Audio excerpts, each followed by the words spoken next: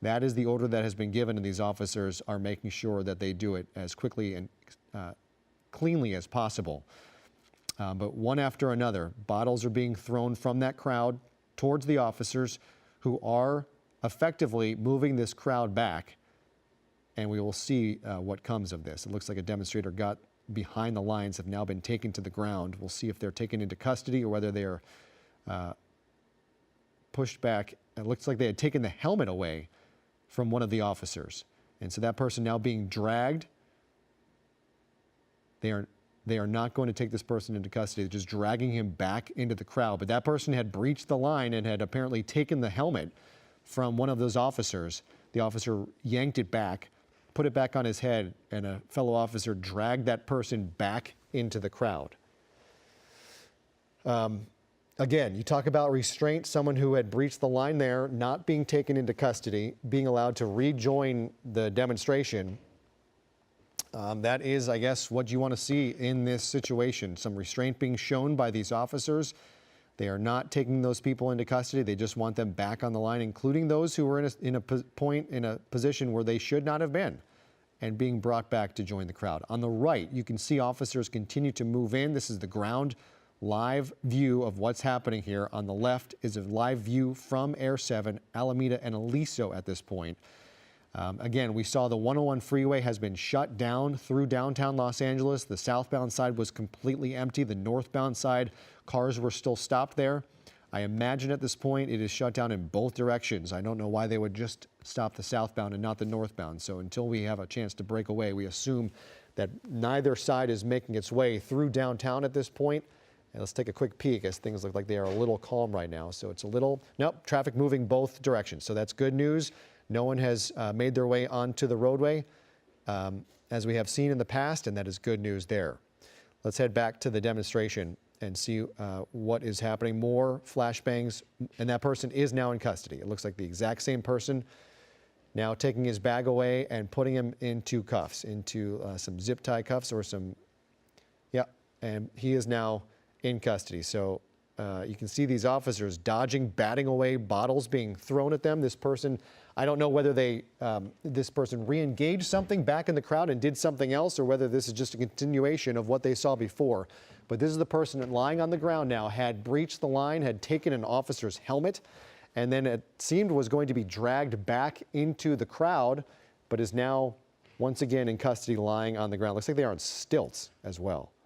So the officers are likely going to work to get those stilts off of this person, and now they're cutting his pants off.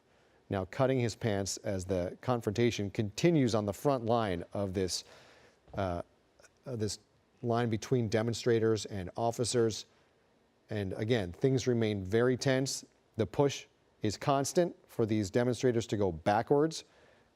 And anytime you see a crowd start to be forced into a situation where they are bunched up like this, you have the potential for some very dangerous situation. If something were to happen and this crowd were to panic and take off, then you're talking about a potential trampling situation, very dangerous. You can see on the right this person in stilts now being taken into custody on the ground and in handcuffs. So we will continue to keep an eye on that, and projectiles continue to be thrown at these officers, just one after another. Water bottles, some of them full, some of them open. We have seen water, we've seen confetti, we've seen silly string be thrown at these officers, who are maintaining their composure, slowly but surely putting these demonstrators where they want them to be, on the sidewalk, around the cars, into the street. And again, you can't help but be struck by the number of bottles of projectiles being thrown at these officers. Of course, they are in tactical gear. It's not going to do a whole lot of damage. But when tensions are high and you're trying to deal with a crowd and you're hit in the head, in the face with any kind of projectile with weight like that, it's not going to lead to a good outcome. So they're doing a great job of maintaining composure, trying to de-escalate, doing their best, getting this crowd back away from the detention facility. And that crowd continues to bunch up here in the middle of Alameda. At least 1,000 people, could be several thousand gathered in this area. Again, we had two demonstrations today. One that began in Boyle Heights, made its way here to the Roybal Detention Federal Facility here. The other was set to begin at 2 o'clock at City Hall, just a couple blocks away. It looks like these two crowds have now converged into one massive demonstration. But until we have our eyes back on City Hall, I'm not sure whether anyone's left over there or whether this is it. The bulk of the crowd is in this one location now, which has been the center point of unrest for the last 3 days in Los Angeles. It began Friday. Arrests were made at a local Home Depot. People were not happy about that. They gathered here downtown at the Federal Building, and there were discussions about whether there were inhumane treatment, the inhumane treatment of detainees inside this facility. Reports that women, children, babies were being held without beds, without meals, just snacks and not proper sanitary accommodations. 4 local members of Congress attempted to tour that facility, as is their legal right as members of Congress. They were denied entry into this facility to see what is going on. That is against the law. Trump's administration, this is twice now, we have seen them deny members of Congress access to federal detention facilities. They are permitted by law to show up intentionally unannounced so that if there are any violations happening inside, they don't have time to clean those up. Those have to be on display, and these members of Congress have to be allowed access. It happened back in May. In New Jersey, members of Congress were not allowed access. They were denied. The mayor of Newark was placed under arrest. He was later set free and charges were dismissed, but the Trump administration then filing charges against a sitting member of Congress saying she had assaulted members of ICE. Video appears to show the exact opposite, but that will be played out in court. And then again yesterday, Jimmy Gomez leading and Norma Torres leading a delegation of local congresspeople to enter this facility, and they were denied access. They are now asking the Department of Homeland Security, Kristi Noem, to initiate an investigation into why that would happen. But again, you have an administration and Kristi Noem and a Department of Homeland Security that has been combative to any checks on their authority in this situation.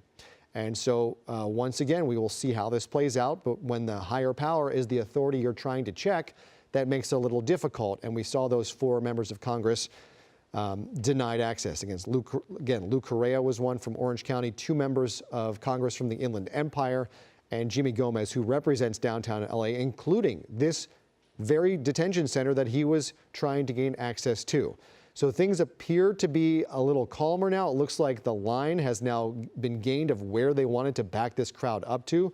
It looks like the intersection of Temple and Alameda is completely filled with people, demonstrators, out on the streets today for the 3rd straight day, angry with the Trump administration amid more ICE raids around Los Angeles.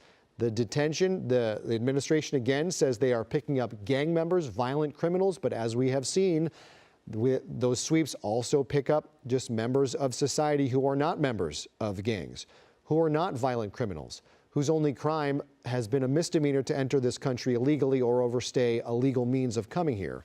And so there is a lot of concern that there's a lot of manpower and a lot of firepower being implemented to pick up people of this of Los Angeles, day laborers, workers, members of the garment district, just factory workers who we saw this last week picked up through violent, unmarked raids in these situations. And so that has people questioning whether it can be believed when the Trump administration says they are only picking up gang members and violent criminals when you see the garment district raided, or you see Home Depot day laborers taken into custody, as we did this weekend in LA as well. So it looks like things have stabilized as of now. We are getting ready for our 3:30 edition of Eyewitness News, and we will continue our coverage here. But as we get ready for the news, I think we're going to gather our reporters and gather our resources, continue to stream this coverage. But if anything breaks out, we will break back into live streaming coverage of what is happening now. Day 3 of unrest and protest in Los Angeles amid continuing ICE raids across LA County. For now, we will sign off and join you again at 3:30 for Eyewitness News at 3.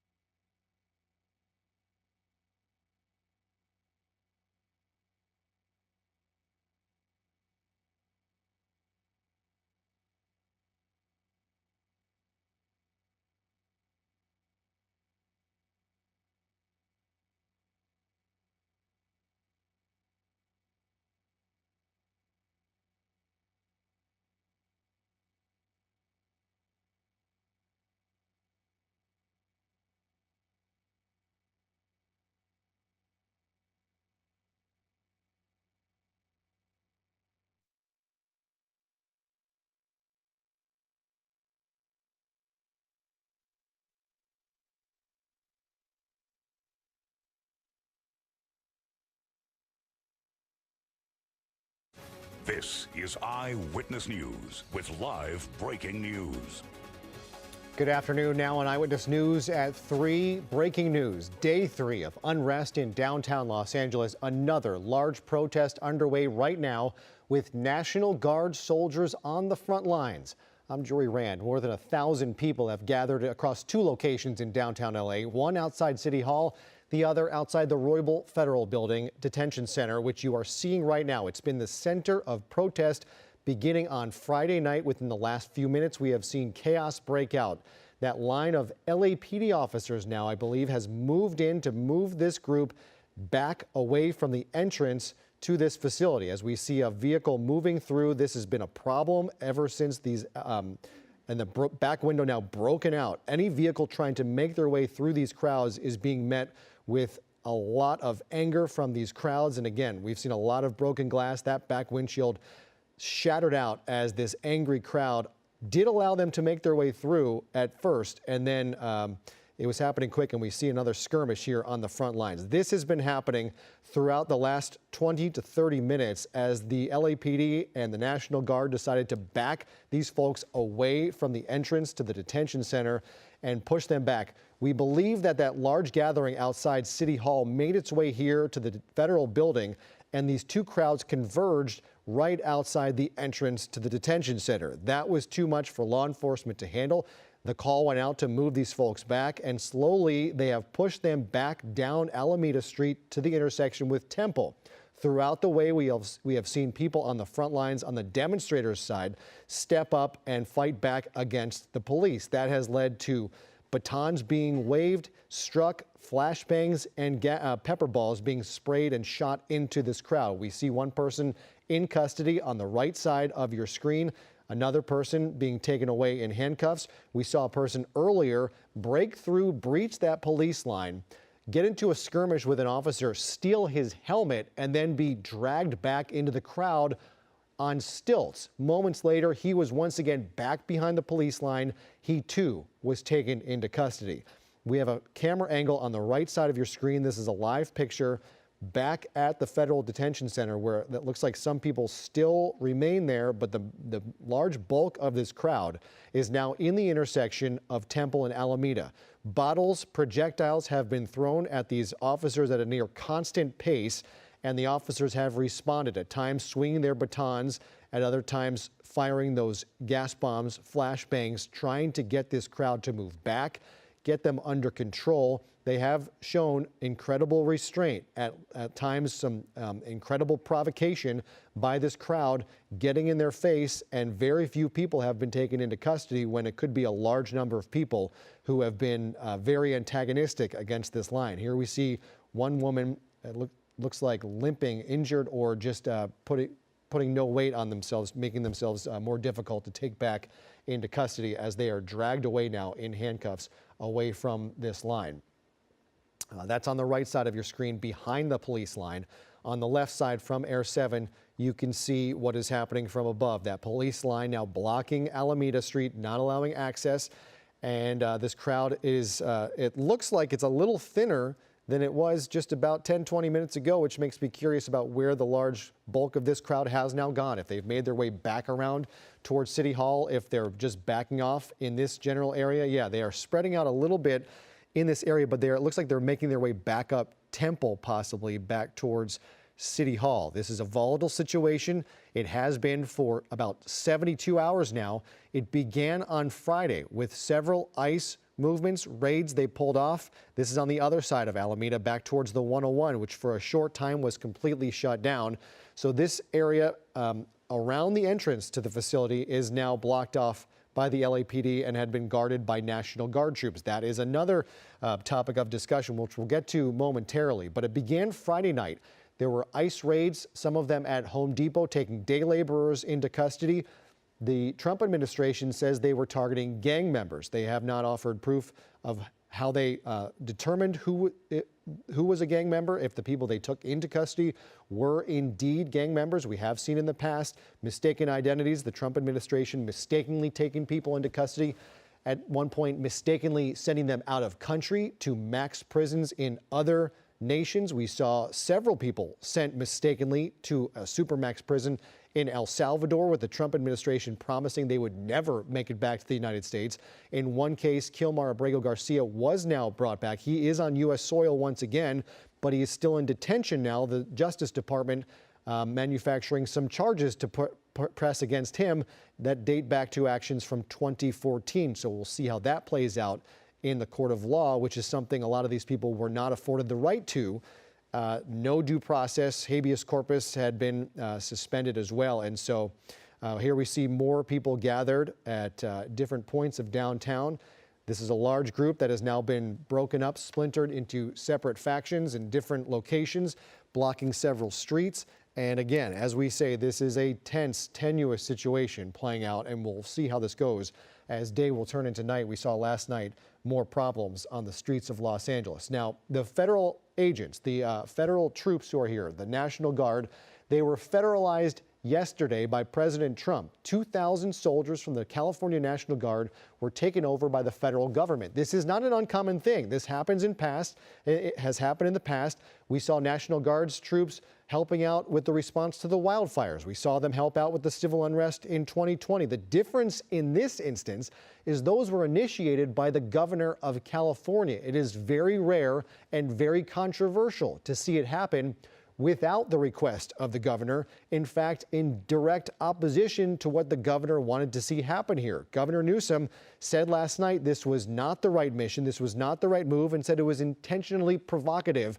to send National Guards members as federal agents onto the streets of Los Angeles. We have seen civil unrest play out since then. We saw the National Guard's soldiers on scene here guarding this building today. They have not largely been involved in much of the confrontation, although earlier today we did see them form a line with riot shields, pushing those protesters back and initiating some confrontations there, as we have seen that line approach, recede, and then approach the federal building throughout the afternoon. We do want to welcome in our law enforcement expert, Bill Thomas, who has helped us out so many times in situations like this. Bruce Thomas on the phone. And Bruce, what can you tell us about what you're seeing play out here? It looks like they have cleared out Alameda Street and are now gathering this crowd in the middle of Temple and Alameda. Yeah, from Air 7 HD, what we're seeing is that they have created a operational area or a safe zone in front of the Metropolitan Detention Center and the federal building on Alameda. You know, maybe a Temple on the south end and, First Street moving upwards. We are seeing the use of less lethal weaponry on the crowd, paintball rounds, stun bags, that kind of thing, maybe even some Arwin rounds. It's a huge crowd. It's just getting bigger. Yeah, and when we see these officers firing projectiles at the feet of those demonstrators, what is that, pepper spray or those flashbangs? What are they firing into this crowd? Can you tell? Yeah, years ago, paintball rounds. They have what's called a pepper ball round, and basically what it is it's pepper spray, basically oleocapsicum resin mixed in with talcum powder, if you can believe that, and then when they hit the ground, it disperses into a cloud of basic pepper spray.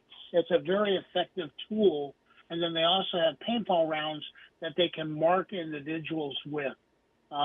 We saw some footage yesterday of a guy who was hit with a green round. They'll look for this person later on and then take them into custody. Interesting.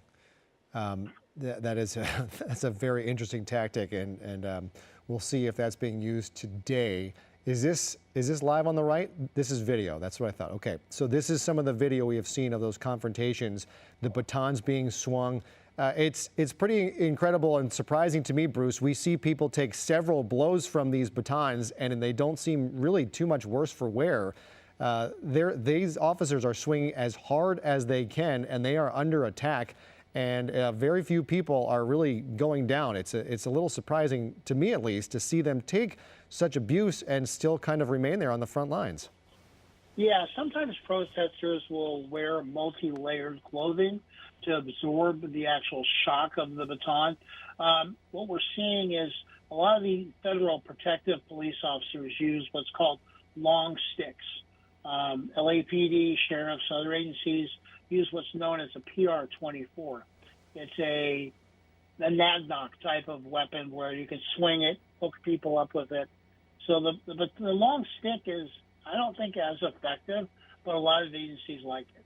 Right, and by abuse, of course, I do not mean that it is unjustified. As we see people trying to block the path of LAPD cruisers, we have seen this play out several times in the last couple of days. There was video from Friday of a demonstrator being knocked over in the path of a federal vehicle. We saw yesterday folks trying to stop the path of a U.S. Marshal's bus, and that was a dangerous situation, and people standing now in the path of LAPD vehicles getting pushed back, intentionally provoking this officer to run them over, or at least push them back. And now shielded by the trees, we can't see exactly what is happening there. But this officer is not being deterred by people in their path trying to stop their ingress to this area. And so this is now over the 101. This is now back around on the top side, I believe, of that federal building, up the hill from Roybal, as we look down and still see traffic flowing on the 101. And they are, yeah, so we are live on the ground here as that cruiser is continuing to try and make their way slowly through this crowd.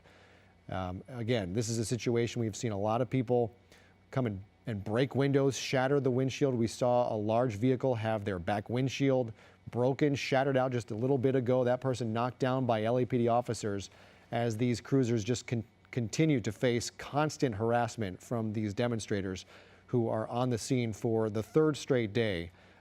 Bruce, I'm not sure how much you've been watching today, but I have seen a lot of restraint shown by these officers who could take a lot of people into custody, but haven't really seemed to at this point. You know, at some point you do have to declare an unlawful assembly.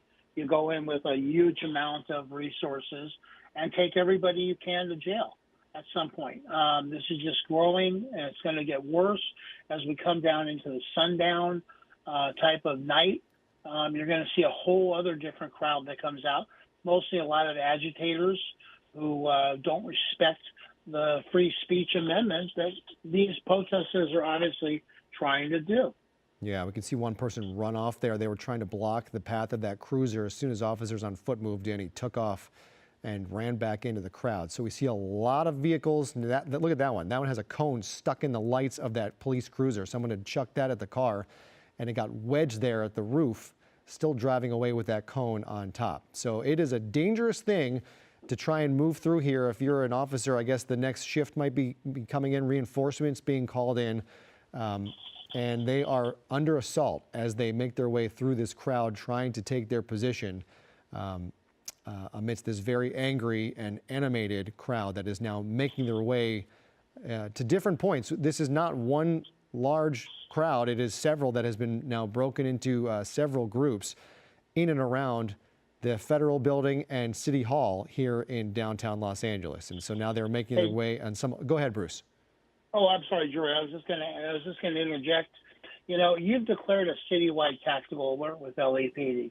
There's only so many officers that are on duty. They have stripped all stations, and they're not handling any routine calls. Priority calls only, crimes in progress. And at some point, I believe LAPD is going to be overwhelmed, and you're going to see the National Guard standing shoulder to shoulder with them. And I'm sure maybe Chief of LAPD, he has maybe reached out to the sheriffs and asked for mutual aid. Yeah, we've been waiting to see if Unified Command was going to be initiated here, especially with the National Guard. I have not heard that has happened as of yet. We do know that unlawful assembly has been declared, and so the LAPD is moving these folks out. But there are a lot of jurisdictions that could be in here working together, Bruce, under Unified Command. We could talk about the California Highway Patrol, the sheriffs, the police department, and now the feds, the National Guard, who have been here. I'm not sure if you've heard about it. It seems to be a lot of different organizations working under separate leadership. I don't know what the coordination is like at this point. Maybe throughout the afternoon it has gotten a little better, but I have not seen anything or heard anything to that extent about Unified Command and direct cooperation, coordination. Right, Jory, like we talked about earlier today, you have federal property. That's governed by the Federal Protective Police. Then you have ICE, Homeland Security officers, that will basically muster that. Then you have the streets surrounding it, which is LAPD. Then you have the freeway on and off ramps, which they're trying to get on. That's CHP.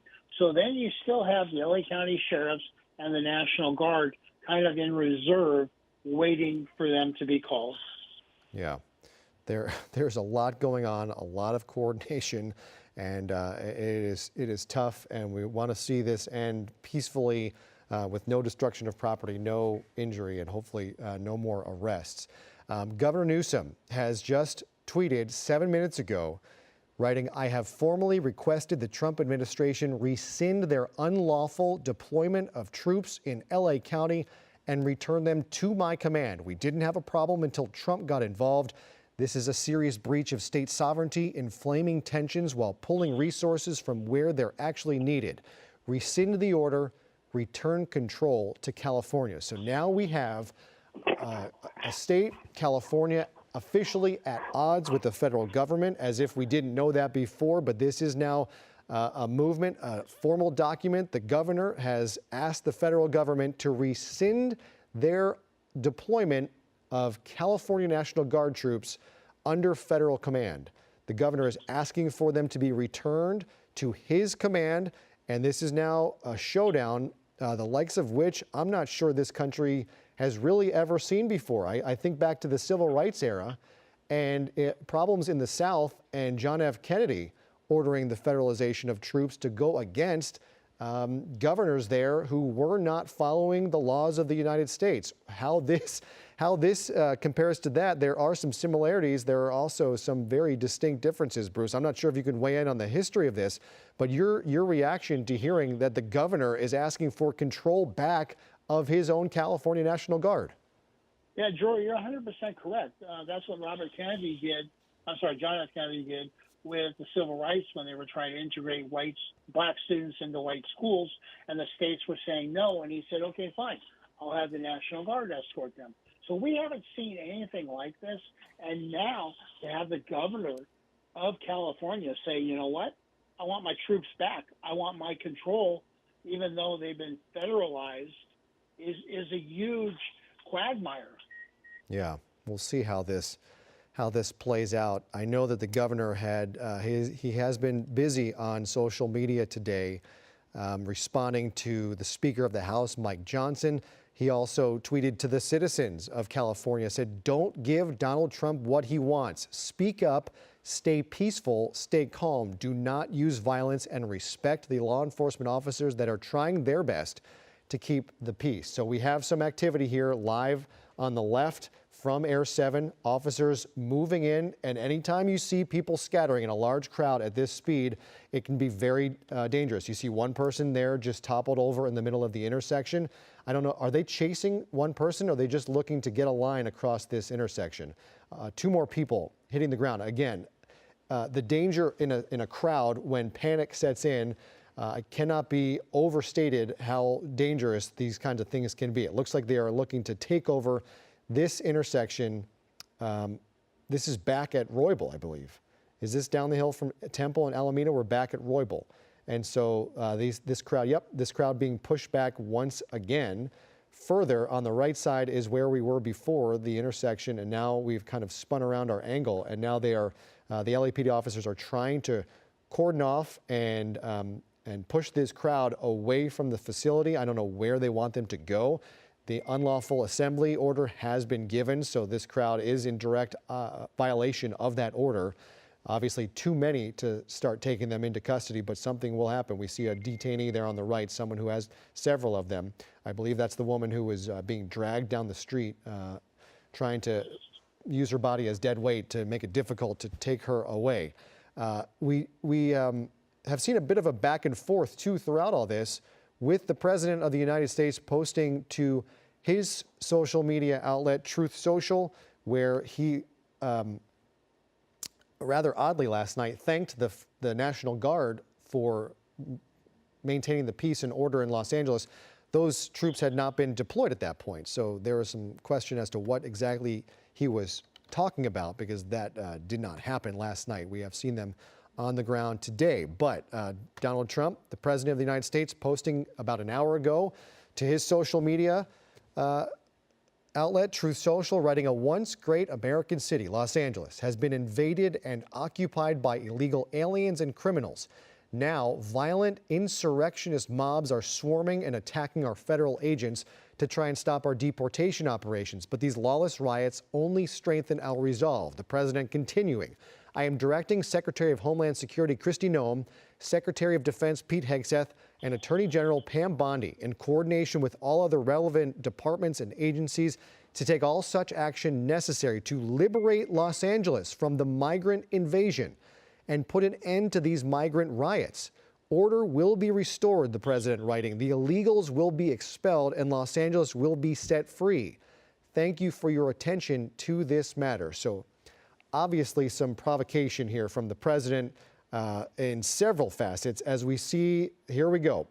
Those demonstrators are making their way down the ramp and onto the 101 freeway. This is, I think, a concern that we had seen a little earlier. The freeway had been shut down by law enforcement, and it is now being shut down by the other side. Demonstrators are on the surface of the southbound 101 freeway and blocking traffic. Jory. Go ahead, Bruce. What I was going to say is, look at the drain on the law enforcement resources. CHP has maybe 3 or 4 vehicles with personnel.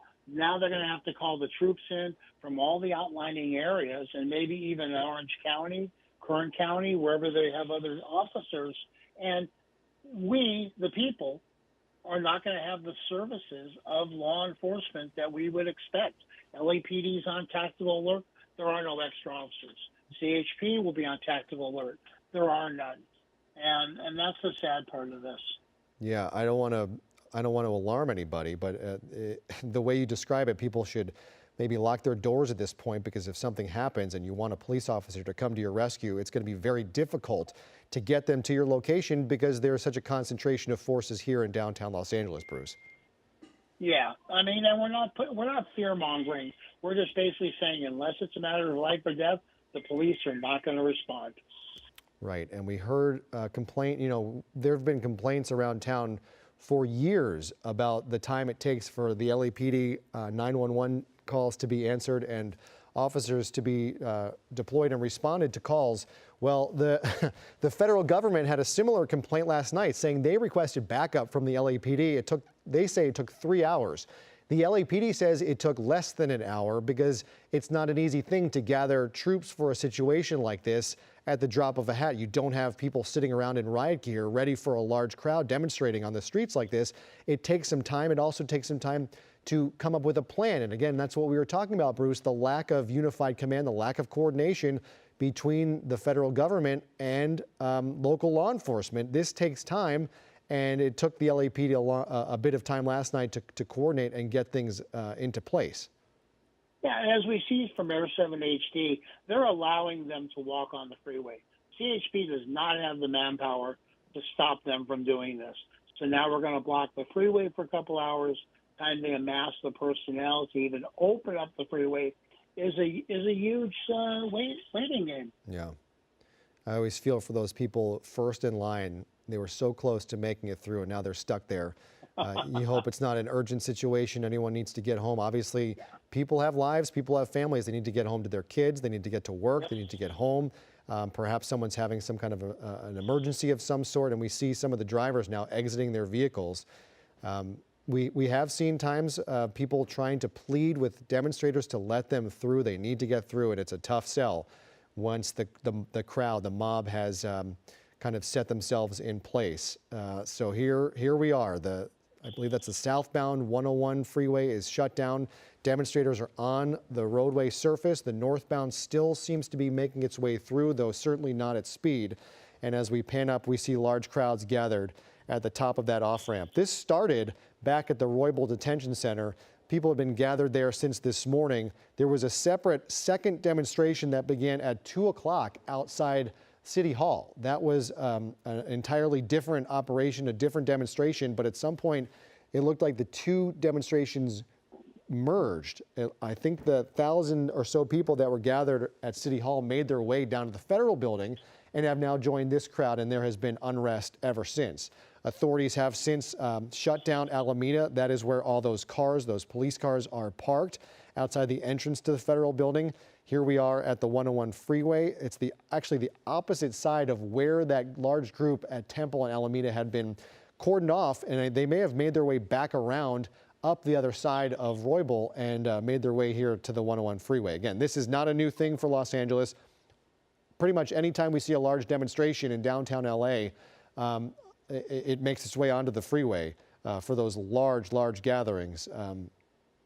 I believe maybe, like things like the Women's March excluded. That has not happened from any of those. But these large demonstrations, more people making their way down the on-ramp here, and law enforcement, hands on hips, Bruce. There's not a whole lot they can do. They are outnumbered. They don't want to start a riot when they're facing these kind of numbers. And at this point, just kind of watching and letting things play out. Yeah, that's all you can do. You can hold your skirmish line, protect the areas, the geographic area that you want to protect. In this case, the federal building, the Metropolitan Detention Center. But for the most part, you can't go into the crowd and push them back any further. You're just outnumbered by so much. The other thing, too, is if you'll notice in some of the shots, you'll see people with green hats. Those are ACLU lawyers and or personnel, and they're monitoring everything that's happening for everyone's rights. Yeah, and we certainly know that this city is facing a massive budget shortfall. A lot of that has been from payouts for situations where city officials have not been handling themselves correctly, be it police or otherwise. And again, that's something that has to be thought about as these law enforcement officers play out the execution of their duties here. Again, you have lawyers, you have cameras, you have people watching, and if something goes south, people will make sure that they are held accountable for actions here. I do know that ABC's Matt Gutman is on the ground and has been covering this. We have been waiting to go to a report from him. Okay, that is the ABC News camera on the right that we are watching right now. Do we want to go to that Gutman piece right now? Okay, all right, so we will hold off on that and continue to watch what is playing out here. That large crowd, you can see the overpass of the 101 is lined with people watching. The roadway, the northbound side is now shut down as well. Demonstrators hopped the barrier and have now breached the northbound side, which is left passage through downtown Los Angeles in both directions impassable. The 101 is now shut down. We can see Matt Gutman reporting there on the right side. Here's another ground level camera, and you see that cameraman. Same with our cameraman as well. Camera operators, they are in the thick of things to bring us these shots. It is not an easy job, and we thank them for putting themselves in this situation because it is not easy. The gas-filled air that the demonstrators are breathing, they are breathing as well. That photographer is now down. I can't imagine they're going to that is just too close, and they got that person out of there. But again, this line is being held outside the detention facility. This line now on the freeway has now stopped traffic in both directions on the 101. Bottles and other projectiles are continuing to be thrown at these officers, and they continue to send non-lethal rounds into this crowd to try and break it up, back it up, and calm things down. That is not happening at this hour. We will see how this plays out again. Day 3 of demonstration and unrest in downtown Los Angeles. This is the third day we've seen it happen at the Roybal Detention Facility, the federal building in downtown LA. Yesterday, we saw unrest in the cities of Paramount and Compton. That began outside a Home Depot and a DHS facility where a crowd had gathered protesting actions of DHS and the Trump administration. That bled over across the river, across the 710 freeway into Compton, where a car was lit on fire. Windows were broken out. Law enforcement and fire officials were under assault from thrown projectiles as well. And that finally was broken up throughout the night. But it was not an easy task, and it was a long and violent night in certain situations. Here come 2 LAPD, I believe, cruisers down the ramp. 3 cruisers now down the ramp, and we will see their reception. It is not going to be pleasant. Projectiles being thrown at their vehicles as they pass. Are they getting onto the freeway? Let's see if we can see from Air 7. Can we pick up those 3 cruisers that just made their way onto the freeway? Which side did that happen on? I believe it was coming down that ramp right there. They would be to the left. They should be towards the left onto the road surface. Do we see on the other side of this overpass? Maybe they're underneath.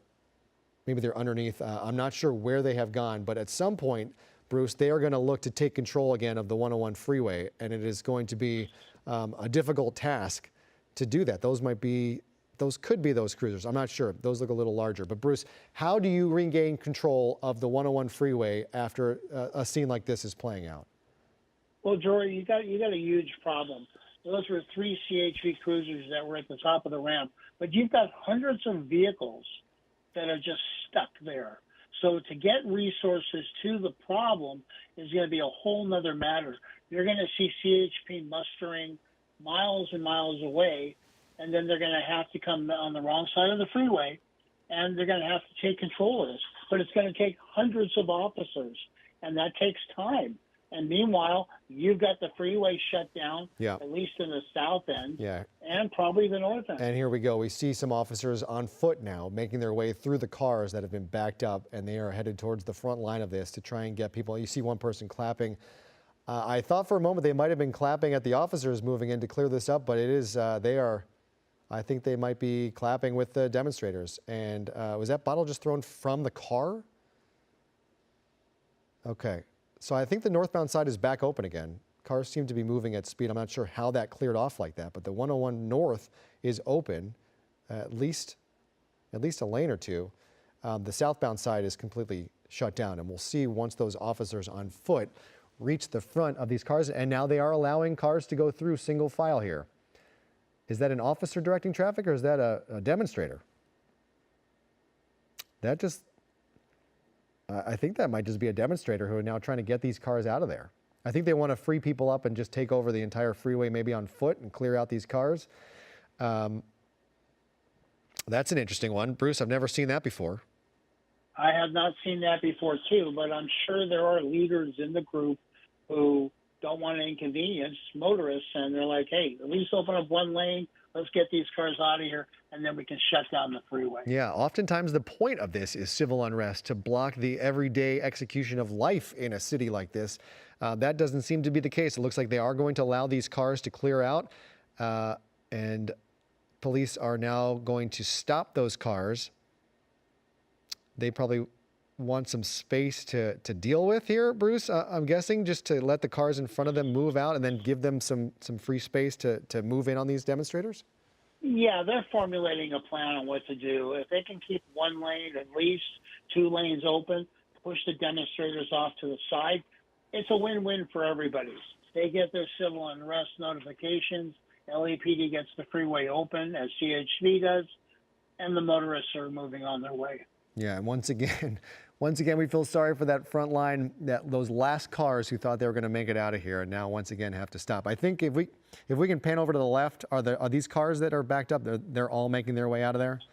Yeah. Okay. So they're siphoning down to a single. Nope. They've been stopped once again. So whoever's idea it was to let them through has been overruled, it looks like, and now they are being stopped by more demonstrators who are not allowing these cars to get through and out of there. And now there is a discussion between the demonstrators, and they are once again being allowed to move through and out. So it's never a single mindset in a crowd like this, but these folks are being allowed to move out and off of the 101 freeway, get out of this little logjam. That is not everybody who is stuck. That is just the front, maybe 20 or 30 cars who are. Some of them are being allowed and some of them are not. It looks like some decision making to go in the crowd there. We will see how this plays out. There is a group of officers just behind these cars who are going to, I think, wait until the cars that are being allowed to clear the way off the freeway, and then we will see how they plan to get these demonstrators off the surface of the 101 freeway, because they have now shut down traffic for some time now, and those officers now headed the other way. Curious to see what the plan is going to be, Bruce. We'll see how it goes. Yeah, you know, Jory, one of the things that always is mind-boggling to me is with the advent of social media, I'm hoping they're putting out things, stay away from the Hollywood freeway, stay away from Alameda, stay away from downtown LA. I would hope this is happening, but yet we see hundreds of cars driving down the street. Yeah. Hopefully, traffic apps can help people as well. That you do not want to go through this area if you can avoid downtown, surface streets, and the freeway. Avoid it if you can, because it is going to be a slog to get through, and it's going to take some time. Back at the Roybal, this is the intersection of Temple and Alameda. The crowd continues to be in the midst of this, in the middle of this intersection. We do see that bike. I think there were 2 motorcycles down on the line. That one remains down on the ground. I think they tried to drag one away. I did not see how these vehicles made their way into this position, but that is a motorcycle. Bruce, I don't think that's a law enforcement motorcycle, right? That's not CHP. It was somebody's personal bike. Yeah.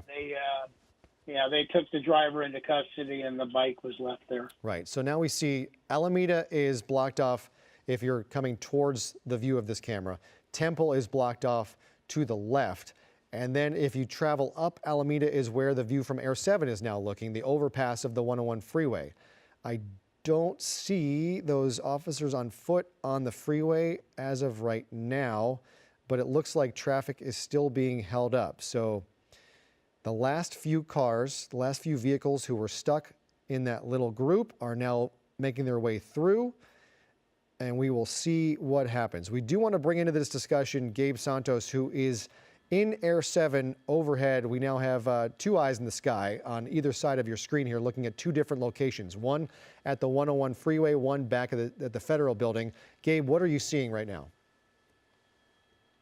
Well, Dre, we're just getting overhead back on the freeway side, and I've been watching the pictures from our second Air 7 along with you guys, but also monitoring the radio traffic from LAPD and CHP. We have quite a multi-pronged situation here. You have the skirmish line near the Federal Building that LAPD has been working, and you have the situation on the freeway, which now CHP is getting involved in, and CHP is helping out with, because you have this crowd on the freeway, on the, I believe those are the southbound, no, I think those are the northbound, southbound lanes of the 101, and you have this large crowd now on the freeway. In total, LAPD is saying that at least the immediate size of the crowd here is about 3,000 people. So you have that situation.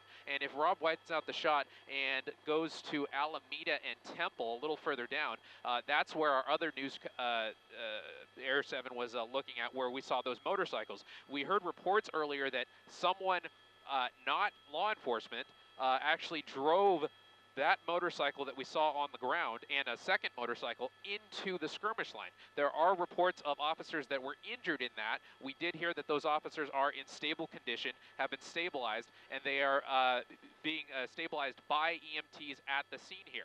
So that's that situation that LAPD is working on. And then you have this situation that keeps kind of ebbing and flowing here with CHP figuring out what to do with these protesters now on the southbound lanes on the freeway.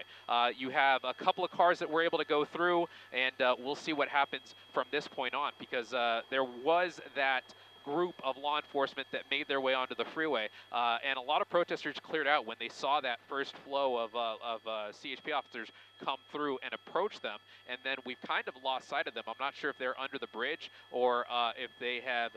We're going to do a orbit here in Air 7 HD and actually look for where that crowd of that initial first push of CHP officers went to see where they have ended up now, or if they've actually retreated.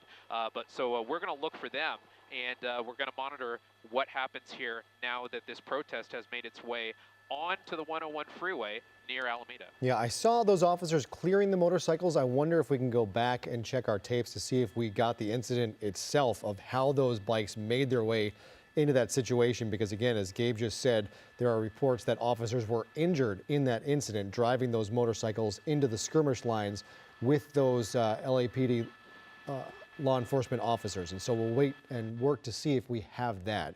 Again, this is all playing out as there is a battle brewing between the state governor of California and the president of the United States. Last night, President Trump federalized 2,000 members of the California National Guard. Today, the governor sent official notice that he wants to regain control of those soldiers. So there is now a direct confrontation between the state and the federal government.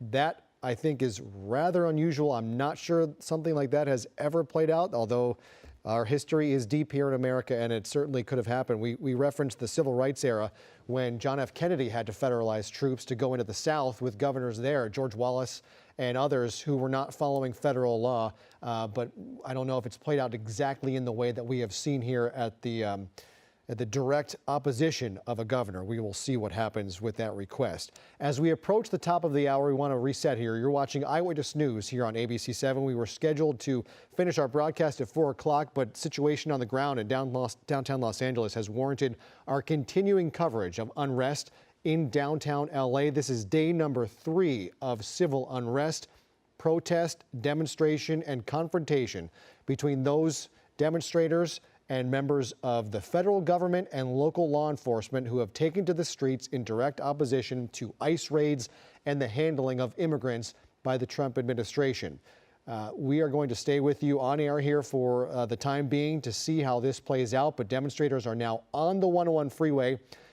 That's the shot from Air 7. On the left side of your screen is the southbound side of the 101, taken over by demonstrators on the road surface. The right side is the 101 northbound, which is once again flowing.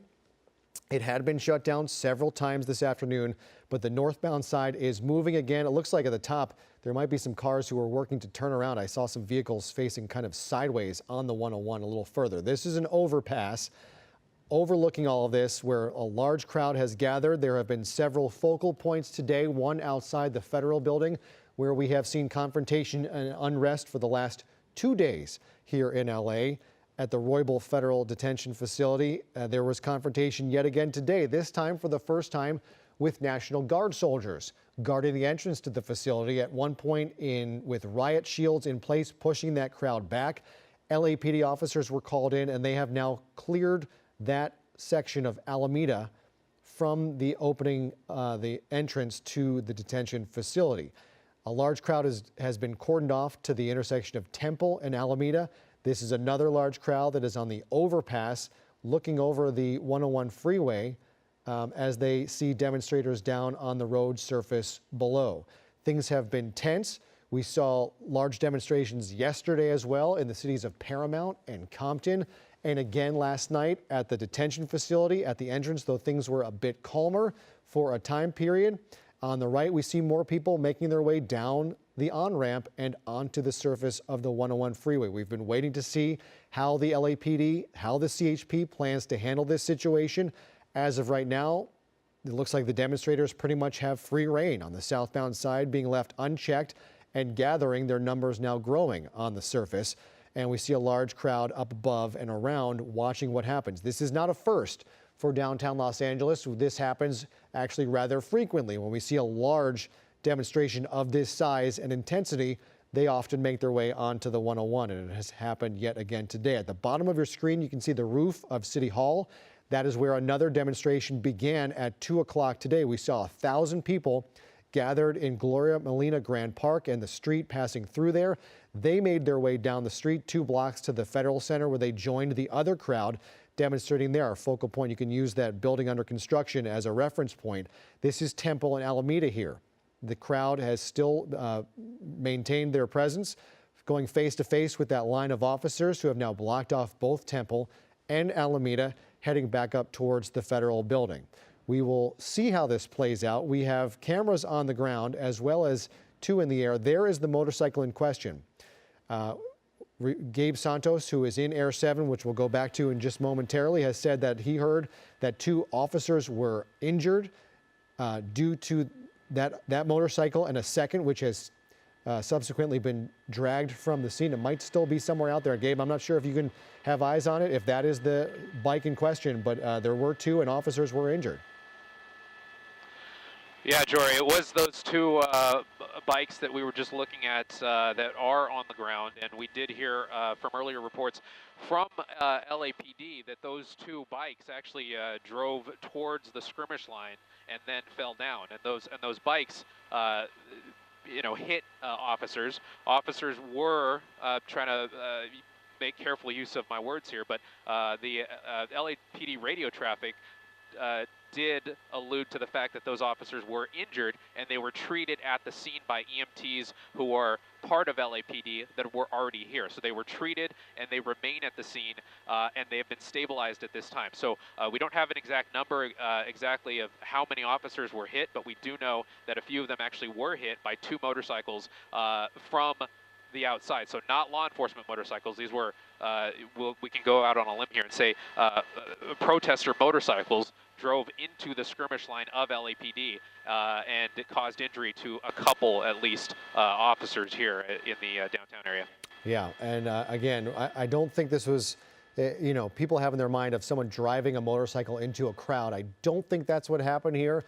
I think the motorcycle, again, we're looking for tape because we saw the aftermath of those motorcycles being dragged away from the scene, but I'm not sure if we have actual video of the incident itself. This was not, I believe, a high-speed movement with those motorcycles as we see those officers now moving in on the 101. We see some cruisers, that is highway patrol, and some officers in tactical gear moving in to try and retake control of the freeway. There were cars that were allowed to be make their way through and exit the area. There are still some vehicles who are stuck now behind all of this as those officers now make their way through to a rallying point, a gathering point to figure out what their plan is. And cars are now traveling backwards, it looks like, up the 101 southbound, the wrong direction. This might just be someone tending to their child in the back seat. Yep. Getting back in their vehicle and trying to get out of there.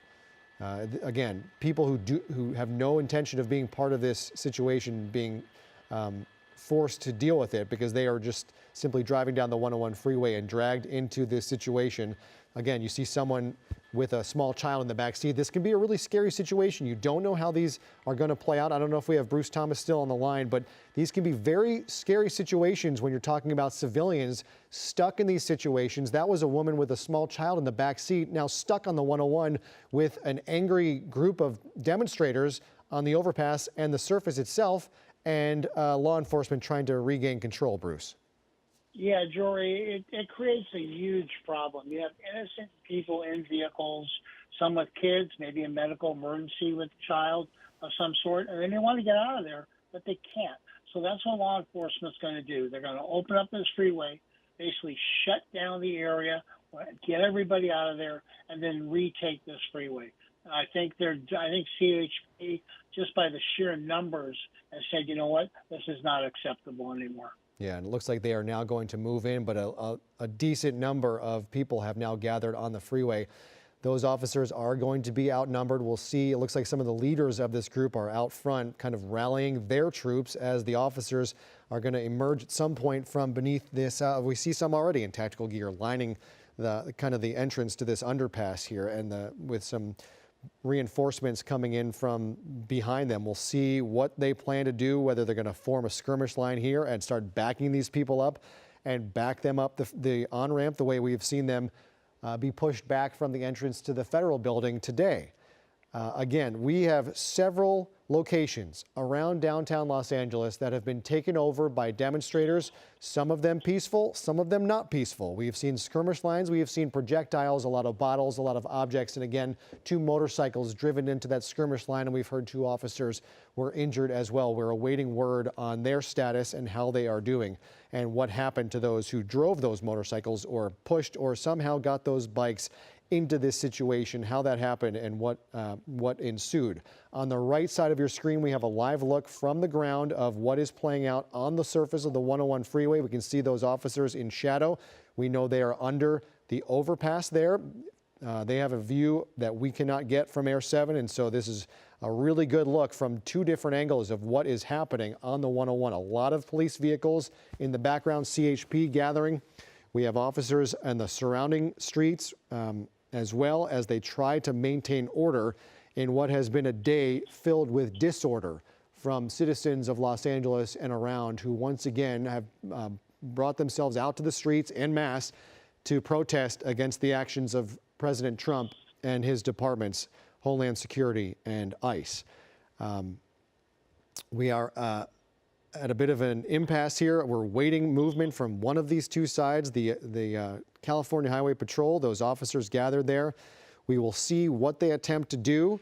For the most part, the demonstrators have just been allowed to remain on the 101 freeway and shut down traffic. The northbound side had been interrupted several times. That is now flowing, although a little bit slower, as you can imagine. When you're driving through downtown and you see people standing on the freeway on the other side, it's going to slow you down a bit. But there are no, looks like no people walking on the northbound side. That is now entirely relegated to the southbound side, and a lot of people watching what's happening here. Again, as we said, this is not the only location where people are gathering. There is another group outside the federal building, just a short ways away from this gathering at Temple and Alameda. National Guard soldiers had been guarding that building this morning.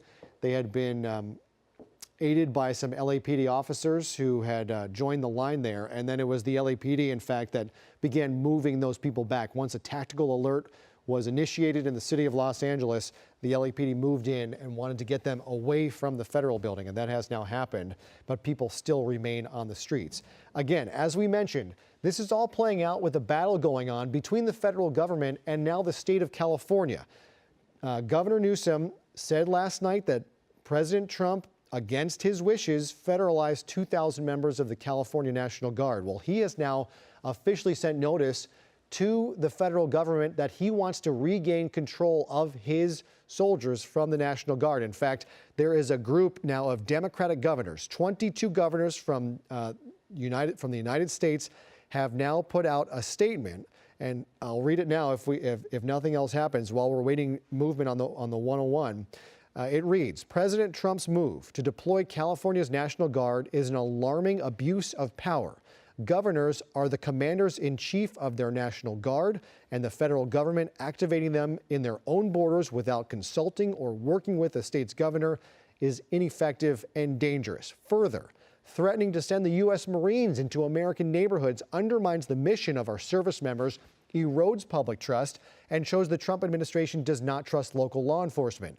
This statement continues. It's important we respect the executive authority of our country's governors to manage their National Guards, and we stand with Governor Newsom, who has made it clear that violence is unacceptable and that local authorities should be able to do their jobs without the chaos of this federal interference and intimidation. Again, that is from a group of Democratic governors from 22 states backing Governor Newsom from California when it comes to President Trump taking over the California National Guard, 2,000 troops who were federalized last night. We see some movement here on the 101 freeway. It looks like people are beginning to move away from those officers. I don't know if they are beginning to make their way in. Gabe Santos is overhead watching this all play out from Air 7. Gabe, what are you seeing from up there? Well, you have these very dynamic ends of this protest and this crowd. You have this bridge here, I believe that's the Alameda Bridge at the top of your screen, over the 101 freeway, and you have a lot of CHP, a contingent of CHP that keeps on piling up and adding to the reinforcements or bringing in reinforcements to that skirmish line that's under that bridge. That's actually the Los Angeles Street Bridge, to have a correction for you there. And I'm seeing about maybe 20 CHP cars lined up on the southbound 101. Also, a little side note here, we have a Black Hawk helicopter from the Department of Homeland Security also orbiting the area. We saw a similar helicopter, if not the same one, working the scene yesterday in Paramount. So that helicopter may be being brought in to bring in additional resources here. In any event, back on the freeway, you have a number of CHP resources pouring in, a lot of calls for help being made initially by LAPD. LAPD was initially requested to help with the freeway situation here as they saw the crowd move towards the freeway, and LAPD noted that they don't have anybody to spare. They've already asked all additional resources to report to the scene in front of the federal building where Alameda and Temple cross.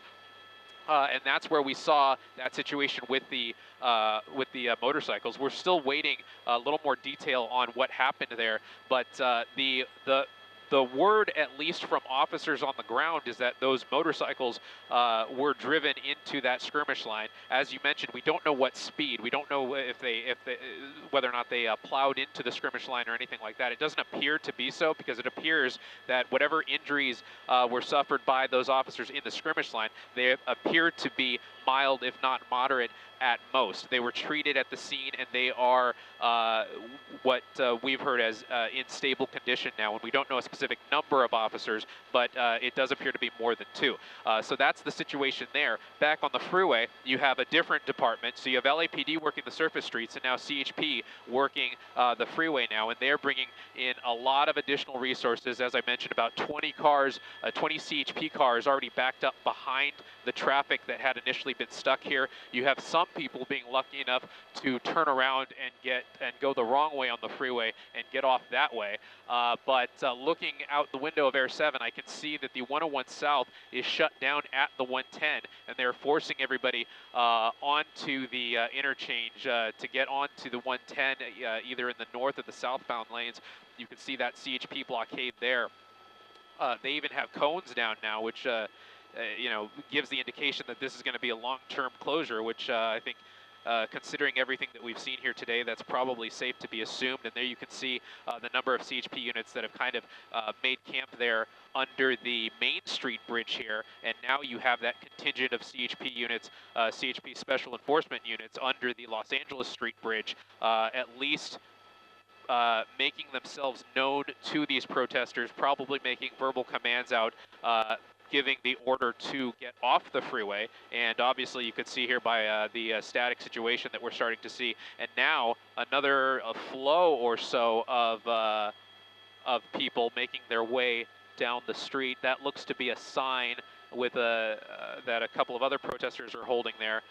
And just from what we've seen here in the past few minutes, it appears to be kind of a ebb and flow of people that kind of flow onto the freeway, and then another influx of CHP officers will come in, kind of scare a few people off the freeway, and then things will calm down for a little bit, and in those calm moments, more people will kind of flood back into the freeway. But at least at this point, you just have the southbound lanes of the 101 closed right now due to this protest, and the northbound lanes are still open right now. But a lot of CHP units making their way into the area, and LAPD units as well, as Rob, our photographer, swings the camera over to the right, so you can see this Blackhawk helicopter that we believe belongs to Department of Homeland Security, that is here now to assist in the operations that a lot of government agencies are involved in here in the downtown area. Yeah, we actually saw Blackhawk unloading materials to their DHS facility in Paramount yesterday. Weaponry, ammunition, we saw rifle boxes and canisters of flammable materials being unloaded off of a Blackhawk yesterday down in Paramount. This is going to come to a head at some point. Those CHP officers on the freeway are going to make a move. It's just a matter of when, once they have the proper number of reinforcements in place. And we will see what happens, whether these people decide to go without a fight or whether there's going to be a problem that plays out on the surface of the 101. We surely hope that that is not the case. We do know that the LAPD's Central Division put out a post. They said 2 people riding motorcycles attempted to breach a skirmish line at Alameda and Temple. 2 officers were injured after being hit by the motorcyclists. Both riders have been detained. Officers are being treated at scene by medical personnel. So if they're being treated on scene, they likely weren't injured too badly, as Gabe reported, and that will continue to play out. We also are expected to hear from LA Mayor Karen Bass in just about 12 minutes. I think at about 4:30, the mayor is expected to hold a press conference. We spoke to her live on the air last night at 11 o'clock, and she said she disagrees with the federalization of California troops, although she did say she was willing and ready to work with people like the border czar, Tom Homan, who has said some inflammatory things in the past. He went on Fox News yesterday saying that LA Mayor Karen Bass should thank him for making her city safer with these ICE raids. Okay, on the ground covering this all, in the thick of it, has been ABC News' Matt Gutman. We want to go to him right now, who has been outside the detention facility, the federal building, all afternoon. Matt, what can you tell us? Hey, Jory, I mean, we just heard that mention of that skirmish here, and at least one motorcycle, possibly a second that we actually physically saw it, breaking through that skirmish line. It's unclear if that motorcyclist was just trying to do a wheelie, like turning around, and lost control of the motorcycle, or if it was intentional. But several of those people who have been detained are right there behind us. Unclear what and whether they will be charged with any crime. But you can see this is what it's looked like for the past, I'd say, an hour or so. That line of officers from the LAPD pushing everybody back and using a tremendous amount of non-lethal force. You can see those flashbang canisters, the sponges, 40 millimeter like this, that they've fired at people just to continue to push them back. I don't think I've seen this much use of non-lethal in a very long time. We've also seen significant number of rocks, bottles, projectiles that are very dangerous being hurled at the LAPD on this side of the skirmish line. Right now it's at stalemate, Jerry, but there is something I just want to show you. Is like that police skirmish line that you saw behind me started probably 400 yards back, almost at the 101. And I don't know if you can see, but the amount of debris and how far it goes back, all of what you're seeing was either thrown by protesters or fired by the LAPD. So a significant interaction here. And obviously, as you saw from the hundreds of protesters that are still here, it's probably not going to end anytime soon, Jory. Yeah, we watched that line be pushed back down Alameda and saw a near constant volley of those non-lethals at protesters. We watched all afternoon those federalized National Guardsmen and women guarding the entrance to the federal building. Are they still there? Can you tell if they're still on scene from your vantage point? I believe that they are. The last time when we got pushed back, they were here. I would be shocked if they left. So, you know, it was federal law enforcement plus California National Guard. I would say a pretty fair mix. One of the things that surprised me, Jory, that I hadn't seen in a while was right front and center on the second story near the shrubbery was a sniper. It looked like a federal law enforcement officer, but a sniper was right there. So far, I mean, at that point, it seemed like a very peaceful demonstration. Law enforcement had deployed some sort of less than lethal, perhaps some pepper spray, and certainly some flashbangs. But what happened here was a step above. That was different. We saw some really significant physical interactions between the LAPD and these protesters. The size of the rocks and projectiles, I'm gonna see if I can try to find another one for you, that were thrown were significant. This is a piece of concrete or road that was picked up and chucked. You can see some of the sharper end stones over here, much larger ones than that were Holder police. So this is something that I haven't seen quite some time in downtown LA. It was very intense, much more calm at the moment. But what's unclear right now, Jory, is how this thing ends. Yeah. Back to you. Thanks. You've covered a lot of these. You know them pretty well. When you say that it's something that you haven't seen before, that is certainly saying something. And we have said that these officers and these vehicles have been under assault. I don't know if I just lost you on the... Yeah, that is not overstating the case. Matt Gutman from ABC News on the ground, and we appreciate his reports, and we'll continue to check in with what he is seeing down there on the ground as much as we can. Again, we say these officers are under assault, under attack. That is accurate. Every time we see a vehicle move in, reinforcements be moved in, they are assaulted. They are have projectiles thrown at them. We saw the back window of a Chevy Suburban shattered on live television as they were moving in to that scene. Back to the 101 freeway, just a short distance from where Matt is doing that reporting. We see that crowd continues to maintain their position on the southbound 101 freeway. It looks like there are some people now on the northbound side. One or two people have jumped the barrier and are now on the northbound side, which I think has now been shut down. Let's go to Gabe Santos in Air 7. Gabe, we see no vehicular traffic on the northbound. It looks like those officers, CHP, might be moving in right now on the southbound side as well. Yeah, well, it looks like two things happened here. You had CHP move in on the other side. You have flashbang grenades going off, possible other less than lethal fire going off right now. It looks like tear gas canisters as well. But as far as the freeway is concerned, I'm not sure what happened first. If there were individuals that made their way onto into the northbound lanes of the 101, or if CHP actually blocks traffic on the 101 first, because I see a little further back, we don't have to zoom in on it right now, but a little further back on the 101's, if we go a little south from here, there's a CHP unit that's actually blocking traffic right near an exit. So it's directing traffic to get off the freeway a little bit further back.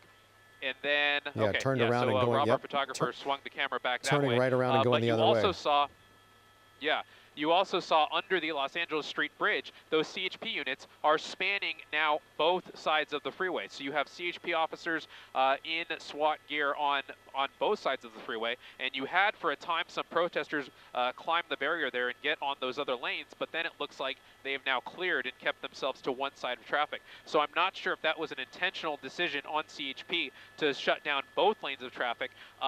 Going out on a limb here, I would imagine that's because CHP eventually, when they do decide to make a move and possibly move forward on these protesters and get them to get off the freeway, they don't want the danger of anybody jumping onto the other side and getting hit by a car. So that may be the tactic that CHP is using in terms of blocking both sides of the freeway now to get their officers on both sides of the freeway and maybe make a move here to clear the freeway. Yeah, 100%. You don't want your officers at risk of vehicular traffic when you make your move.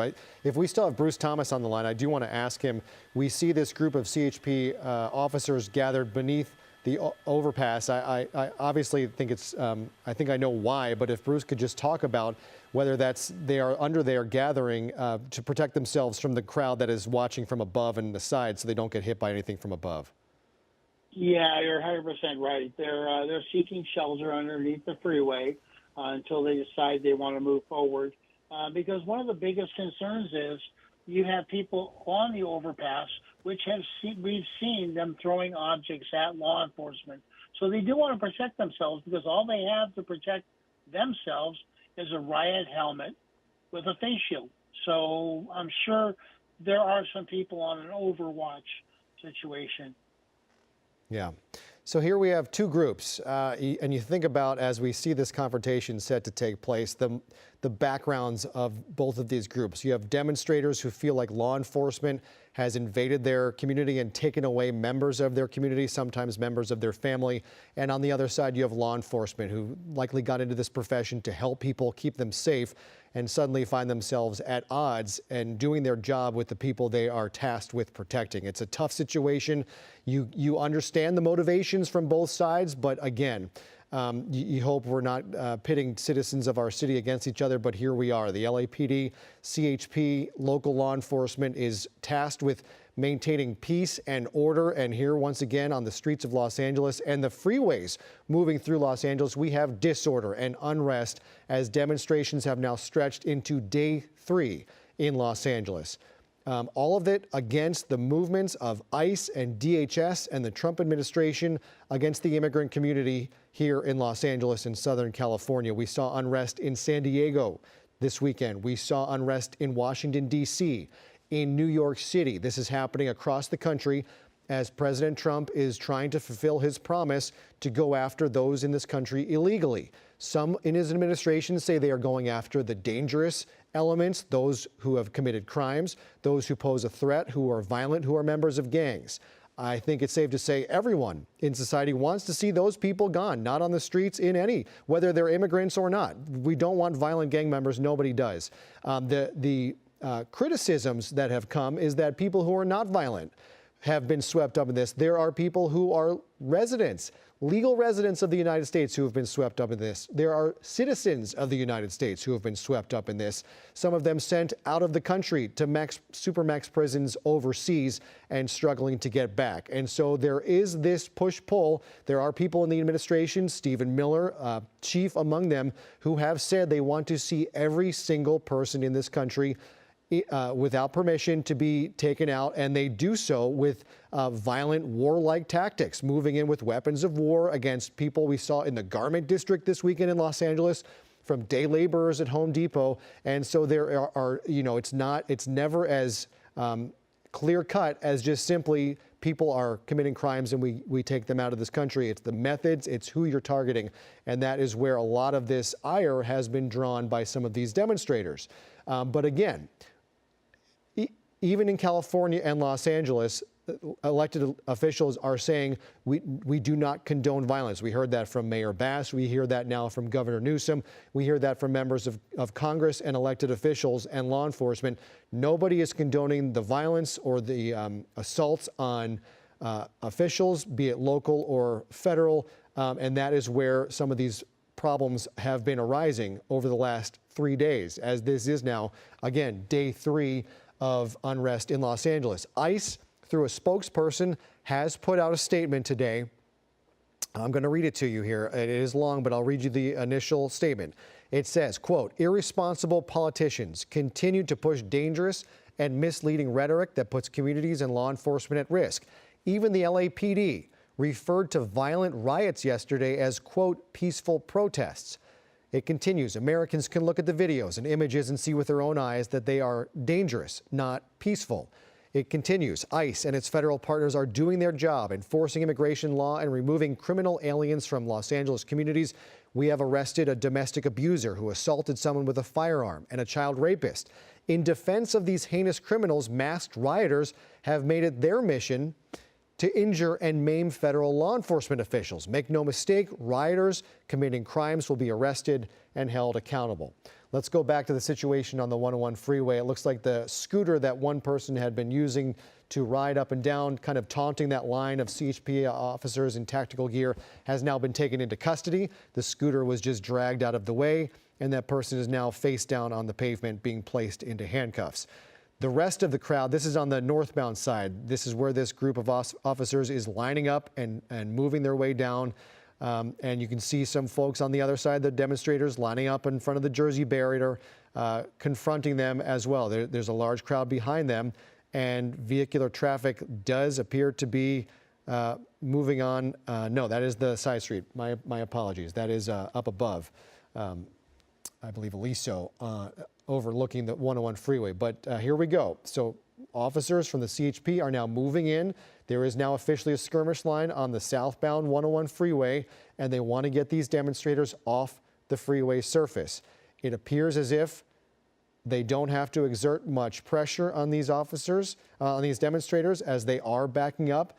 Unhappily, it seems, we see one gentleman there in black who is shouting at them, or woman, demonstrator in black who is shouting at them, going back and forth, very agitated, very animated. But that group is now slowly backing up. They are going to have to be turned around, backed up, and turned around to go back up the on-ramp to get them off the surface of the 101. Gabe Santos is viewing all this from Air 7. Let's go back up to Air 7 and see what you're seeing from up there, Gabe. Yeah, having the luxury of having this airborne view of this situation, you can really kind of see what CHP is trying to do.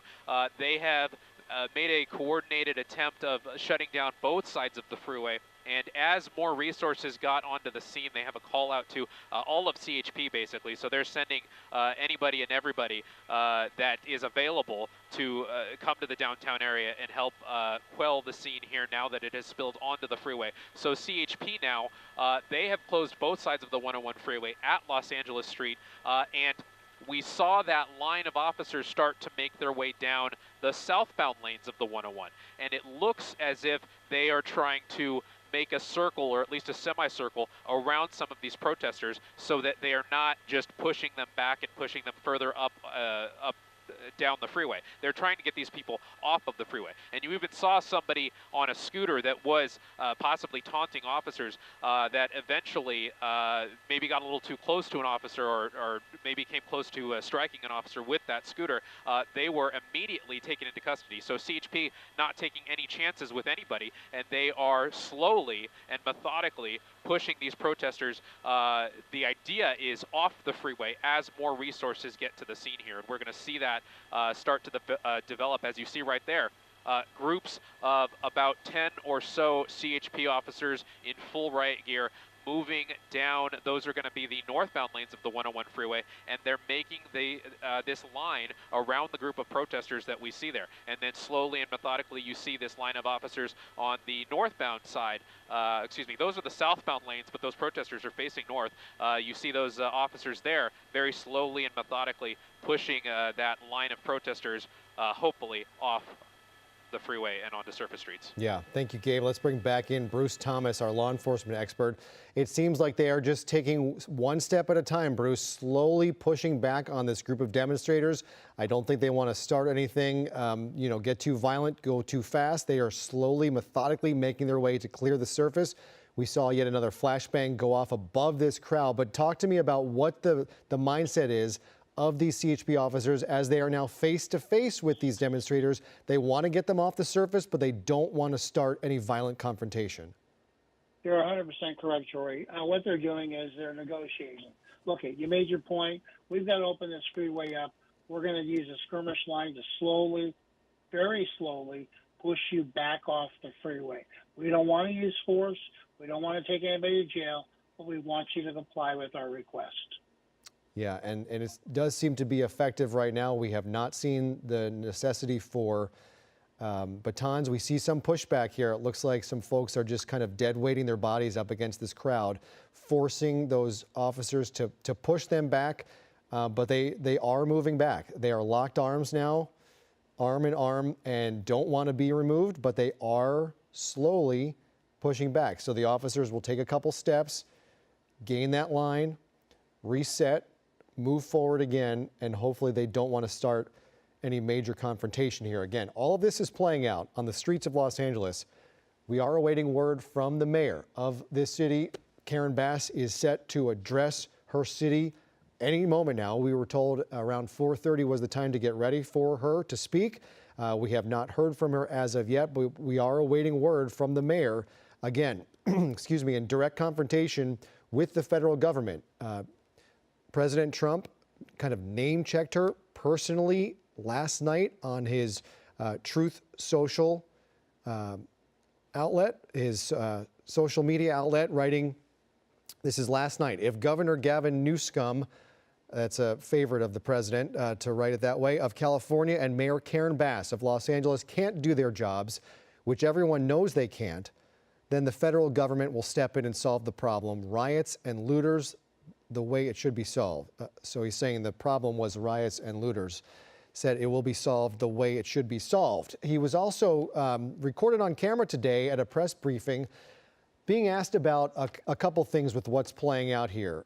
Rules of engagement for the National Guards members who are now federalized under his control on the streets of Los Angeles, what their rules of engagement. They're carrying around, these soldiers can be inserted into war, and so they're carrying the weaponry as such against citizens of Los Angeles. What the rules would be for them to employ those deadly means.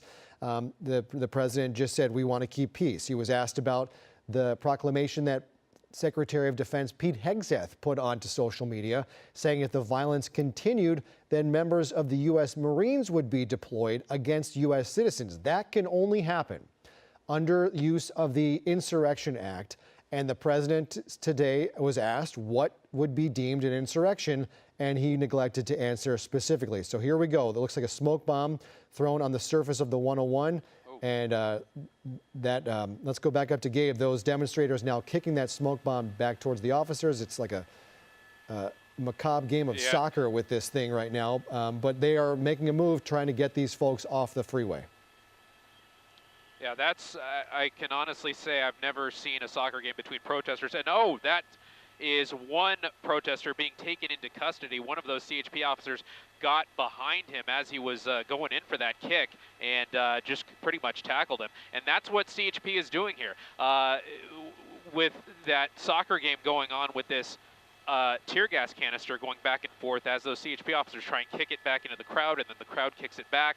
You're seeing CHP kind of slowly pick off some of these protesters that get a little too close or get a little too aggressive in their movements. And there you see another CHP officer again kicking that canister into the crowd, and a protester now throwing it back towards the CHP officers. So this is kind of a dangerous situation here, because you basically have projectiles being thrown back and forth as these protesters now, at least with that tear gas canister, that has put a little bit of distance between that skirmish line. As you could see, that person being taken into custody earlier, kind of wrangling with those CHP officers there just out of frame.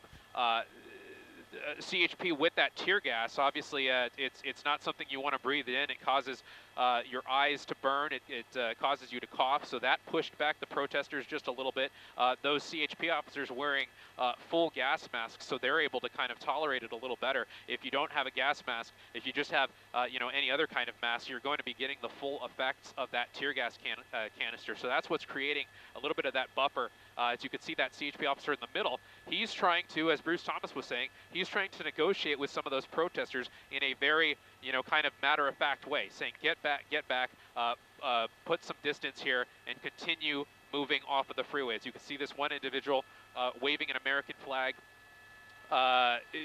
continuing to yell at some of the officers. I have a feeling if he gets too close, some of those CHP officers might pick him off as well. And that's going to be the process. You saw that skirmish line that was on the opposite line of the freeway. It has now crossed over the center median, and they are doing this very coordinated approach to pin these protesters off the freeway. And, you see someone else being... and someone else being taken into custody right there, and very quickly. And there's someone, okay, it looks like another CHP officer grabbing another fellow officer there. Probably got a little too close for comfort, but you could see just how different the picture looks than what it did 10 minutes ago.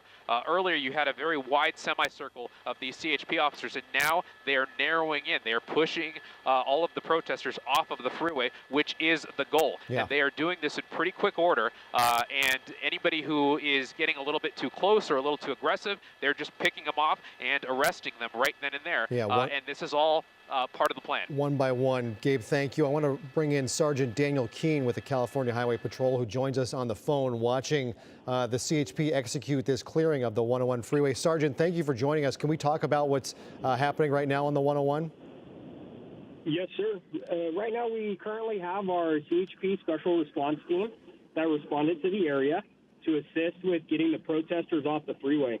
Accessing state highways, it's dangerous. It's not the right spot for a protest, and it puts the protesters, the motorists, and our officers at risk. And we are going to move to get them off the freeway and make arrests. If officers start to take objects and are getting hurt, or other people are getting hurt, it's not going to be tolerated. Yeah, and we have seen that several times now, these officers coming under attack and taking several people into custody. Can you tell us a little bit about the training in situations like this? We have seen tremendous restraint from a lot of these officers who have been under attack for much of this day, facing these people off who are screaming at them, throwing things at them, and yet maintaining control and trying to de-escalate. How important that is and what you're seeing in terms of execution of that training. Yes, our special response team goes through additional training, and we are put through situations like this, and this is what separates us is the professionalism. We're going to stay calm in these situations and use the appropriate amount of force when necessary to effect an arrest if we have to. But we fully support everyone being able to voice their First Amendment rights in the right location, and we will support that. But on the freeway is not the spot for it. And we're seeing it play out once again, another person taken into custody. A lot of times in these situations, we see unified command go into effect. Has that happened? And how does the presence of National Guard troops who have been federalized kind of change that as it plays out here today? The CHP is always prepared for mutual aid to other law enforcement when it's needed, and that's just what we go based off. We are the state police, so if there's other areas that need help, we are going to send resources if it is requested through the proper channels to do that. Sergeant, can you tell me how it's going to play out tonight once these protesters, these demonstrators are taken off the freeway, how it's going to be ensured that they won't make their way back onto the freeway tonight? Will that be CHP? Will that be local? Once you get off the freeway, it turns back to city's jurisdiction? It's going to be both. It's a fluid situation. CHP is there. We are going to protect any state facilities and our roadways and our highways. And if anyone attempts to take over the freeway, we're going to take swift action to get those roadways back open and keep everyone safe to continue on with our mission of providing safety, service, and security. Yeah, I know this operation has only been happening for a little bit. Do you have any reports of injuries from any of your officers from anything today? I don't have those numbers right now, if there was any, but there's always that possibility that officers may get injured, and we hope to prevent that. We hope that people do not throw items at our officers, and that it's just done peacefully, and they go to areas that they can voice their opinions in the right spots. Okay. Sergeant Daniel Keene with the California Highway Patrol, thank you so much for helping us out here. Thank you. Thank you. I know it's a busy day for CHP, law enforcement in general, as once again we are seeing people take to the streets of downtown Los Angeles. This is now day 3 of unrest in our city. We are awaiting word from LA Mayor Karen Bass. She is set to hold a press briefing at any moment. We were told it was set to happen at the bottom of the hour, and we are approaching 15 minutes past that point. And we will see what she has to say. But, you know, anytime the mayor at this point is now going to step in front of a camera, we will likely see her side by side with, you know, smoke bombs and unrest and flashbangs and arrests and officers under attack. So no matter what the mayor says, this is all playing out under her watch, which has been a point of focus for the president and those who work in his administration, saying she is unable to maintain control in this city. I'm sure she will be asked about that tonight when she speaks to the media, if it's opened up to questions about why and how this was able to happen in her city. These are thousands of people, so obviously only so much can be done, and demonstrations are a vital part of our country. Protest is protected by our Constitution, and it should happen, but obviously it should not turn to violence, and that has happened several times in several different locations here today. So as we await word from the mayor, we are watching the California Highway Patrol slowly push these demonstrators back up the on-ramp from the surface of the 101 freeway southbound, and they are being hit with pepper spray and smoke bombs and flashbangs as they want to get these people back off of the roadway, the 101 and the on-ramp. Gabe Santos has been watching this from overhead from Air 7 and has an eagle eye of what is playing out, because that crowd is now gathering pretty thick on the on-ramp, Gabe. Yeah, Jory, and that's kind of what CHP was intending on doing. This is the CHP Special Response Team, and they are trained in these SWAT tactics and tactics on dealing with civil unrest and the like. And, you know, we've all seen protests through the years that involve people blocking freeways, and they often last a lot longer than what we've seen here today. We've seen a very quick response from this CHP, again, specifically the Special Response Team. They arrived here quickly, and they very quickly, as we saw, made that half circle around these protesters and slowly and methodically kept walking forward and pushing these protesters using smoke canisters further and further up this off-ramp and back onto surface streets. So ideally, CHP will get the freeway open in a pretty short order, because there's you know, this is Los Angeles. A lot of people are on these freeways on a Sunday afternoon. So that is the goal, to get these freeways open and you know, take on the protesters from there, because LAPD is also dealing with the other side of these protests near the federal building. Hey, Gabe, I do want to alert everybody as we wait to hear from LA Mayor Karen Bass that I know a lot of people are turning on Channel 7 on this Sunday, waiting for Game 2 of the NBA Finals between the Pacers and the Thunder. That is going to happen at the top of the hour. We are going to turn to national programming, and you will be able to watch the game. We will continue our coverage of what's happening in Los Angeles, streaming on our ABC7 Los Angeles app. You can stream on our website, abc7.com, and you can find us on social media and make your way to our stream as well. So again, abc7.com/live will get you coverage of what is happening in downtown Los Angeles as we continue to follow the unrest and the demonstrations that has been playing out here for the last 3 days. Thousands of people converging on downtown Los Angeles. It began as several different demonstrations, all gathering into one large mass, which has once again broken up into several locations, both at the federal building, which is where the bulk of the activity we have seen this weekend, 3 straight days happening at that federal building at Alameda and Temple. This, however, is happening at, I believe it says Spring Street and the 101 freeway, and the Los Angeles Street overpass is one overpass down. So there are people on both, looks like 3 different overpasses watching what has played out here. Demonstrators taking over the 101 freeway.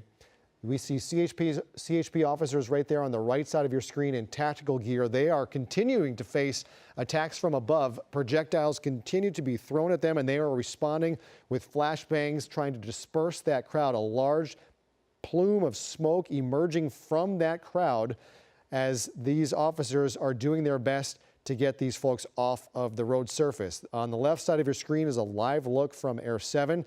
It looks like things might have stalled a little bit. The CHP officers have slowly marched these people off the roadway, up the on-ramp, and it looks like they have slowed to a crawl here as the large crowd is gathered behind that skirmish line. It's tough to get that many people to move in a direction which they don't want to go, and the officers don't want to start any kind of panic by bull rushing through that crowd, which could be catastrophic, people getting trampled and the like, and they do not want to see that play out. But the crowd is continuing. Look, another group here has splintered off, and they are making their way down, is that Alameda past Union Station? I'm just trying to get my bearings. Yeah, that's Los Angeles Street. Down the hill is Union Station. So there's Union right there. Gabe Santos, how many different groups can you spot from up above, Gabe? About 3, I would say. You have a group that's making their way up north on Los Angeles Street. I think they've gotten wind of the situation going on the 101 freeway. And this is a group that is on the north side of the 101 freeway, on the Chinatown side of things. And it appears, Rob, I don't know if you could zoom back in on that. It appears that they are starting to move, well, at least it looked like a group of them was moving in one direction or another earlier. I'm not sure if there are people in the back of that truck making announcements, trying to rally the crowd. That might have caused some movement in a direction towards the truck. You also have all those people that were on the freeway that are now, a lot of them off the freeway, and now have to move in various different directions. So you have a crowd of people north of the 101 in the Chinatown area. You have the crowd of people right here on the Aliso and Los Angeles Street intersection.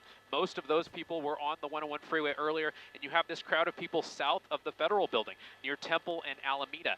This is where that motorcycle incident that we've been talking about a couple hours ago, that's where that happened, where we had reports of a couple of motorcycles. You could see there one of them still lying on the ground. A couple of motorcycles apparently made their way towards the skirmish line.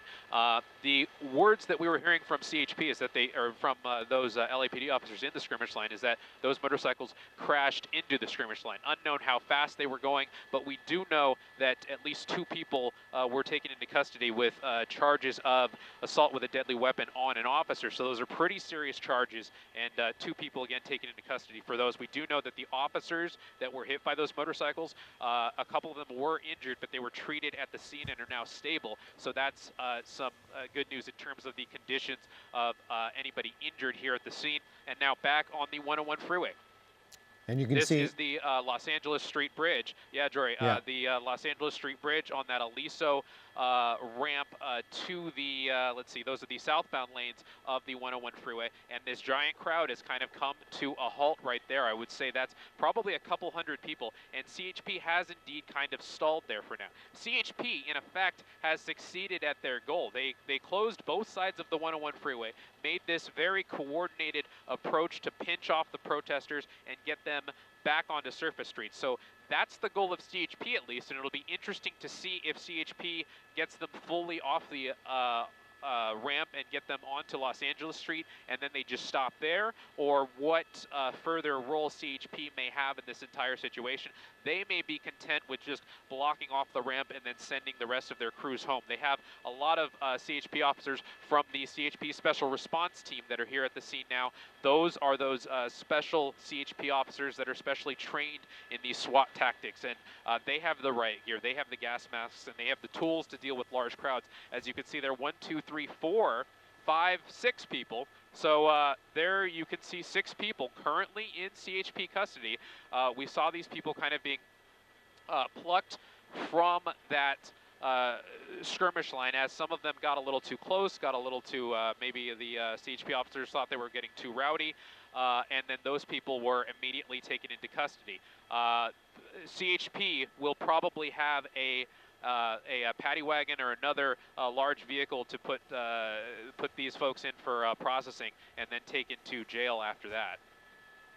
Yeah, we saw those people being marched down the ramp and likely being taken to the CHP vehicles, which are either under the overpass, protected under there, and they'll load them up and then drive them off the surface of the 101. But some order is being restored here to the freeway, and excuse me, and we will see how this plays out. But there is a logjam there on the on-ramp at the bottom of your screen, as the CHP is continuing to slowly press this crowd back to the top, up to Los Angeles Street or Main Street, and make their way back and clear the entire roadway. Again, we are waiting word from LA Mayor Karen Bass. We expect to hear from her in some kind of press briefing here in the next little bit. I do, in the meantime, want to read a post from former Vice President Kamala Harris, who many are thinking might be the next governor of the state of California. She posted to social media, quote, "Los Angeles is my home, and like so many Americans, I'm appalled at what we are witnessing on the streets of our city. Deploying the National Guard is a dangerous escalation meant to provoke chaos. In addition to the recent ICE raids in Southern California and across our nation, it is part of the Trump administration's cruel, calculated agenda to spread panic and division." The former vice president continuing, "This administration's actions are not about public safety. They're about stoking fear of a community demanding dignity and due process. Protest is a powerful tool, essential in the fight for justice. And as the LAPD, mayor, and governor have noted, demonstrations in defense of our immigrant neighbors have been overwhelmingly peaceful. I continue to support the millions of Americans who are standing up to protect our most fundamental rights and freedoms." A mention there of being mostly peaceful. I guess that's an unmentioned condemnation of violence, but not a direct condemnation of that violent and tactics that we have seen from these demonstrators, many of them today. We have started to see many taken into custody. A lot of projectiles, bottles, and as we saw from ABC News' Matt Gutman, rocks and chunks of concrete being hurled at these officers who are trying to clear the situation. We did see rocks and projectiles thrown at vehicles, law enforcement vehicles that have been making their way through. The back window of a Suburban, we believe a federal vehicle, was shattered as we were covering this live today by people who were simply throwing things at any vehicle that passed. On the right side of your screen is a confrontation we saw on the surface of the 101. This is the southbound 101. A sad game of kick the can between CHP officers and those demonstrators with that tear gas canister. In fact, you're going to see one of those if we play this out. The last person to touch this winds up being arrested here, taken down by an officer who was trying to kick that canister back towards those officers. So that was one of, I'd say, at least a dozen people from this particular group who has been arrested, taken into custody, and removed from the situation. And this has continued. Face to face, up this on-ramp, the CHP slowly marching these people back and away from the 101. They want to regain control of the roadway. The officers are still in tactical gear down on the surface itself, getting ready for containment so they can hopefully open this back up to vehicle traffic, which has been stopped now for at least an hour as we have been on the air here. The northbound side was open for a time as the southbound side was overtaken, but now both sides have been shut down for some time as the CHP is trying to regain control. All of this is happening as large crowds gather in other portions of downtown, including outside the federal building, the Roybal detention facility, where detainees have been brought throughout this weekend. And we have seen 3 days of unrest there, demonstrations and confrontations, and that is where we are looking right now. Gabe Santos in Air 7, really quick before we hit the top of the hour. One last check with you on what we're seeing at the federal building there. Yeah, Jory, we're keeping an eye on the scene at the federal building and the scene on the freeway. The scene at the federal building appears to be pretty static, and it has been since that motorcycle situation that we saw where 2 motorcycles breached the skirmish line. 2 people were taken into custody there. The motorcycles may have hit a couple of officers there and caused minor injuries to officers who were treated at the scene, and those officers are in stable condition there. We believe those were LAPD officers. So we're keeping an eye on the scene at the federal building, and we're keeping an eye on this large scene on the Aliso ramp to the 101. Large crowd there. It looks to be a couple hundred people, but CHP has been successful in their efforts to clear the protesters off the 101 freeway. So unknown how much longer the 101 freeway will be closed, probably for another few minutes as CHP maybe gets these people further up the off-ramp and completely onto the ramp. And this may, you see another person taken into custody there as a couple things are thrown at officers, and that person may be getting a little too pushy with the officers. That's that person earlier with the green cap with the American flag. So one person being taken into custody there, a little scuffle happening a little further up the ramp here, and in situations like these where you see projectiles being thrown at officers and things being thrown around, sometimes you see those smoke grenades being thrown out by these CHP officers because they have those at the ready to forcefully push these crowds back as you see things get a little bit pushy, a little bit tense. Okay, here we have LA Mayor Karen Bass again. NBA Finals will continue on ABC7. We'll continue to cover this on streaming. People should exercise their right to protest. That's their First Amendment right. But people should also exercise that right peacefully.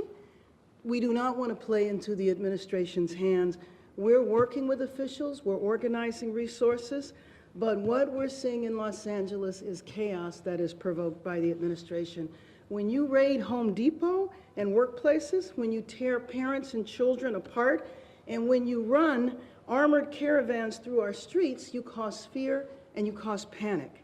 And deploying federalized troops is a dangerous escalation, but we need to be real about this. This is about another agenda. It's not about public safety. There's clearly no plan, and there is clearly no policy. I want the people of Los Angeles to know that we stand with all Angelenos, no matter where you were born.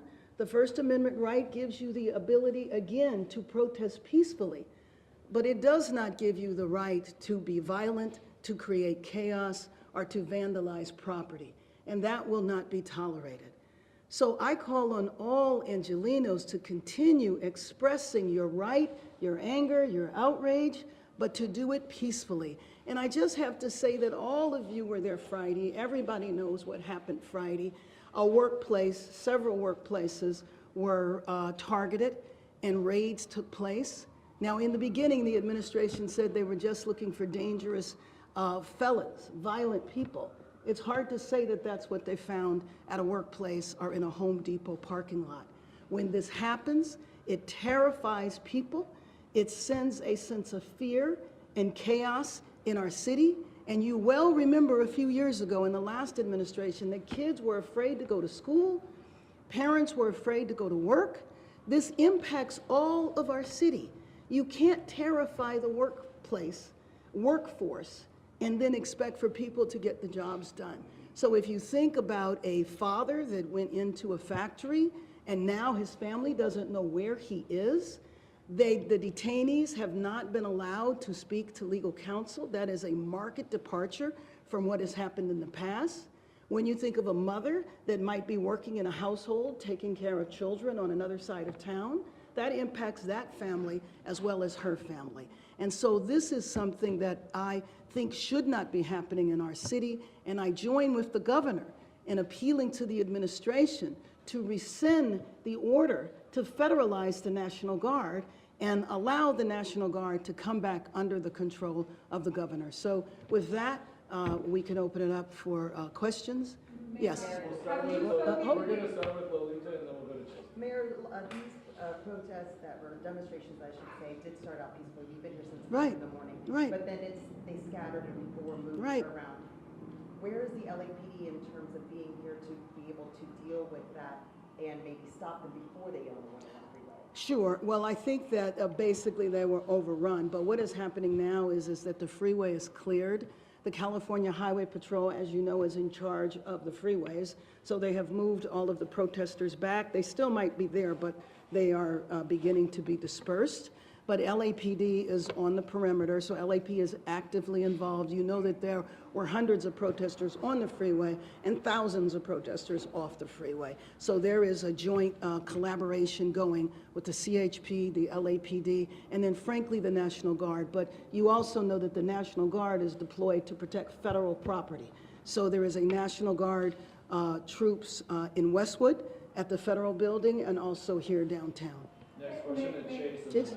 Mayor Bass, have you reached out directly to the federal government, or is this you doing so right now with the media here? Have you tried to reach out? No, my disappointment is I've been talking to the federal government for days. I was hoping to prevent this situation from happening. I was trying to encourage the administration that if they deployed the National Guard in Los Angeles, it would create a sense of chaos. It's the last thing our city needs. Our city is still trying to recover from the wildfires. And you just think about how so many people were impacted by that. And that's an example of where the administration was helpful. And to go from that situation to where we are now is just really tragic. And I think it's so unfortunate. It's the last thing Los Angeles needs. When you say you've reached out to the federal government, do you have any?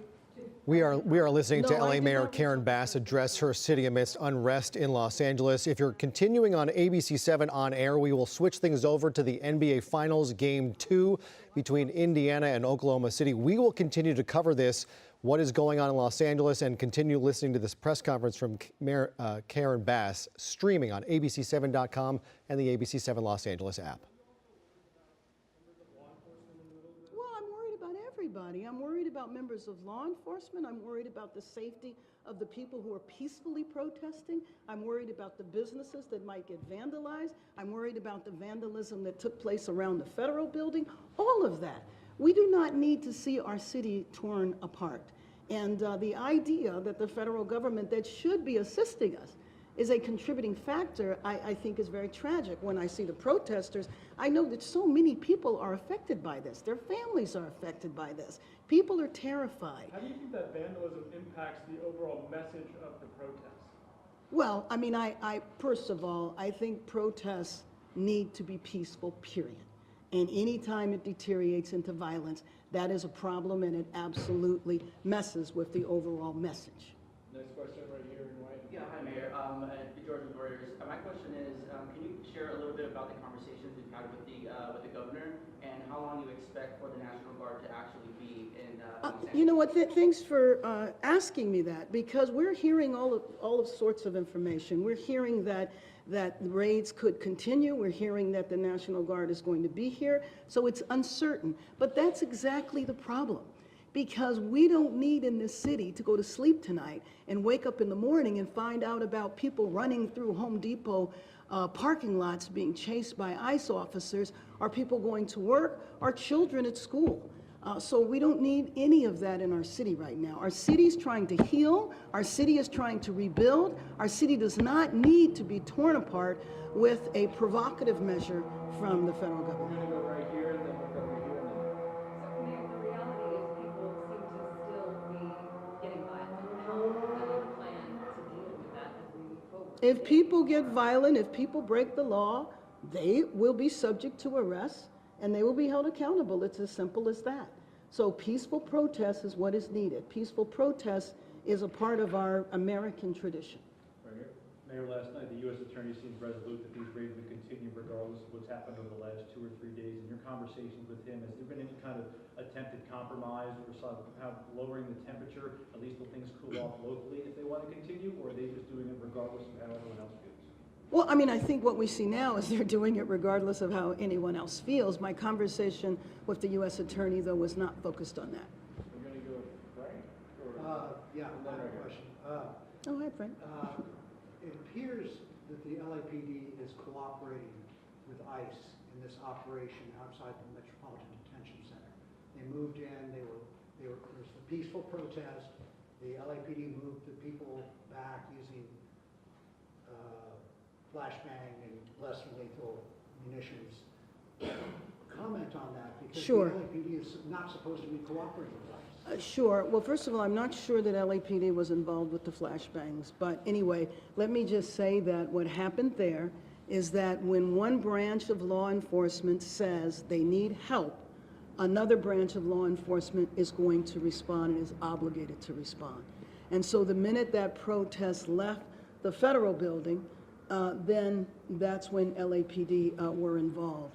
So the cooperation that you're referring to, I believe, is the cooperation around coordinating with ICE in terms of raiding workplaces or arresting people who are undocumented. Right here in the break.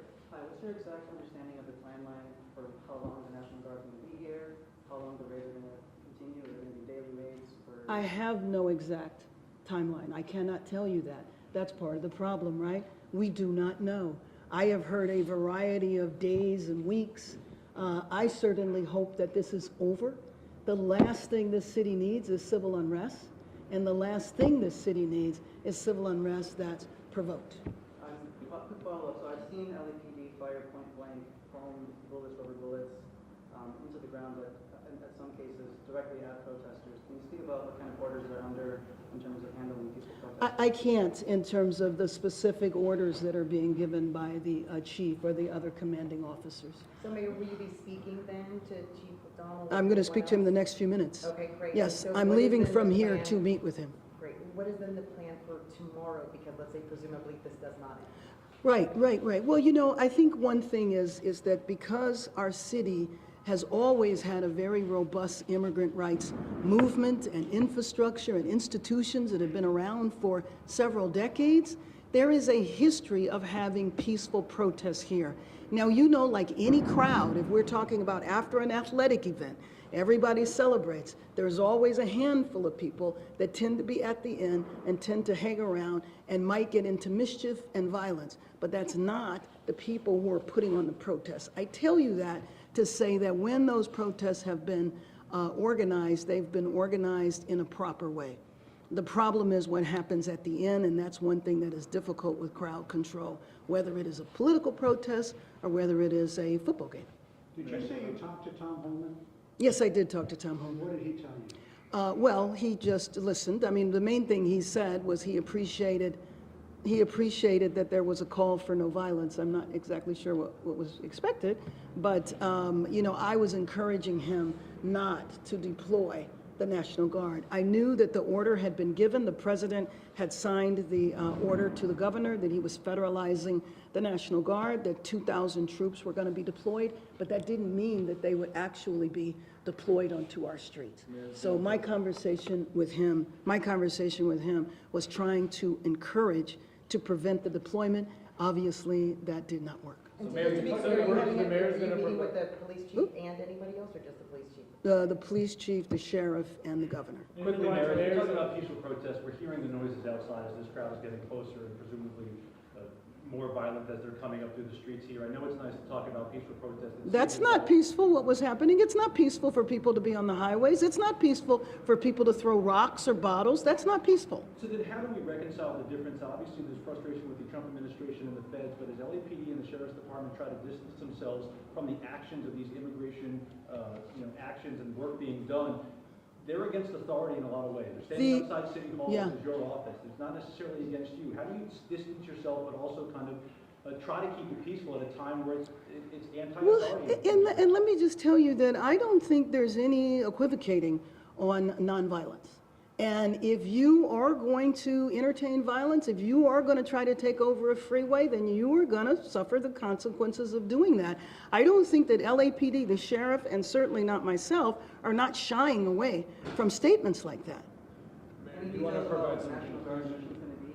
I'm sorry? Any details about what the National Guard mission is going to be within LA, whether it be deployed? Well, what I know right now is that the mission of the National Guard is to protect federal property and the federal building, which is why you have only seen them there. You have not seen them out in the community or anything like that. And just in terms of, to close, to wrap up, I just have to say that, again, our city has been through a lot since the beginning of the year. And now thinking that there is a large percentage of our city that is terrified, that is not going to know if they go to sleep tonight and they go to work or they go to school, will that be the last day they do that? Will that be the last day they see their family? We can't have this in our city. Los Angeles is a city of immigrants where 50% of the population is Latino. A percentage of the populations are from Asian countries and from all over the world. And we embrace all Angelenos. It doesn't matter where you came from or when you got here. But the most important thing right now is that our city be peaceful. And so protests and expressing your, fears, your beliefs is appropriate to do, but it is just not appropriate for there to be violence. And I don't want people to fall into the chaos that I believe is being created by the administration completely unnecessarily. Thank you very much. Thank you so much, everybody. You have been listening to Los Angeles Mayor Karen Bass address the situation playing out in her city. As she has been speaking, we heard our reporter Tim Caputo, who asked some fantastic questions of the mayor during that. As that was playing out outside of the City Hall and the surrounding downtown area, we have seen some things happening at the bottom of your screen from Air 7. That is a Waymo car now on fire. It looks like a lot of those cars have been targeted by the demonstrators, tagged and destroyed, damaged. And again, that one is now on fire. Never a great situation. I believe all of those fleet are electric vehicles, and we don't want to see, those batteries are, once they're exposed to air, you can have a really violent explosion. Gabe Santos has been watching what has been playing out here for some time. During the mayor's press briefing, Gabe, what have you seen? Well, Jory, we've seen a very rapid escalation of things here. We have both Air 7s over the scene here, one of them on a couple of Waymos, one of them that's on fire. I'm personally working to get eyes on where that Waymo is because my attention has been focused on the scene at Alameda and Temple, where we had a number of mounted units from LAPD try and make a move towards City Hall on Temple, and they were met with a lot of fireworks activity. One officer reporting Molotov cocktails, unknown if those were actually Molotov cocktails or whether that officer was maybe confusing the fireworks with something else.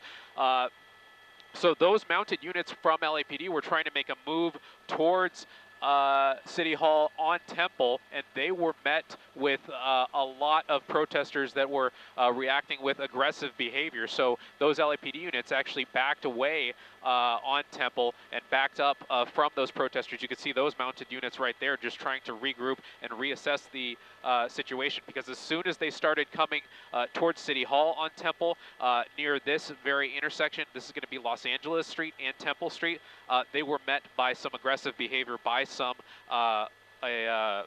protesters. And you can see that mall area on the bottom left corner of your screen, this open park space. A lot of the surfaces there have been tagged by protesters. Even when I got on the scene here a couple hours ago, those walls were bare, and now they have been tagged, and a lot of graffiti has been applied to those walls. So those protesters have been pretty busy on some of these other streets near the Federal Building, while our eyes were focused on the situation on the 101 freeway.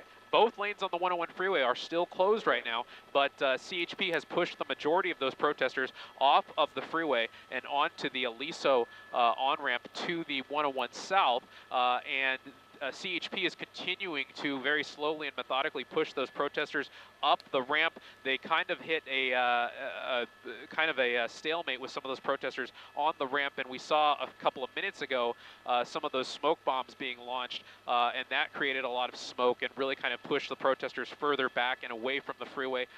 It'll be interesting to see what role CHP will continue to play there, and this is my first view of the Waymos. These are going to be, it looks like these are on the north side of the 101 freeway on Los Angeles Street, and from our other angle, from our other Air 7, we were seeing that one of them was actually on fire. I don't see flames at, I I do see the flames further to the right, but we're going to hold on this shot right now because we can see one individual breaking windows on those Waymos, and there's that other Waymo that's on fire. And all three of these, I think I counted 4, have been completely hit by graffiti, a lot of paint, a lot of words and statements being placed on these Waymos. And this is quite an interesting scene, something that you wouldn't see maybe in the riots of 2020 and before that, because we didn't have these automated vehicles that are kind of easy to corner and easy to stop, and protesters appear to be taking advantage of that and using these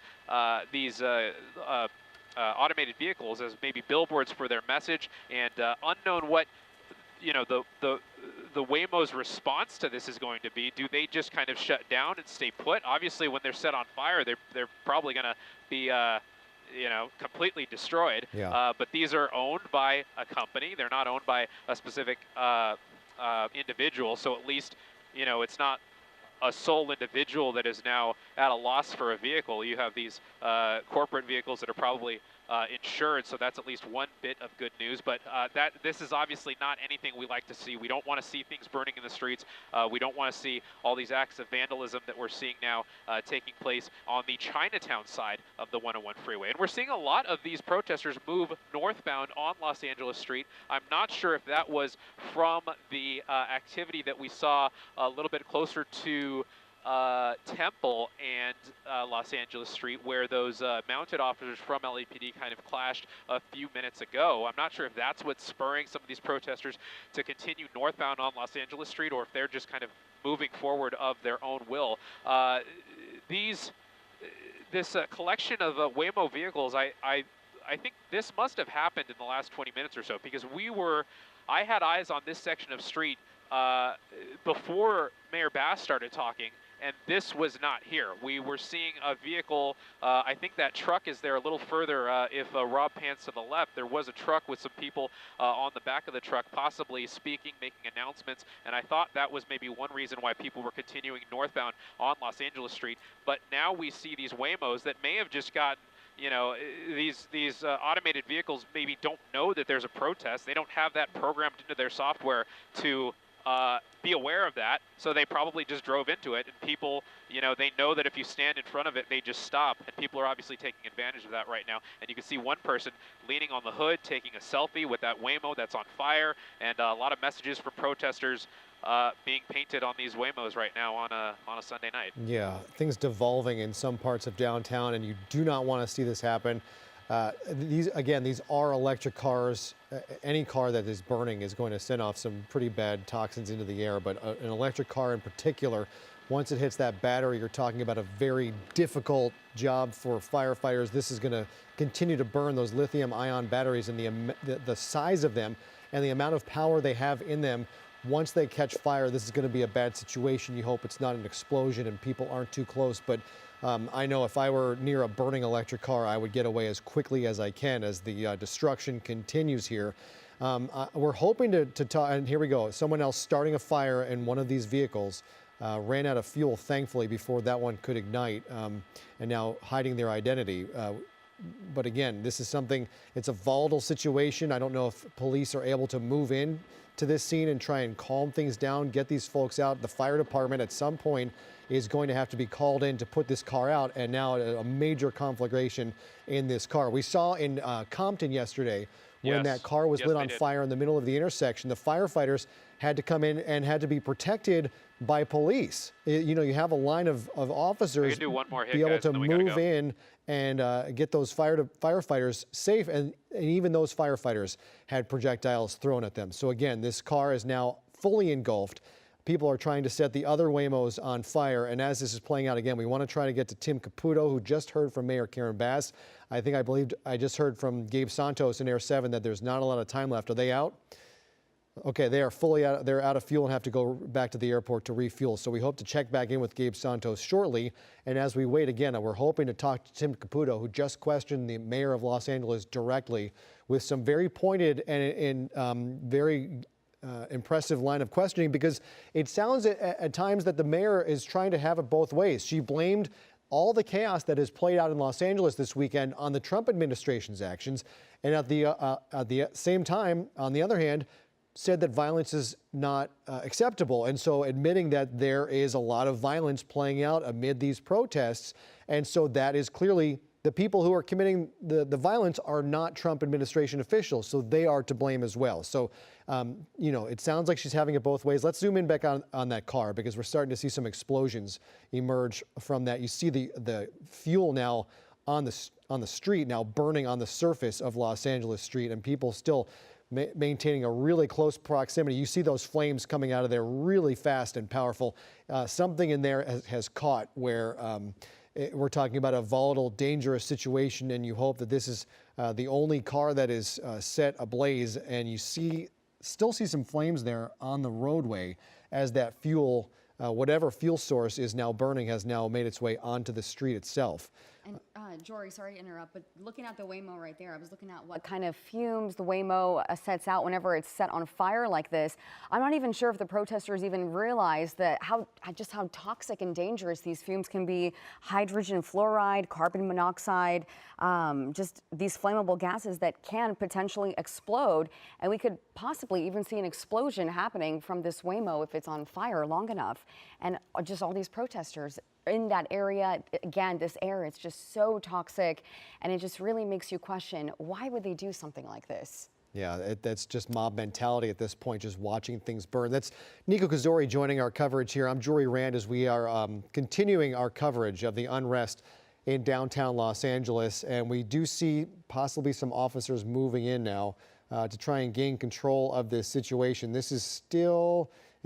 I saw some smoke in the background, so I'm not sure if that's a flashbang smoke or whether these officers are moving in on this situation. But a large crowd gathering here. I think this is Los Angeles Street.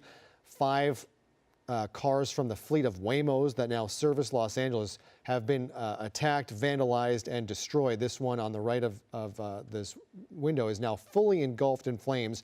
And it just continues a day of unrest in Los Angeles that is in response to moves by the Department of Homeland Security and ICE under the Trump administration as they continue to take those in this country illegally out of the United States. Absolutely. And we were talking about the National Guard a little bit earlier. They're deployed. 2,000 troops are here. And pretty much President Donald Trump basically bypassed Governor Newsom's authority, and he deployed the troops here. And that makes you think that's another thing that these protesters are angry with, and that's another reason why these protests are getting a little out of control. Tensions are high. And earlier during that press conference, Mayor Bastis she said Angelenos have the right to exercise their First Amendment right, but peacefully and not like this. So this is what we are seeing here. This is the scene in downtown LA. Again, these protests, they erupted amid the ICE raids, and it's the 3rd day of civil unrest. Jory's been talking about this for hours now. You have been covering this since 1 this afternoon. Is this when it's been going for hours. We know there was a demonstration this morning. It stretched into the afternoon, and then 2 large demonstrations converged into one. Governor Newsom responding to the president today with a number of posts to social media, and some of this is stuff we have never seen before in the United States. So the governor responding to a video of President Trump speaking to reporters today saying there will be law and order in the streets of the United States. The governor writing, inciting and provoking violence, creating mass chaos, militarizing cities, arresting opponents. These are the acts of a dictator, not a president. The governor also writing officially to the Trump administration, he said, to rescind their unlawful deployment of troops in Los Angeles County and return them to my command. This is the governor posting to Twitter. He writes, we didn't have a problem until Trump got involved. This is a serious breach of state sovereignty, inflaming tensions while pulling resources from where they're actually needed. Rescind the order. Return control to California. That is a message to the President of the United States. Attached is a letter written from the office of the governor to the Trump administration and Defense Secretary Pete Hegseth, signed by David Sapp, Legal Affairs Secretary in the office of Governor Newsom. And it goes on to list ways where the governor and the state believe it's unlawful for the president to have federalized members of the National Guard, writing, this is done under Section 10 of the legal code as how they federalize U.S. troops. But this lawyer writing that Section 12406 states that, quote, the president may call into federal service members and units of the National Guard of any state in such numbers as he considers necessary to, 1, repel an invasion of the United States by a foreign nation. That has not happened. 2, suppress a rebellion against the authority of the government of the United States. There is an argument that I'm sure the president will make that stands here. And 3, execute the laws of the United States when the president is unable to do so with regular forces. That is not the case here as well. So they will look to likely number 2 there of those three citations within the code. But the office of the governor writing the section further states that orders for these purposes shall be issued through the governors of the states. And therein lies the problem. This was not done at the request of the governor of California, which is typically how the federalization of National Guard's troops happens. We've seen it happen quite often, in fact. Niku, we saw it happen during the fires. We've visited these sites and seen National Guards members guarding entrances and exits. We saw it during the 2020 civil unrest. National Guards members were on the streets, and we have seen it in the past. But it happens at the request of the governor, not in opposition to the governor. Right, and it makes you think this is so hard to predict what can happen next, because this is just, it's not going in the right order. So, I mean, just like you said, so it's really hard to think what are the next steps, because things have happened out of order. And looking back at that Waymo, you can see now an even larger crowd gathered around this Waymo. Now they're standing on top of the car.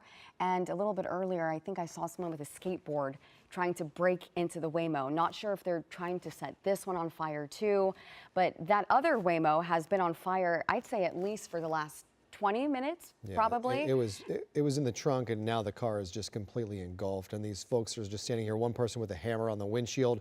We see that man on the roof with a skateboard trying to just basically break anything off this car that they are able to do. And I don't know if we can pull out and see if any officers are in this area. But again, this situation has devolved into chaos when we have seen quite a bit of it this weekend play out in Los Angeles. And you start to see the smoke rising in this wide shot. It's a disturbing sight to see a fire burning like this in the midst of a crowd making their way through Los Angeles. Again, we just heard from LA Mayor. There's the explosion that we've been waiting for to see if it would happen. That car has now exploded as it likely is reaching the lithium battery that powers these electric cars. I think typically they're found on the, beneath the car, along the frame of those vehicles. And so once the fire reaches down there, it is very difficult to put these fires out. I think I remember a crash on a bridge recently where there was some kind of fuel or a vehicle that could not be put out, and they encased it and basically just dragged it off of the bridge. But here we have, some knuckleheads trying to continue to damage this car, do whatever they can to get involved in this, in basically a mob party as they watch this car burn. Yeah, and again, these EV fires, they're absolutely no joke. Those fumes that are in the air, again, these protesters, they're so close to that fire. They're breathing in all of the toxic gases. Again, we talked about carbon monoxide, hydrogen fluoride. Those aren't things that you should be breathing in, and they are just feet away from that car that exploded. And it makes you think, is that the plan for the second Waymo? I believe there's 3, were there 3 or 5 Waymos? 5 of them, 5 Waymos. And it's just a terrifying thought to think that they want to light all 5 Waymos on fire. And looking at this crowd, you can see a few different flags within that crowd, and they continue to move. I believe this is Temple Street. Did we say this is Temple Street? I think this is happening on Los Angeles, just across the 101. Once the California Highway Patrol came in to clear the 101 freeway, the crowds kind of have scattered all across downtown Los Angeles. This we saw a large group. Oh, there's 2 cars on fire now. So they were able to light a second car. And we're going to see this play out here on both ends of this string of 5 Waymo cars still burning here. And this is the group in Chinatown. Now, we have a few different scenes, so this is just one of the scenes. I'm curious what the other scenes look like at this time, if they've calmed down a little bit, or this is, because this is still a very large crowd. I mean, I've barely seen any improvement in the last few hours. So it looks like these protesters, they are not going anywhere, and it seems like this protest is dragging into the evening hours. It will continue. It's fair to say the sun will be down long before this crowd breaks apart for the evening. Can we pan around and see if there's still a group at the federal building? I know our vantage point has kind of shifted here. We're on the west or south side of, okay, we do have, this is Temple and Alameda. So this crowd is still gathered. Are they sitting down? Look, I'm not sure. Are they are all They look like they're sitting down. Okay, so this is Temple and Alameda. They are here for the long haul, it looks like. Not really doing anything to provoke anything from these LAPD officers, but showing they are not planning to go anywhere. This says Aliso, so it's backed up a little bit. They have cleared the intersection of Temple and Alameda. Oh, this is on the backside. Gotcha. Okay, so this is the top of the hill. Here's the bottom of the hill. This is where the focal point of much of the unrest has been. This is Alameda and Temple down here. And there's still a small group here, but this is where we saw the large confrontation this morning as those cars continue to burn a few blocks away. There is the motorcycle that remains on scene. There was a time when there was a skirmish line, LAPD officers who had cleared the entrance to the federal building and pushed people down the hill into this intersection of Alameda and Temple. At that point, two people on motorcycles approached the skirmish line. And again, there's some, we're not sure whether they intentionally drove those bikes into the officers or whether they were just doing a U-turn or some kind of maneuver and lost control and hit the officers. Either way, they hit the officers. Two of them suffering injuries. Both drivers have been taken into custody and will likely face several new charges in addition to just what the other protesters obstructing a federal or local authority once those officers were injured. And as we pan back over to Los Angeles Street, you can see the 101 freeway is now moving northbound. The southbound it seems not like moving. It's still closed. The southbound side is still closed, but northbound is open? Yeah, is this what southbound we're is saying? closed. Okay. We can see the officers, CHP still on the surface. Mike, what were you saying? Got it. Okay, so we have, again, on the right side of your screen, a live view from the ground from Los Angeles Street. That is what you're seeing right now at the top of your screen on the left from that aerial view from Air 7. So we have demonstrators spread out to at least 3 or 4 different locations. The largest group, I'd say, is over by the 101. I'm sure many of these people were the folks who were on the 101 freeway just a short time ago. They were slowly backed up the on-ramp by CHP officers and pushed up onto side streets, surface streets once again. And then we saw... was that a flashbang? Are officers moving into this area now? I just saw another explosion, and it looks like people might be moving out of here. Hopefully, if they are moving in this area, they have their respirators on, because again, this is toxic gas, and there are just way too many people in this area. I remember a little bit earlier, we did talk about how many people have been charged with assault of a deadly weapon on officers. So many people have been facing that charge, and these numbers are just insane. And just seeing the large crowds of people, and they're still gathered here around the 5 Waymos, even though this one has exploded, but hoping an officer or someone is moving in to try to at least disperse this crowd, get them away from this Waymo that's now putting all that black smoke in the air. I don't know if there's any way we can see if there are officers kind of gathering, getting ready to put this out, because the more that these cars are allowed to burn, and the longer this goes without police intervention, the more dangerous it becomes. That's the closest we can see, I think, is just 2 officers over on the far side of the 101. It is a dangerous situation for those officers to have to walk into an area like this.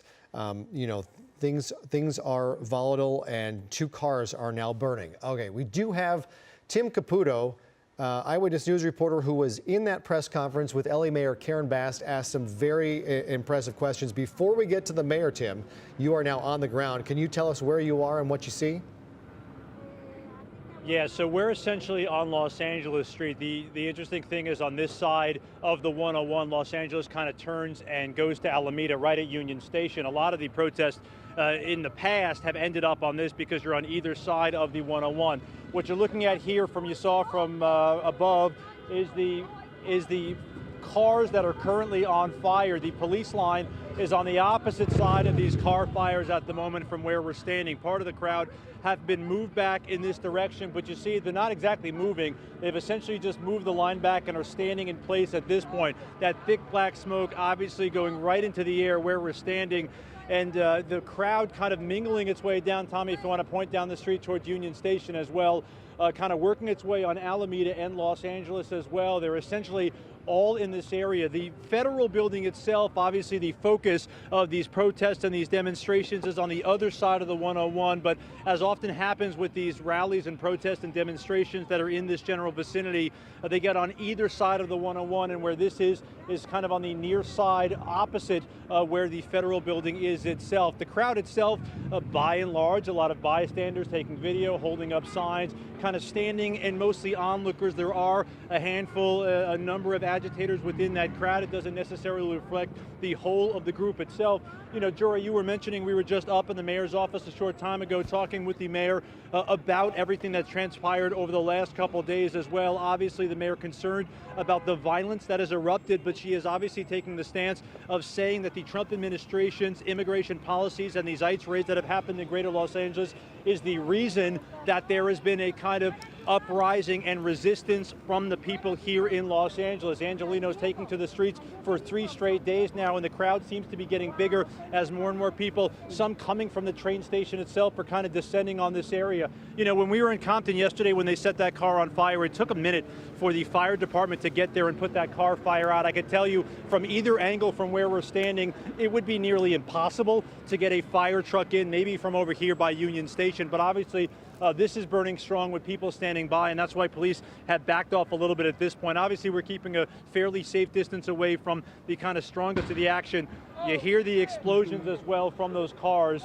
Obviously, people standing close by there, not necessarily a safe area to be. When we were parked just underneath City Hall by the mayor's office, the crowd rather was kind of moving their way up the street. They're all over this area, as I'm sure you've seen from Air 7, but obviously at this point, this is the main focus. The smoke could be seen from all around as these folks converging around this part of the rally at this point. Yeah, Tim, now that we have you, I do want to ask you more about what the mayor said. You asked her about the violence and if she's blaming the rioters, the demonstrators who are turning to violence, but she led her press conference directly blaming what has played out and the unrest in our city on what the Trump administration has done, but also saying that if you're causing violence and you're attacking law enforcement, you are to blame as well. So it almost seemed like she was trying to have it both ways. To a degree, right? So this is, it's nuanced and it's difficult, right? I mean, there was an awkward moment where she's talking about we want it to be peaceful, and we could hear flashbangs and fireworks going off outside her office in City Hall, literally outside the windows of the mayor's office. We're hearing these loud bangs as she's saying, folks, keep it peaceful.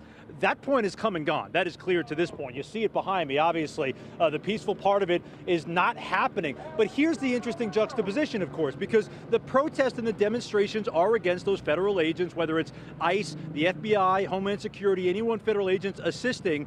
LAPD, CHP, and the Sheriff's Department are all distancing themselves from the immigration operations that have been happening. But here's the interesting part and what makes it difficult. When there's violence against those federal officers, when there's graffiti on the street, cars on fire in the street, now it's in the hands of LAPD. Now it's in the hands of the Sheriff's Department. They can't sit idly by and let this happen. This is no longer setting a car on fire in the middle of the street about preventing an ICE raid from happening at a Home Depot in the Fashion District. So that's the awkward juxtaposition where I think the mayor is kind of playing both sides, but is also being responsive to the fact that while people are upset and they're emotional about what's happening with the federal government, with immigration from the Trump administration and the feds going to businesses and homes in Los Angeles, the LAPD, the Sheriff's Department, the CHP, all the local agencies are towing that fine line where they're saying, we're obviously not part of immigration and anything going on there, but we got to keep the peace on the streets in Los Angeles. And so it's tough because their presence alone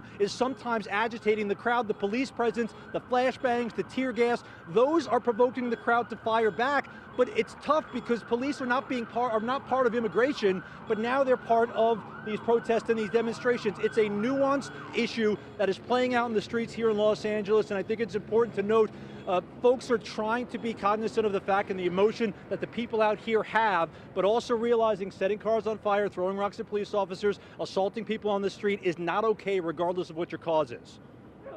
It's a difficult job being mayor. You have a lot of constituencies to tend to. And as she did also say, the mayor said she's for everyone. She wants everyone to, she's not for one side or the other side or the other side. She wants everyone to be okay. She doesn't want to see violence, and she wants to see her citizens maintain their safety and comfort living in Los Angeles. It looks like from Air 7, Tim, I'm not sure you can even see, but it looks like at least 3 of those Waymos, 3 of the 5 have now been lit on fire. Do you see any police moving anywhere in this area?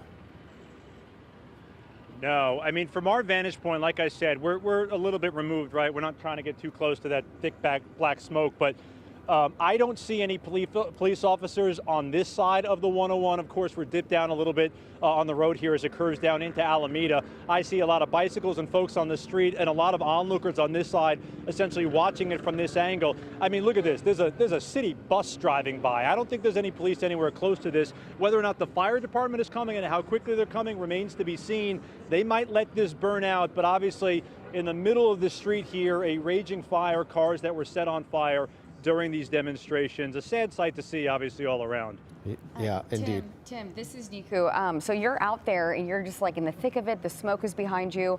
What does it smell like? I'm just really curious with all the fumes in the air. Does it have a distinct smell? What is it like? You know, it's an interesting question, too, because on Friday night, especially when those tear gas was shot from the feds outside the federal building, that is a very distinct smell. You get it up your nose, it burns all the way through your nostrils and gets into your eyes as well. Some of those pepper spray balls that we felt in Compton as well, those are kind of quick bangs. You kind of get a little bit and then you move on your way. This smells like an open dumpster fire. I mean, for better or worse. We could smell it when we pulled up and walked up the street. The thick black smoke is kind of emanating. Thankfully, there's not much of a wind at this point, so it's going straight up in the air, but I think it's a true sense of what we're feeling here is that smoke is kind of emblematic of the frustration, this thick black smoke kind of billowing above these demonstrations. Everyone frustrated at this point, and just a cloud of uncertainty hovering over all of Los Angeles these last 3 days. Yeah, I don't know how much you can tell. You're in one spot, kind of separated from everything. I'm just curious at this point whether things are truly escalating in downtown Los Angeles, or just a group that splintered off happened to find 5 cars that they were able to light on fire, and it makes it look like it's a lot worse than the situation actually playing out of the ground. It's a great point, Jory, because that's the quintessential question when you have rallies, demonstrations, riots, if you will. I wouldn't go far as to call it that. I know President Trump had tweeted about riots and looting. I don't know that I would characterize it that way. But certainly when you have groups like this, from what we've seen, Tommy, pan over here to the left here, it's the vast majority are people taking videos, people waving flags, people walking around, people wanting to be part of the cause, wanting to have their voices heard, and wanting to show the power of numbers and the power of force. Certainly Friday night when we were out here, it was 24, maybe 30 agitators throwing rocks, covered head to toe, trying to instigate the police officers and the feds who were there. The vast majority, that's another big explosion, huh? The vast majority of the folks here seem to be those who are walking around, and you have these pockets of people who are intentionally causing some issues. I'm pausing here for a second just to take a see if police are moving up any closer. Obviously the biggest concern anytime you have a car fire, but especially when you have a car fire surrounded by people standing around, is you have a gas tank full of gasoline, and a fire and explosion here would not be ideal. Some of those explosions, you know, it's interesting, we've gotten used to over the last day and a half to tell the difference between a fireworks like that or flashbang being fired by authorities. A subtle difference, and frankly doesn't really make a difference. Obviously one is sent by authorities and the other is fired by, that's another one that's a firework. But these are part of the crowd, intermittent, and a small part of the crowd. So it's tough to describe the crowd as a whole as agitators. I wouldn't even say that, even close to that. But because it only takes a handful of people to light a car on fire, a handful of people to throw fireworks into a line of police officers, a handful of people to vandalize vehicles, to vandalize and graffiti walls, those get the attention, and rightfully so. I mean, obviously you have a huge burning fire in the middle of the street here. But it doesn't seem like this is necessarily encompasses the vast majority of the people here. It's just everyone gets caught up in the hoopla as they wanted to come out and kind of have their voices heard. Yeah, no doubt. It's a matter of a couple people kind of ruining things for everybody else. What might have been a peaceful demonstration certainly is no longer that, as those cars continue to burn and explode. We've talked about those are Waymos, so they are fully electric. Okay. And once the air and the fire reaches those batteries, it will go off like that. It's very difficult to put out. Tim, you okay?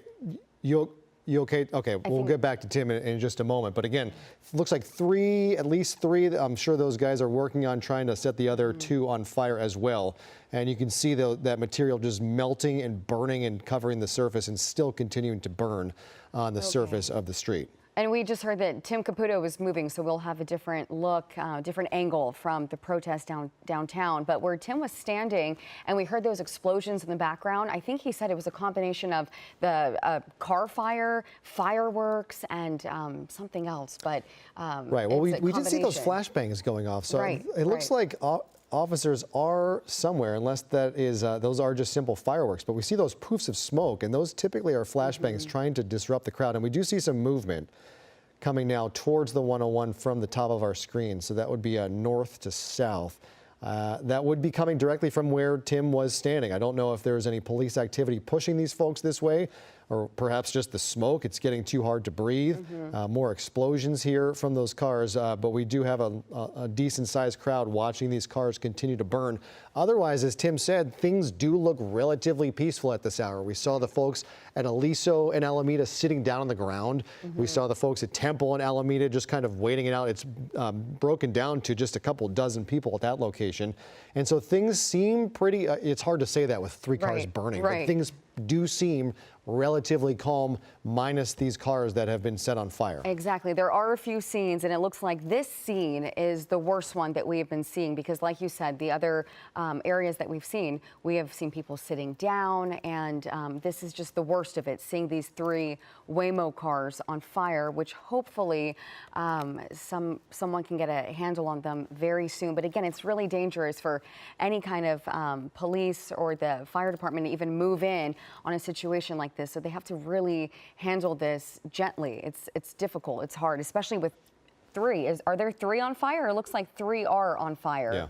But there are 5 Waymos in that area, but 3 are on fire. It's a precarious situation. You want to maintain control and get order back in the city, but if you try and do so in a certain way, you're going to devolve here into some really bad confrontations. And so, you know, there are discussions being had right now by law enforcement about how best to handle this situation. Once the demonstrators made their way onto the 101, it took CHP a little bit of time to come up with a plan and how they were able to do that. And here we have the 101 back open again. So same kind of situation here. There's a large group of people.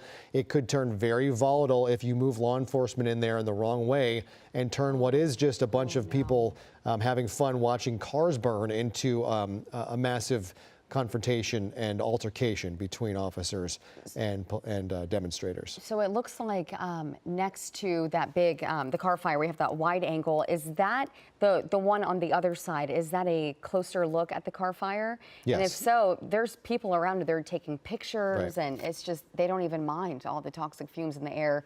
But the scene has definitely looked like it's less crowded than what it looked like about 30 minutes ago. So at least people are moving away, but still really dangerous, because again, these EV batteries, this can explode at any minute, and just the air. I mean, Tim said it smelled like a dumpster fire behind him. Yeah. So. And poor Tommy, his photographer, was back at this location last night with Amy Powell dealing with that. They were hit with tear gas, and so he's back at it again. There's another explosion coming out of that car. We thank all of our photojournalists for being there, and our reporters on the ground. This is not easy stuff. It's a very precarious, dangerous situation. We saw one station in town. Their reporter and photographer were basically kicked off of scene by demonstrators. It was unsafe for them to be there. They pushed them out of there. That is why we're being very selective with where we put our reporters on the ground today, because we don't want to put them into harm's way. But simply being on the ground, you can see how volatile it is. Tim was just a short ways away from this and had to move their situation because the crowd might have been moving their way, and you, as a reporter With a camera there, you don't want to put yourself in a situation where you can't get out and put yourself in harm's way. And it could be so tempting because you really want to show, you want to get the message across and really show these images, these videos of just what it looks like there, but at the same time, you really have to worry about yourself, your well-being, and that's also the case for the police officers that are out there too. I'm sure they're caught in that that kind of struggle as well. Yeah. So it sounds like Tim Caputo has found a new location. Let's see where he is and what is going on as we search really for the bulk of this crowd. That's the 101 South that is still shut down. The 101 North is moving freely again, and what a shot from Tim Caputo's camera location. Tim, tell us about what you're seeing now. Well, full disclosure, we didn't actually move locations. We were kind of double parked and had to move the van to let some people out because once we got to this location, what's ended up happening, and no surprise here at Los Angeles Street, cars cannot go down. So they're pulling this kind of U-turn to go back down to Alameda Street here towards Union Station. So we are in the same spot, a pretty safe distance away. I can tell you, there are rowdy elements of this crowd. That's why I'm kind of keeping my head on a swivel as well, because some of the anger pointed at the media, some of the anger obviously pointed at law enforcement, at the mayor's office, whomever they perceive as potentially a person of authority at this point. So we're just kind of watching our backs as well as we watch what's going on ourselves. But, as you guys have mentioned too, is this car trying to make a U-turn here, this Range Rover red one in the middle of the street. These cars are still burning, and the vast majority of people standing on the sidewalk here and standing even in the street here, mostly just getting video. It does seem like some of the attention has moved away from the burning vehicles as this crowd is now moving back towards the federal building across the 101, back over to Los Angeles, Aliso, and even Alameda Street, essentially where the protests we've seen the last 48, 72 hours have been focused. Obviously, this is where it began, but it eventually kind of bleeds out and filters out into the adjoining and adjacent streets around here. And that's what happened in this area when these cars were set on fire. It does seem, at least where we're standing right now, while it does seem from our angle there are a handful of people standing on the street, the crowd is actually moving farther away across the 101, potentially back towards that federal building. It's tough to tell from here, and frankly, I'm not going to try to get any closer to show you a closer perspective from it, but it does seem like just from the visuals here, as the fireworks continue to go off, the crowd is starting to move away from these burning vehicles. Hopefully, maybe, that gives the fire department the opportunity to get in here and try to douse these flames before any gas tank explodes or anything gets worse here. It remains to be seen because we haven't seen a whole lot of law enforcement or first responders in this immediate vicinity. And understandably so, obviously, with folks so angry and things on fire and fireworks going off, it is not exactly the safest place to be at the moment. How you said that you are keeping your head on a swivel. We saw someone pull up right behind you. He was on a bike. But what is the general feeling of the crowd there? Are they confrontational? Are they saying anything to you? They're angry. They're not necessarily angry at me. They're not necessarily angry at the media. They're angry. They're angry at what's been going on the last couple of days. They're angry at this immigration policy that they protested back in February. Remember back on February 2nd when protesters at the time got onto the 101. That was the kind of initial set-off point for a lot of these folks. And now that what we've seen over the last 24 hours, I feel like to a degree it's emboldened them. You have the crowd, you have numbers, you have people that are upset, that are frustrated, that are scared, and they want to have their voices heard, and they feel as though the only way they could do it is be as loud and be as disruptive as possible, and they are doing exactly that. I can tell you the vast majority of people here just want to be part of the movement. They want to be part of the resistance. That doesn't necessarily mean they want to be part of assaulting officers, of vandalism, of burning cars, or of anything like that, but being part of it oftentimes means you get awfully close to it. And I think that's what's happening with some folks here, is that you might not want to be part of that car fire, but guess what? When you drive by on your motorcycle and do some burnouts around it, you're part of the action as well. And that's what's happening right now. This is kind of a show of force, a show of resistance, and it's still going strong. Yeah, and as the mayor alluded to, and as we know, there are legitimate demonstrators out there. There are also people who, after a sporting event, just want to watch something burn. And so there is a distinction between what is happening right now, whether these cars burning are truly along with it's not a peaceful demonstration, but whether they're actually out there to make their voices heard, or whether they're just out there to take pictures of themselves in front of a burning car once the crowd is out of the streets. And Jory, it's an interesting point too, because you mentioned the mayor talking about how she wants it to be peaceful and she doesn't want things to go sideways or anyone to get hurt. I think it's an interesting point because a lot of folks out here have told me this is sad. This is not sad because of what the people are doing. They said it's sad it's come to this. They've reached the boiling point.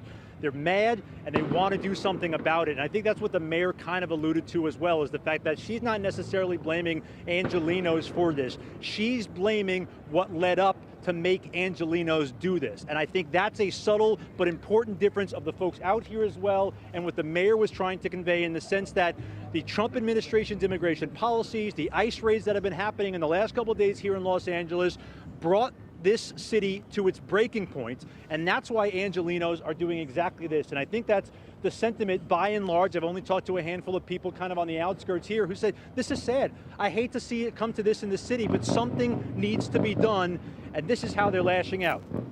Right, we've seen those ICE raids play out. LA Mayor Karen Bass alluded to the fact that one of them took place at a Home Depot. We saw some in the garment district, and some factory workers were taken into custody. You know, it is said by the Trump administration that their focus is on the dangerous, the violent, those who have criminal records, who are in this country illegally. But a lot of people in this crowd feel like that is not the focus of what is actually happening. And while some dangerous and violent people are being taken off the streets, there are also upstanding members of society that are being swept up in this as well. And that was not supposed to be what this what has happened. In fact, I heard an affiliate in our nation's capital this weekend who was a Trump voter, who is a U.S. citizen, who was swept up by ICE simply because he looked like he might be here illegally. And once they saw his ID, that it was a real ID and he was a citizen, they let him go quickly. But that is what is happening here under some of these ICE missions. These stories that you're hearing, it's just insane. And I think Tim really said it best. This, all of what you just mentioned and stories like that, it's really brought the city to its breaking point. So this is the result of anger, the tension, the frustration, and we are seeing it. And you can see the city, it's I forgot what that was, but we saw it's just graffitied all over the city. We are seeing graffiti and not nice things either. So a lot of cleanup in downtown LA. And Governor Gavin Newsom, who is now at odds with President Trump and the federal government over the federalization of California National Guardsmen and women, keeping active on social media, responding to actor James Woods, who posted a video of 2 police cars on fire with the quote, "If I hear one more leftist shill in mainstream media utter the words peaceful protests, I'll throw up," to which the governor responded, "This video is from 2020. And so there he is, active, going back and trying to prove his point that the president was wrong to bring in the National Guard against his wishes, which is something that typically we do not see happen. The normal order of things is that the governor of a state would request the federalization, some help from the federal government, and bring in the National Guard. That did not happen here. President Trump took it upon himself to federalize 2,000 members of the National Guard last night, put them into use today. The governor has made a move now to retake control of those National Guards members. And again, we talked about the history in our country of something like this happening. Presidents have federalized National Guards members. The last time I think it's happened was the Civil Rights era, when John F. Kennedy federalized National Guards members in the South to allow black students to attend schools who were being met with resistance by the governor, George Wallace being chief among them, and other local governments that weren't allowing federal law to be executed, and it was directly harming citizens. This situation is not that. Right. It's so different, and it's so hard to see. Like, okay, usually history repeats itself. Let's look back. Let's see what happened. We can't really do that with this because this is, again, it's not going in the right order. 2,000 National Guard troops are deployed here. And yeah, President Donald Trump went over Governor Newsom's authority, and he brought them here. So it's just really difficult to see how this is going to turn out. Yeah, we can't predict it. And we've heard from ICE about their the execution of some of their activity the last couple of days, and some of the violent and dangerous criminals and people that they have taken into custody who now face deportment. Our Tim Caputo, who you've been talking with there on the ground there, spoke with U.S. Attorney Bill Escalation this weekend about some of those movements. Let's hear more. Tim, what did the U.S. Attorney tell you?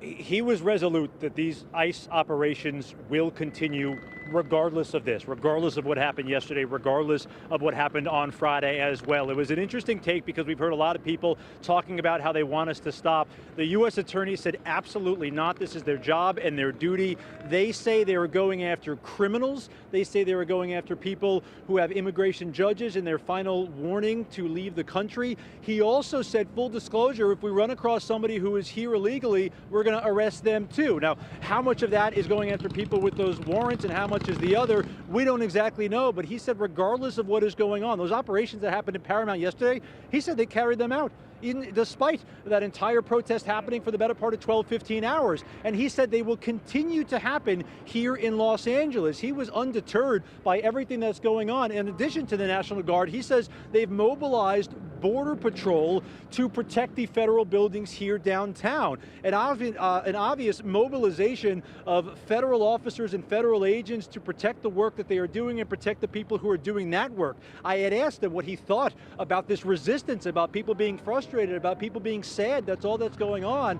And he essentially said, it is what it is. We're enforcing the law. And he said even more emphatically that if you try to resist those officers, if you try to impede those officers, if you try to assault or actually assault those federal agents, you will get arrested and you will be prosecuted. And we saw that yesterday. We saw it to a smaller degree on Friday. And I could imagine that's what we're going to see here as well as these protests have continued all day today. It was an interesting perspective from the U.S. Attorney as well, because obviously he sees it from the other side, is that they are federal agents carrying out these immigration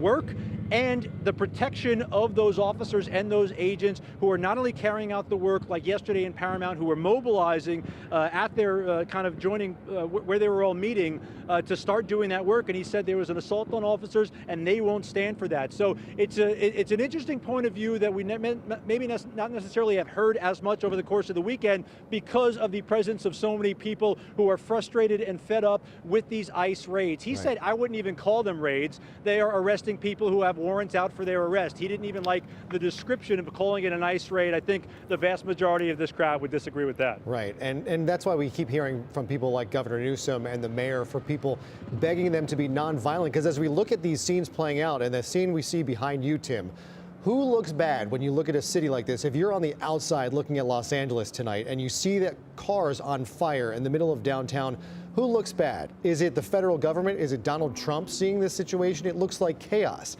It looks like violence. He's not looking bad when they see scenes like this. The general public is looking at Los Angeles asking, what is going on? What is the mayor doing? What is the governor doing?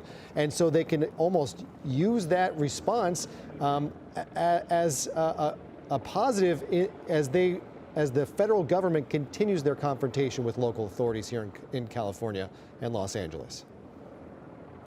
And Jory, I've spoke with a lot of people over the course of the past 3 days, from people protesting here on Friday night to Compton and Paramount yesterday to, again, people in this general vicinity today. And I've had friends, I've had family on the East Coast and across the country ask me, is it as bad in Los Angeles as it sounds? Is it as bad as the president is making it out to be?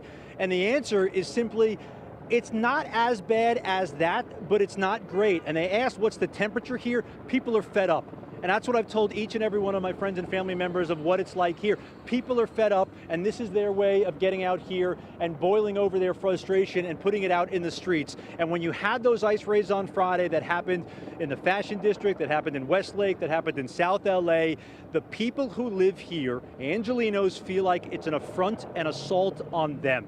And they're fighting back, and this is the way they're doing it. Not necessarily fighting back with punches, although in some cases, of course, they're throwing fireworks like you hear there. They're throwing rocks like they were yesterday in Paramount, but they're fighting back in a way that they know how, which is getting out in the streets and letting people know that they don't believe this is okay. So while these ICE raids will continue, you would have to believe this is going to continue as well, because as I mentioned several times here, frustration has boiled over, and the folks out here say they're sad, they're mad, and they finally need to rise up and do something about it. Right, and we heard from the mayor today directly blame President Trump and his administration for what has played out in Los Angeles these last 3 days.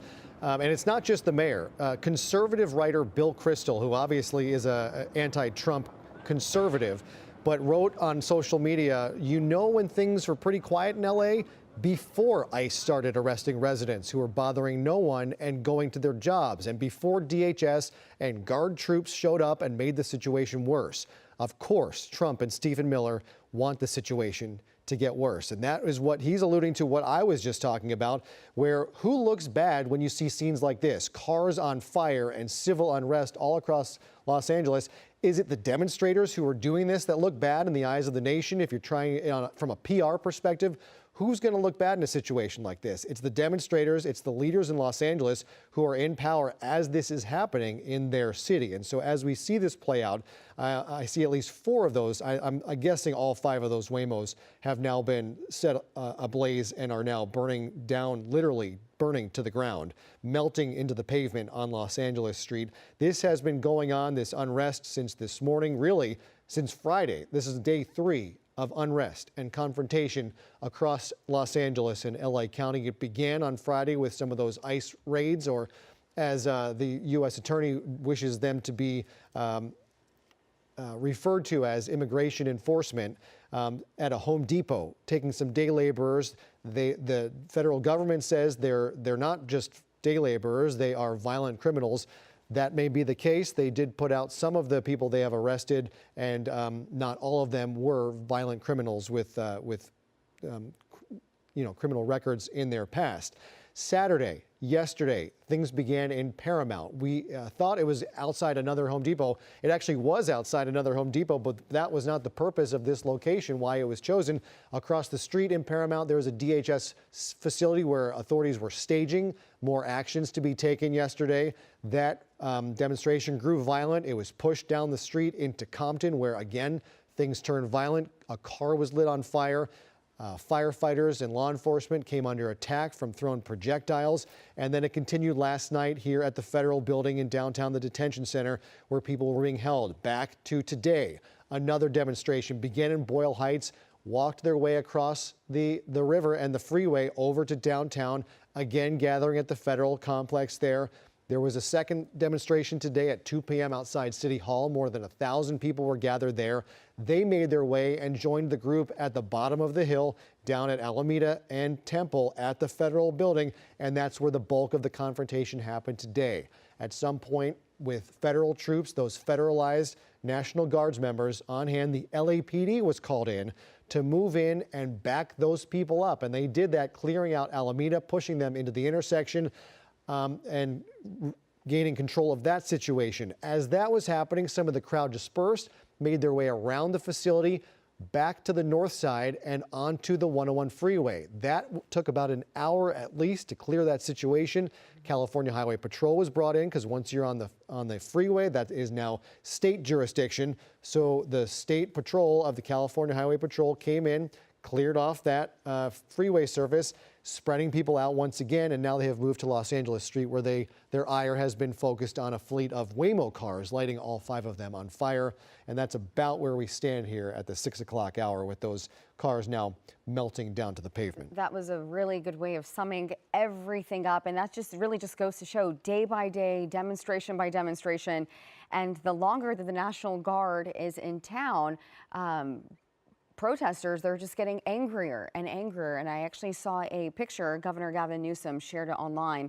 It really just conveys like the tone and the message that the protesters are trying to convey. They're angry. The tensions are just at an all-time high. He said Trump is trying to manufacture a crisis in LA County, deploying troops not for order, but to create chaos. Don't take the bait, never use violence or harm law enforcement. I really wish that the last part of that message, the demonstrators could have at least, listened to that a little bit more. But I mean, they're angry. They're just, tensions are at an all-time high, and like Tim said, they're at their breaking point.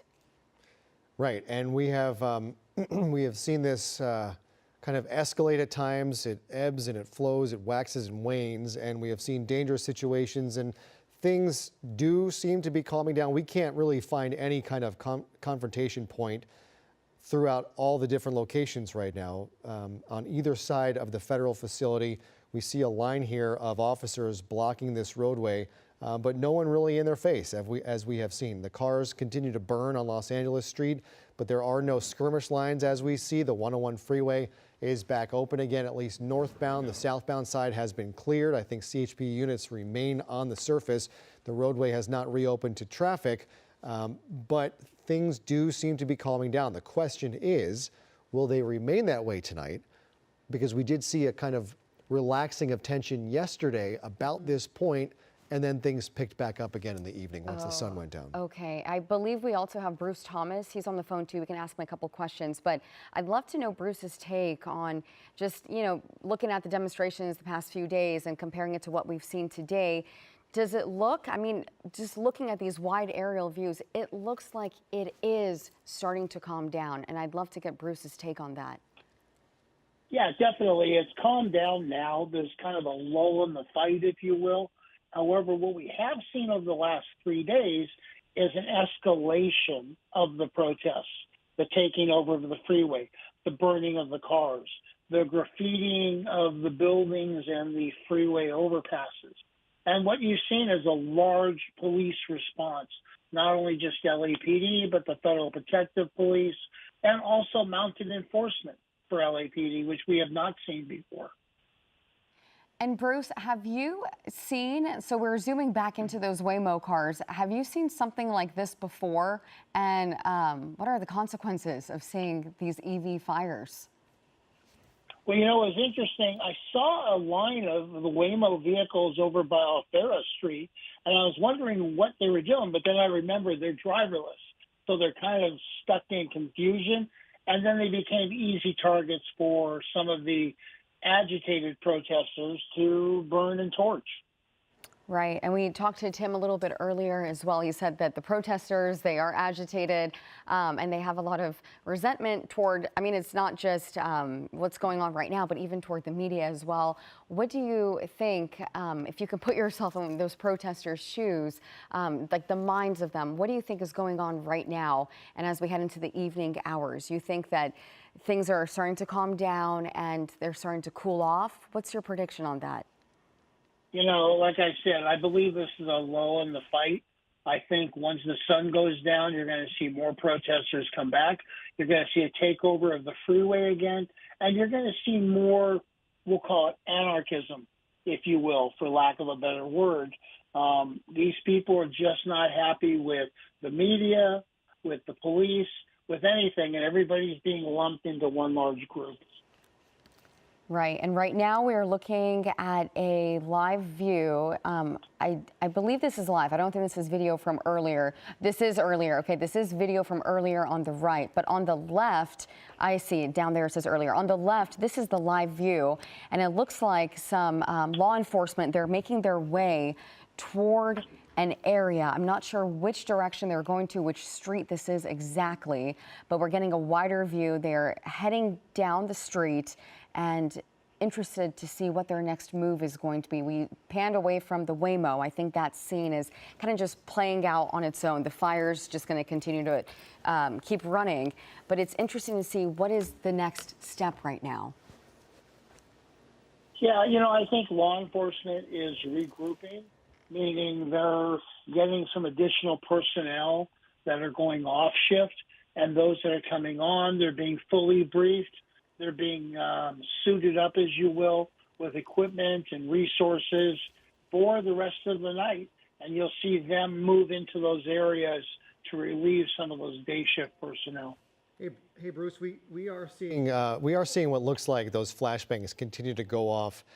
We can't spot where the officers would be. Have you been watching?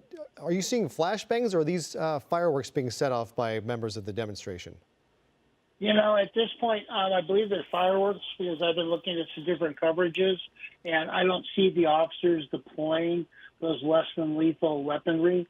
So at this point, I believe it's fireworks, possibly the same group that torched the Waymo vehicles. And we're now looking at the mounted officers from the LAPD. A lot of people at our station, Bruce, had the same reaction once the horses were being moved in to confront some of these demonstrators, just worried about the horses themselves. I'm not sure the experience you have with these with the mounted.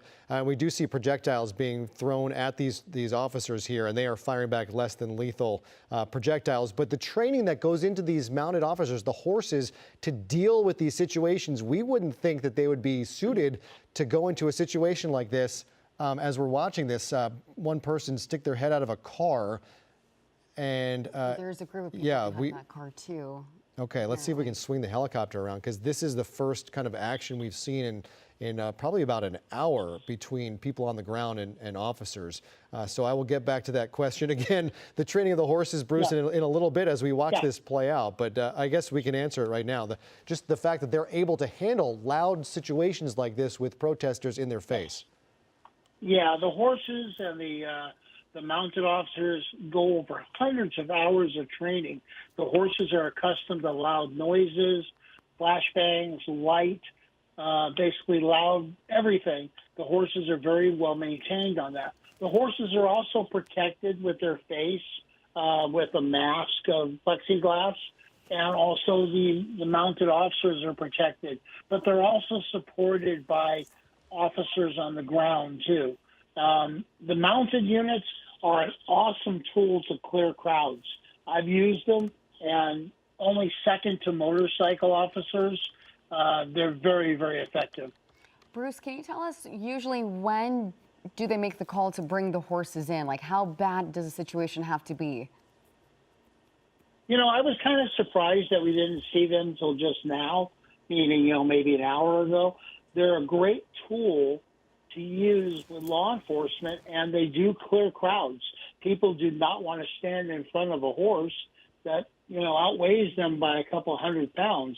So I was kind of surprised we didn't see them, but now they're being used, and they're being used very effectively. So I'm just curious, obviously I don't have much training when it comes to just knowing law enforcement and when they use the horses. You explained that really well, how it helps with clearing the crowds. But I'm curious, why haven't they moved further in toward the crowd right now, now that they are on the horses, if they can clear the crowds? It seems like they're just trying to maintain an operational area. I'm surprised they haven't been used to clear so that LA City Fire can move in and put these vehicles out. But I think they're very content in just letting them burn, as they do have lithium batteries in them, which presents a whole other problem for the fire department and for the safety of everybody involved. But I can tell you, once the mounted units are called, they respond, and they respond very effectively. As we're watching this play out, Bruce, stand by for a moment. There is reaction coming in from around the country and around the world. There is a post from Ileana Garcia. She is the co-founder of Latinas for Trump, who writes, I want to put myself on the record, Garcia writes, says, this is not what we voted for. I have always supported Donald Trump through thick and thin. However, this is unacceptable and inhumane. I understand the importance of deporting criminal aliens, but what we are witnessing are arbitrary measures to hunt down people who are complying with their immigration hearings, in many cases with credible fear of persecution claims, all driven by a Stephen Miller-like desire to satisfy a self-fabricated deportation goal. This undermines the sense of fairness and justice that the American people value. Again, that is the co-founder of Latinas for Trump, Ileana Garcia. And so as we continue to circle around downtown Los Angeles, which has been the site of unrest for coming up on 72 hours now, and we have seen the National Guard of California federalize 2,000 troops. We see a fire crew moving through to put out 5 electric self-driving cars that have been burned, and a line of officers that continue to fire non-lethal rounds to try and break up crowds that are throwing projectiles at them.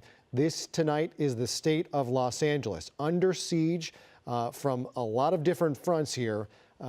You talk about people upset that the federal government is getting involved and occupying, invading our city. You have another side who says that illegal immigrants have invaded and occupied our city, and it's coming to a head on the streets of Los Angeles again tonight. And it's just looking at these images, it's just so heartbreaking seeing that these people are so angry, and this is what we are seeing, the aftermath of the anger and the tensions, and you understand both sides. You understand that people, they have their right to their opinion, but acting out in this way, this was supposed to be a peaceful protest turned very just not peaceful. So Mayor Bass said it best in her press conference. I'm trying to find my notes from that. She said Angelenos have the right to exercise their First Amendment right, but peacefully and not like this. Yeah. So we don't like seeing scenes like this. Can we zoom in on the bottom of the screen? Is that a barricade wall that these folks have set up? Okay. Oh, Gabe's back? Okay, great. We've got Gabe Santos back in Air 7. It looks like they have taken some barricades here. Some, are those chairs? Those might be chairs from Grand Park. They might have dislodged those from Grand Park or somewhere. Wow. And put up a barricade here in the middle of the road and firing things, throwing things at officers who are firing back. Gabe Santos, what are you seeing? Yeah, Jory, Nico, we keep talking about this multi-pronged situation here. You have the Waymos that are burning to the north of the 101 freeway. This is to the south of the 101 as it cuts through downtown near Main. And I think the other cross there is, looks like that's the Los Angeles. No, this is Main and 1st Street, I believe. We'll get the exact cross there for you shortly. It is very near to City Hall. And what happened is some of the protesters started building a bit of a kind of a fort, if you will, using those chairs, as you said, possibly from a nearby art installation. We're dealing with the trees and the buildings here, trying to get you the best shot as possible. But you can see a few of those protesters back there, and LAPD actually got on their radios and reported that they were taking projectiles that were being thrown by the protesters towards officers. So officers are trying to get more resources in this area, and this is where about maybe 30 or 40 minutes ago there was that skirmish that erupted from the protesters after this freeway situation. This is the Aliso ramp onto the 101, where a lot of protesters were pushed back up onto surface streets. They were on the 101 earlier. You could see there, it looks like one side of the 101 is open. There are those Waymos there. That are one that caught fire on First is now, that appears to be a complete loss. No surprise there, but it is probably going to completely burn to the ground. LA City Fire doesn't want any part of this. They for just mere safety of their personnel, they are not going to work their way into this area. And LAPD, they have their hands full. They actually made a request earlier to see if federal units were available, additional federal units were available to actually help LAPD deal with what was going on in this intersection here. You could see a lot of debris on the ground, things still being thrown, and LAPD, for obvious reasons, being told that the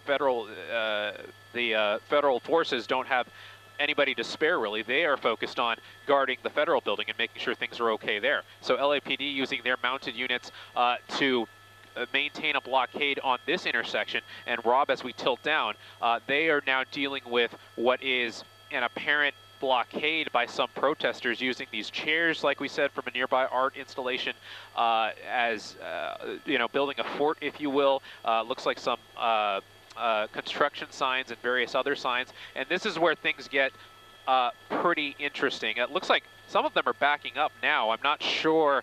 Okay, yes.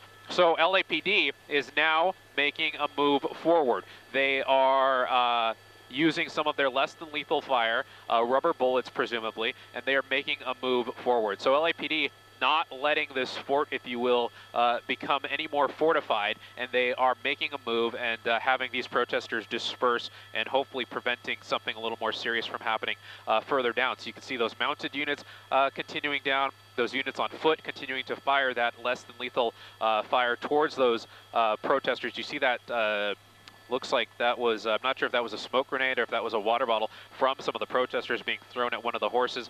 And those horses are continuing to make their way down the street towards where that fort was. You can now see it's been completely destroyed, and they are continuing to push protesters down. I'm not sure if that's a bag rolling or if that's, or if it's... That's a person. Yeah, okay, yeah, it's actually a person that was just kind of continuing to roll down, and that officer on horseback is... forcefully suggesting that that person get up and continue moving down the street. And you could see here these other protesters, some of them were building that that barricade on the street a little to the top of the frame. Yeah. They are now being dispersed further down the street, and those officers with those rubber bullets continuing to make headway here. And as we watch this play out, Gabe, I want to go to Bruce Thomas real quick and ask him about the sticks that we see those mounted officers using. We saw batons earlier deployed on guys on the skirmish line, on the front lines, but we are seeing these officers mounted using some kind of stick to kind of beat back these demonstrators. Yeah, Jory, it's a straight stick. It's a tool that some departments still have their patrol officers carry. Being on horseback, the straight stick is longer. You're able to reach out. You're able to move people with it. But what we've seen also is the officers intermixed with the horses, and that's part of the training. The horses are not afraid of the flashbangs of the R1 rounds when they go off. And assaulting a horse is a grade 1 felony. And I can tell you, if we saw some people throw stuff at the horses, those officers will make the point to take those people to jail. Yeah. Bruce, I'm curious, you mentioned the straight stick. That's what the weapon that they're using is called. What are the injuries like with a straight stick if you get hit by it with the force that they're showing today? Kind of like a baseball bat. It's made of wood. It's laminated. So if you get hit with it, you may have a welt or a bruise. It's not something that's going to totally incapacitate you, as it's more for glancing blows to move people, and then the horse and the mounted officer will move past the problem, so to speak. And we see those chairs and debris and barricade being carried away from this location. Again, another crowd once again gathering outside City Hall in the middle of the street, blocking traffic and trying to set up another, looks like another barricade. That is directly outside LA City Hall. Once again, we saw Molina Park there on the left, City Hall on the right, and as we go down, it's down towards LAPD headquarters, which is right across the street from City Hall. So at the bottom of your screen now, that angled triangular building, that is LAPD headquarters. Right there, don't have to travel far to kind of see the thick of where this is happening tonight. And you can also kind of see just the juxtaposition, how far away the earlier skirmishes were at Alameda and Temple. That's the federal complex where the detention center, the courthouse, and all of that plays out. Across a little Hey, further. Jory? Yeah, go ahead, Bruce. Oh, I'm sorry. I didn't mean to interrupt. No, I'm by all sorry. means. One of the things we haven't seen yet is any protests at the federal building property in Westwood, which has always been a target for anti-war, immigration protests, and obviously this type of thing. But we haven't seen that yet, and that would create a huge problem for law enforcement. Now you're fighting a battle on two major fronts. Right. Well, let's go back up to Gabe Santos in Air 7, who continues to watch this this section subfleet of Waymos that drew the attention and the ire of those demonstrators. Nothing left but some burning embers and melting plastic there, Gabe. Yeah, those 5 Waymos, a complete loss here. Luckily, you know, these Waymos are owned by the Waymo company, a subsidiary of Alphabet, and Google is a major shareholder of that company. So at the very least, we know that these aren't owned by individuals that may, you know, struggle to get to work tomorrow. But nonetheless, we never want to see this kind of vandalism and property destruction. You know, we have 5 vehicles on fire in the middle of a city street, in the middle of downtown LA. That's not something that we want to see. And as we were mentioning before, LA City Fire, they really have no reason to get involved here and get close to the scene here, because LAPD doesn't have anybody to spare to provide security for those firefighters, and they don't want to risk anything there. So the Waymo fires are pretty much self-contained at this point, and law enforcement officials are just content with letting those fires burn out and hoping that there's no more fires in that regard, but really we'll just have to see what the night holds. But we do have these multiple kind of skirmishes and multiple kind of fronts to this protest going on right now on Los Angeles Street, where we have those Waymos on fire, and now the new kind of hotbed of activity more towards City Hall as we continue to make an orbit on the west side of downtown, and we get view of City Hall on I believe that's going to be Main Street and Los Angeles Street. It looks like this is going to be Temple and Main Street, actually, and that's where we're seeing a number of police officers reloading, and we actually heard some reports earlier that they were running low on less than lethal ammo. So there is reports that LAPD is working to get more less than lethal rounds on the scene here, so that officers can continue maintaining the control of the area. But as we widen out the shot, Rob, I want to see what the situation is on the left side of the City Hall building, because we saw a lot of protesters gathering there. You see those officers on horseback on Temple and Spring Street, and as we tilt down, protesters have kind of made another barrier, if you will, and this is kind of a cat and mouse game that officers are now playing with protesters. They made a barricade, if you will, with those pink chairs and those plastic construction signs a little further down on 1st and Main, I believe, and now it appears that another one is being set up. But this is an area, let's see, you have a contingent of people on mini bikes and an ATV. I wasn't sure if those were law enforcement officers, but it does not appear to be so. And then you have somebody doing donuts here and falling over on their mini bike. So a lot going on here, a lot of protesters kind of going in a number of different directions here. And you can imagine the tactical challenge that LAPD has here, trying to maintain control of such a large area. There's multiple skirmish lines. There's multiple air units overhead. We have that LAPD air unit going through the screen. This is the intersection of Los Angeles and Temple Street. You could see that's a van from LAPD Hollywood Division. So it just goes to show you that resources from all over the LA City area are coming in here to help LAPD kind of maintain control, or what control they can of the situation here. And as we kind of just look around and pick and choose different areas, we see these different spots that law enforcement is trying to just monitor. We saw that LAPD air unit going through the shot earlier, and they were trying to guide officers into certain areas where individuals and protesters were maybe gathering and creating barricades.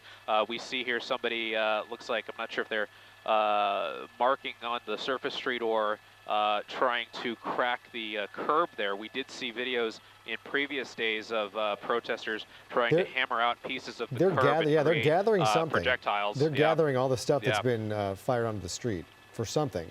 Yeah, we've definitely seen that before. Yeah, whatever they're doing, it looks like it's up to no good. Yeah, I think that's certainly within reason to say, Jory. We have seen videos earlier of protesters with hammers actually chipping away at some of the sidewalks to create concrete projectiles, and that's not what LAPD wants to see. And they definitely don't want more people coming here to gather and kind of sightsee or do anything of that nature, because it's a situation that's not relatively safe.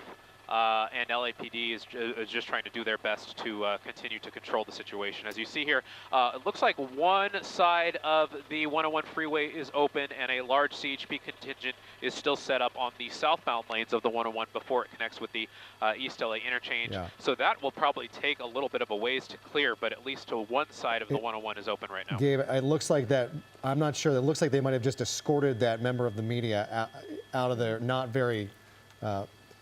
it wasn't a friendly escorting out of that situation. Yeah, we saw them moving a little faster. Anytime you're looking at a crowd like this, right, Nico, you see something moving a little faster than the rest, something's going on. Right, that's the action. And then they kind of pushed a woman with a camera around her neck out of that group and had her walk away. Wow. Gabe, I had a question. You've shown us these different scenes. We looked at the protesters that had the barriers up. They kind of barricaded themselves. Next to them, we saw some protesters doing donuts. You were talking about the ones that were chipping away at the concrete with a hammer. Just all these different random scenes. It's just so hard, I can imagine, for law enforcement to keep up with the different things that are going on. But it just seems like, from the aerial views that you're showing us, that the crowd has reduced. Oh, you see more chairs? They're on the move. If you look, just go right back on. Oh, yeah. Yep. They're on the move again. It appears that more of these protesters are gathering these chairs. They're refortifying that barrier, as you said. But LAPD has their air unit overhead, and they are making a plan, if you will, to try and push back this barrier. They don't want anybody to kind of dig their heels in and get set up or get too comfortable in any one particular area. That's why you saw those LAPD units on horseback, within a matter of 10 or 15 minutes, kind of move in very quickly, start launching those rubber bullets, and really break down that earlier barrier that we saw near 1st and Main. You see this new one going up near Spring and Temple. As we kind of pan around and look for where those mounted units are, you see just a number of skirmish lines and a number of areas that LAPD is trying to maintain control over. They are on Los Angeles Street, they're on Main Street. It's all kind of not that it's spreading out, but you had about 3,000 people here earlier, and a lot of them are kind of spreading out over a few blocks right now, whereas earlier they were kind of contained to maybe one city block or two. They're spread out over a couple different blocks right now. Not that this is engulfing the entirety of all downtown, but you do have a very large area, and LAPD, it appears, is really kind of struggling to deal with the number of protesters and how kind of widespread they are right now. It definitely makes it much harder when they are so widespread like that. Gabe, thank you so much. I believe we have Amy Powell joining us as well. She is on the ground giving us a look as well. And Amy, what's going on behind you? Where are you? What are you seeing? What's happening? Nico, we are here right next to the 110 freeway along North Broadway, and we're overlooking the freeway. Of course, we can see that the southbound side of the freeway is completely shut down. We see nothing but LAPD vehicles and other emergency vehicles and official vehicles there because traffic cannot flow through this area right now. However, the northbound side is moving, but beyond that, you can see on every overpass in this area, we're looking towards Spring Street, and you get a really good view of just how many people are out here. It is amazing to me. I was out here, of course, last night by the federal building when this was a relatively small protest. Now we're seeing hundreds, thousands of people out here. Many of the protesters have been on the move. We were down by City Hall earlier. We saw large groups of protesters moving in that direction, but we see still a lot of people here. Some are, again, standing on the overpasses down there. We hear those pops, those bangs, the explosives from the flashbangs and other things from time to time. The crowd we're seeing right now is just standing here peacefully, kind of watching what is going on here, but it is stunning to look at all that black smoke rising from, I know you were talking about all the Waymos that have been set on fire. We can still see that black smoke rising from here. We, of course, have got police helicopters, media overhead, so much police activity here. I don't know, Will, we can take a good look down at the freeway. We see all those officers, those LAPD officers and other officers gathered down there. Again, they're trying to make sure more people don't get onto the freeway. I believe there were some people on here earlier. I can't tell beyond that bridge, the Los Angeles Street Bridge, if there are any people on the freeway. But this is just an extraordinary thing to see how many people have come out to join this protest. They're frustrated, they're angry, and this has been building. And apparently, we don't know for sure, but certainly the news of all those National Guard troops coming into the area, I don't know if that spurred more people to come on down here and join these protests. And Will, if we can swing over this way, we want to show people on the overpass right here. Now, some of these people are holding flags and signs, and they appear that they may have been here for the protest. Perhaps they left, or perhaps they're keeping their distance, because that's the thing. Obviously, many of the people demonstrating down here are not here to cause trouble, to cause confrontations with the police. They're simply here to voice their anger and their frustration and their feelings that these arrests, these detentions by ICE are just something unjust that shouldn't be happening. So they're doing it peacefully, they're exercising their right to express their opinions. But again, the view here is just astonishing when you see how many people are here. I mean, this is quite the view. And across the downtown area, we just see groups of people walking around, again, standing on overpasses, anywhere they can look at this, and it's really unbelievable to see what has been going on here. So for now, things are quiet in this area, but of course, we have to see what happens next, because as we've seen many times, things are quiet and then suddenly something happens and a confrontation happens. So we'll send it back to you for now, but we'll keep an eye on things here along the 110 freeway. Okay, Amy. Reporting live. Amy, thank you. It is disheartening to see parts of our city burning tonight with that smoke rising behind you, and we see some vandalism happening right now in downtown Los Angeles, breaking down a street sign here. Let's go from Amy to Tim Caputo, who is also on the ground and is a little bit closer to the burning cars and has been witnessing what's been going on there for the last couple hours. Tim.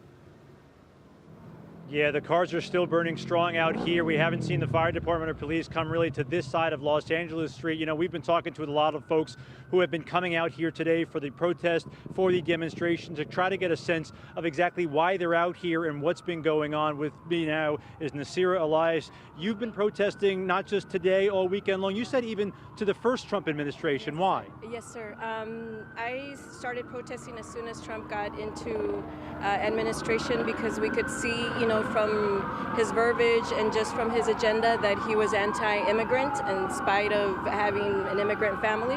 And that's huge because the United States was built by immigrants. It is great because of immigrants. And so it doesn't make sense that they can't have a seat at the table when they're the backbone of America.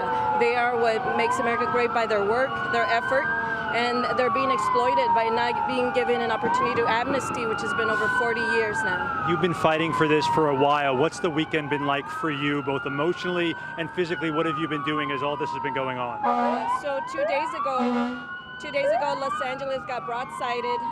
You know, it was just another regular day. We were aware that there were ice raids happening, but 2 days ago we got strong manhandled. I live in Westlake, MacArthur Park, and our community was raided. The Home Depot, there were schools, you know, that were having graduations where ICE came in, and, you know, we've got Paramount and a number of other cities that were attacked without, you know, any warning. And we've been seeing how people have been trying to go to their court hearings, and they still have been apprehended and detained without any due process. You know, so what we are seeing is that President Trump is basically has no respect for his citizens and for their rights. Nasira, hang with me for just 1 second. I just want to explain something real quick here, guys, because you probably hear the sirens behind me. Tommy, take a point to our right here. The fire department has arrived here. Obviously, where we are kind of stationed is a weird intersection where your cars can't get through. Now, the fire department at the moment kind of stuck and unable to get to the cars that were burning here on Los Angeles Street. They are waiting for some of these cars ahead of me to move, and then they're going to work their way up street. They are flanked behind them by LAPD. You don't have to show it for a second, Tommy. It's all the way behind you. By several officers behind the fire department who will try to get up the street here as you see that fire burning. You see the fire burning, you've seen the fireworks out here the last couple days. Some people depict this as rioting, as unrest, as violence. What does this say to you? And I know this isn't necessarily the entire crowd, but when you see this, what do you feel?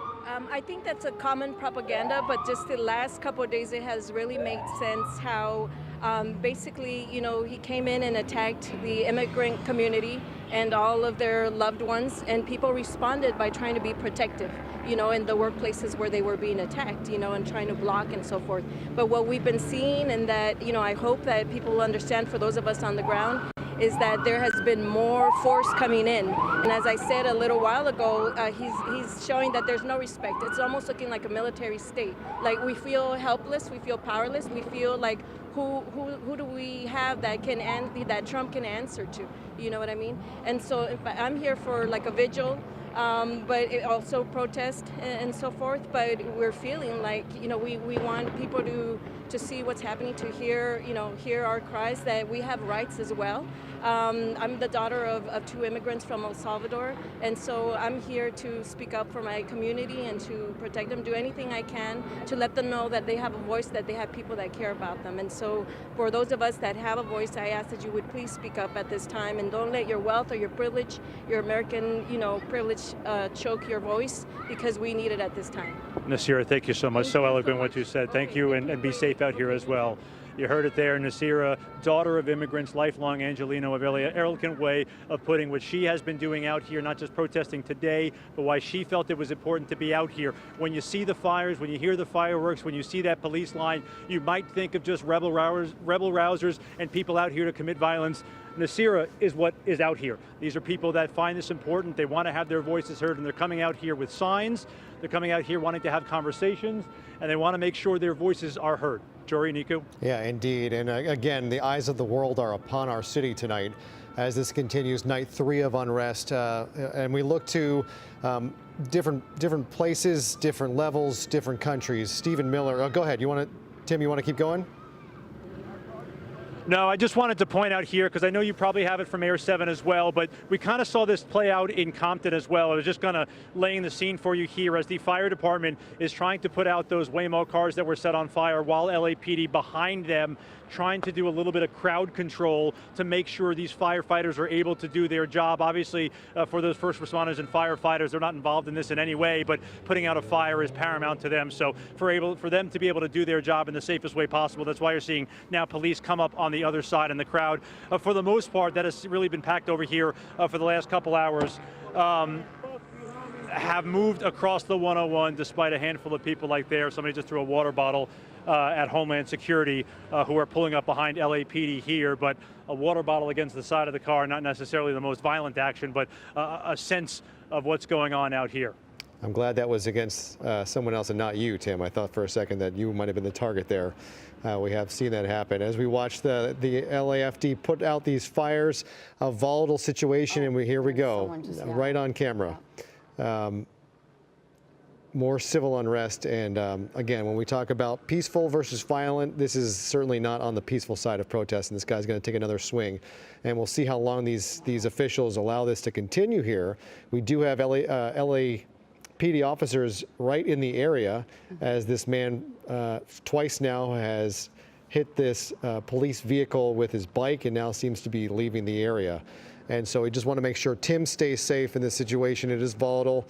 But we can see the white smoke now rising behind you, which is a good sign if veterans of Los Angeles know fires pretty well, Tim, and we're seeing this finally go out. And the hope is now that these fires are being put out, that this kind of puts to arrest the unrest that we have seen. You know, we still see demonstrators on the street, but we don't see the confrontations that we were seeing hours ago. Yeah, you know, and Jory, I think Chris Christie brought it up yesterday when he was over Compton and saying, what would happen if police just went home? And this is kind of a peculiar decision by Homeland Security to pull away this way, some not so nice remarks on that sign, but Homeland Security to pull up on this road where they essentially can't move up any further and into this crowd.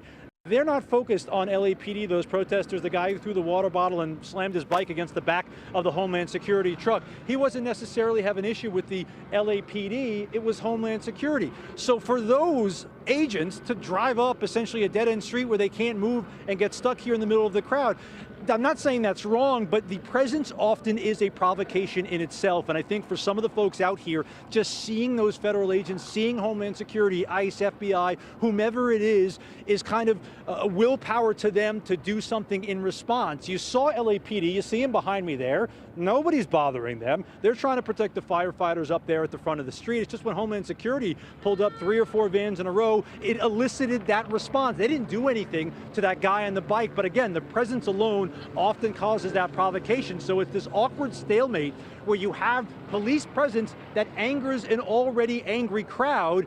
Obviously, police can't just go away because you have a crowd that is shown to be potentially violent, but it's this back and forth that is almost uncontrollable in the sense that more police that show up, the more riled up the crowd gets, and then it goes back and forth until, you know, we hit a point like we did last night where it just gets completely out of control. If you're ICE, if you're the Trump administration, you believe this is a righteous cause. You believe that this is an important thing that will actually make things safer.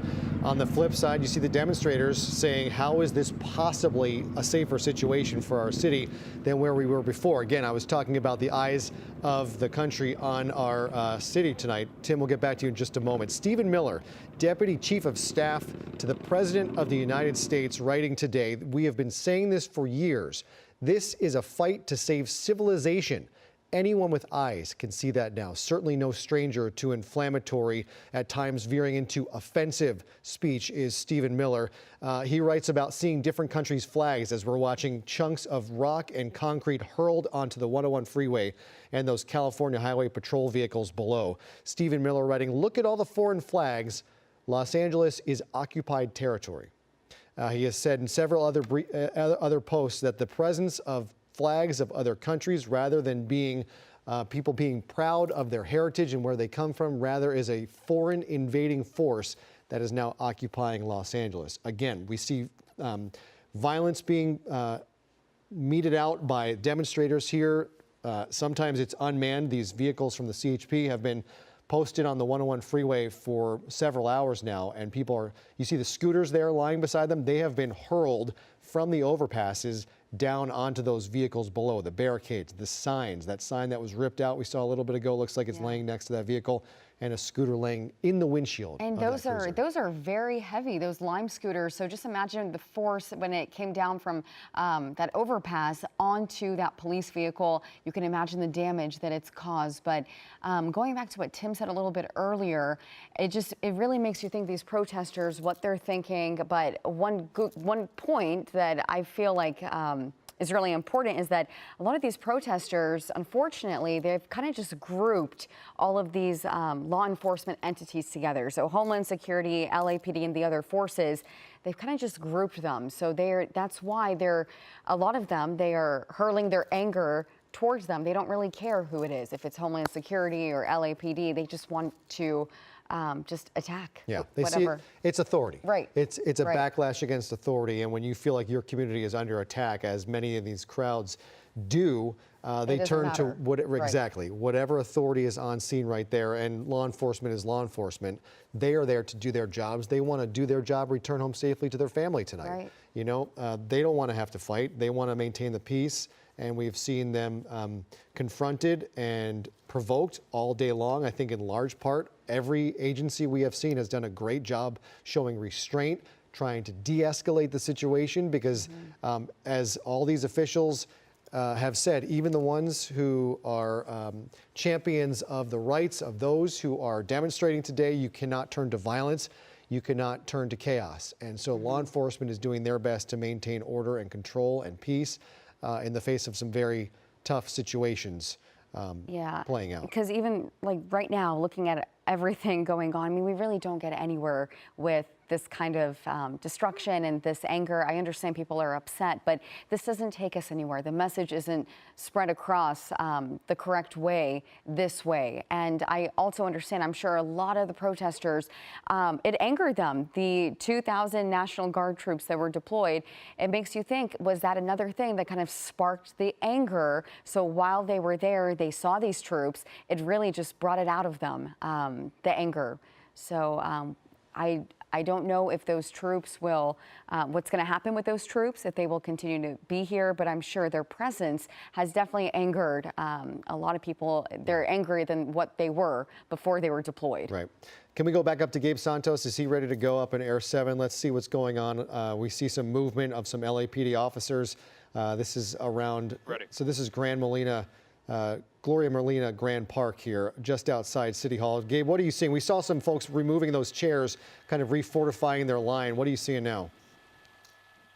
Yeah, as we move Air 7 around this other building here, just on the west side of City Hall, we could see there that fortified barricade that we've seen with those pink chairs that have been put in place there. And as we get a little bit of a better view there, you could see it now spans the entire length of Spring Street. And, well, yeah, you could see about 20 or so of those pink chairs being used as a barricade, and those protesters now standing behind those barricades. And now we see some of that less than lethal fire from LAPD. LAPD has not tolerated the presence of any sort of fixed barricades or anything like that. They don't want anybody to really dig their heels in, so to speak, and post up at any one specific location, especially using shields or anything of that nature, because as soon as that happens, LAPD knows that that could lead to something a little more serious, and is definitely something that is more difficult to deal with the more a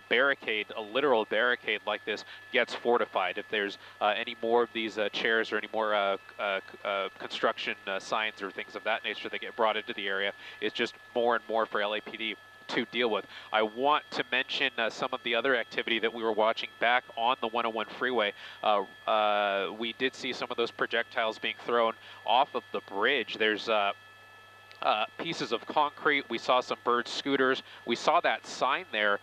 Some individuals on the overpass literally rocked the sign back and forth until it came loose, and they threw it over the Los Angeles Street Bridge down onto some of these CHP vehicles there. So at least 3 vehicles have now been hit, and I see a number of chunks of concrete down there too. It looks like some pieces of concrete have been hammered away from the sidewalk, and some of those pieces have been thrown down onto, you see another one right there at the top of the frame.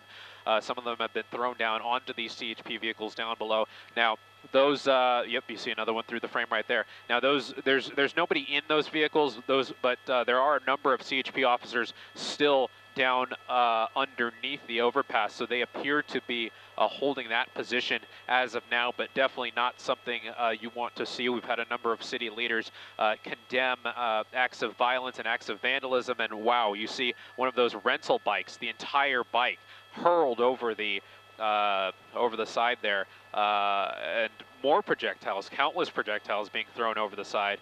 Really, people are seeing these CHP vehicles down below and just using them for target practice right now, which is obviously not something we want to see here. We only see a few individuals right here on this bridge doing that, but this is just one of a number of different scenes that law enforcement is dealing with right now. We've seen where Tim Caputo is located on the north side of the 101 on Los Angeles Street, where those Waymo vehicles were burning earlier. LA City Fire arriving on scene to put those fires out. I'm seeing, as I look out the window of Air 7, I'm seeing white smoke from those Waymo vehicles.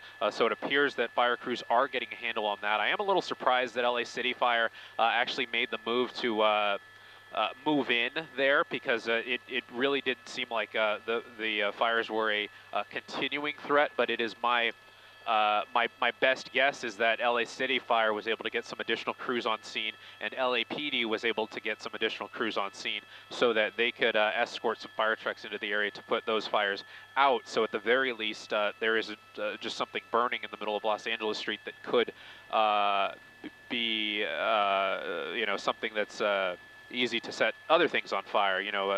Protesters could use the flames that are already existent here to set more fires. That's obviously a concern in any situation like this. But you see these Waymo fires, it looks like a lot of them are being put out. Some stubborn flames there in the middle, probably those lithium-ion batteries that we're always hearing about with regards to any electronic vehicle fires, those Waymos being electronic vehicles. But a lot of different scenes here, spanning a number of city blocks that law enforcement is having to deal with here. As we tilt down, that's the federal building at the top of the frame, and this is Alameda Boulevard, where you could see a lot of these LAPD vehicles staging. The numbers on the top of those LAPD vehicles represent different sections of LAPD, and I'm not going to bore you with reading them all out, but it's basically from all over the city. So you have LAPD resources from all over the city coming to the scene here. And as Rob zooms in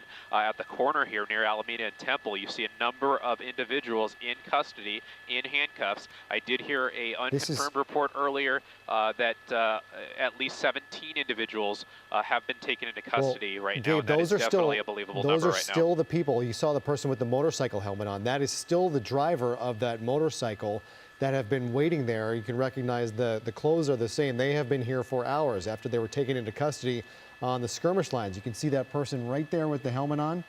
That's the motorcyclist who was taken into custody after the two motorcycles were driven into the crowd there. I'm curious, do you have a vantage point back outside at Grand Park to see what's going on there? It's very reminiscent of some of those school protests, which we covered a couple years ago, where students would take chairs and umbrellas and equipment there and line it up and wait for police to come in, and they would give the order and march in.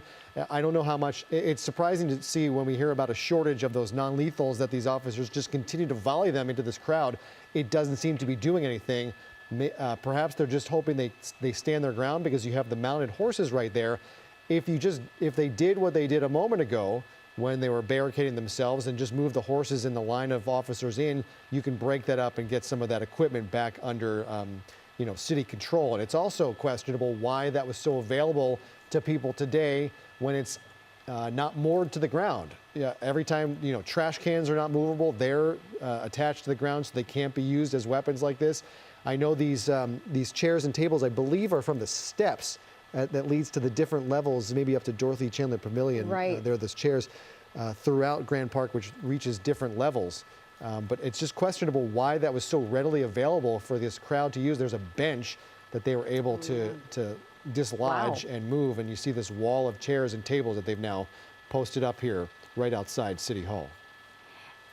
And there are a few of these scenes too. We saw a little bit earlier when these protesters created these barricades, these barriers with these tables, and I think this is the first time that we've seen it with the benches. I don't think the other barricaded area even had these benches, but we saw the police officers did come toward them with the horses, and I think that is them. It's kind of hard to tell because it's zoomed out, but I think Gabe is about to zoom in for us. I think those are the police officers right there. I don't believe these are the ones on the horses, though. No, the horses are just on the catty corner in this intersection. Okay. Because when they start coming toward them with the horses, that's when we see those barricaded areas start dispersing. So we'll see when they make that move. But as of right now, the protesters have barricaded themselves behind those chairs. In the meantime, Governor Newsom is observing the situation. He's posted several tweets this afternoon and this evening, writing, "Trump is trying to manufacture a crisis in LA County, deploying troops not for order, but to create chaos. Don't take the bait. Never use violence or harm law enforcement." Less than an hour ago, the governor wrote, "Despite protests already being managed by the LAPD, President Trump is escalating the situation by threatening to deploy roughly 500 active duty Marines to the streets of Los Angeles." He writes, "Los Angeles, remain peaceful. Don't fall into the trap that extremists are hoping for."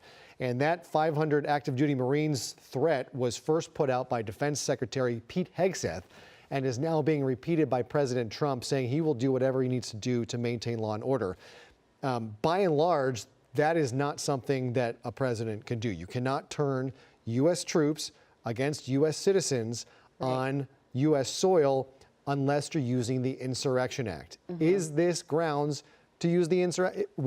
Could, under any circumstances, legal, moral, could this be deemed an insurrection against the United States? This is where I would love if we had a legal expert to be here and answering the questions for us, because that is such a good point.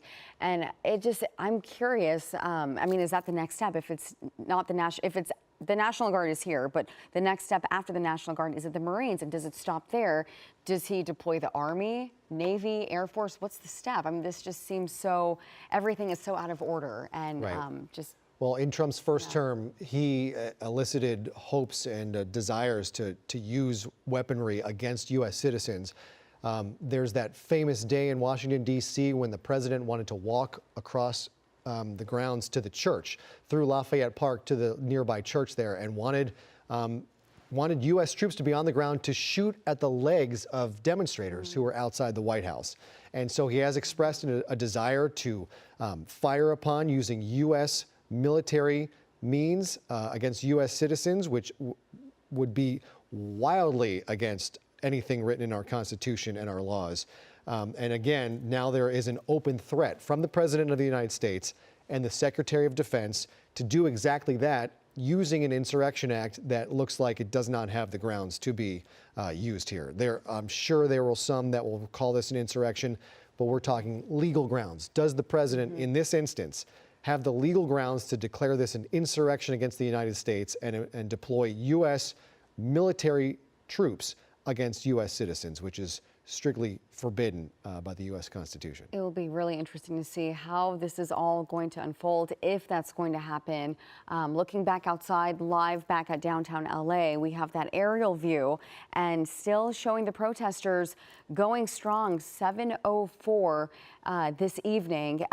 There is some good news here. You can see on the screen. So that looks like a live picture. So the fire department is there. We had those 3 Waymo cars on fire, and we had 5 Waymo cars, excuse me, on fire. And it looks like from that white smoke, they have taken care of that. So that was successful. Let's just hope that we don't see any more EV fires like what we saw there. Anything else that the fire department has to get involved. But what is this? We're seeing some more. This is the remnants of the Waymos. Okay. Oh my gosh. Wow. Wow. Right. Nothing left but all the plastic is now melted. A lot of the metal is likely melted as well. That's something we observed in the fires in January, is that these things can get so hot that it just starts melting the aluminum and the metals therein. There was actually an alert sent out by the LAPD today warning about the air quality because of these fires. It says that from LAPD Central Division, a traffic advisory to media partners, demonstrators, and others who may enter the area of Los Angeles Street north of Arcadia. Burning lithium-ion batteries release toxic gases, including hydrogen fluoride, posing risks to responders and those nearby. Please avoid this area. Exactly. We were just talking about that a few hours ago, too. And just thinking the protesters, they did this without thinking about the consequences. Exactly. All of those toxic gases in the air. You really shouldn't be breathing in that stuff. And then looking at the remnants right now, it's still there. Those toxic fumes, they're still in the air. Tim Caputo described it as smelling like a dumpster fire. So obviously it doesn't smell good downtown. And not just that, but the air quality, that's definitely not a place that you want to be. Right. So the governor has met with the chief of police of the LAPD and LA County Sheriff Robert Luna. We do have a picture we're working on showing you the officials gathered in Los Angeles, state emergency officials, as they say they're responding to the protest provoked by chaos from Washington. That is from the governor, provoked by chaos from Washington. The governor writing, "We're here to keep the peace, not play into Trump's political games." And we do expect to hear a press conference from the LAPD, likely from the sheriff's department as well. And we believe the governor will be there as well. So he is in Los Angeles tonight monitoring the situation with the chief of the LAPD, Jim McDonnell, and the sheriff, as well as other officials from around the city. California Highway Patrol, I see. So they posted a picture. I'm just trying to see what officials are gathered here. It looks like other sheriff officials, CHP is likely there, LAPD, and I'm not sure. I highly doubt that any feds are in this meeting, given the tone and words of what the governor is saying here, provoked by chaos from Washington, blaming this solely on President Trump and his actions and the actions of his administration. But we will see here in less than an hour, we plan to hear from the LAPD, and we believe Governor Gavin Newsom as well. Right. There are 2 men. Their backs are toward the camera. They look like they're in civilian clothes. Obviously, they're not civilians, but it makes you think, what kind of higher up law enforcement is this? They have black polos on, so it'll be interesting to see who they are. We'll see that in the next hour or so with that press conference. Right, and all this is playing out once again as the governor of California and the state is now in direct confrontation with the president of the United States and the federal government. The president last night ordering the federalization of 2,000 members of the California National Guard. He did so without the request or approval of the governor of California. That's how this typically works. If there's a problem, if there is a need, a governor of a state requests from the federal government assistance federalizing those troops. That did not happen here. Governor Gavin Newsom has now formally requested that the Trump administration rescind that deployment of troops. I'm reading from the governor's tweet. He calls this an unlawful deployment of troops in Los Angeles County. He says, "Return them to my command." That is the governor of California talking to the president of the United States and his administration, saying, "Return them to my command." We didn't have a problem until Trump got involved, the governor writing. This is a serious breach of state sovereignty, inflaming tensions while pulling resources from where they're actually needed. Rescind the order, return control to California. Right. President Trump, absolutely. He bypassed Governor Newsom and he deployed those 2,000 National Guard troops. And obviously, we've seen from the protests today that definitely spiked up the anger level. It looks like it went up a notch, too. Protesters definitely upset about that. Okay, we see that, I believe, those are the feds moving through. These are the same vehicles that, this is Homeland Security moving through the same vehicles that we saw that man try and smash the back window out with his bike over by Tim Caputo. Yeah. They are driving by those mounted officers who at some point we assume will likely move in on those gathered in front of The park? City Hall. Right, Oh, so okay. right down here, City Hall is to the right, Grand Park is to the left, the courthouse is just up and around the corner, up the hill from this location. And those Homeland Security vehicles are moving through. The LAPD with those mounted officers are holding their position, basically, I guess, letting these folks just kind of play around, hiding behind their barricade. Right. But I think the volley of non-lethals has continued from LAPD officers as we see them continue to fortify their line there, stacking those benches and tables up and standing behind them. What they hope to accomplish here, what the purpose of this is, I'm not even sure if there is a purpose, just kind of continue this going throughout the afternoon, and they are continuing to hurl things back at those officers. At what point does the LAPD say this is enough? We're going to restore control of this area. It's right outside City Hall. It's right by the park.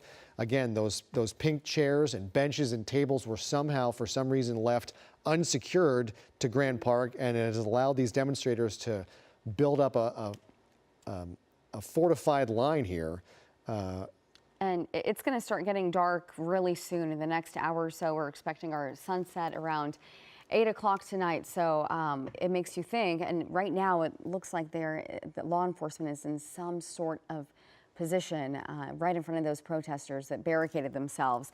But it makes you think, is this going to continue until it gets dark? Is that when they're going to move in with the horses, or are they going to move in sooner?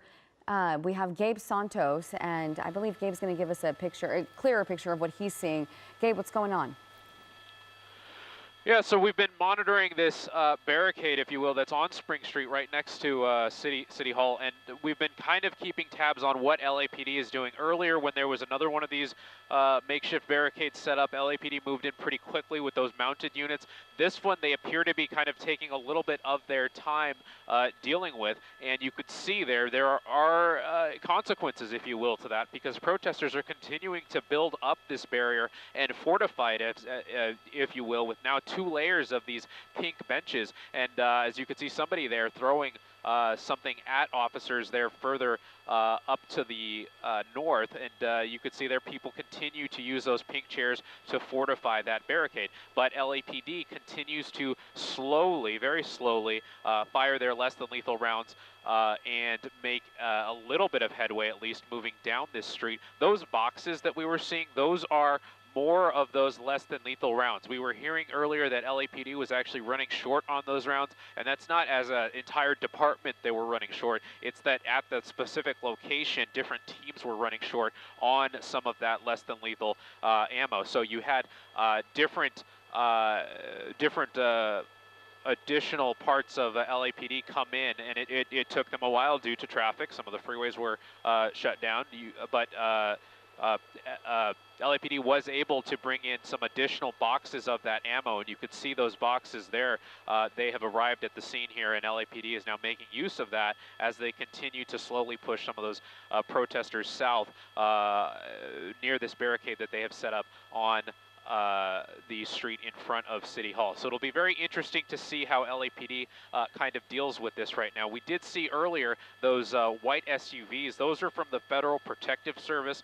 That's a agency within the Department of Homeland Security, and that is a part of the agency, and their sole responsibility is to protect federal government facilities and occupants of federal government facilities. So unsure exactly which facility they're going to, if they're going to the federal building itself and try and refortify some of the law enforcement crews around that area, or if they are just here in general to help LAPD and things of that nature. That would probably be less likely than just continuing to fortify specifically federal property. But it is interesting seeing them on scene here and them kind of driving around, because that definitely is something that is agitating some of the protesters here as they continue to see those federal officers move into the area. As we zoom back into this section, this barricade, which now spans the entire length of Spring Street, then continues to be fortified. And you see more and more protesters kind of continue to set themselves up behind this barricade. And we're just waiting to see what LAPD does if they continue to move forward on this barricade here and using some of those less than lethal rounds. It is curious to me why they continue this volley of less than lethals. It doesn't appear to be doing anything. They continue to fortify their lines there. And as we heard earlier, there were calls going out, Gabe, that they are running low on these rounds of flashbangs and pepper balls. And we just see a continued volley of these officers on the front line. It looks like it's calmed down now. We haven't seen anything in the last couple seconds. But look at the side of the road. Every canister there is another empty canister of a less than lethal on one side of the road. These are hundreds here. Throughout the day, we have seen thousands, literally thousands of these munitions sent towards these demonstrators. So that's one side of the street we're seeing. The other side is full of them as well. But again, in this situation, if you are indeed running low on them, what it is accomplishing when you're firing them at benches and chairs that are stacked up in the middle of the road. So we will continue to monitor that. Right. Okay. I think we're shortly going to have to excuse Gabe to go refill with Air 7. We do have other eyes in the sky that we will continue to watch what's happening. But this is, I think, the largest gathering of people we have seen at this hour now outside Grand Park and LA City Hall. It's where we saw at 2 o'clock,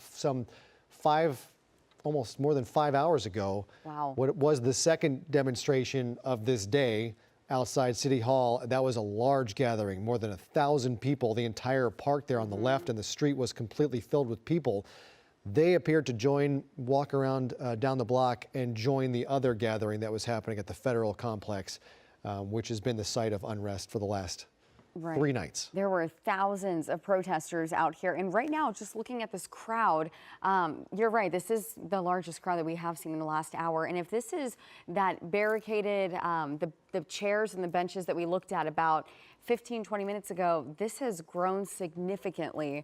A little bit earlier, I think there were probably 2 or 3 rows of people behind those barricaded, that barricaded area. But now it has seemed to really grown.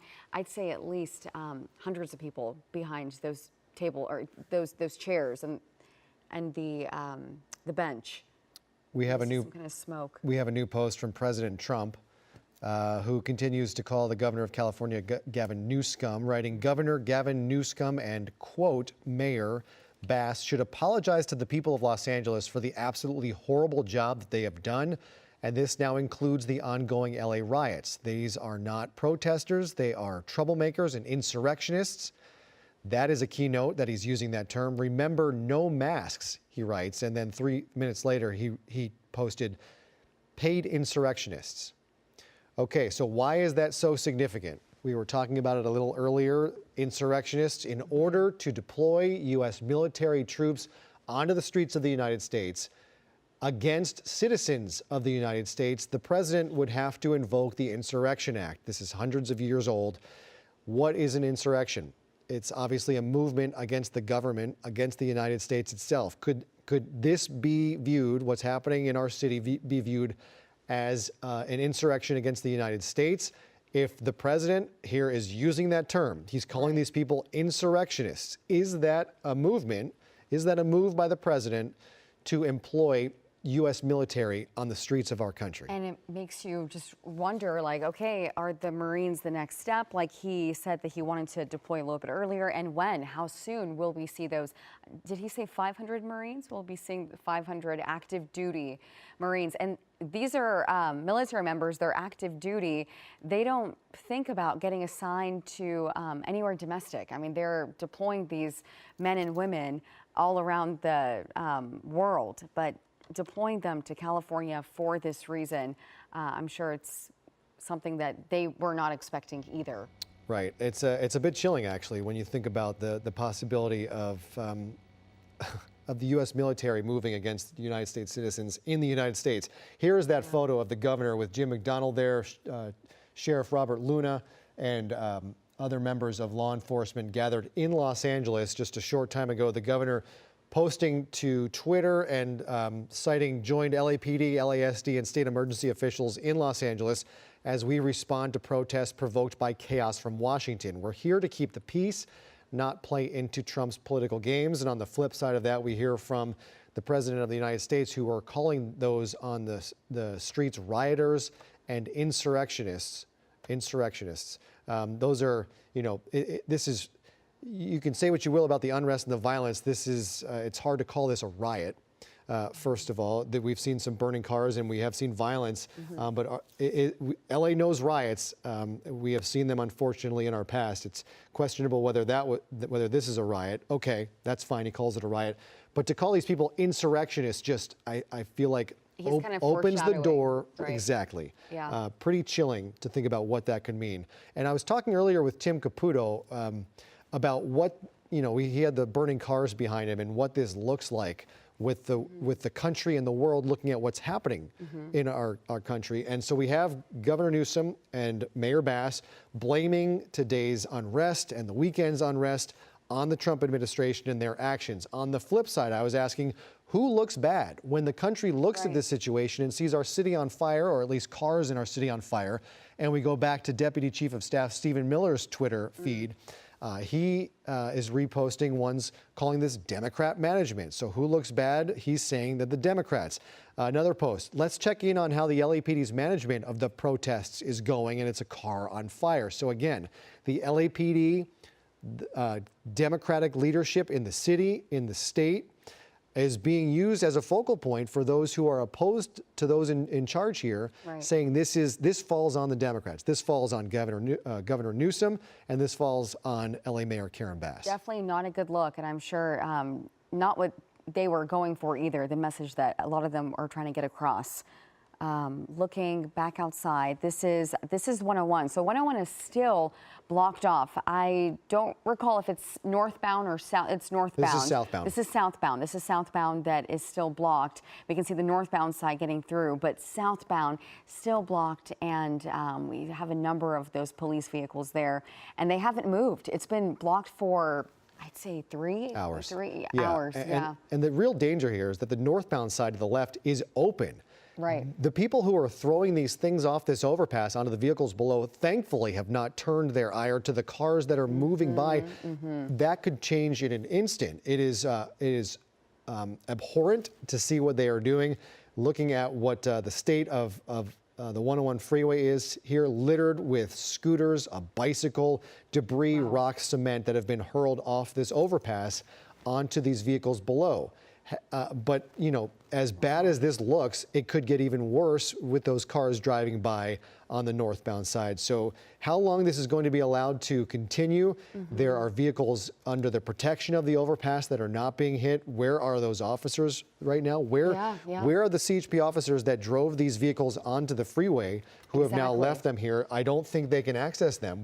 They would need some kind of police escort to clear these people from the surrounding overpasses, because they would find themselves under assault, as their vehicles have been for hours now. It's terrifying just thinking that looking at the damage on their cars, knowing that there could have been a police officer inside that unit when they threw that lime scooter, but luckily, and we just saw something else get thrown at that vehicle as well. Luckily, we think that those officers are not there.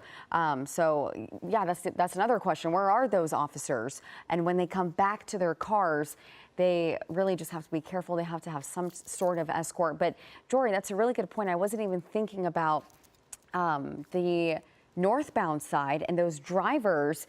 They're fine right now. They're fine. But thinking if this escalates even more, their safety is at risk as well. So CNN is reporting tonight that California Lieutenant Governor Eleni Kounalakis says there will likely be a lawsuit filed tomorrow challenging President Trump's decision to federalize those National Guard troops in Los Angeles. So the governor of California is moving for the president to rescind that order, and now the lieutenant governor says there will be a lawsuit filed tomorrow trying to undo that move by President Trump to federalize the California National Guard members. Again, from a PR perspective, who's coming out looking better here? The president says he wants law and order and is doing whatever he can to gain that, and says There are California National Guardsmen and women who are here who can do this. I'm federalizing them. I want peace. You have the governor and the lieutenant governor now fighting that order, obviously on grounds of legal challenges. Right. Both sides want peace, but in the eyes of the nation and the world, who comes out on top in that dispute? Right. It's become a clash. Unfortunately, this has just become a clash of powers between not only the government and the federal level, but also protesters as well. So they're mixed in the middle of all of this. Right. Okay. So as we sit on this shot, I wonder if our camera can pan back over to what's playing out just a short ways away in front of City Hall. That is where a group of protesters have stuck around. They are using chairs and benches and tables taken from Gloria Molina Grand Park, which for some reason were not secured to the ground, and they are now in the middle of the road outside City Hall, used as a barricade to protect themselves from an onslaught of less than lethal flashbangs and pepper balls that have been volleyed from the folks on the LAPD trying to break this up. We have not seen much movement here in the last hour in this situation, and it appears there's a line of mounted officers that remains there at that intersection just outside at the corner of City Hall there, and down the street you can see those barricades that are being used. And as soon as we clear the shot of these trees, you will see those pink benches stood up on their sides. We have flags of various South and Central American countries being waved here. And it seems we have arrived at an impasse. And yeah, looking at this, it makes you think that I think we had a very similar setup just about 30 minutes ago. So it makes you think that half an hour passed by and we are not seeing any progress really being made. Like, you're thinking, what are the police waiting for? Are they thinking that this is just going to play out? Are protesters going to get tired? But we have seen a very similar scene to this for not just that last half hour, but hours now. And yeah, we just have those, the chairs and the benches barricaded there. So Spring Street has been taken over. The steps of City Hall have now been lined with protesters. A short time ago, LA Mayor Karen Bass held a press conference just inside this building where these protesters were happening. Tim Caputo said you could hear the explosions happening outside. Let's listen into a little bit of what LA Mayor Karen Bass had to say a short time ago. What we're seeing in LA is chaos caused by the administration. People should exercise their right to protest. That's their First Amendment right. But people should also exercise that right peacefully. We do not want to play into the administration's hands. We're working with officials, we're organizing resources, but what we're seeing in Los Angeles is chaos that is provoked by the administration. When you raid Home Depot and workplaces, when you tear parents and children apart, and when you run armored caravans through our streets, you cause fear and you cause panic. And deploying federalized troops is a dangerous escalation. But we need to be real about this. This is about another agenda. It's not about public safety. There's clearly no plan, and there is clearly no policy. I want the people of Los Angeles to know that we stand with all Angelenos, no matter where you were born. The First Amendment right gives you the ability, again, to protest peacefully. But it does not give you the right to be violent, to create chaos, or to vandalize property. And that will not be tolerated. So I call on all Angelenos to continue expressing your right, your anger, your outrage, but to do it peacefully. And I just have to say that all of you were there Friday. Everybody knows what happened Friday. A workplace, several workplaces were targeted and raids took place. Now, in the beginning, the administration said they were just looking for dangerous felons, violent people. It's hard to say that that's what they found at a workplace or in a Home Depot parking lot. When this happens, it terrifies people.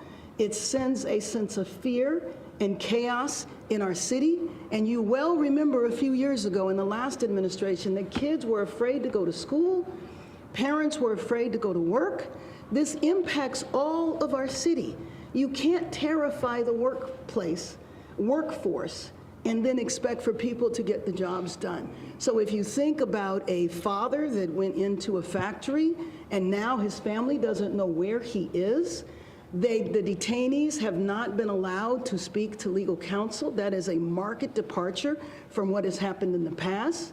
When you think of a mother that might be working in a household, taking care of children on another side of town, that impacts that family as well as her family. And so this is something that I think should not be happening in our city, and I join with the governor in appealing to the administration to rescind the order to federalize the National Guard and allow the National Guard to come back under the control of the governor.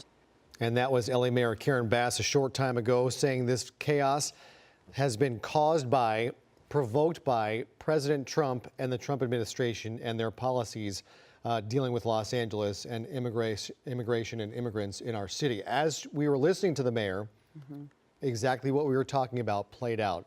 Some officers emerged from beneath that overpass, and they were met immediately by projectiles, rocks and bottles and other things being thrown off that overpass. And as we said, if they want to have any movement to get these vehicles out of there, that overpass is going to have to be cleared by law enforcement, because these folks, something else large just got thrown. It looks like a pillow, but I do not think that was a pillow, given the force of what is now sitting in the windshield of that vehicle. What is that? It looks like some kind of maybe a bag of with something, like yeah, maybe a bag of rocks or some kind of heavy thing in the bag. But yeah, we see You know, that could be, we saw folks gathering things on the ground for a long time. It could be they were filling up a bag, and perhaps here comes another scooter. I'm surprised this has been allowed to continue for as long as it has. You see the size of those rocks. Here goes another scooter. They missed. I mean, at this point, what does it matter? These things, the damage is so severe on these vehicles that are just beneath the roadway. But I'm curious to see whether someone with a hammer is getting these rocks, because you see the size of the chunks of cement. And here we go. It looks like movement here. Okay, they have moved in now and broken up this barricade with benches and chairs, and the LAPD is moving now through with those mounted officers. And the demonstrators who were gathered here for more than an hour are now being pushed back Spring Street. This is south down Spring towards LAPD headquarters, ironically enough. And you can see the steps of City Hall to the left. The green of Molina Park is off to the right. And the smoke lingers in the air here as officers are working to clear this area. But just the fact that they took those benches and those chairs from Gloria Molina Park, that's just insane. It's mind-blowing. And here we have the remnants of it, I believe. Now, it looks like law enforcement going in, putting those benches down. They'll be clearing that out of the road hopefully soon. But let's go see what's happening a little further up the road and with those demonstrators, because those mounted officers are continuing to move in. Again, another stretch of roadway that's just being reclaimed by the LAPD. Yeah. Where will these demonstrators go next? Exactly. Has this run out of steam? It's been a long day. It's been a long weekend in Los Angeles. At what point does this end? Does this calm down and these folks go home? Is this going to continue into the night, as we've seen the last two nights and seen unrest, confrontation with law enforcement? And once again, we are at a showdown. Those LAPD officers are standing in the middle of Spring Street. This is the middle. This is the main crosswalk from the park over to City Hall. You see that brick walkway there in the middle, normally full of buses making their way through, and a lot of people. But tonight, the only people that are making their way through are the police and these demonstrators in the middle of the road. And right now, I'm curious to know if these demonstrators are going to go, I mean, is there even anything left at the park? Can they go to the park and grab more benches and chairs, or are they just going to stand there now?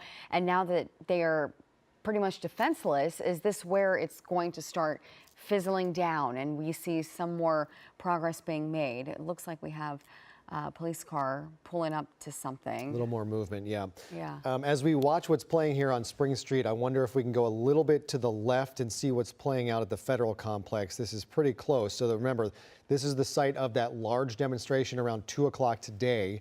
We'll show you how far it is from the rest of the activity. So this is the overpass. This is on Los Angeles Street, which Looks like these vehicles are now being moved. The overpass has been cleared.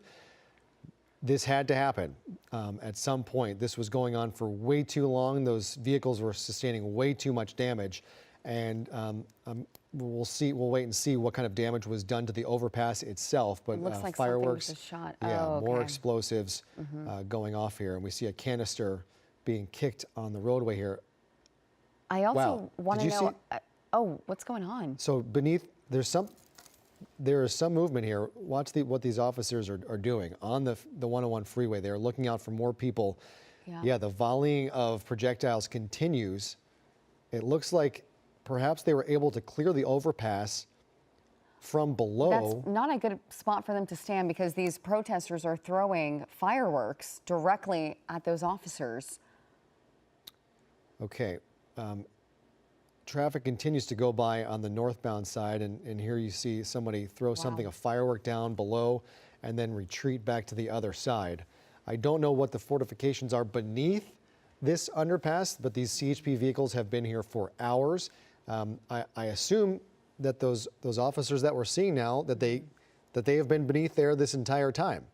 Yeah. We saw those who were arrested from the 101 and the on-ramp, and they were taken away. They weren't taken into downtown. They were taken down back onto the 101 freeway where those CHP vehicles were parked, and you assume driven off to detention from there. There remain some vehicles and the officers that occupy them beneath this overpass. So they were hiding under that overpass. I'm more curious to know exactly how are they able to clear out the people that were on that overpass?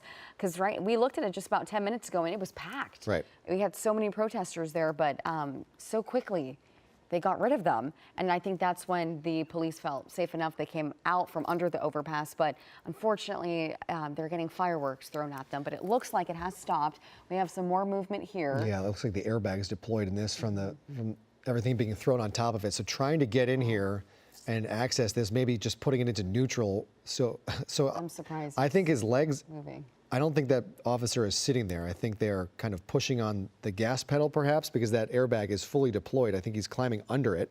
And you see him lifting it back up to emerge back from the vehicle. So maybe putting it in neutral so they can push these vehicles out of the way, struggling to get the airbag out of the way, and another canister thrown, a smoke canister thrown from up above down onto the surface. So we'll see if this officer is able to move this vehicle again under attack. An onslaught of projectiles being thrown down there.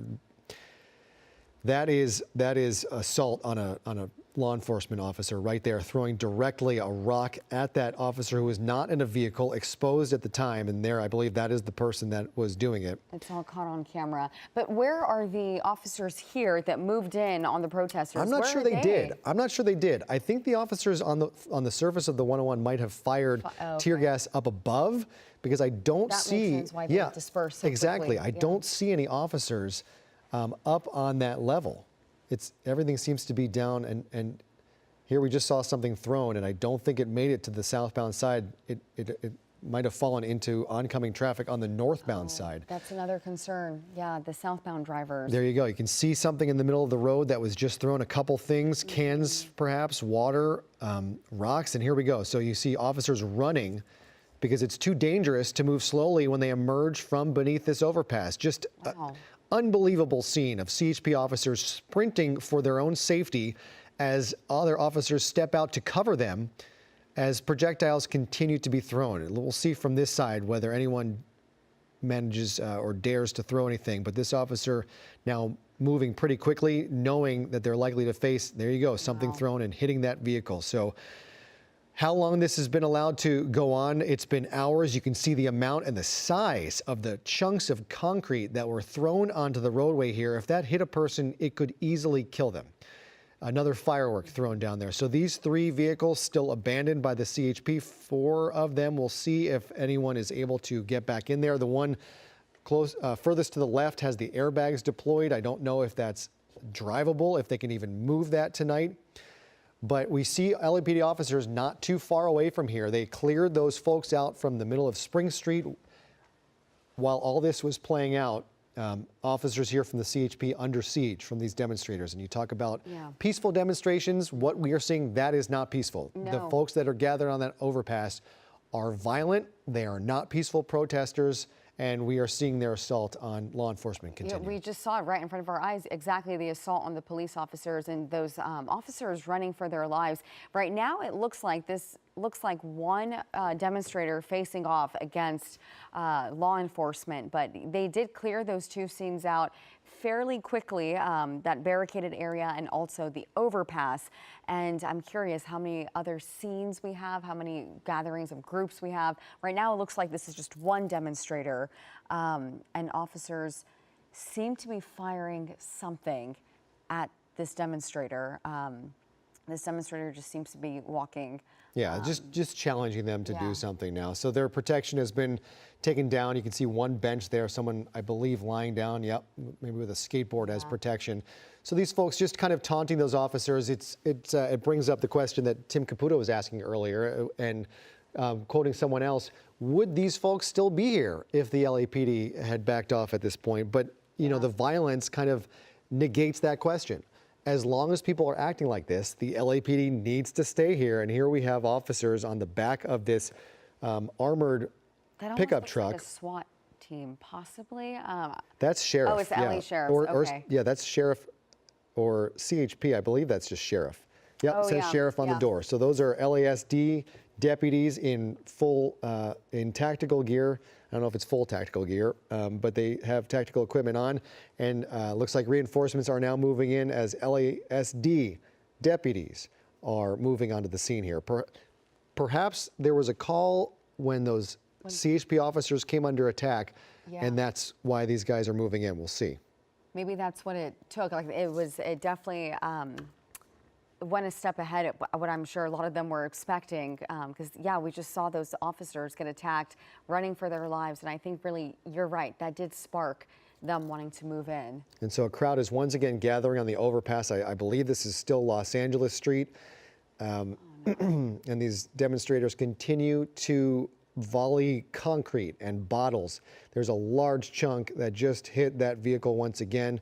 So where is this coming from? Where is all this concrete being removed from to be able to be thrown onto the roadway, and what kind of damage is that doing to the overpass infrastructure here in downtown Los Angeles? There is a lot of concrete on that roadway. Where did it come from? It had to come from somewhere, and you know chunks like that are not just sitting on the side of the road. So here they are scattering again. Perhaps a tear gas canister was deployed back up onto here, or maybe it's the sheriff's department moving in. There's still a couple blocks. They would have to be a couple blocks away from City Hall where we saw them gathering. Yeah, it has to be either. Oh, there's some fireworks that I believe they threw, but possibly tear gas. That was a pretty large crowd. Again, we saw it clear out, but then that large crowd gathered again. Looks like it's clearing out, but I feel like it's just a matter of time before they come back. And I just don't understand, why are they throwing the concrete? The officers have left. There's 3 cars left. They're heavily damaged. It makes you just wonder why. Why are they continuing to throw concrete? It is the destruction. It's likely the destruction of young men. Yeah. You know, we see this after sporting events, the burning of couches, the ripping down of goalposts. You know, this is the kind of thing that people of a certain age just like to do. And I am generalizing somewhat. There could be some women, some females involved in this, and older people. But generally, we see in a gathering like this, you start to get a mob mentality where some people are doing it, and you just kind of lose your inhibitions as here goes another scooter down onto the roadway below. So the damage that is being caused to the infrastructure, to the vehicles of the CHP, to that overpass, to the scooters and the bikes that are provided for the public to use are now no longer available, and this will cost money to replace. Money that has been spent by our tax dollars to procure is now unavailable. It makes you wonder, like, how much is the city going to have to spend now? This is thousands and thousands of dollars worth of damage that was so unnecessary. And it looks like we have a little more, no, this is not movement, that's just the northbound side that's moving, which honestly, I'm so glad that the northbound side is still safe as of right now.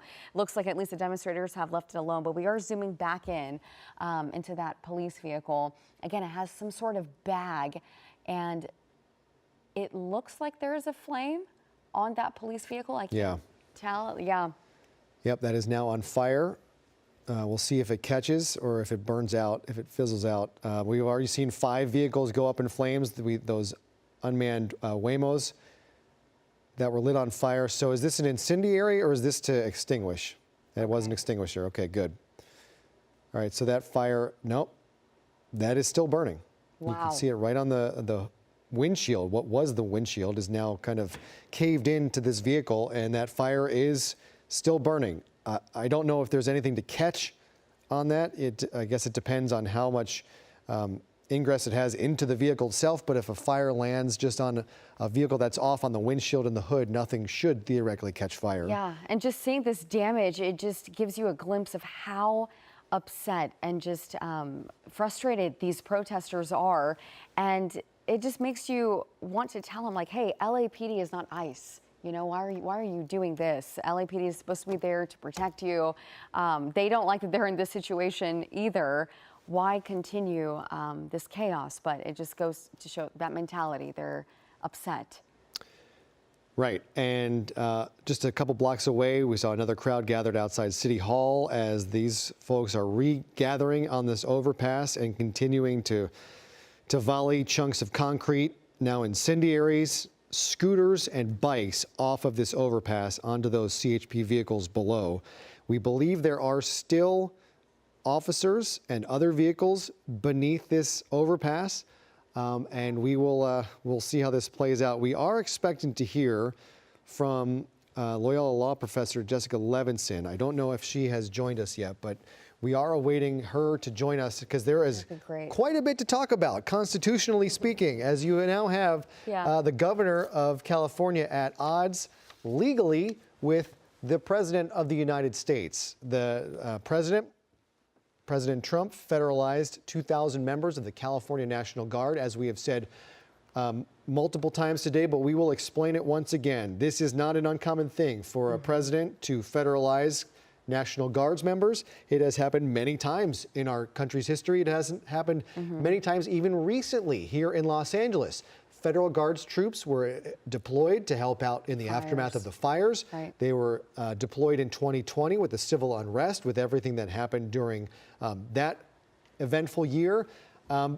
But that's initiated at the request of the governor. The governor is considered the commander-in-chief of every state's National Guard, and that did not happen here. We have the president usurping the authority of the governor to take over California National Guards members and deploy them onto the streets of that city. The governor of California is now disputing that, asking, demanding, requesting that the president rescind that order and return control to the governor and the state of California. We heard from CNN reporting that the lieutenant governor, Eleni Kounalakis, says that a lawsuit will be filed tomorrow to try and overturn that decision of President Trump to federalize those troops. This has not happened in our country's history, at least in recent memory, that I can think of since the civil rights era. We're talking since the 60s, when there was pushback against civil rights advancements. John F. Kennedy federalized the troops to help black students attend public school in states like Alabama and others, when George Wallace and the like were refusing to follow federal law and depriving U.S. citizens of their constitutional rights to attend school. That was the last time I believe that this has happened against the wishes of a governor, seeing their own National Guards members taken over. That is a little bit different than this. That was to enforce federal law that the governor was refusing to do. Right. In this situation, what is the justification to do this without the governor's request? So that has opened up it's different, like a different part of history that a load of questions that we would love to pose to Jessica Levinson whenever she is able to join us. We are also awaiting at the top of the hour a law enforcement briefing with the LAPD. We expect to hear from Chief Jim McDonnell. We know LA County Sheriff Robert Luna is also involved in these discussions, and we saw some of his deputies as we see these demonstrators lighting a piece of cardboard on fire. They are intent on burning more cars tonight. We'll see if it happens here that one of them is a CHP cruiser that has been under attack for hours now. Folks throwing chunks of concrete, scooters, bikes, and more onto these vehicles below. It was a perfect shot landing on the hood of that vehicle. Again, here comes some fire retardant, a fire extinguisher to put that out. I don't know if it had much chance of lighting anything on fire, but that's again. definitely coming from under the overpass then. So there are some police officers still there then. That shows they're still there. Correct. And so we do also expect and hope to hear from the governor, who is in Los Angeles meeting with federal, local officials here, LAPD, LASD, and we believe that he will be speaking at this press briefing at the top of the hour.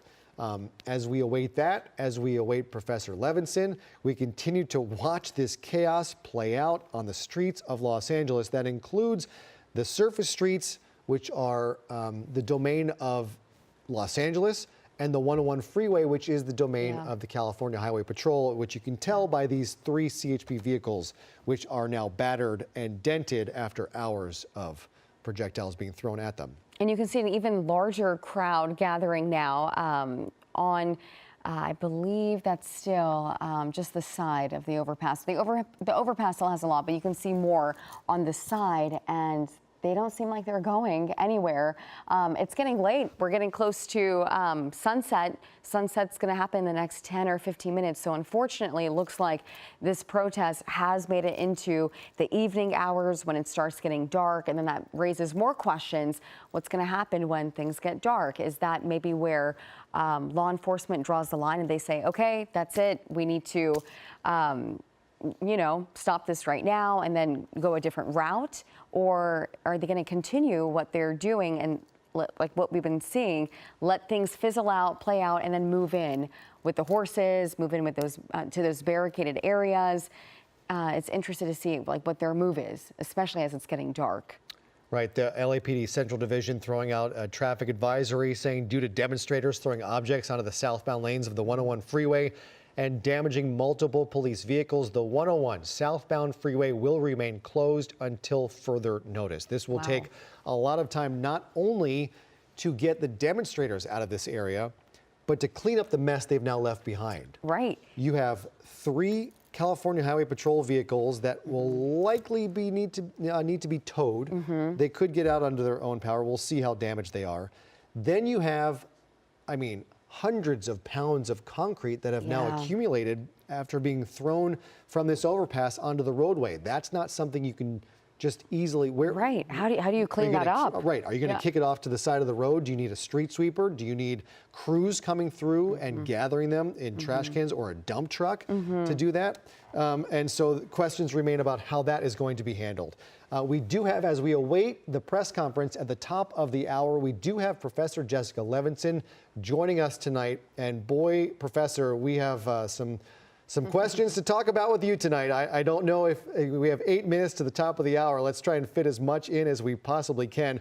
First, what's on your mind as you watch what's playing out in Los Angeles tonight and the battle now between California Governor Gavin Newsom and the President of the United States?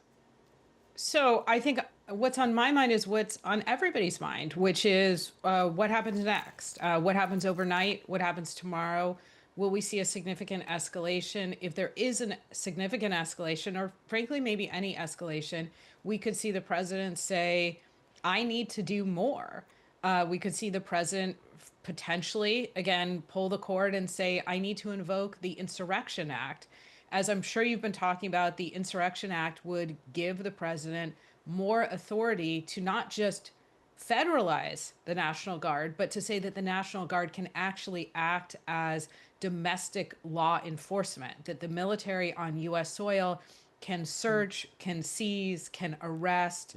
That's not something that we're accustomed to. So I'm looking to see, obviously, what's happening right now, but also how the situation evolves and how the president reacts. And we have seen the president allude to the fact that and we're watching, sorry, Professor, there's a split screen here on the right side of your screen. We're seeing continued demonstrations, and a firebomb was just thrown down off of the 101 freeway overpass onto one of those CHP vehicles below, which is now burning. We'll see if they're able to put that out with the fire retardant from below. There's a fire extinguisher I believe they're deploying, but that looks like it's going to go. It looked like it was some kind of ball of fuel, whether it was alcohol or gas, lobbed off of this overpass, and that CHP vehicle is now on fire.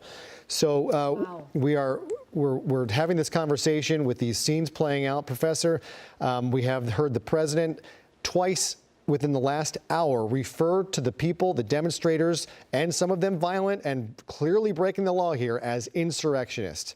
We have heard Secretary of Defense Pete Hegseth threaten that the U.S. Marines will be deployed from Camp Pendleton onto the streets of Los Angeles if the violence continues.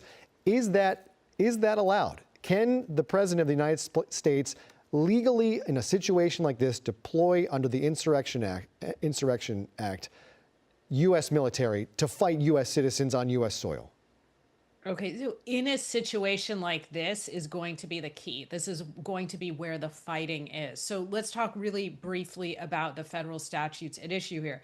We all know that the president can only act when there's something that gives him the power to act, or there's inherent constitutional power. In this case, what the president is pointing to is Title VII. This is not the Insurrection Act, Title X. Title X allows the president to federalize the National Guard and to allow them to act in a support role for federal law enforcement.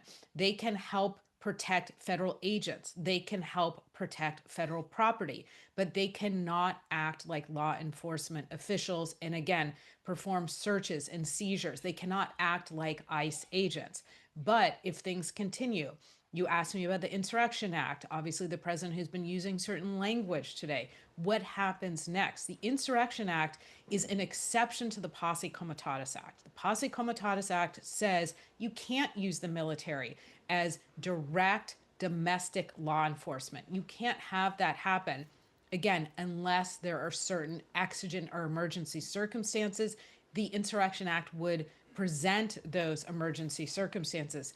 So for me, the real legal question is, are we in a situation where the president can point to that broad grant of authority under the Insurrection Act and say, yes, we can move forward. Yeah. We cannot just have the National Guard, but have them perform those domestic law enforcement agency actions. This is a president who has pushed the boundaries of constitutional law and law itself.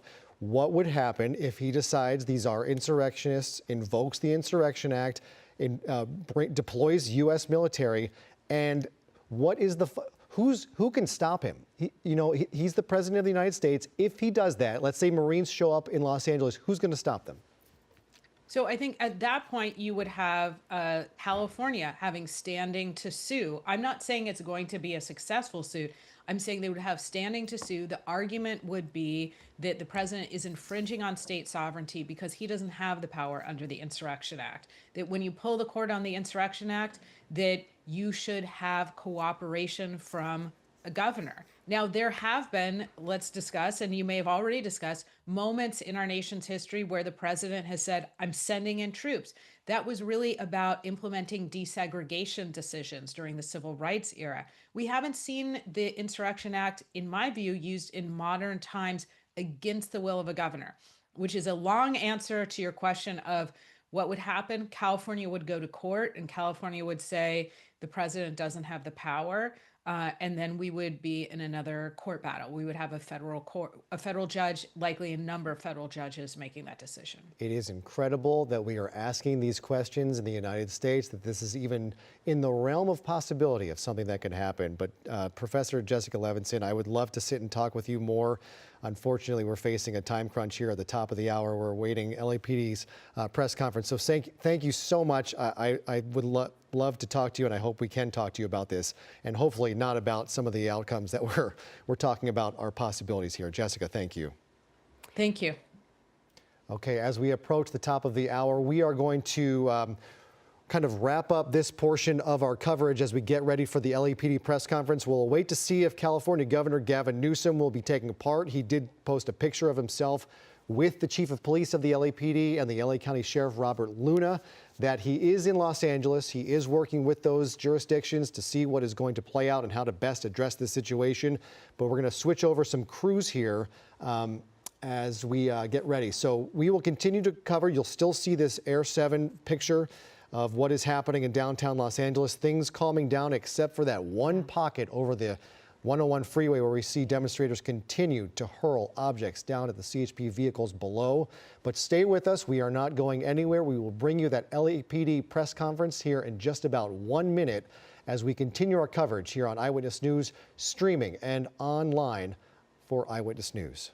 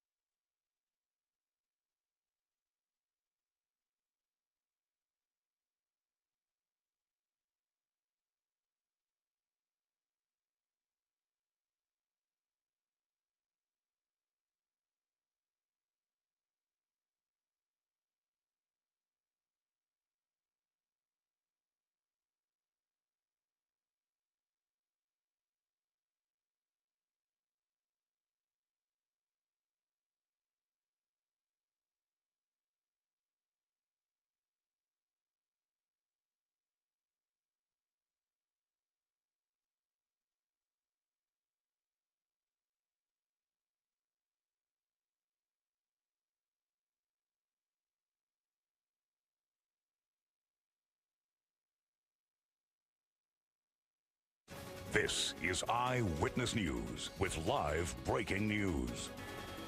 Now at 8, violent clashes between more than 1,000 protesters and law enforcement officers in downtown Los Angeles. This on the third day of protests over federal immigration enforcement operations. Good evening, I'm Mark Brown. Tonight we have seen protesters shutting down the 101 freeway, setting fire to Waymo cars, throwing rocks, concrete, even electric scooters against law enforcement vehicles on the 101 freeway. We have seen several people pulled out of the crowd and arrested by police. The remnants of less than lethal tear gas and rubber bullets littering the streets of downtown. And beyond what we're seeing on the group, another battle playing out over the Trump administration's decision to deploy National Guard troops to quell these protests that the president is calling an insurrection. We want to begin right now. There's a news conference that is scheduled with the chief of the Los Angeles Police Department, Jim McDonnell, that is scheduled to begin at 8.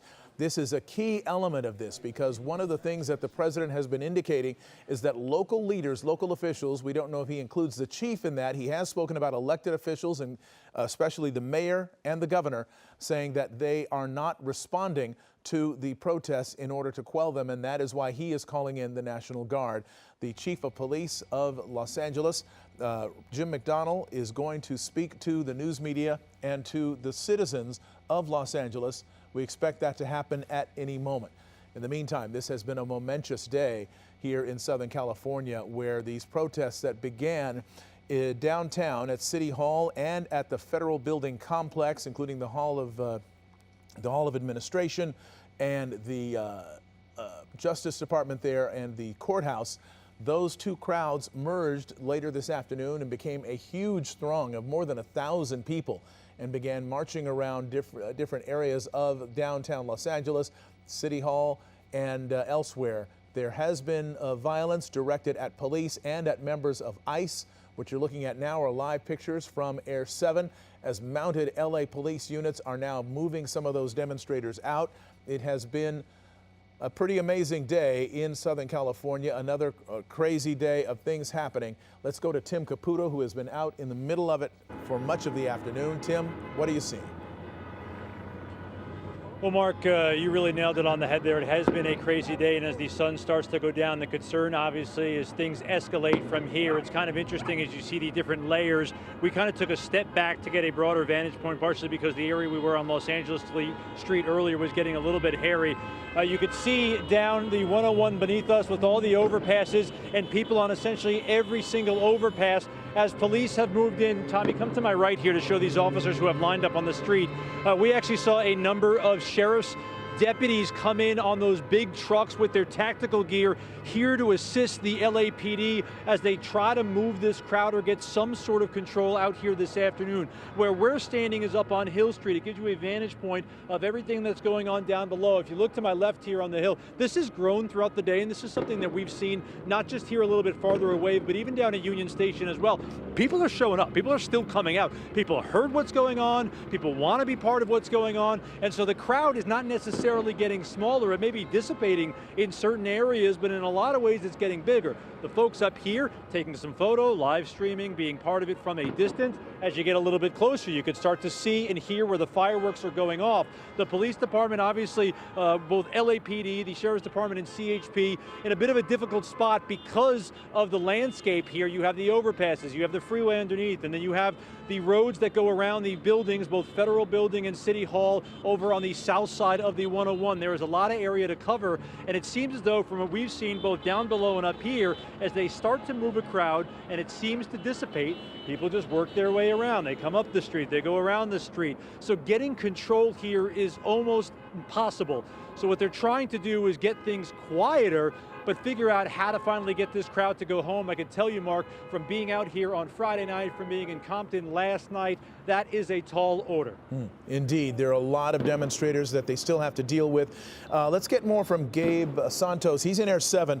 This is over the Freeway bridge under which several CHP vehicles were abandoned after people started throwing scooters and concrete at those vehicles, damaging them, placing the lives of the officers inside them in danger. Let's get more from Gabe about how that situation is now. Yeah, Mark, this is the situation above the 101 freeway. You have a couple of bridges here. That's the Alameda Street Bridge, and then over to the right is the Los Angeles Street Bridge. And on that bridge, you had a number of protesters throwing things down on the CHP vehicles below. Those CHP vehicles were parked there as you see a firework or parts of a firework going through the shot. Those CHP vehicles were parked there a number of hours ago, about 2 or 3 hours ago, when protesters came onto the freeway and were blocking the southbound lanes of the 101 freeway. CHP moved in, they moved those protesters out, and they controlled that situation, but they left a number of those vehicles there onto the freeway. Eventually, some of those protesters on the overpass on the Los Angeles Street Bridge started chipping pieces of concrete away from the sidewalk and finding other things to throw down, like bird scooters and other electric bicycles, and they started throwing them down onto the CHP vehicles below.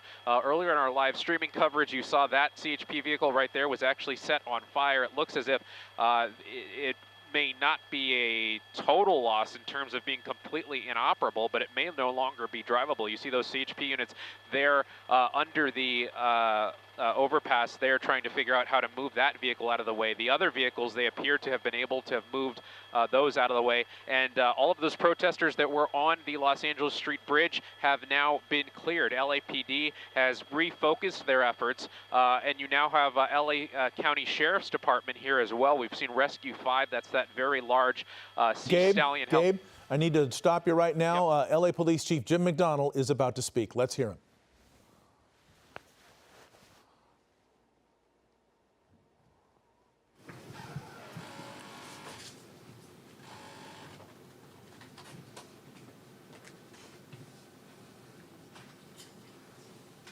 You good? All good? All right, thank you.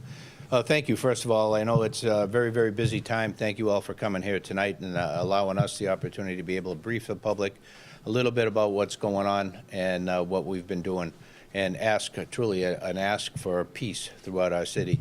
I'm joined here by Gerald Woodyard, Deputy Chief from Operations West Bureau, Herman Hurtado, Commander from Professional Standards Bureau, and from Operations Central Bureau, Lull Jovel, who's also the incident commander for Central Bureau and for this incident.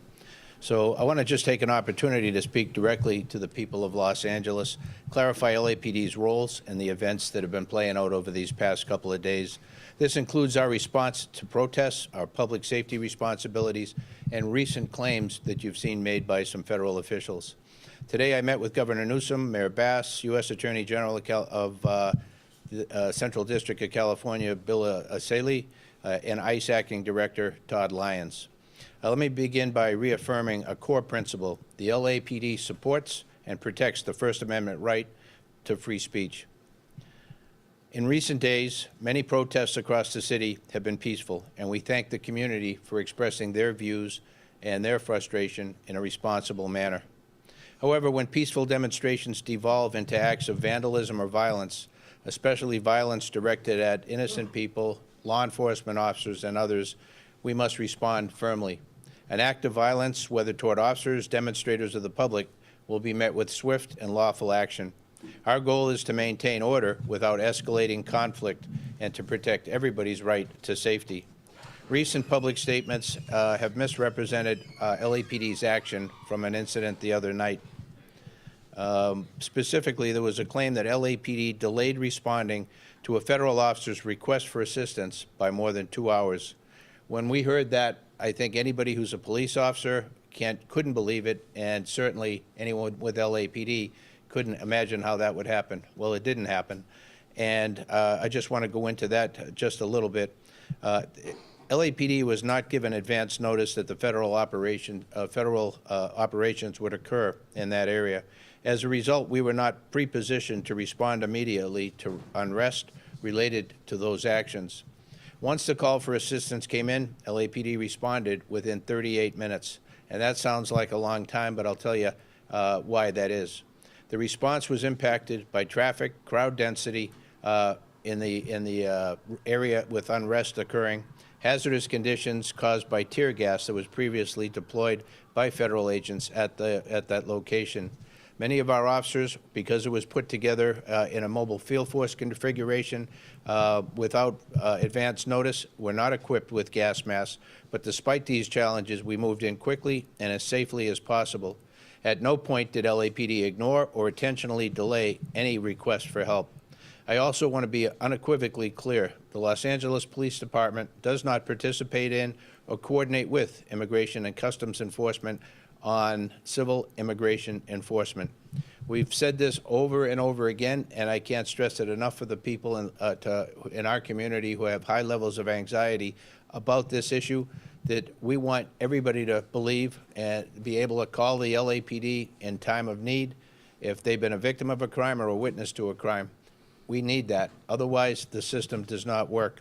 That has been our policy and remains our policy, and it went into effect in 1979. So 46 years ago, that's been the way we do business. On the other hand, however, when a law enforcement agency, any agency, requests emergency assistance to protect lives, we are obligated to respond, and we do. Public safety is our duty, and we will answer every legitimate call for help from anyone. We recognize that immigration enforcement operations can cause a deep fear and anxiety, particularly in immigrant communities. That's why we're committed to transparency, accountability, and treating every Angelino with respect, regardless of their immigration status. Our job is not to divide communities or to politicize law enforcement. Our job is simply to keep everyone safe. I want to express my sincere appreciation to all of our officers and partner agencies for their dedication and professionalism during these very challenging times. Their commitment to upholding the law, even in the face of hostility, is a reflection of the values that we stand for. We're working together to keep everyone safe, our officers and the public alike, and this remains our top priority. We'll continue to support peaceful protests and enforce the law when criminal acts occur. The LAPD remains focused on its core mission to protect lives, safeguard constitutional rights, and serve every neighborhood in Los Angeles with integrity. Let me open it up now for any questions you might have or any points that we can clarify. Chief, the governor made a very strong statement that he didn't believe the Trump administration needed to activate those National Guard troops and take control of those National Guard troops and send them to the area because he felt we had adequate safety protections officers here. How do you feel about that? Yeah, if I don't know what basis they used to make that decision, but if that was based on our what I delineated here about the perceived lack of response to a help call by an outside agency, That did not happen. We did respond with mobile field force configuration. And just to explain that, a mobile field force is a configuration of people or officers within the organization that we bring in from around the city. We declare a tactical alert so we can break them away from their primary duties of answering radio calls to be able to come in, form up. They're trained in this tactic into a configuration of 4 squads or a platoon that are led by a mobile field force leader. They then go 4 deep in the car and they drive into the impacted area, and that way they can safely go in a large group of officers and able to handle whatever they come across. If we were to send in a single unit or a couple of units into a riotous scene, certainly they'd be surrounded and the outcome would probably not be good. And so this is a configuration that has worked for us, developed here, worked for us for many years, but it doesn't happen instantaneously. So we have to call in units. We have to meet at a certain location. They get the information they need to operate in the environment, and then they go and they take care of business. And so that takes a little bit of time. For us to be able to get in there in about 35 minutes is pretty much textbook. So while we'd love to be able to say we can get there in seconds or minutes, in the reality of a situation of civil unrest, we got to do it right. We got to do it safely for everybody involved. Hold on. So go one at a time, please, and let's identify name and outlet. Victor with Univision. Chief, we have seen 2 kinds of groups, at least from Friday, Saturday, and today that I've been working. The community that is enraged and they're not happy with the actions of ICE, and then the community that loots and attacks and destroys our city. What would be your direct message to both groups? Yeah, to the people who are not happy with the fact that ICE is in the community doing what ICE does, you know, I respect ICE for being a fellow law enforcement agency. They have their mission. They have their what they have to do. We don't engage in that activity, but again, we can't preclude them from doing that. They have every right to do that. I ask people in the community to trust the LAPD, that we're not there for that purpose, and that if they have something they need us to be able to address, we're there for them. As far as the big picture of what can I recommend they do or not do, that's something, it's a federal issue, and the federal authorities have the right to be able to do what they're doing. As far as people worried about the violence that we're seeing, this violence that I've seen is disgusting. It's escalated now since the beginning of this incident. What we saw the first night was bad. What we've seen subsequent to that is getting increasingly worse and more violent. Tonight we had individuals out there shooting commercial-grade fireworks at our officers. That can kill you. And we have adapted our tactics to be able to have a chance to be able to take these people into custody and to be able to hold them accountable. We are overwhelmed as far as the number of people out there engaged in this type of activity and the type of things that they're doing. They'll take backpacks, and the backpack will have a cinder block in it. They have a hammer, and they'll break up the cinder block and use that, pass it around to throw at officers, to throw at cars, and throw at other people. We've seen people with hammers, and you've broadcasted, breaking the bollards behind the federal building and taking the rocks, if you will, or pieces of concrete, and throwing them at officers. We've had liquid of who knows what description thrown at officers. There's no limit to what they're doing to our officers. And again, as I mentioned in my statement, I can't thank our folks enough and our partner agency police officials for going out there and taking care of the community and trying to be able to put themselves between the threat and the overall community. And they do this night in and night out. And in these past couple of nights, we've seen it at a level that I think disgusts every good person. Thank you, sir. You just described some pretty violent and chaotic situations. What is your position on the National Guard being deployed? Do we need them here?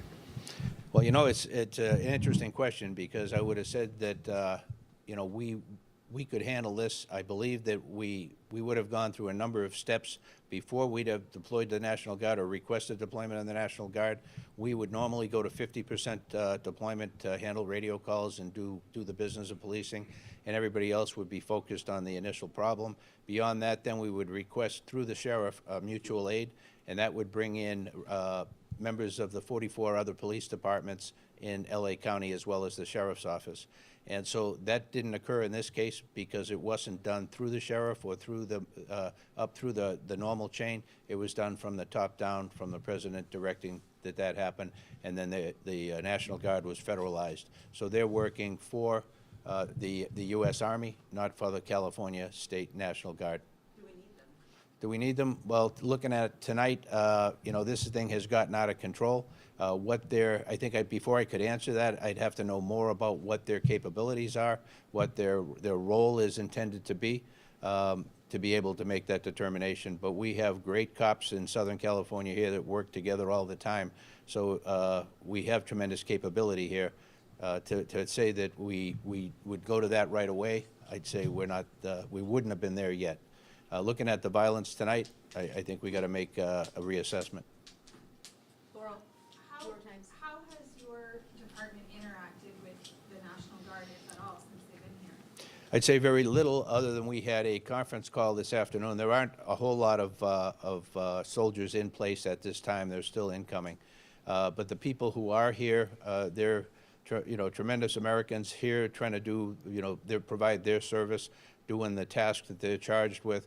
Our relationship has been tremendous overall with the National Guard. We worked right alongside them for 5 months during the Palisades fire. They were there every day in the beginning in large numbers, and then that narrowed down before they demobilized. But the relationship is overall tremendous. We're very, very good partners with them, and I hope they feel the same about us. And when you look at the demonstrators who are people from the community who are upset about, the immigration raids, families being broken up, deportations happening, do you feel any sense of kinship with them, or about this situation, or do you see that there is need for more law enforcement and for more immigration enforcement in Los Angeles? I think, the federal agents are enforcing federal immigration law, which is their right, and anybody can have their personal opinion on to what level that should be, who should they focus on, and those kind of things. I won't take a position on that because really that's not our focus, not our job. But when I look at the people who are out there doing the violence, that's not the people that we see during the day who are legitimately out there exercising their First Amendment rights and to be able to express their feelings about the immigration enforcement issue. These are people who are all hooded up. They've got a hoodie on. They've got face masks on. They're people who do this all the time, get away with whatever they can, go out there, from one civil unrest situation to another, using the same or similar tactics frequently. And they are connected. Some would call them anarchists or by any other variety of names, but they're people that we run across routinely city to city, and this is what they do. So even more disgusting that many of the people who are doing this come in from other places just to hurt people and to cause havoc. Chief, let's go next to Telemundo over here. Okay. Soy Navarro from Telemundo 52.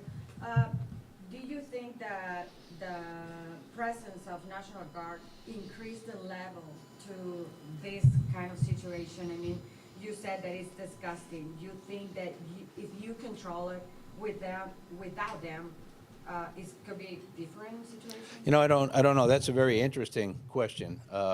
What was the catalyst for us seeing the second and third day of this becoming increasingly more violent? To be able to say it's because of the National Guard, I can't, because there aren't enough on the ground at this point to make a difference. I've seen civil unrest a number of times before, and generally the second and third days are more violent than the initial phase. And so this is not much different from that pattern, but certainly I think there's a number of things that cause people to come out. Much of it is they watch this and see it on TV, social media, whatever social media outlets they follow, or asking them or telling them to come down and be part of this, and they do that. And they come out here, and many come out and just want to see what's going on. They're out there with their cameras, but they're putting themselves in harm's way and potentially setting themselves up for a criminal future.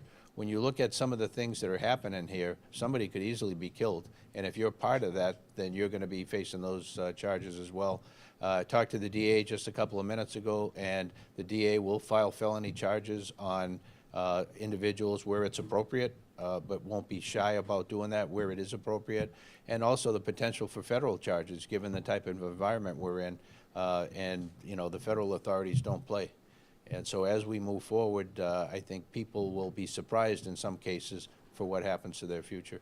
All right, let's go 2 more questions. Anybody that hasn't asked already, go ahead. Thank you. Lindsay Pena, KTLA. Given the amount of officers that are here in downtown LA, how does that affect response time to other parts of the city and the safety of people that are not down there? Yeah. Thank you for that question. A great question. It was, how does the deployment of so many officers downtown or in any one part of the city affect our ability to provide police services citywide? It greatly impacts our ability because it pulls officers who would normally deployed in communities around the city of Los Angeles into one area in order to be able to address the threat that we're facing.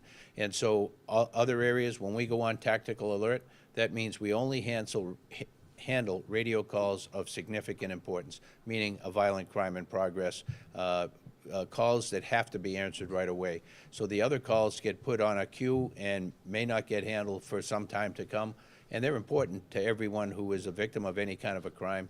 And so when we go to tactical alert, we don't do it lightly, but in this case we did it very quickly because we needed additional resources right away to be able to help quell the violence. And that situation, as you can see tonight, has only gotten worse.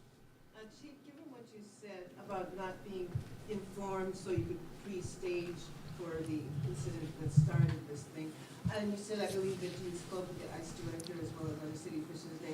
Is there any effort being made for ICE to share information about what their next move is? Yeah, that's something that we did talk about, and there's no resolution to that. And the problem is that we are guided and bound by the California Values Act, which means that we can't participate in any way in civil immigration enforcement.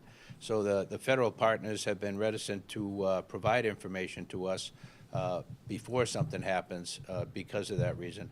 Part of that is they want to be respectful of the rules that we have to live by, but it also, on a normal situation, not that big a deal, but in a situation like we saw here in the past couple of days, it turns out to be a very big deal. So we're going to continue to work with the partners that I mentioned and many others as we go forward to try and be able to make things as safe for everybody as we can. All right, Spectrum. Chief, how many arrests so far? You have that? Yes, Captain Raul Javel, Operations Central Bureau, Incident Commander.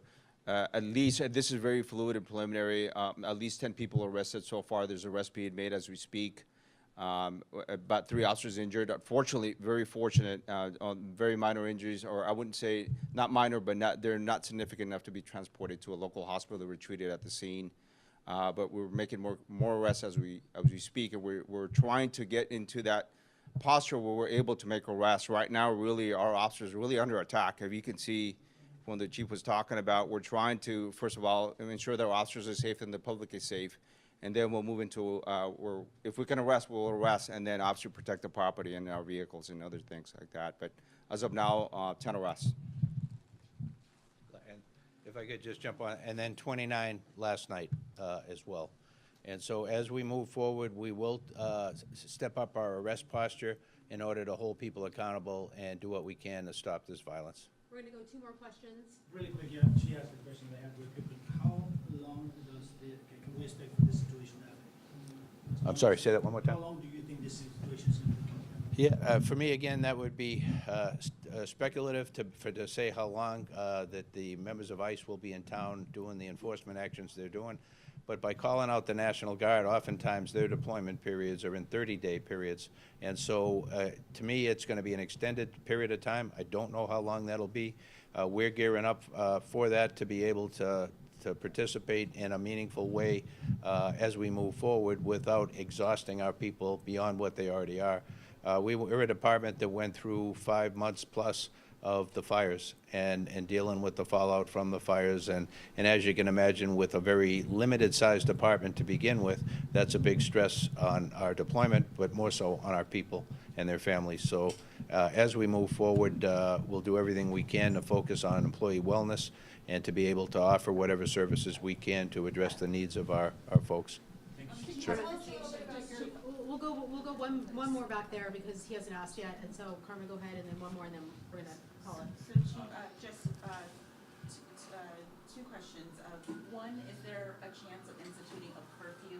And two, will you be going back and re-looking at any of these incidents that maybe there wasn't an opportunity to make an arrest at a time, but going back and trying to investigate who's responsible and potentially arresting after that? No, thank you for the question. I spoke with the sheriff today, and we discussed the possibility of implementing a curfew. We don't rush into doing that, but if we need to do that, I'll go back with the sheriff, and we'll look at the options as far as that goes. And as far as give me the second part of the question again.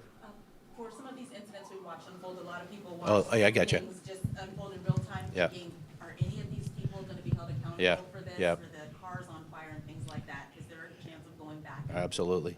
When you look at the numbers of arrests we've made, pale in comparison to what will be made. There are video accounts of what happened everywhere on social media, on individuals' cameras, iPhones. We will go after that very aggressively. Go after the all available video, analyze that video, and hold whoever we can accountable for the variety of different types of crimes that have been committed. And that's something we'll do with a number of different partners with levels of expertise that may be beyond what we have. No, thank you for that. Tell me on what charges people were arrested yesterday and today. Do you have the specifics? Yeah. So yesterday, the 29 folks were for failure to disperse. They were all arrested today. So today, so far, this is very preliminary because there's so much stuff going on. The stuff that we know is one person was arrested for throwing a Molotov cocktail at an officer, a significant incident, and then another individual for ramming a motorcycle into one of our line where the officers were and injured one of the officers. Everything else is still very fluid, and I won't have that for a while. So CHP has made at least 17 arrests that I'm aware of in the freeway. All right, thank you, everyone. Commander Hurtado will stick around to do comments in Spanish for anybody who's interested. You've just heard from LA Police Chief Jim McDonnell discussing his department's response to the unrest and the protests that are taking place in and around downtown Los Angeles. Of note is that we're getting an indication now of the injuries that have happened. 3 police officers, 3 LAPD officers have been injured, none of them transported, and at least 10 people have been arrested so far this evening and today. One for throwing a Molotov cocktail at police officers, another for ramming a motorcycle into a skirmish line of police officers. But again, the officers that were injured were not transported. Some 29 people arrested last night. CHP has arrested some 17 people. There are arrests being made, and he says there will be more in the future. With regard to the National Guard response, one reporter asking whether we need the National Guard at this stage of the game. He said, the chief said, the first 2 days, it didn't appear that way. I'm paraphrasing.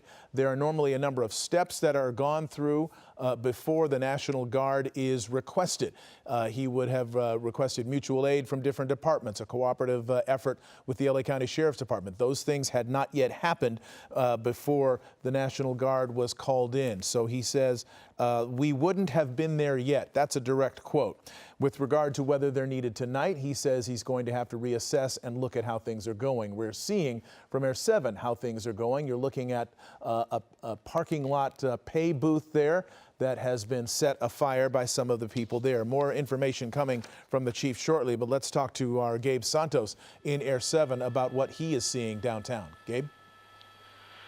Yeah, Mark, we're seeing a continued escalation of the situation here as Dayside turns tonight. I'm just getting my bearings here with all the other helicopters up here. We have a number of media helicopters. We have law enforcement helicopters down below at a lower elevation. We have a little bit of a marine layer up above, just to give you an idea of everything we're keeping an eye on up here. We did see this line of mounted officers on horseback push north on Main Street, right next to the famous Olvera Street in the area here, a little bit to the east of Chinatown. There was a barricade set up, and we saw protesters bring a piece of a wrought iron fence fence and set it down in the middle of the street, and protesters were set up behind that fence.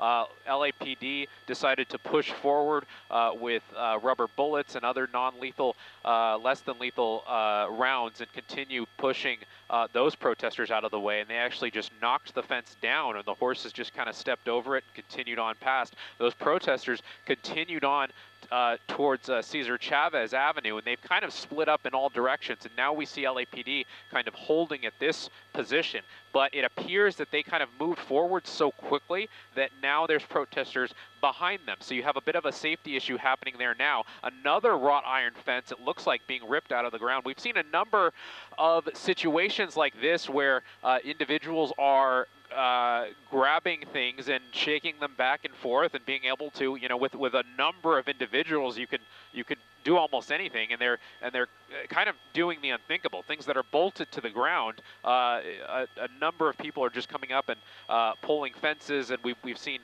traffic signs, you know, wiggled back and forth to get them out of the concrete, and that's what we saw earlier over the 101 and Los Angeles Street. That's when a number of items were thrown from the overpass down at CHP cars. That situation has calmed down, but it just goes to show you there's still a number of hot spots here in addition to this one. And I want Rob to go back to that security post there. As LAPD kind of moved forward towards that barricade and pushed past, it appears they didn't really monitor what was going on in this parking lot here. Now you could see somebody has set fire to this pay booth in this parking lot, and with LA City Fire kind of nowhere in sight, they're you know, at their fire stations. They're staying a little bit further away from the scene because of safety issues. You know, just as I say that, not LA City Fire, but LAPD with a fire extinguisher. They're just going to move forward with their fire extinguisher and put this thing out. So apparently they felt it safe enough with their riot gear. You see that officer there with his baton trying to push a protester back there. It appears that they've made the assessment that individuals in this parking lot appear to be pretty calm and pretty docile, in addition to a number of press in the area. It appears that a lot of those people down there that aren't law enforcement are in fact press. So law enforcement made the decision there to just come in with a fire extinguisher and put that little fire out that was in that parking booth. But it just goes to show you that there's still a number of hot spots here that LAPD is keeping an eye on. That's the intersection of Main and Alameda. Once LAPD pushed those protesters down past Olvera Street to Main and Cesar Chavez, you know, just as I'm kind of wrapping my head around what we just saw a few minutes ago, we see another barricade being put up with a number of dumpsters there. So people aren't leaving the area. They're just kind of scattering and regrouping, and then we're continuing to see different little barricades get set up in different spots of town as LAPD kind of continues to push the protesters towards different areas here. We're seeing a little bit of a progression north into Chinatown, but we also have a large group, at least a few minutes ago, that I last had eyes on, that was south of City Hall at, I believe that was Main and I think it was Main and First Street, and we might be a little too far away with the buildings in a way here to get eyes on that group there, but there was a group of about 500 people down on that side. However, that group of protesters, they weren't really doing anything that LAPD deems to be a threat, so LAPD is really putting their focus on the protesters on the north side that continue to set up barricades. They really don't want anybody to dig their heels in and set up barricades or anything of that sort, because the longer barricades get put in place, the more they get fortified by other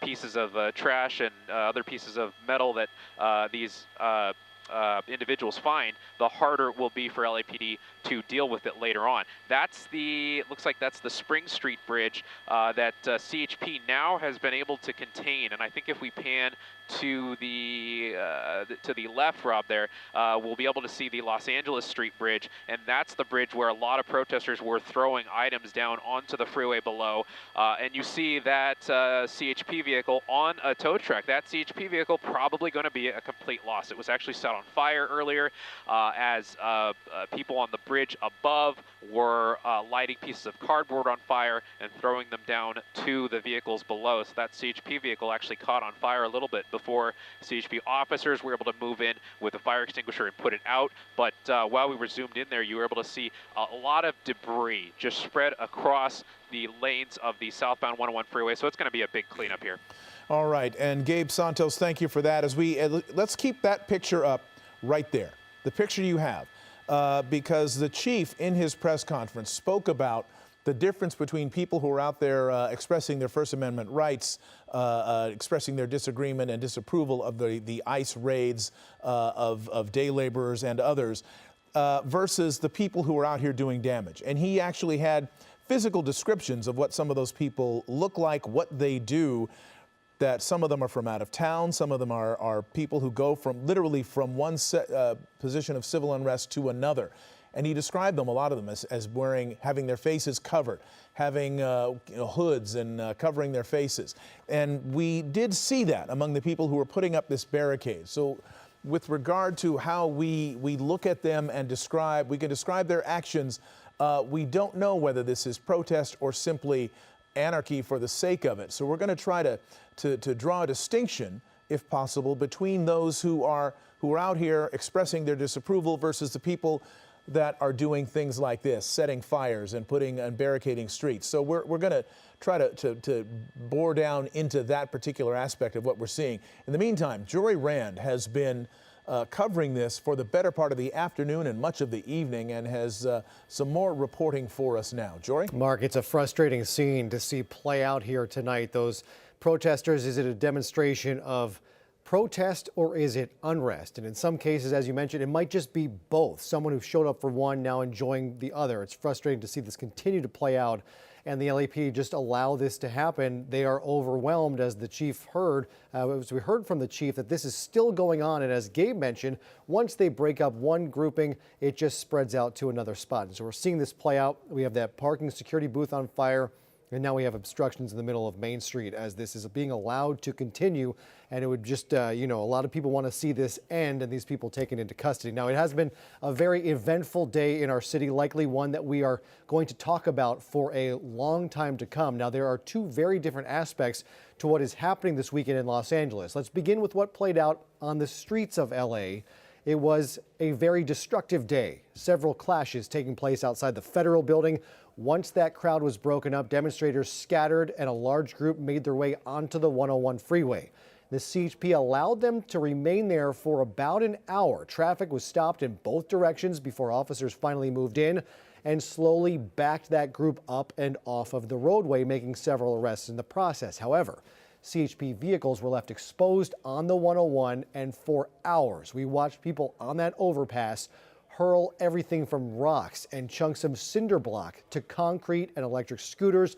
They began lighting pieces of cardboard on fire and dropping them on them below. Even a bike was dropped onto a windshield, damaging the CHP vehicles. Now, the freeway takeover leading to some tense clashes between the protesters and officers. You can see one person being dragged away. This was in front of the federal building. That person had breached the line, had taken that officer's helmet. You saw him just put it back on there and dragged away.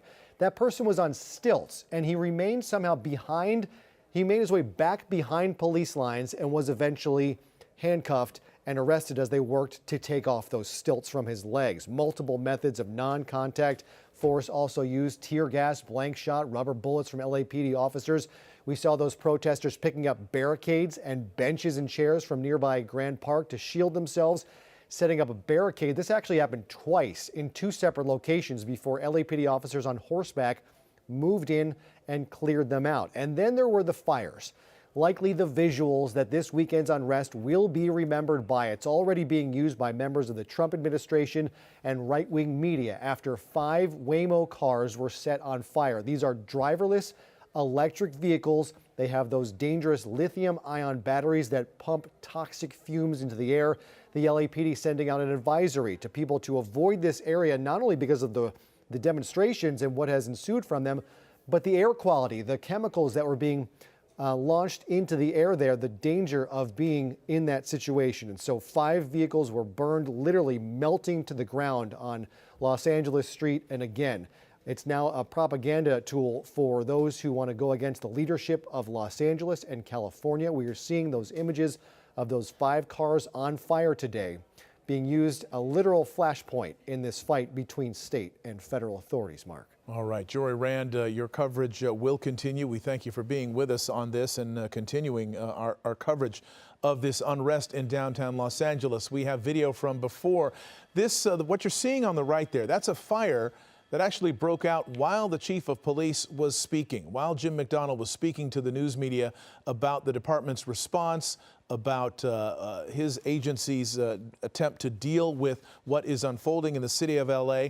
You could hear sirens behind him as he was speaking. Where he was speaking from, the office of the chief of police, not far at all from where many of these things are happening, just a matter of a couple of blocks away.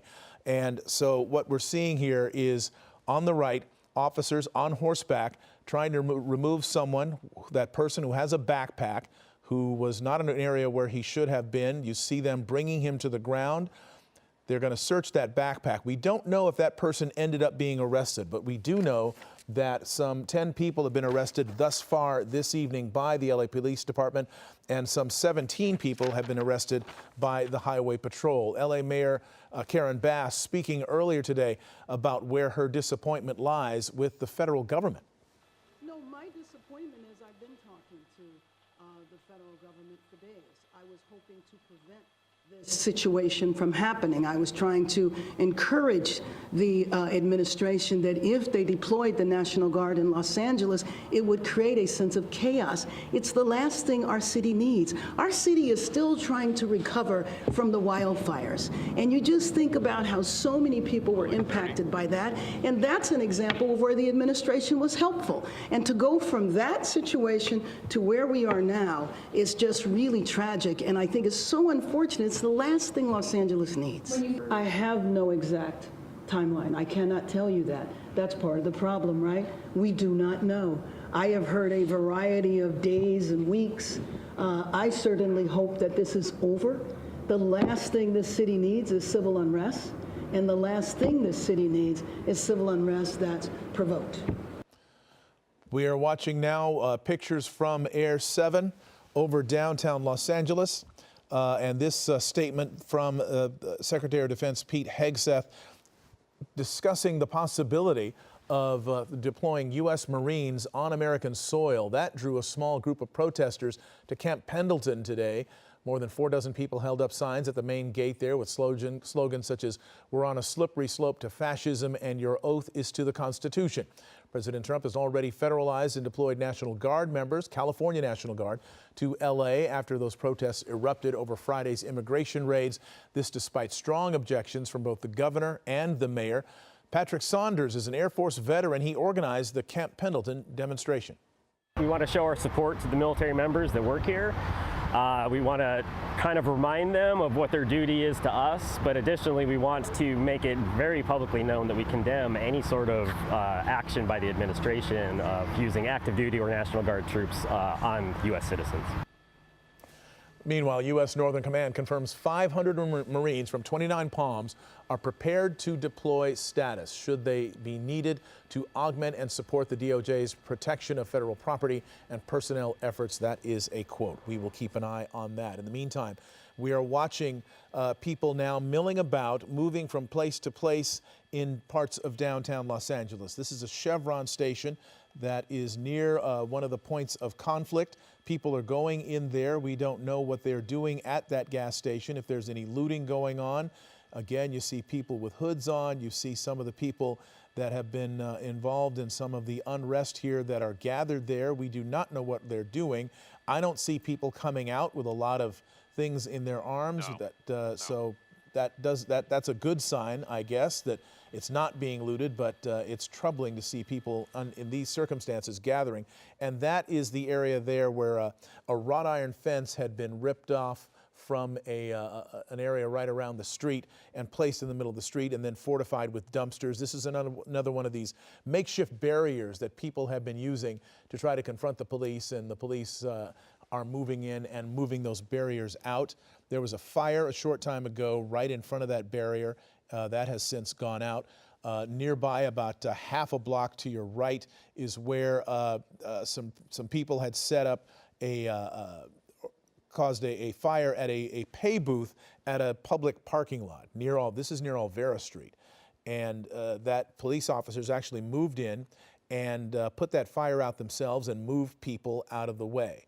So the LAPD is responding, but as the chief himself said, at the moment they are overwhelmed. There are more people causing trouble than there are officers to stop them at this point.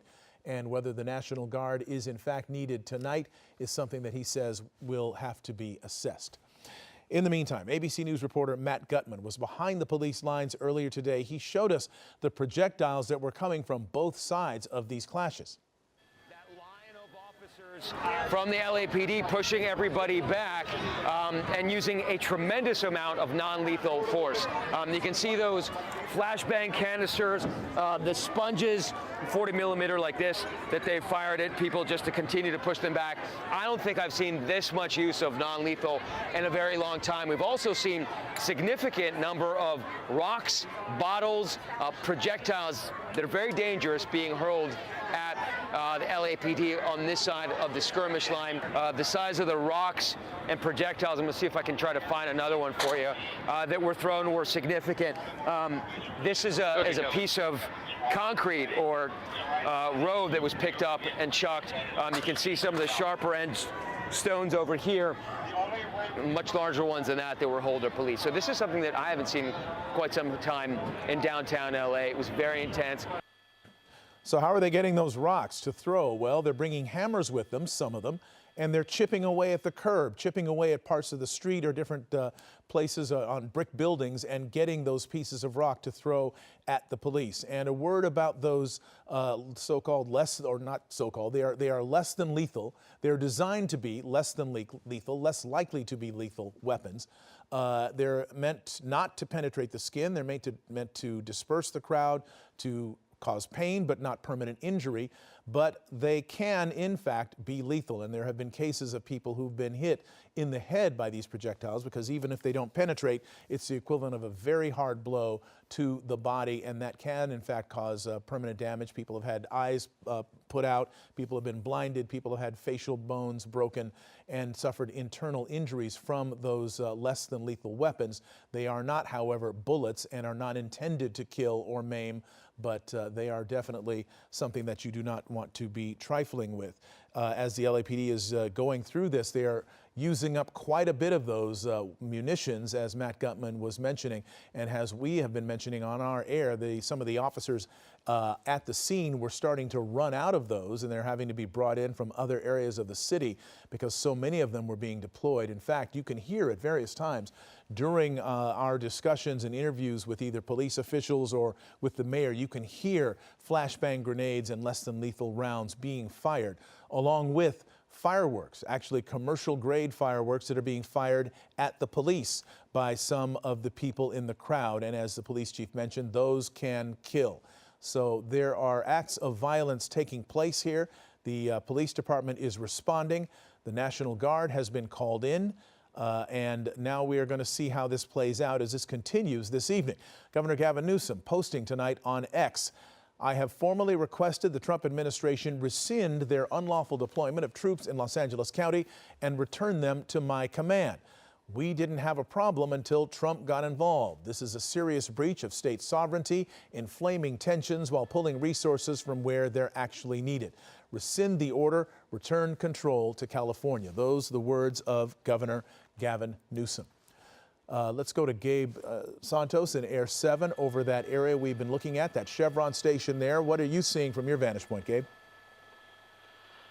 Yeah, Mark, we've been focused on this this intersection here at Alameda and Main. This is the next kind of barricade that has been set up by individuals that appear to just kind of continue to be setting up a few of these barricades as LAPD continues to push the crowd more and more north. So this is just the latest one, as I see a few people kind of making a run for it there, but we've been focused on this gas station at the top of your screen, because that's the reason why there's been a crowd around there is just because that's there was such a big crowd that was pushed further north, and I'm trying to monitor a few different things here to see why people are running. But the crowd had been further to the south on Main Street, south of Cesar Chavez Avenue, that intersection you're seeing right there, and LAPD continued to push that crowd further north. So now you're just seeing the crowd just kind of scatter in a lot of different directions. So a couple people went to the gas station. We didn't see any signs of looting or anything like that in that particular store right there. So that's definitely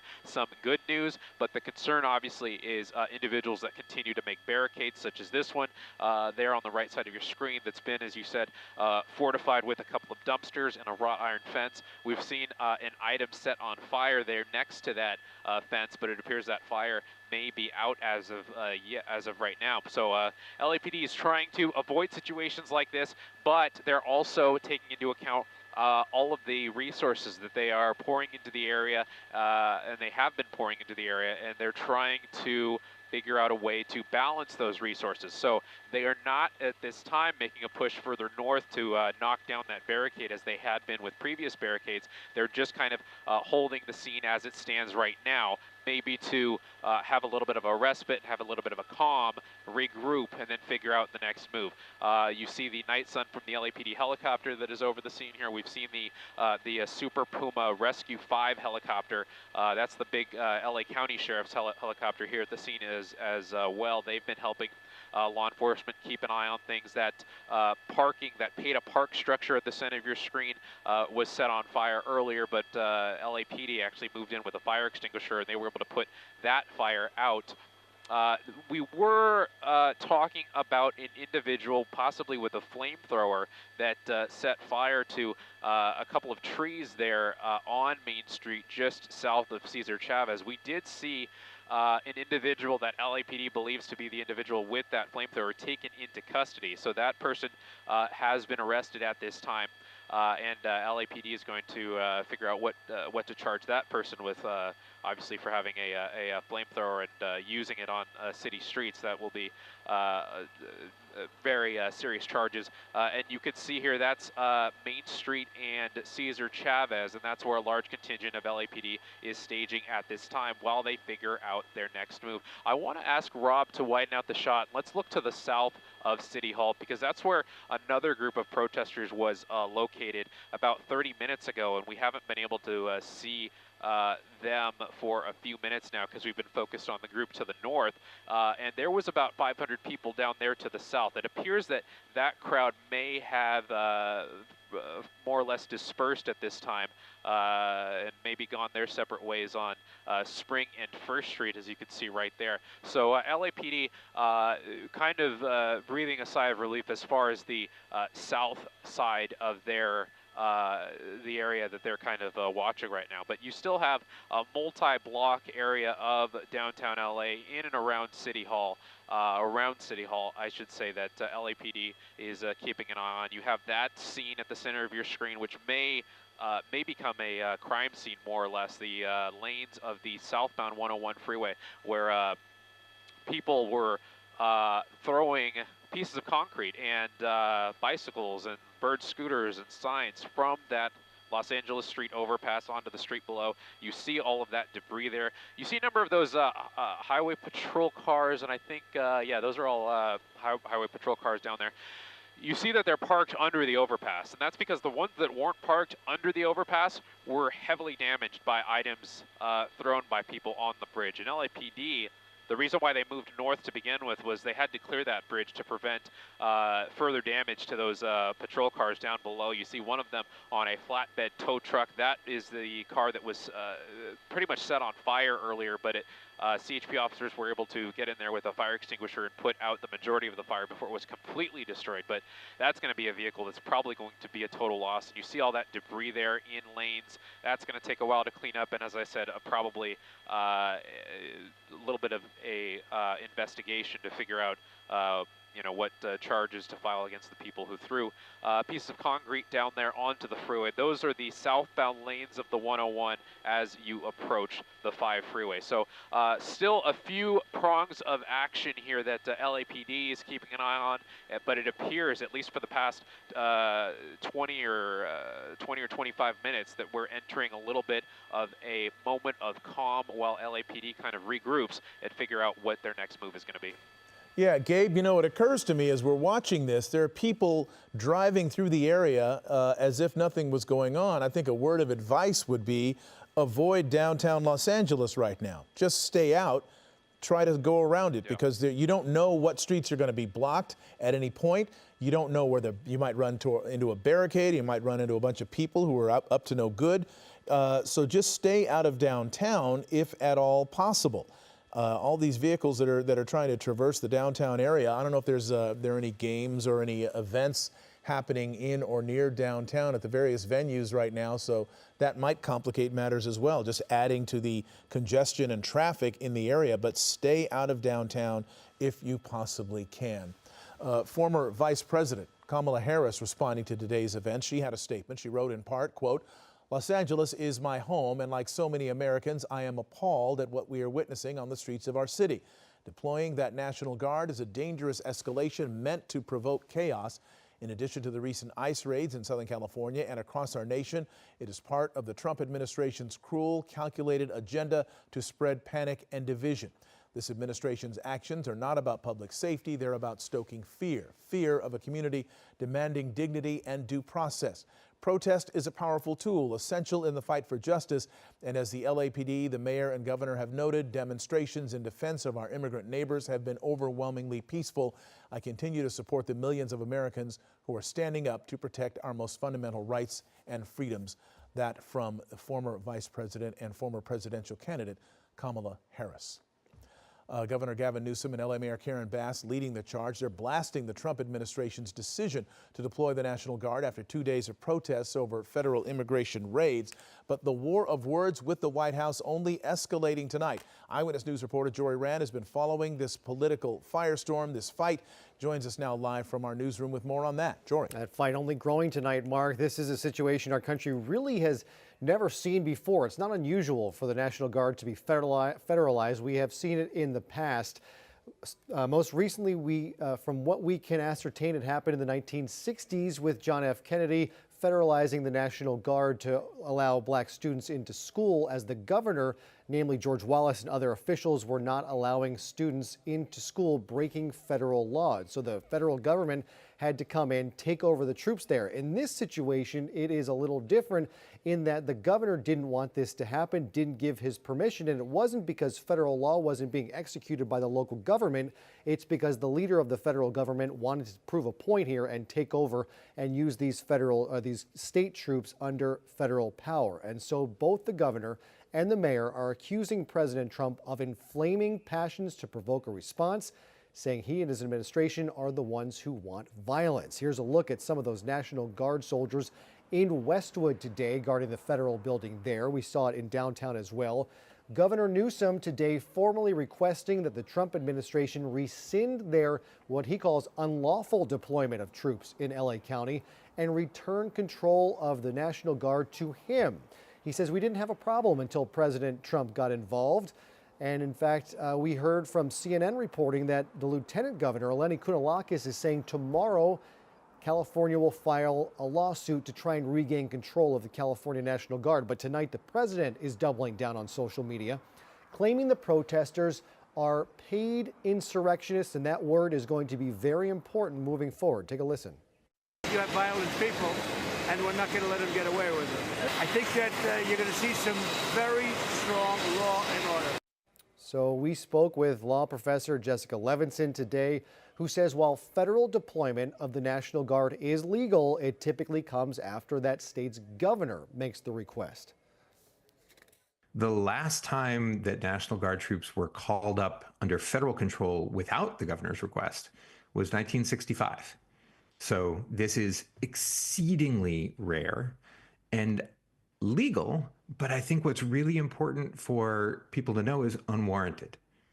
There's no indication whatsoever in LA that National Guard troops are necessary to maintain order. The governor has said there's no need. The LAPD has said there's no need. And really, all of this seems to be an unwarranted escalation. The president has the capacity, but he shouldn't use it. And it's been very rarely used previously.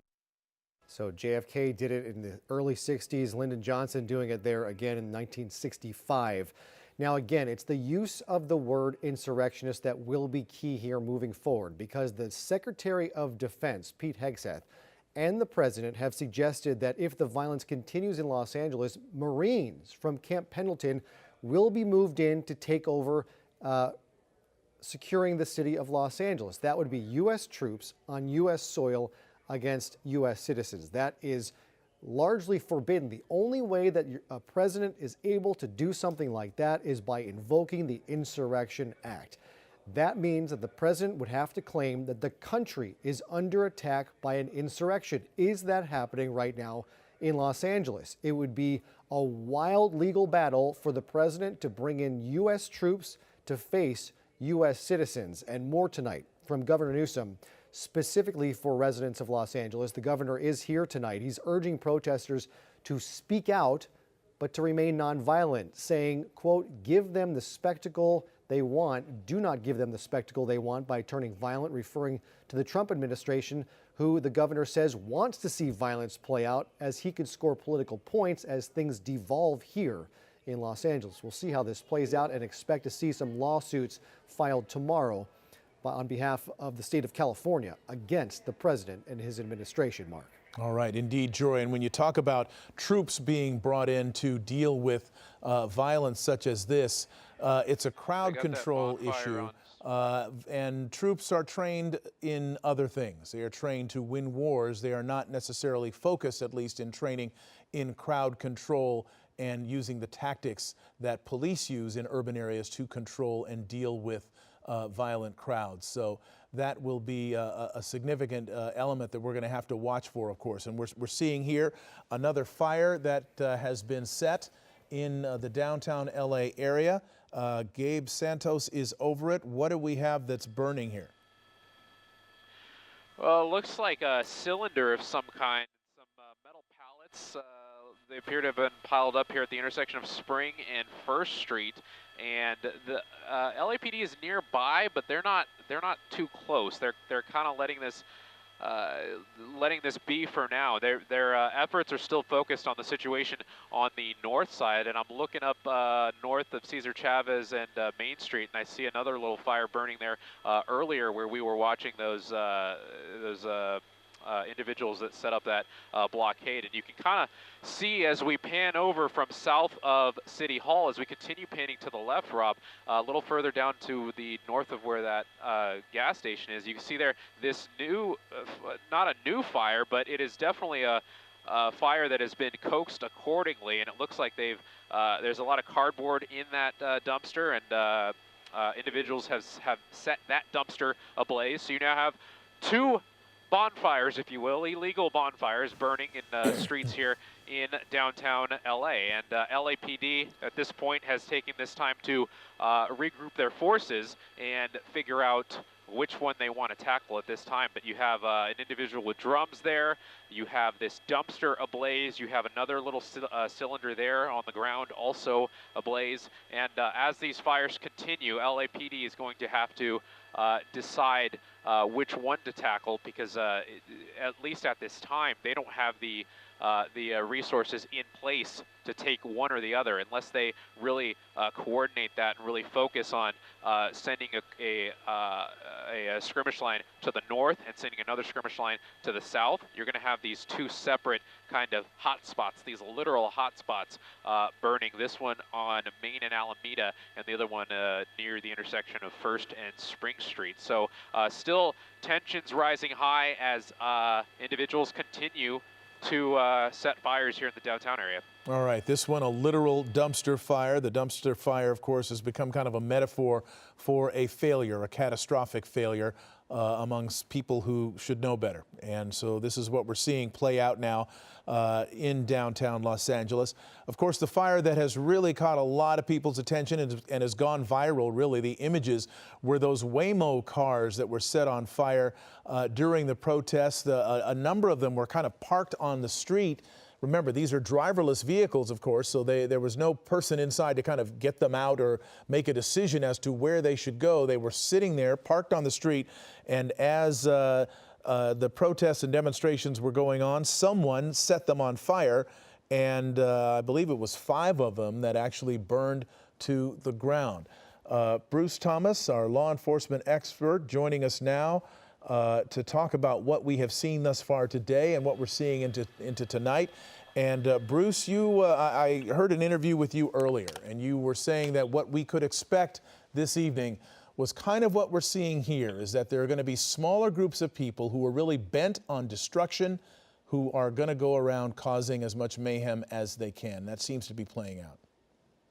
Yeah, these are not the protesters we saw during the daytime who were, utilizing their First Amendment rights. Wow. Yeah, it did get out of control with the overpass on Spring Street, with the CHP vehicles, with the Waymo vehicles, like you said, over in Olvera Street area. But what we're seeing now these are anarchists.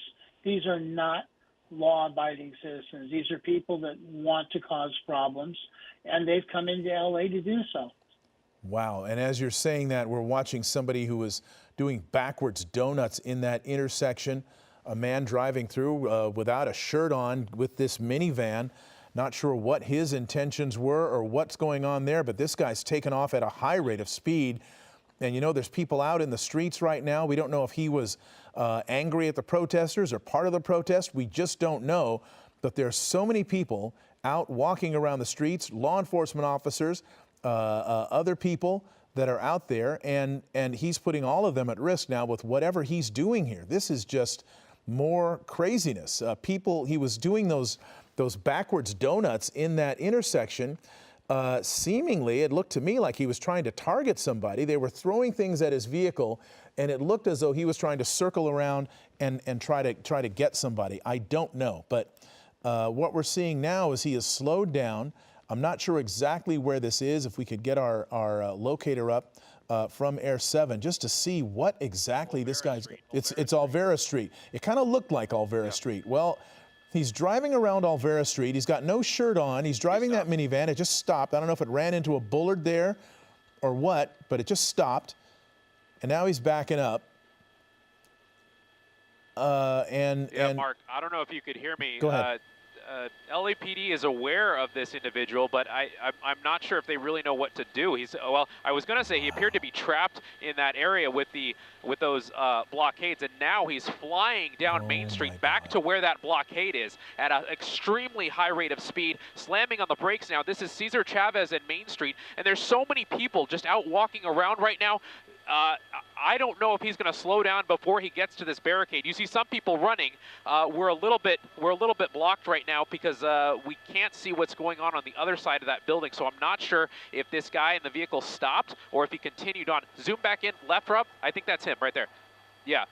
Okay. No. Not him. No. So we just kind of saw this out of the corner of our eye, and I'm not sure if this guy is agitated by the protesters or was with the protesters, but then we saw him doing these backwards donuts, and then other individuals started throwing rocks at this vehicle as he continued doing those donuts at high speeds. Now you see a crowd racing to the east, looks like maybe to the west. There he is now. Continuing to drive extremely erratically. I'm really worried that this person is going to drive so fast that he's going to run somebody over because there's just so many pedestrians running around, so many people with their phones out. This guy's already hit multiple things. You see the bumper damage almost hitting that vehicle head on, and people are continuing to throw rocks at him. This is Alameda and Cesar Chavez. I think that guy was trying to go up to the driver's door.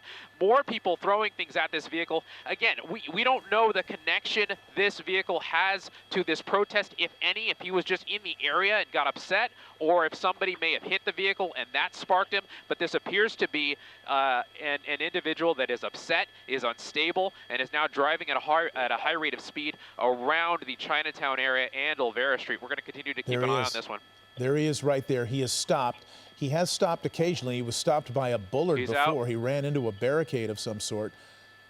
And he's not out yet. He did open the door. There was a lot of front end damage to this minivan.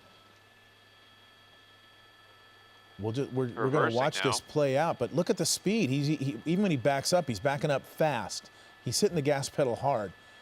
There are people out in front of him. Oh, my God. Oh, no. I thought he was going to hit the motorcycle. It looked like he was aiming for him. Yeah.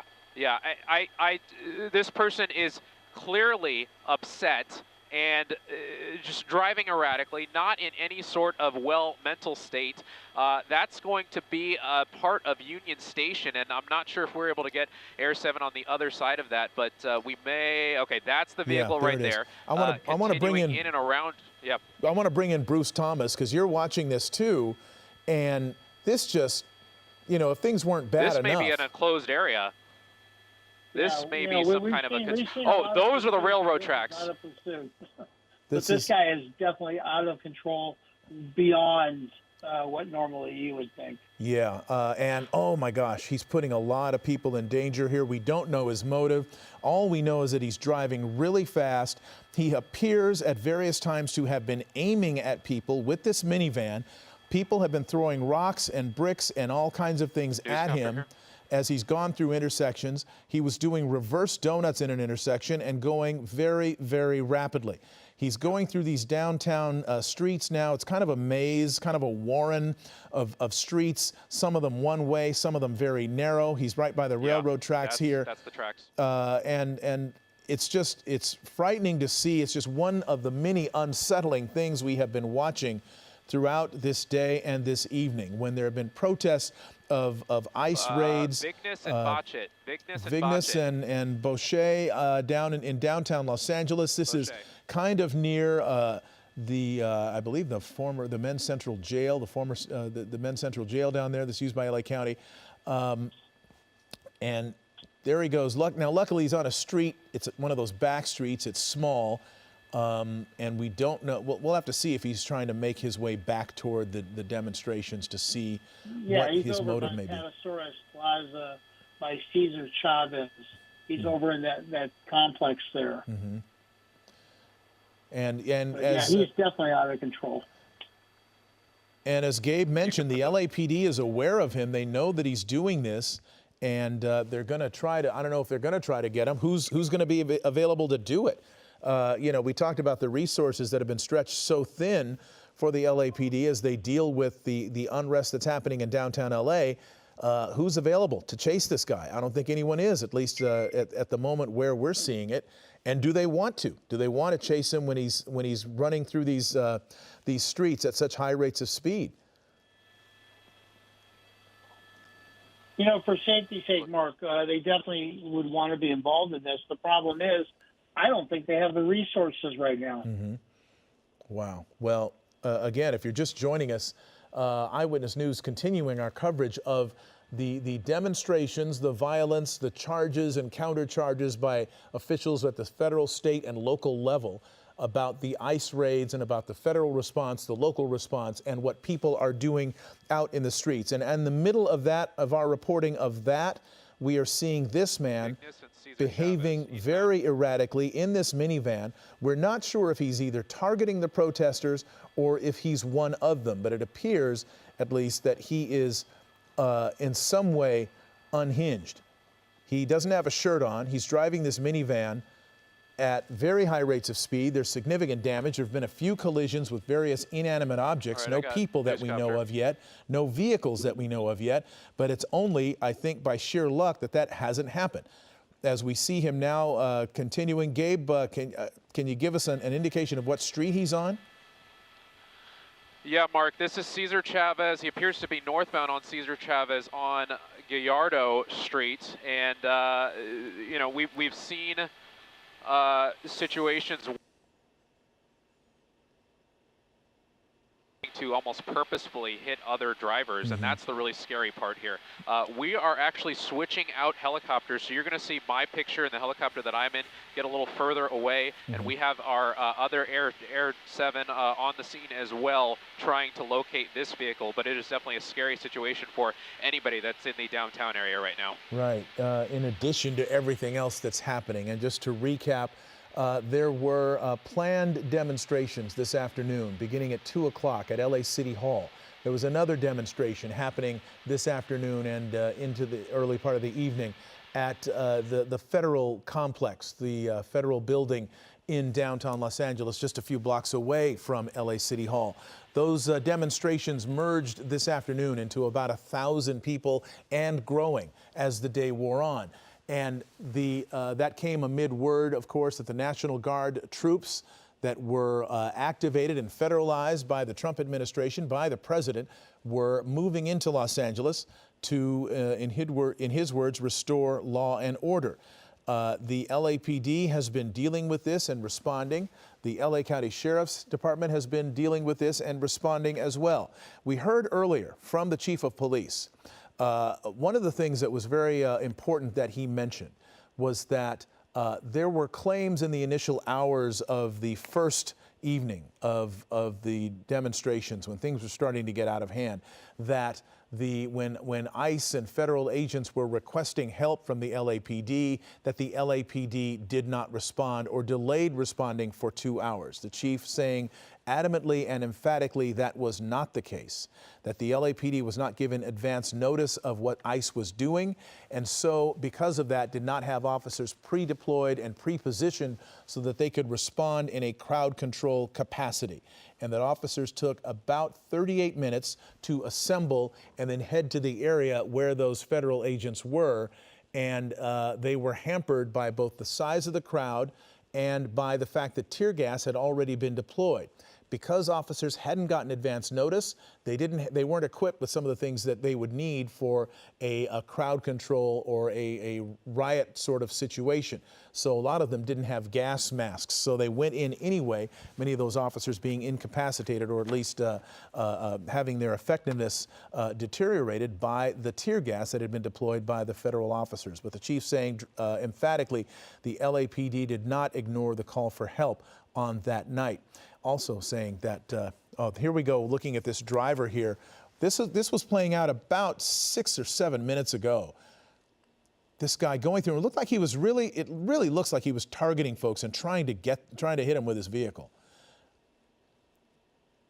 But we don't know. We do know that the crowd was very angry at him, judging by what we're seeing in response, all the projectiles being thrown at him.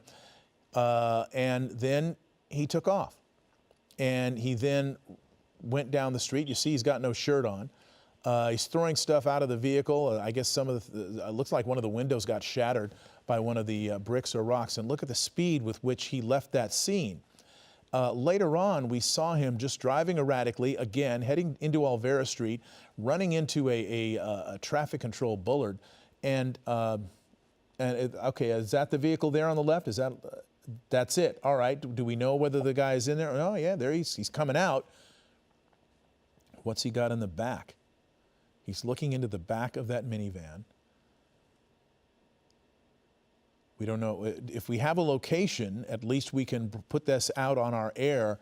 And if someone is going to try to, Savannah and First Street, in East 1st Street in downtown Los Angeles.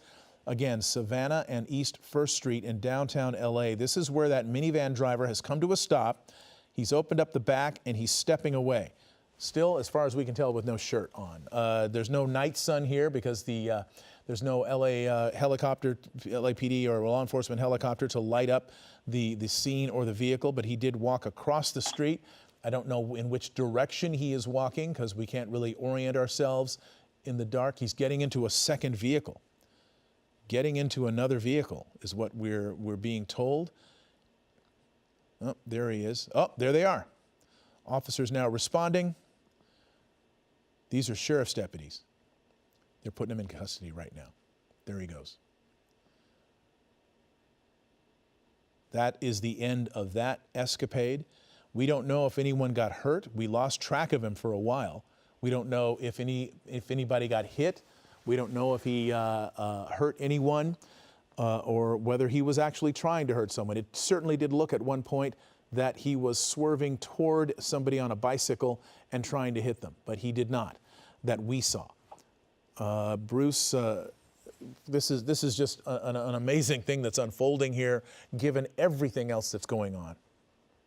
Yeah, for this guy to be driving like that is just dangerous beyond. I'm glad to see that the sheriffs have been requested and are responding to LAPD's request for help. My only question would be, what took so long? Clearly, LAPD was overmatched. And when you declare mutual aid, you get the bigger agency, LA County Sheriffs, which in the scheme of things, they are actually in charge of a civil unrest situation like this. So I would ask why it took so long. And the other thing I haven't seen are some of the other agencies in Southern California responding to this. Yeah, we're not seeing. That's an excellent point. It would be good to know. It's hard to tell at night too, because you can't always see the vehicles or see insignia on patches or things like that would indicate that someone's there. Sheriff's deputies, of course, pretty easy to make out with the sheriff's insignia on the side of the car and their khaki uniforms. So they're pretty easy to spot. But as far as other police departments or police agencies, we don't know of any that are also helping in this response to the unrest in downtown LA. This is the minivan that guy was driving. They've cleared it. There's thus far, I think there was one other deputy who went through and saw that there was no one else inside the vehicle, but they're going to check it for other things, perhaps weapons, contraband, or anything else that would indicate danger or perhaps have a clue to what his motive was.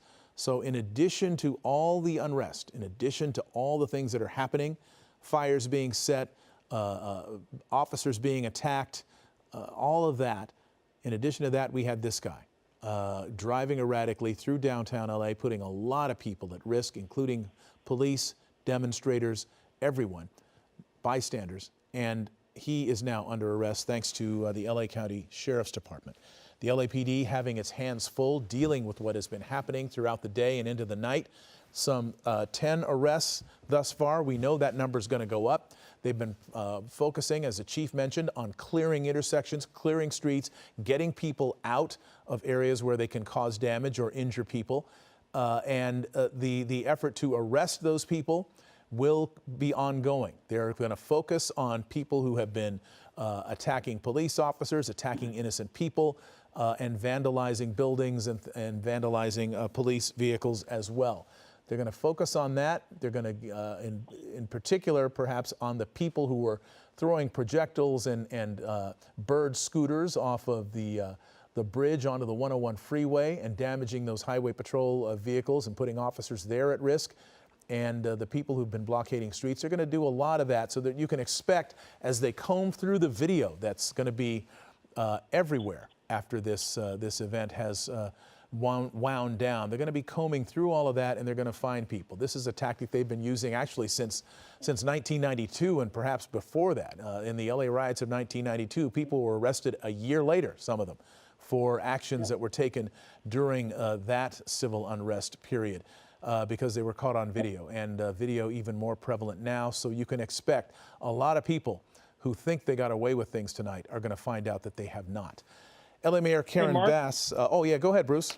Oh, I'm sorry. I was just going to ask, I don't know if Air 7 HD can pull in over by City Hall, but it appears that the Sheriff's Mobile Field Force is doing some sort of operation by City Hall, possibly pushing a crowd further away. Okay. I saw some of their trucks and some of them launching less lethal and flashbang. Okay, let's take a look. What you're looking at here, these are highway patrol vehicles that are kind of securing that bridge over, I believe that's a bridge over the 101 freeway. Let's go get closer to City Hall if we can and see if what Bruce is mentioning is actually happening. That would be a mutual aid situation, and we're going to see if there is a skirmish line. We see that fire, the dumpster fire that is there. Maybe are they forming around that to try to move these people out? Let's tilt down a little bit with the camera and see what we're looking at. All right. Well, we just saw that appears to be fireworks that are being launched in some way by people against the officers. I do not see a skirmish line here, but let's take a look and see if there are other indications of a mutual aid response by the LA County Sheriff's Department that would help to clear these intersections and get some of these people out that are up to no good out here setting fires and the like. So we're going to keep an eye on that. Bruce, thanks for the tip. We're going to look for it. In the meantime, we want to tell you what the mayor has been saying, speaking earlier today about the need for these protests to be peaceful.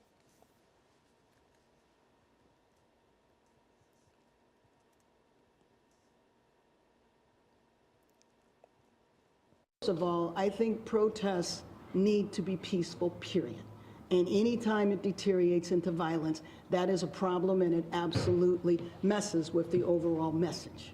That's not peaceful, what was happening. It's not peaceful for people to be on the highways. It's not peaceful for people to throw rocks or bottles. That's not peaceful.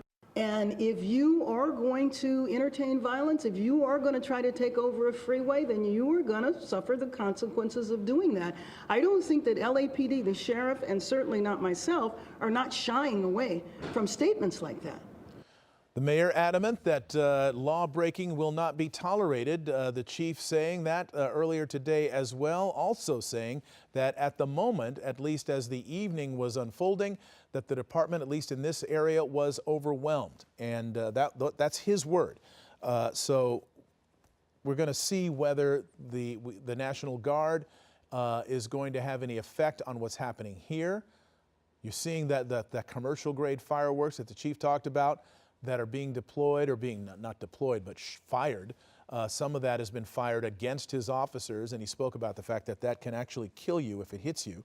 And so there is a lot going on that they are having to deal with. And the question of whether the National Guard is needed, the chief said, indicated that the first two nights, they hadn't gotten to the point where they would have called them, but tonight, he would have to reassess and decide or look at whether that was a necessary part of the mix. It's the numbers of people involved in this have dwindled quite a bit. There were several thousand outside City Hall that were marching around and then marching to the federal detention center in downtown LA, in the federal building. Several thousand people were there. Those numbers have dropped away to what must be a few hundred, perhaps, maybe less than that are going from one location to another, scattering around. As soon as police form a skirmish line and move them out, they go somewhere else. And what we're seeing now is some people setting fires, putting up barricades, trying to close down intersections. But the numbers of people causing trouble is about, I would say, Bruce, maybe starting to match the numbers of law enforcement people who are out there, and that may turn the tide in favor of the police. If at least if the numbers are dwindling, maybe they can get a handle on this. Bruce, you still with us? I think we've... the numbers are kind of equaling out. They were overwhelmed earlier today and this afternoon, but I think now that you also have the sheriffs there, the manpower pool for law enforcement is greatly increased, and they can take back some of these streets. And maybe we will see a curfew later on. I don't know. Yeah, that was a question that was asked during the press conference, whether a curfew would be implemented in LA. The chief said that he had spoken with Sheriff Luna about the possibility of a curfew being implemented, but none has been implemented thus far. It would take an action by the LA County supervisors and the LA City Council to implement a curfew, both city and or county-wide. And that certainly has been done in the past in situations where things have gotten out of hand. Just if you're out on the streets after 10 o'clock at night or whatever time it is, you are subject to arrest, and that certainly is a tool that allows law enforcement to put an end to scenes like we're seeing here, where this fire is being set in the middle of this intersection, a food truck driving by. And so, but what we're seeing, I guess, is with the numbers dwindling, as you mentioned, the law enforcement agencies that are responding are in a better position to get a handle on this. But we should note, the LAPD and the Sheriff's Department, both well below full strength. Officers are retiring and or leaving both departments faster than they can be replaced.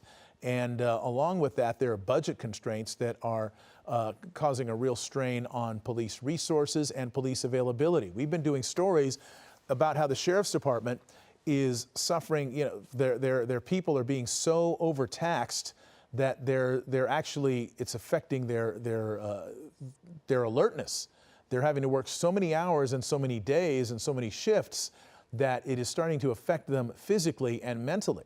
And there's a real concern about both the LAPD officers, the rank and file, and the Sheriff's Department rank and file about how to, whether they can deal with too many more incidents such as these. And then you have the budgetary concerns, both the city and the county, both having to make severe budget cuts, caused in large part by the response to the fires that we had in January that really put a hole in the budgets of both governments.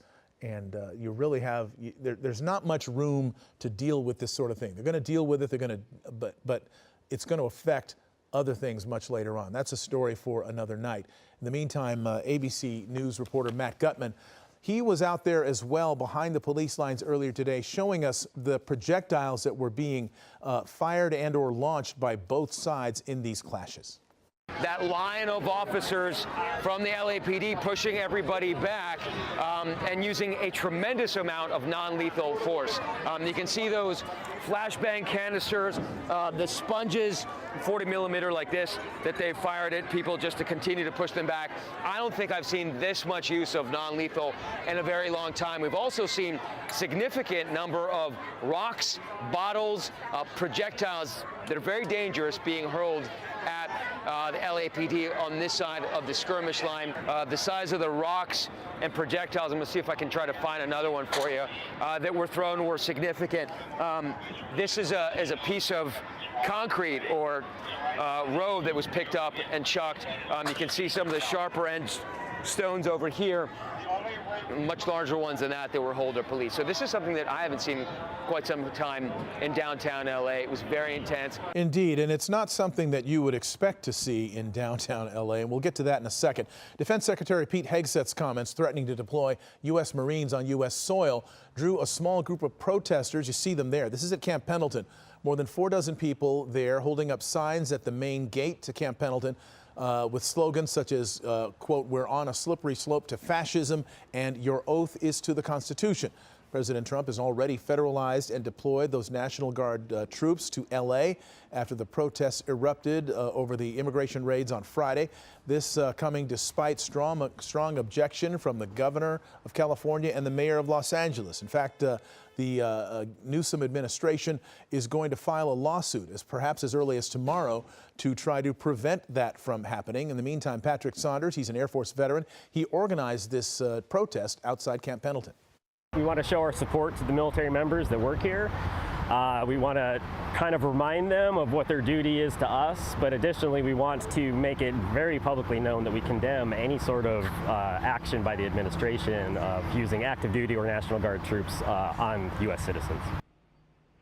U.S. Northern Command confirms 500 Marines from 29 Palms are on what's called prepare to deploy status. That means they're ready to go should they be needed, and quote, to augment and support the DoD's protection of federal property and personnel efforts. And there's a live look now at downtown Los Angeles. Still spot fires here and there. Still groups of people gathering mainly at intersections, either blocking them, barricading them, or setting fires. There have been some continued skirmishes with police, and there was a guy in a minivan that started driving around erratically and nearly took some people out. He's under arrest. Some 10 other people, at least, that we know of as of earlier this evening are under arrest by the LAPD. 17 others arrested by the Highway Patrol. Both of those numbers are expected to go up as we continue to watch the law enforcement response to the unrest that is taking place in Los Angeles. I'm joined now by Jory Rand.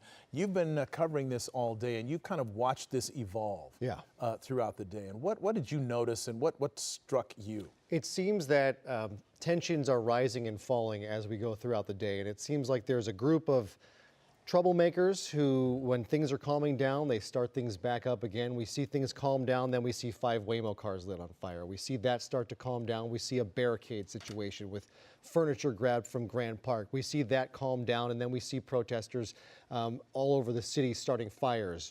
This gentleman, that's something I've never seen before. Typically, when we see a gathering like this, you do see people start to treat this like a street takeover and start doing donuts. So when you first see that, you just think that person is part of it. They clearly were not, as they drew the attention of those gathered there and then took off through the city in what we have seen. But again, it is a group of people who have been allowed to do this. We saw the protesters who were on the overpass of the 101 freeway.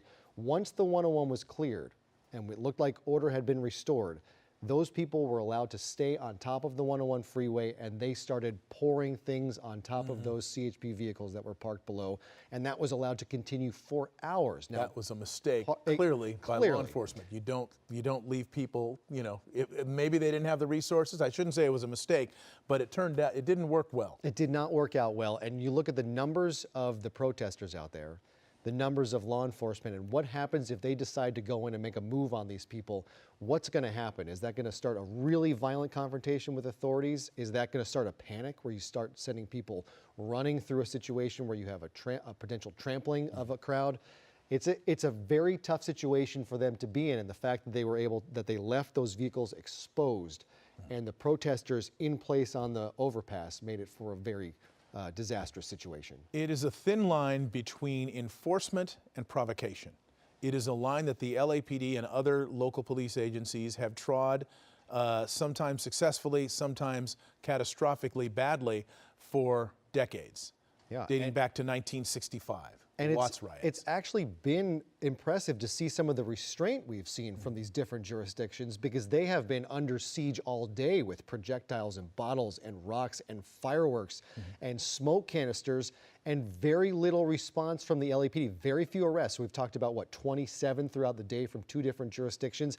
There could easily have been hundreds of arrests given the behavior we have seen on the streets of Los Angeles. What they're trying to do is get the streets cleared, restore order, as quickly as possible and as thoroughly as possible. They're having trouble doing that tonight because the crowd is dispersing and going from place to place. If, as Bruce Thomas mentioned, a retired law enforcement officer, if that mutual aid response is now in effect and taking effect, you'll see other agencies coming in and providing the manpower, providing the bodies, basically to go out and secure, take ground and hold it, as opposed to take ground and then having to move somewhere else and losing the ground that they've taken. So that's what's hopefully a helpful development in this as we watch live now what's happening in downtown LA. These are pictures from Air 7, Spring Street and 2nd Street. That vehicle there that's on the side of the road, I don't know if that has been vandalized and is immobile because of that, or whether someone is parking there and doing it deliberately.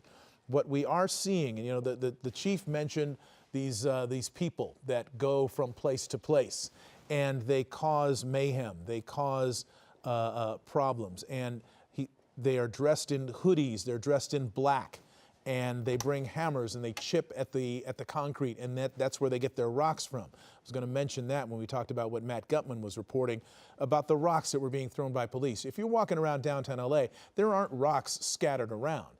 These people are manufacturing these projectiles by bringing hammers and hammering at the concrete and the asphalt and taking what chips away and throwing it at police. We have Brian Mueller, who's a retired law enforcement officer here in Southern California. Can you hear me? Yes, sir. All right. So you have seen how things have unfolded tonight. What is your take on how the different law enforcement agencies are responding and whether it's been effective? They do a lot of training together. It does take some time to muster up enough personnel to be effective and not be overwhelmed. The crowds are obviously a lot larger than the number of officers that are available. Obviously, as you guys know, each agency has a different jurisdiction, and therefore it tends to change who is in command of a certain area. It's in the city, it's LAPD, it's parts of LA County is in the middle of the city, like Grand Park and a few of the county buildings, it's Sheriff's Department. And obviously, as we all saw, right next to that, the 101 Freeway, which is the jurisdiction of CHP. So communication is always tough in these type of situations. There's only so many radio frequencies, and there's a lot of things going on, a lot of people trying to talk. But trying to make the maneuvers to gain control of the freeway. And then obviously we all saw it did take, in my opinion, too long, but maybe there was some other things going on. They couldn't release some personnel to secure the high ground. You always want to have a high ground, but the high ground is LA City's turf, if you will, and not the CHP. So that created a little bit of a problem. Mm-hmm. But it usually takes a few hours for everything to start working in order. What you do have is when you have trying to disperse crowds, you don't want a big crowd of people in one area unless you have enough people to keep them in there. You're going to start making some arrests. But when you scatter them, when you disperse them, they tend to create problems all over the place. So if you can keep them moving and not muster up in a certain area by your personnel, your law enforcement personnel being able to maneuver, you can keep them from getting in a big power base. But when you let them solidify in a certain area, they're going to start looking for environmental weapons or debris or dumpsters or whatever to start throwing things at static lines of police officers. So when you have the officers in a static line, then they become more vulnerable. But if they have a maneuver capability, it's better for the officers and you're able to disperse crowds. The different agencies in LA City and County have dealt with disturbances ranging in size from Laker parades that get out of hand all the way to the unrest of 1992 and the George Floyd unrest that took place and the rioting and the vandalism that took place there to what we're seeing tonight. There's different ranges. But over the years, they've learned different things and different tactics with regard to crowd control. How equipped, just from a training standpoint, are the police, these two different agencies, or at least speak to your agency, about crowd control? How much training do officers get? How much tactical experience would you expect some of these deputies to have? And how is that brought to bear? Well, there's quite a bit of training that takes place. There's in the Police Post Academy Learning Domain 24 has to do with disturbances. That's the initial training. Deputy personnel get a lot of emergency response team training in the custodial environment. And then again, when they go to patrol school, get a little dose of it again. And then recurrent training in field operations, and especially when big events will be coming up, like, for example, the Olympics or World Cup or a presidential election or things that intel tells us that is likely to have some type of problem. Efforts will be made to focus on mobile field force, crowd control, use of force, non-lethal weapons, training so we're better prepared. Stations will make sure that their personnel, they have their helmets and their face shields that are in good working order, and have all their flex cuffs and mass booking procedures all dialed in, so everybody's tuned up, ready to go if a mobile field force has to get together and come together. Most police cars, deputies, policemen are one person in a car for the most part and handle things by themselves until situations like this come together where there's just too many. And because we are outnumbered, you have to come together in what we call a mobile field force, basically a well-choreographed drill team.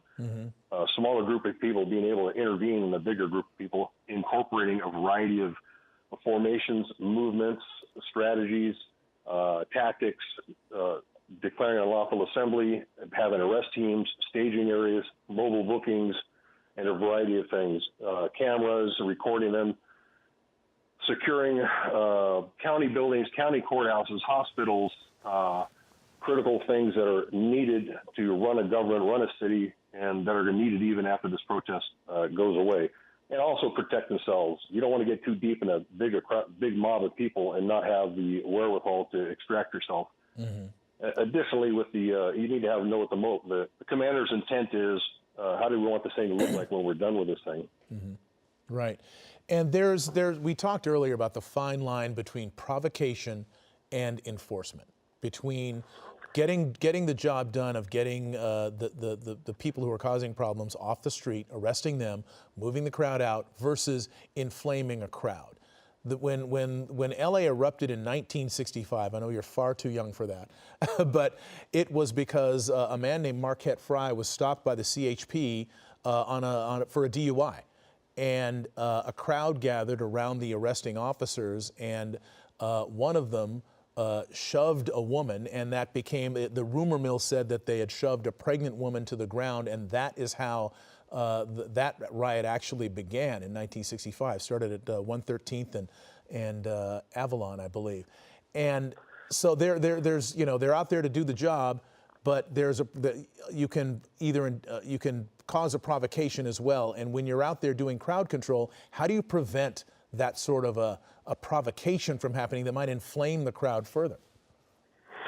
Well, I was only 3 at that time, but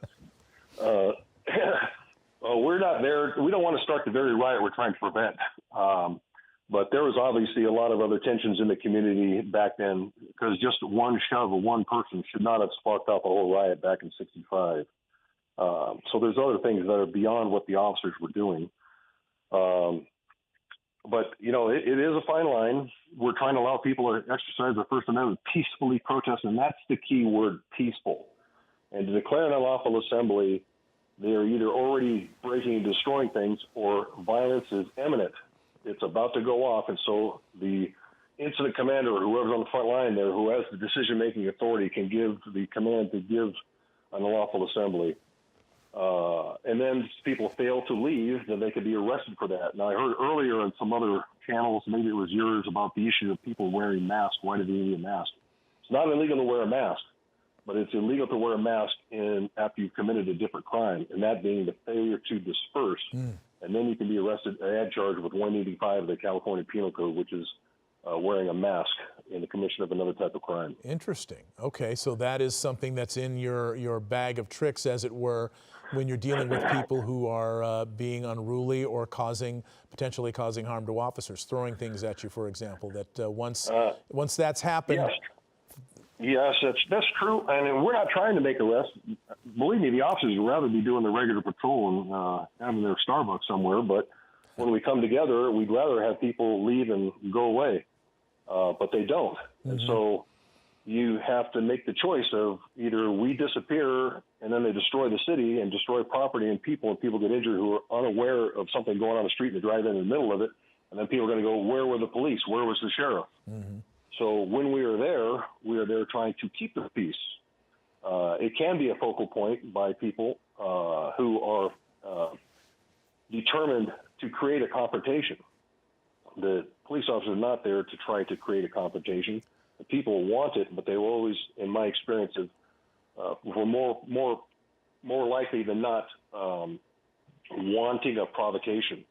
You'll notice that you tend to have a lot more cars going to areas where the protests are happening because they want to get involved. They want to see it. They want to get a little clip on their smartphone to put it on Instagram or something. And they create a problem also by showing up in an area that's clearly got some police activity going on there, and that makes it difficult for the officers. So it's tough. You end up putting up with a lot of abuse verbally, a lot of things thrown at you from different directions. I do know that some different tactics that different agencies use. Some officers, their protocols, will stand there in a skirmish line and allow the mob of people to get really, really close to them. And that's very volatile. And a few protests deep in the mob of protesters will throw something over the top, and it may injure significantly the officers. And as we saw, particularly when SRT rolled out to the Fairfax district in May 30th of 2020, they were not peaceful. They were throwing chunks of concrete, and as you guys have reported on the news, a lot of fireworks. Those things will fly faster and farther than a lot of our less lethal projectiles, and they are explosive devices. Yeah. We've had some uniforms burned. We've had ears where people had hearing issues afterwards, had to get medical treatment for it. So it is a difficult position to be in to try and facilitate First Amendment peaceful protests. But like I said earlier, when they're creating havoc or destroying things and being violent, they are no longer peaceful. They have removed themselves from First Amendment protection. Or if violence is imminent, they can declare an unlawful assembly. And then if they fail to leave, arrest for that. And if they're wearing a mask, arrested for also wearing a mask. Right. Okay. Well, Brian Mueller, retired sheriff's deputy, we thank you for your insight. What we're looking at here is right near crypto.com arena. And we got word that a crowd was gathering there. We don't know if these are people who are being peaceful or if they're just watching and seeing what's going on, or they're just wandering around in the streets, or if there is something else to this. We're not seeing any sort of violent activity going on right now. You see people walking with flags. You see people walking down the street. I did see one thing being thrown, but it didn't appear to be targeting anybody. And so we're going to keep an eye on this situation. We began our, as we look at this, we began our 8 o'clock hour with a news conference by the chief of the Los Angeles Police Department, Jim McDonnell. Here's a recap of what he had to say. LAPD was not given advance notice that the federal operations would occur in that area. As a result, we were not pre-positioned to respond immediately to unrest related to those actions. Once the call for assistance came in, LAPD responded within 38 minutes. And that sounds like a long time, but I'll tell you why that is.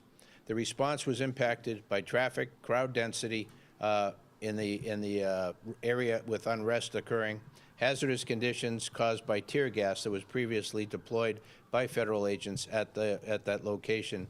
Many of our officers, because it was put together in a mobile field force configuration without advance notice, were not equipped with gas masks.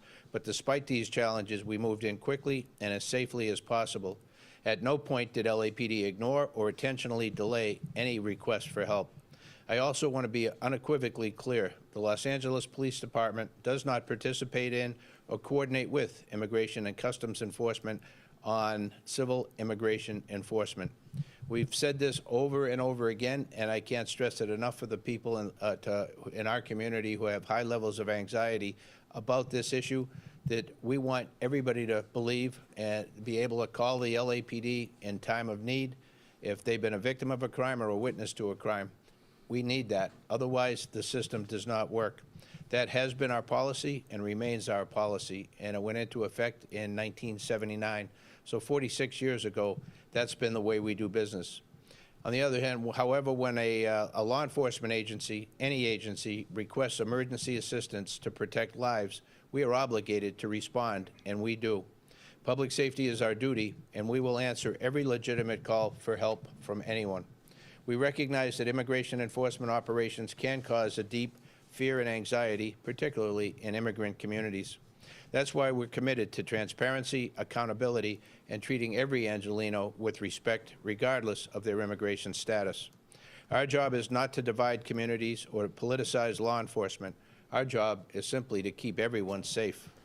It is an environment, though, in which law enforcement has, to some extent, been politicized. We have the Department of Justice and the people from Homeland Security saying that the local agencies are not doing their jobs. They'd accused the LA Police Department of not responding to a call for help from the ICE agents and other federal agents who were involved in what they're calling an immigration enforcement action in one part of the city. The chief emphatically saying that did not happen, that it took some time for officers to respond because they hadn't gotten advance notice that this would be happening, and that officers, in order to respond to that, need to be especially equipped and formed into action teams to do that, and that takes some time.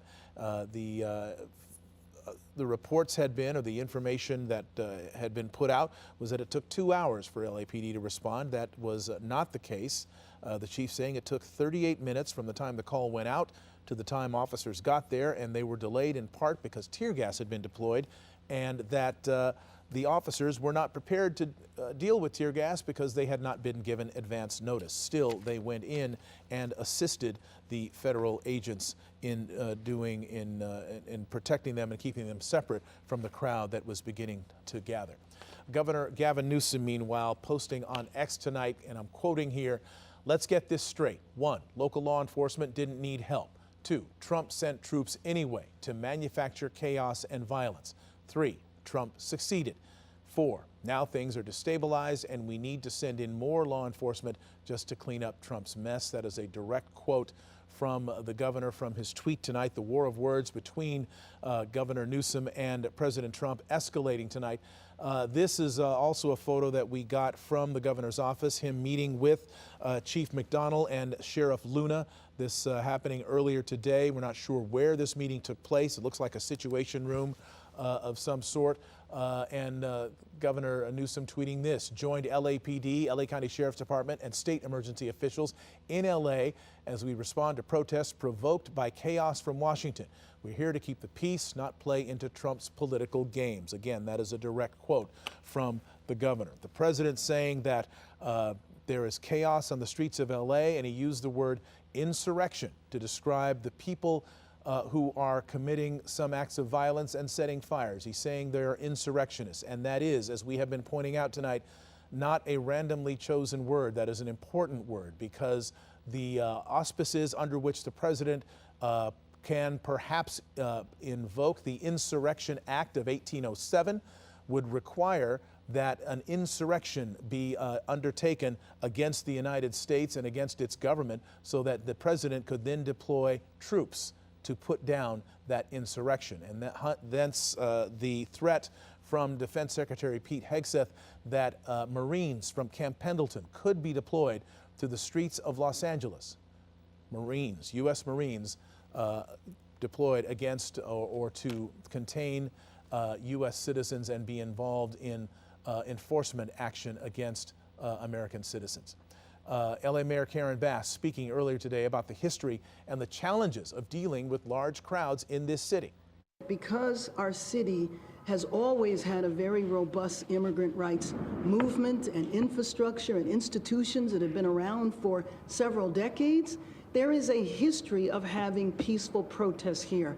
Now, you know, like any crowd, if we're talking about after an athletic event, everybody celebrates. There's always a handful of people that tend to be at the end and tend to hang around and might get into mischief and violence. But that's not the people who are putting on the protests. I tell you that to say that when those protests have been organized, they've been organized in a proper way. The problem is what happens at the end, and that's one thing that is difficult with crowd control, whether it is a political protest or whether it is a football game. That is the mayor of Los Angeles, Karen Bass, who we'll be speaking to on ABC 7 in just a matter of a few minutes. In the meantime, we're going to take a look and continue to take a look at what is going on downtown right now at outside Crypto.com Arena and LA Live. This is South Figueroa at Olympic. Worth noting, the crowd that we are seeing are people walking down the middle of the street. We are not seeing any acts of violence. Doesn't mean it's not happening. We haven't seen it. And we're not seeing any fires being set. What we are seeing are people waving flags of various flags, Mexican flags, American flags, Palestinian flags, and from flags of various countries that they are carrying. But what we're not seeing is any sorts of acts of violence or unrest. This is right near Crypto.com Arena. That's it on the left, LA Live, part of that complex.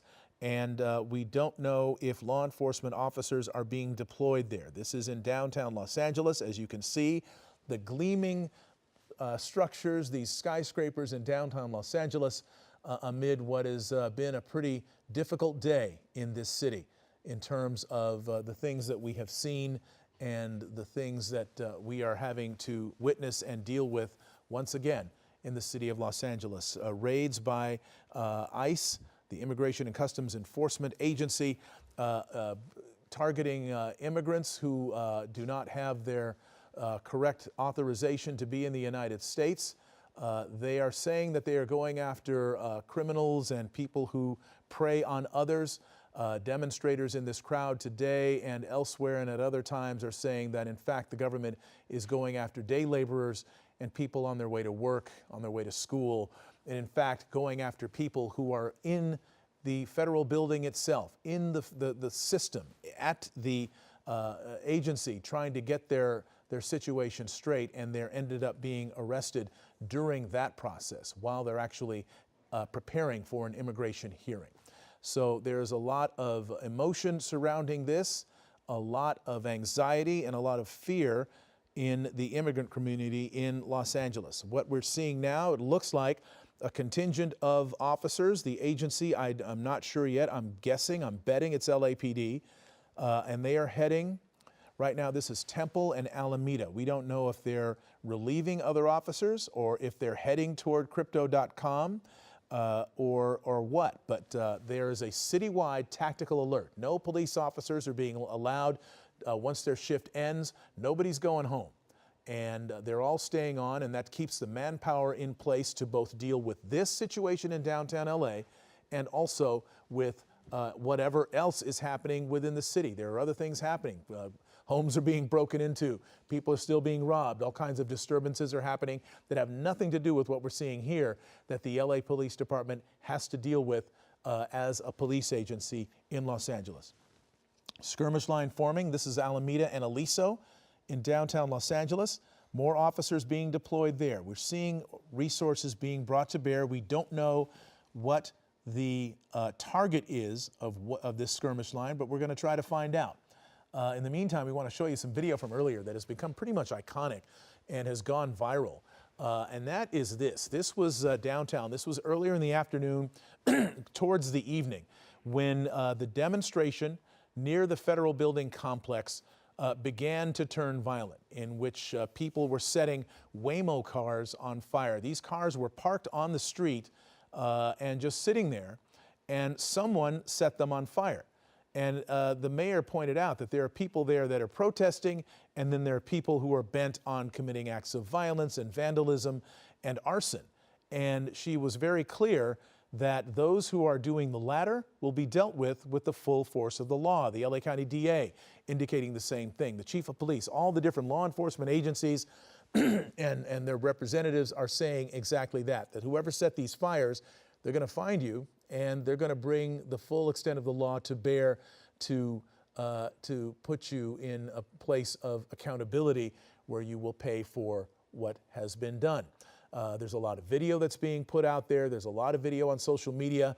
The cameras are ubiquitous, and it is very likely that whoever set these crimes was in fact caught on video, whoever set these fires, and there is an effort underway, or that will be underway shortly, to bring that person to justice. And then, speaking of somebody who was brought to justice, the guy here in this minivan. This is at an intersection where people had gathered, and you see him going in circles backwards, and people throwing rocks at him, at the vehicle. We don't know whether which started first. Was he driving erratically? Because when our camera got onto him, it was kind of just starting there, but we don't know whether they were throwing rocks at him first or whether he started driving erratically first. But the erratic driving, we know, continued after that. This is a guy that had no shirt on and appeared to be very agitated because he took off at a high rate of speed, as you see here, with all the people on the streets, law enforcement officers, civilians, everybody that is out there tonight. This was an incredibly dangerous thing for him to do. A very high rate of speed, driving around. He went to Alvera Street, got into a collision there, was backing up, driving erratically again. There were several minor collisions with inanimate objects. The vehicle was able to keep going. He eventually came to a stop, and the sheriff's department, on a mutual aid situation, came in, and 2 deputies arrested him quickly and without further incident. And as far as we know, nobody was hurt. But as you can see from that video, it was a very near thing. People very nearly got hurt, or someone could have actually been killed. Let's look live now. This is Alameda and Cesar Chavez Avenue. I don't know what that object is in the middle of the street or what people are doing here. Those are some cones. People are kind of grabbing up what they can and setting them. For some reason, they want to set them in the middle of intersections, and sometimes they set them on fire. Now you see LAPD setting up a skirmish line to try to clear this intersection. This is Alameda Street and Cesar Chavez Avenue. This is in Chinatown, and not far from a place where ICE had been staging on Thursday night. You may recall, it seems like months ago, just a couple of days ago, ICE officers, federal officers, staged in a parking lot in Chinatown, and as word got out that they were there, people started to show up and were surrounding them, and they were on the sidewalk and they were protesting. They were demonstrating against them. They were yelling at the officers. There were some bottles thrown. There were some objects thrown.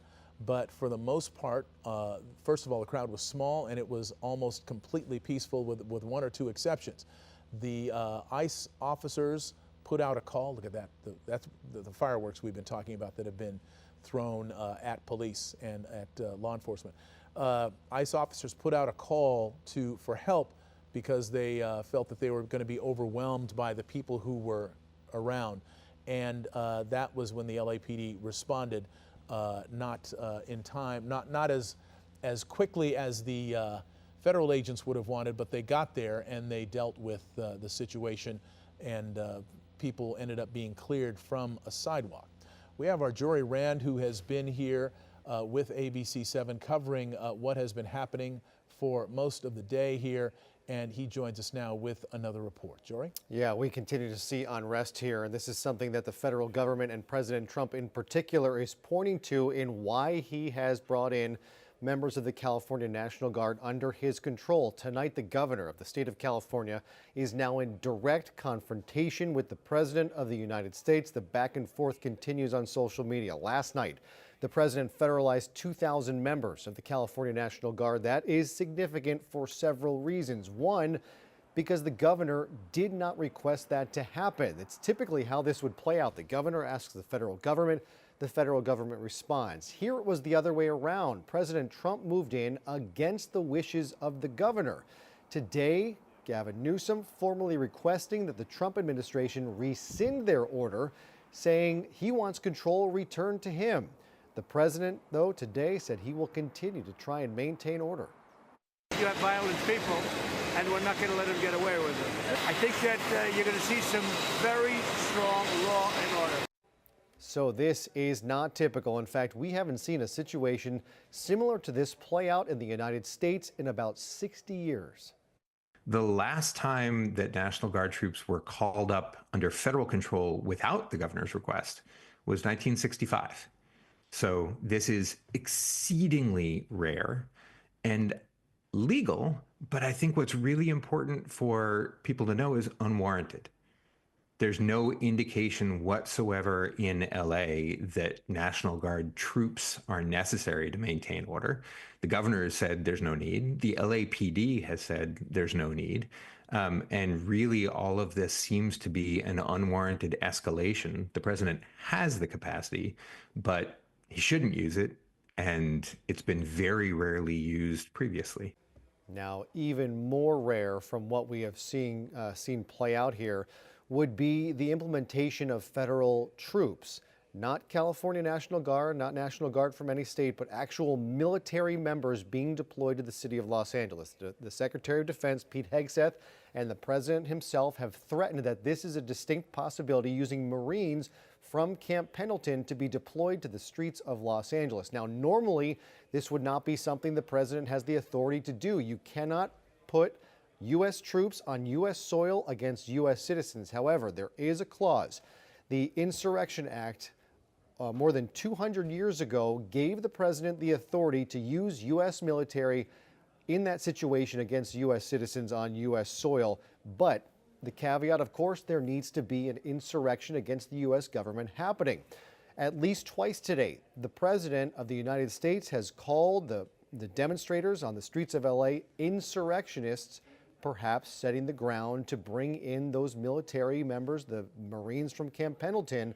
So far, that has not happened. We also learned from CNN reporting that the state's Lieutenant Governor, Eleni Kounalakis, says that tomorrow a lawsuit will be filed to go against Trump's order to nationalize the California National Guard. So we have legal battles brewing on several fronts, and we will see how this plays out, continuing on the streets of LA, but continuing tomorrow in a courtroom, at least on one legal front, and we'll see what happens, Mark, with the military, whether the Insurrection Act will be invoked. Coming up at 11 o'clock, we'll hear from another legal professor on the implications and the possibilities of that happening here in LA. Indeed. Jory Rand, thank you. Battles both legal and rhetorical as we look at video of actual dumpster fires. Leaders in Congress trying to get some more answers about people that are being detained by ICE. 3 members of Congress stopped by the ICE detention center in Adelanto this morning alongside families and attorneys of people being detained, but they were not allowed inside. Take a listen. Let us in! Let us in! The moment that we came here, they locked up the facilities. We are all here to find out what has happened to the immigrants who were unlawfully arrested on Friday night without warrants. We are exercising our rights as Congress members to visit these facilities, inspect them, and do our oversight. This lack of due process that is going on right now in our country is something that should concern every citizen. We think these individuals are being held here in unhumane conditions, which is why they're not letting us in. They're rounding people up, they're shipping them to different facilities. We talked to a gentleman earlier today who's been on the search for his nephew for 3 days. We just want access. We got to amplify and continue to make sure that everyone understands what's going on is not normal and is likely illegal, but I wouldn't know that unless they let me in. We want to talk to who's in charge. We want to figure out what's going on, how many people are here, what brought them here, and under what rights are they being detained. And it's worth noting, as members of Congress, they have the right to enter any federal facility to inspect it. And so they are not allowed to be denied access to that facility. These members of Congress say they're demanding due process for detainees. They also spoke on the phone with California Attorney General Rob Bonta. Bonta says he's looking into the Trump administration's use of National Guard troops without the approval of the governor. That's something we have been talking about and reporting about throughout the evening. As we look live right now, let's take a look again at there are so many scenes in downtown Los Angeles. You see the blue and red lights of police cars. They're here at Aliso and Alameda. There are also, we believe, officers heading in the direction of Crypto.com Arena. There are officers deployed at intersections throughout downtown LA, on freeway overpasses, on streets. They're bringing people, they're taking people into custody. Fireworks, as you see, are being hurled at them. They are using flashbang and less than lethal projectiles to try to clear intersections and clear crowds away. So what you're seeing is kind of a pyrotechnic display on both sides of this situation, in which one side is trying to keep the peace and others from the other side are bent on continuing to agitate against it. Worth noting as well, there was a crowd of several thousand people that were gathered at City Hall and at the Federal Building complex in downtown Los Angeles, the Roybal Federal Building, the Federal Court Building, and the detention center that is there.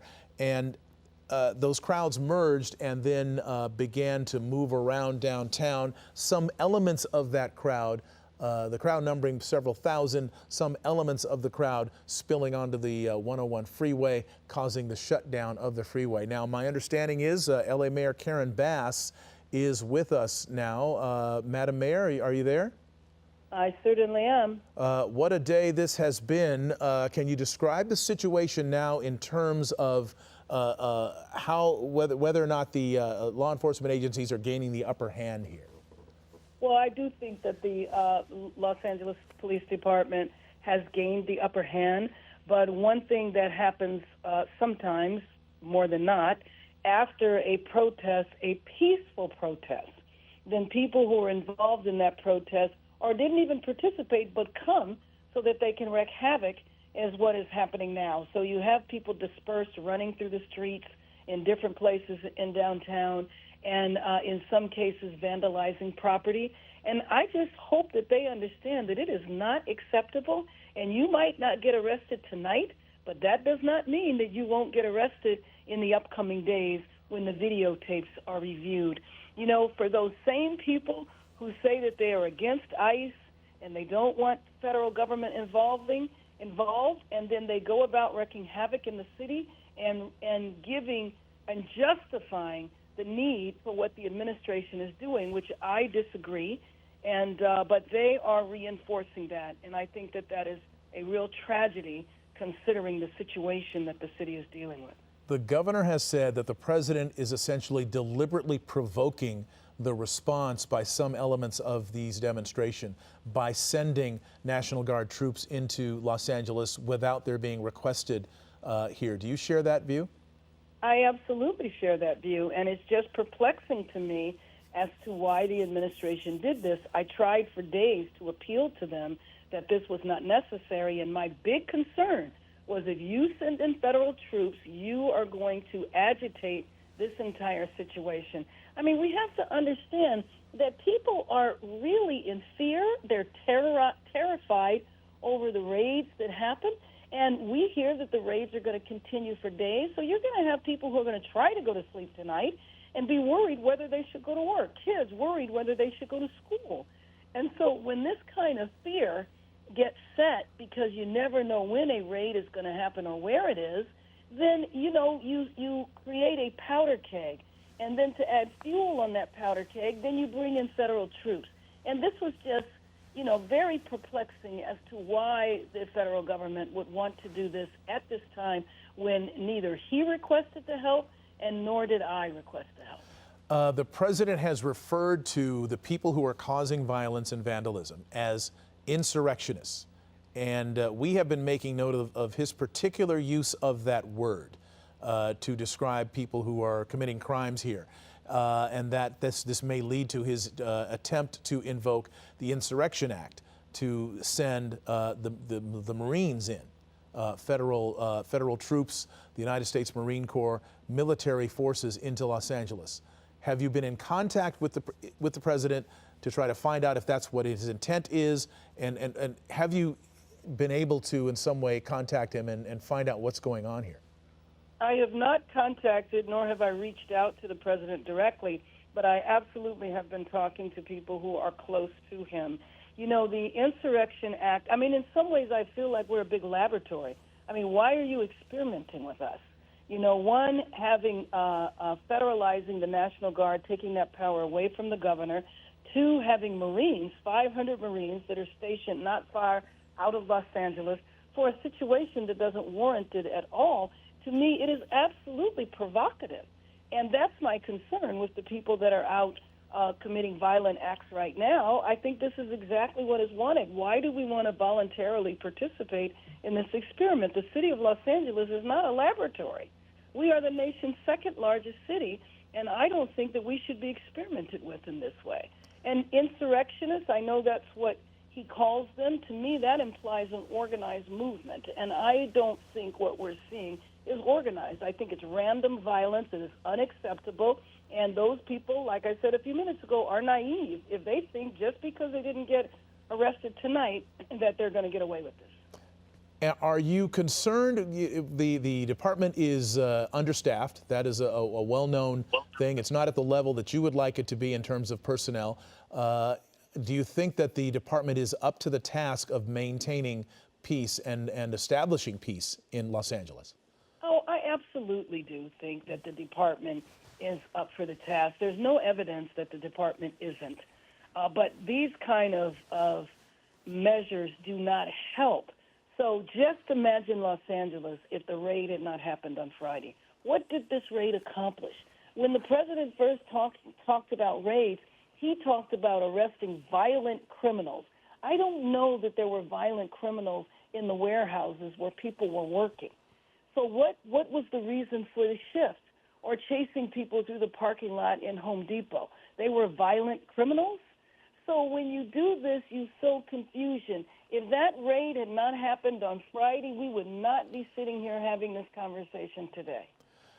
Wow. Well, you and I have been through, you know, you're a lifelong Angelino, as am I, and we've seen a lot of situations of civil unrest in the city of Los Angeles, you know, from I don't know if you were here in 65, but from 65 to 92 and 2020 and other situations as well. Does this, in your view, especially tonight, rise to the level where National Guard intervention would be necessary? No, I don't believe it does at all. And the civil unrest that you were referring to, in 1992, it was unrest throughout the city. This is isolated to a few blocks in downtown L.A., and we must remember this. So this is chaos. It is unacceptable. It's getting under control now, but there is absolutely no comparison. You have random violence and disorder in a couple of blocks. You know that is absolutely no comparison to 1992, which I called the Rainbow Riot, because there was unrest in all parts of the city. It went from the Valley to South LA to downtown, and there's nothing like that going on here today. Would you support a curfew in the city of LA? Well, not right now. I was actually talking to the chief about this a few hours ago. It's fine to call a curfew. Then the question is, how are you going to enforce it? Are you going to go around town arresting people who are coming back from the movies or are coming back from a social event or working late? So I am hoping that this settles down.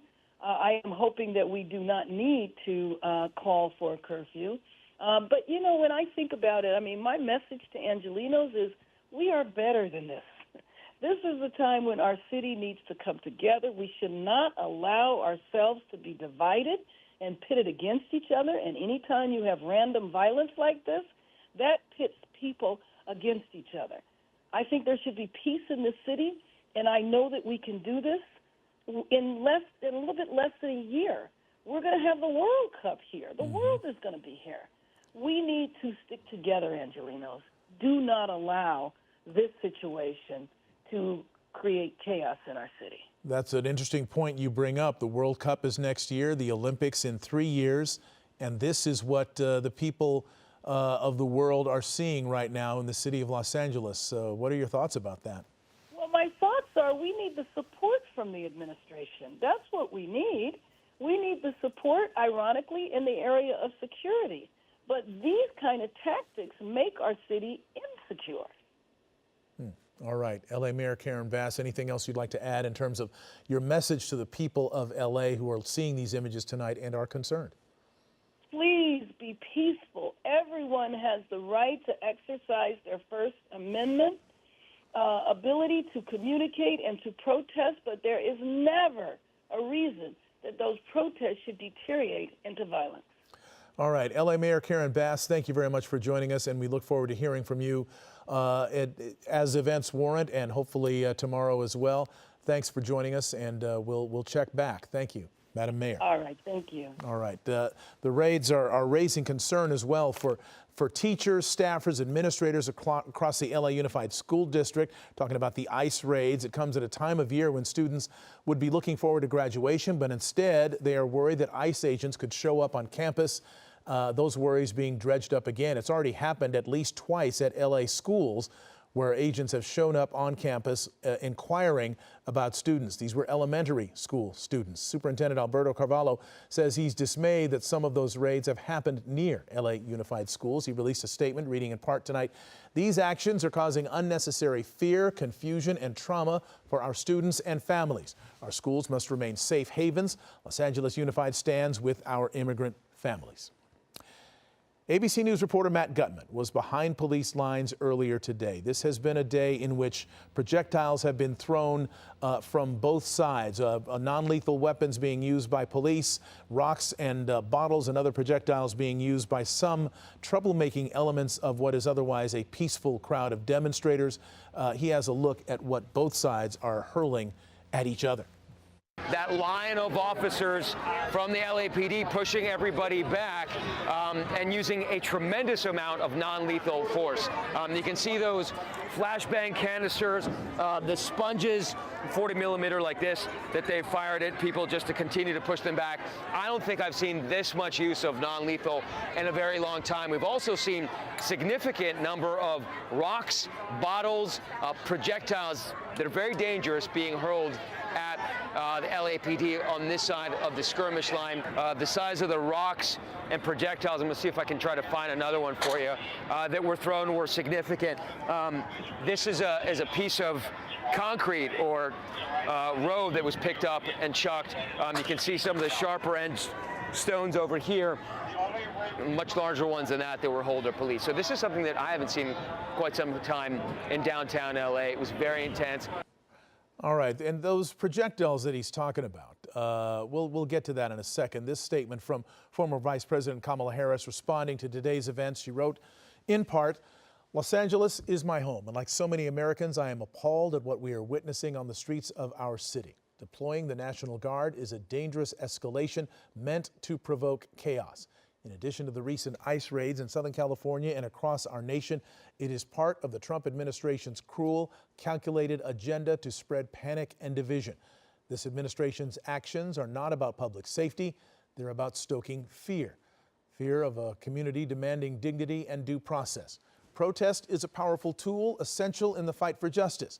And as the LAPD, mayor, and governor have noted, demonstrations in defense of our immigrant neighbors have been overwhelmingly peaceful. I continue to support the millions of Americans who are standing up to protect our most fundamental rights and freedoms. As we take a live look now at downtown Los Angeles, looks like a store is being looted. This looks like a sneaker store, and it wouldn't be the first time. This looks very familiar. We were over this a few years ago during demonstrations and protests in the wake of the murder of George Floyd. And this looks like to me to be the same store that was looted then and maybe being looted again. You saw somebody running into that store. It's 10:27 on a Saturday night. I don't know whether that store was open or not, but it doesn't look good. And we will see what is happening here. People going up and going in, and we'll see if that is in fact happening. There have been lawless elements that have been taking part in this protest, or not taking part in the protest, but perhaps exploiting it for their own ends, like people you see here that are looting this store. They're stealing sneakers, and they're going to be selling them. And they're being caught on video from various locations on both sides of the street. And so there's a good chance that their faces will be recognized and that their little spree of theft will be rewarded with some accountability that will land them in jail. That is what is being promised by the chief, by the mayor, by the sheriff, that people who take advantage, people who are involved in violence, vandalism, theft, will be held accountable. If not tonight, as the mayor just said, it will happen down the road. Don't think you got away with it just because you haven't been arrested yet. That's from the mayor. The projectiles that were being hurled at the police. If you walk down any urban street, you do not see rocks scattered about. People get those rocks because these demonstrators are coming from various parts of the country, or just who are people who are intent on causing harm. They bring hammers and they hammer away at the concrete and chip away their own rocks, and they use those and throw them at the police. They'll bring cinder blocks in backpacks and they break those up and throw those at police.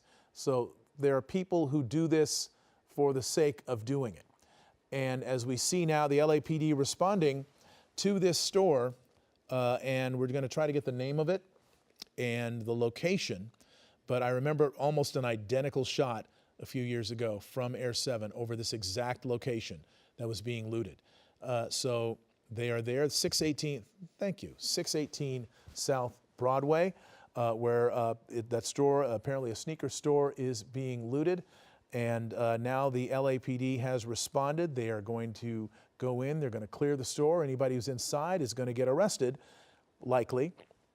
Anybody they catch with items from inside the store is likely possibly going to get arrested as well. And it's interesting, you see somebody there bringing items to the officers, perhaps helping with the cleanup there. So there is that as well. So this whole thing that is happening tonight, chaotic, but officers are responding.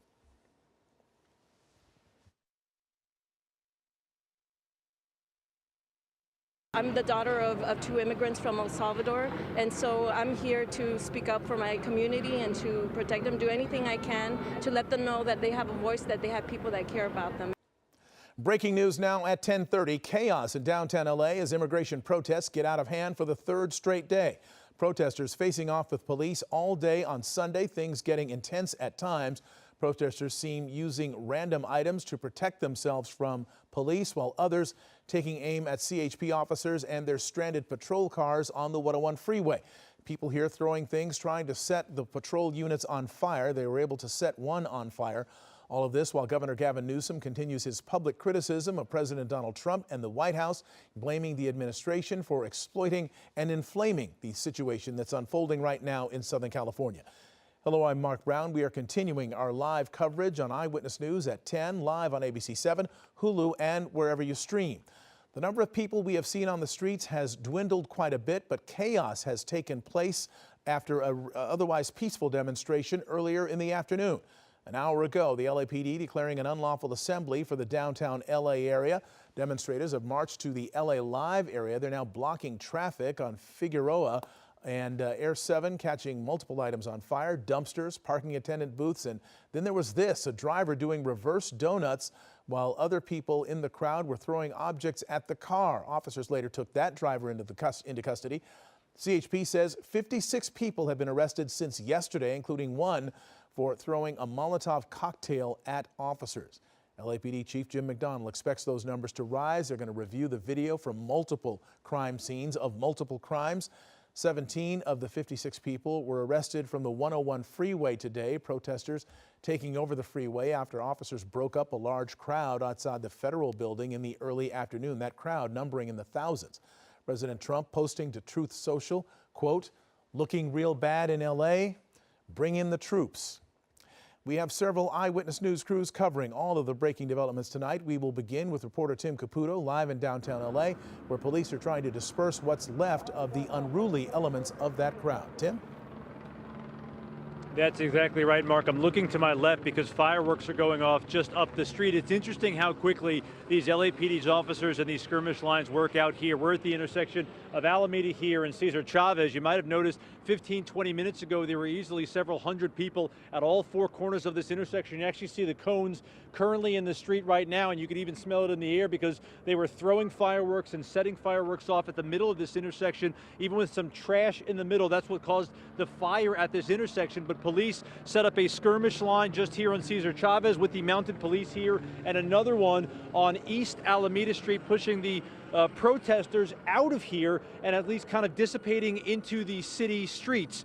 Obviously, this has been an ongoing battle all day long, with things starting earlier this morning with a protest that quickly turned into cars set on fire. And there is graffiti practically everywhere you walk, near the federal buildings here downtown and all the adjacent areas. As you mentioned, at one point, this large crowd made its way onto the 101 freeway, and as CHP made a valiant effort to try to get them off the road, at one point they even had to ditch some of their police vehicles as they were getting rocks and other objects hurled at them, smashing the windows at their cars. Obviously, there have been a number of injuries for those police officers and a whole lot of arrests at this point.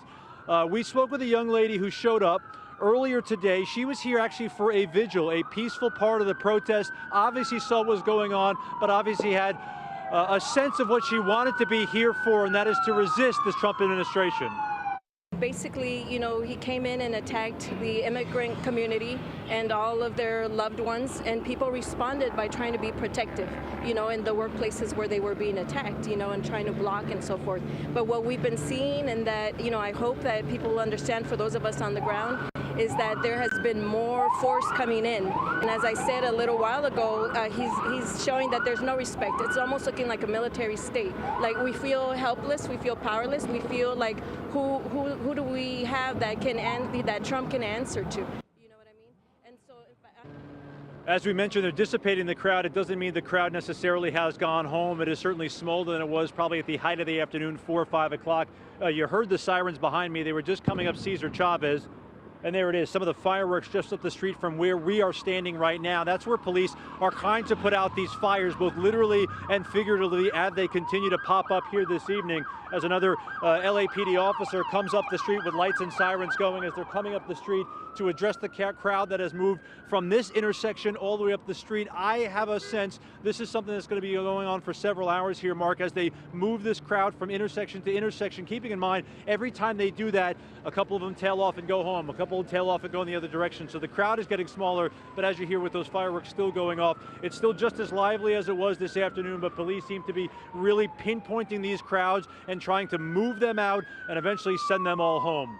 We're live in downtown Los Angeles. Tim Caputo, ABC 7 Eyewitness News. Tim Caputo in downtown LA, still a very active scene, as we can see behind you. As we look live now, right now, LAPD officers outside that store that apparently was being looted, a sneaker store in downtown LA on South Broadway and 6th. Worth noting that this is all because of protests over ICE and their raids targeting people who are here without authorization in the United States. The president had promised during his campaign, in fact, it was a center point of the Republican National Convention, that there would be mass deportations. And he is carrying that out to the dismay of people who are affected by them. People are very angry about what they're seeing. The promise has been from the administration that they were going to be going after violent criminals, people who prey on others who are here illegally. Let's go back to Tim Caputo. He is live down there. Tim, what's happening? Yeah, Mark, you know, we were talking about these skirmish lines and LAPD kind of systematically going through. We saw these officers actually lined up on the other side of Union Station. Initially, we thought they might have moved the crowd underneath the tunnel here away from Cesar Chavez. That's actually what they did back when the initial protest back on February 2nd made its way onto the 101.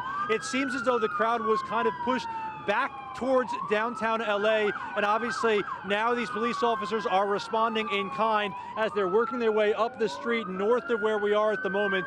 We're going to send it back to you because obviously as these police are passing, we got some visitors over here by our camera, Mark, so I'm going to send it back inside for a second. All right. Be careful out there, Tim. Thank you very much. LAPD Chief Jim McDonnell meeting with Governor Gavin Newsom earlier today. Our Amy Powell has more on what's been happening and how this is all unfolding. Amy. Well, Mark, we have to tell you, this has been by far the biggest day of protest over ICE's immigration raids that we've seen, and there have been numerous dangerous and violent incidents. Now, we're standing here on Broadway overlooking the 101 freeway, and in the last few minutes, we've heard numerous explosives. You can see there are a lot of people in the street here, and we've seen people setting off explosive devices, fireworks, running through the street. You can hear all the sirens. There are several LAPD vehicles down there. We have some coming by right now, and there go some of those explosives and fireworks we're talking about. And we have seen this numerous times. There's a crowd that has been here throwing some of this onto the freeway. And again, obviously this is a very dangerous situation. This is the kind of activity that police are trying to stamp out here. And we have to tell you, there have been massive crowds of protesters gathering in the streets around the federal detention center all day, angry about a series of sweeps in the LA area during which ICE detained dozens of people, some setting fire to several Waymo vehicles, with the blazes sending up thick plumes of black smoke.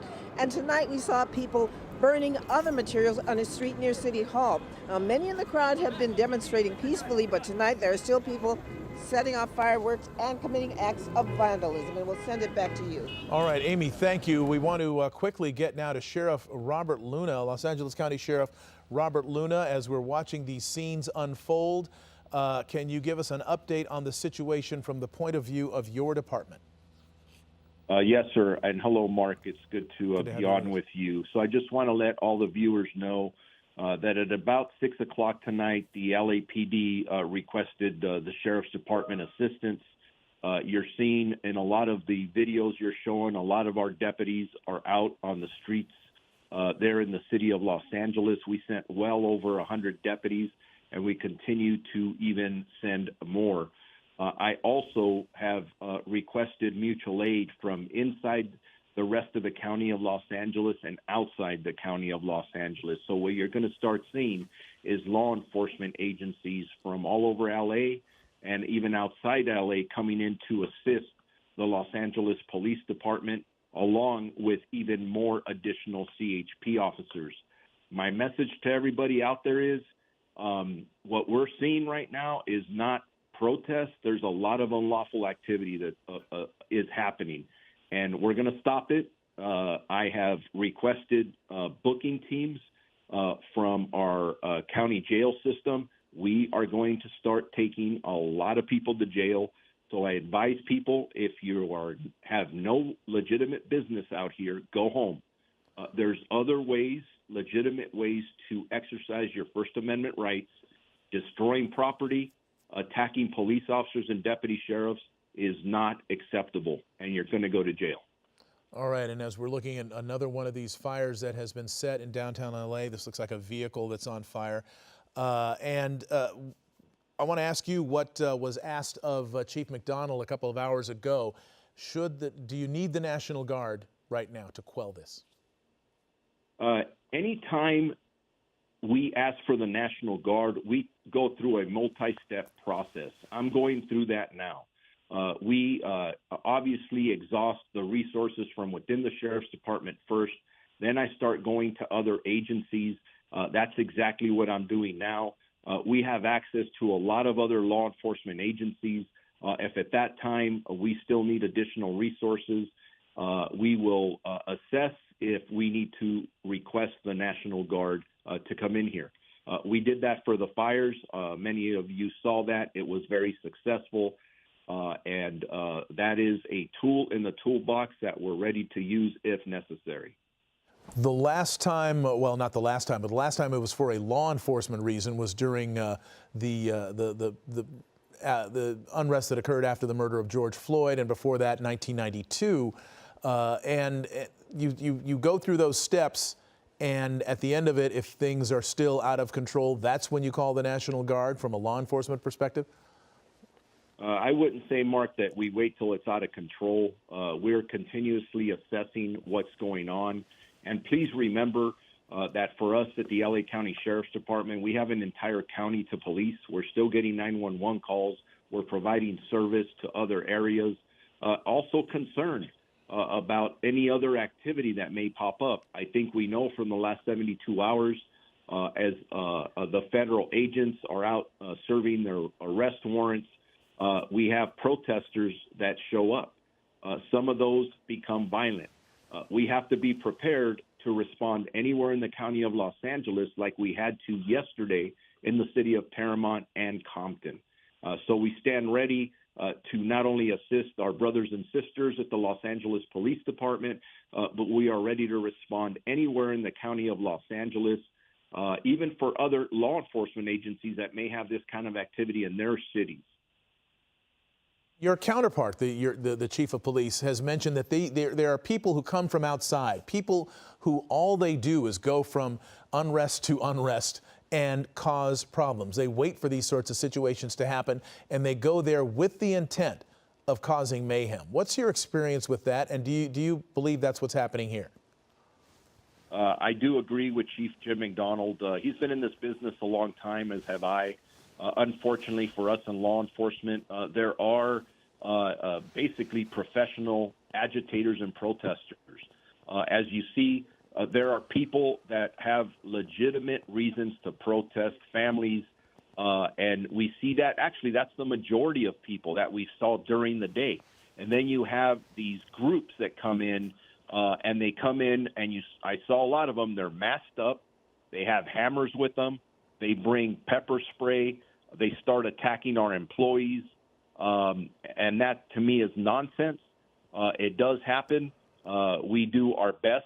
And one of the things I'd like to say to that is when you have legitimate protesters, if you see these individuals within your groups, let us know. Get them out of there. Because look at what's happening now. I believe there is a legitimate reason to protest. But then this has turned to something ugly, violent, and the message has been lost. It's all about individuals who are committing criminal acts, destroying property, and bluntly destroying the city we love. It's unacceptable. Would you support a curfew in the county? That is a tool in the toolbox. That is a strategy that we deploy without hesitation, but it has to be the right time for the right circumstances. And I can tell you this, that myself and other county and city leaders have been discussing that as an option.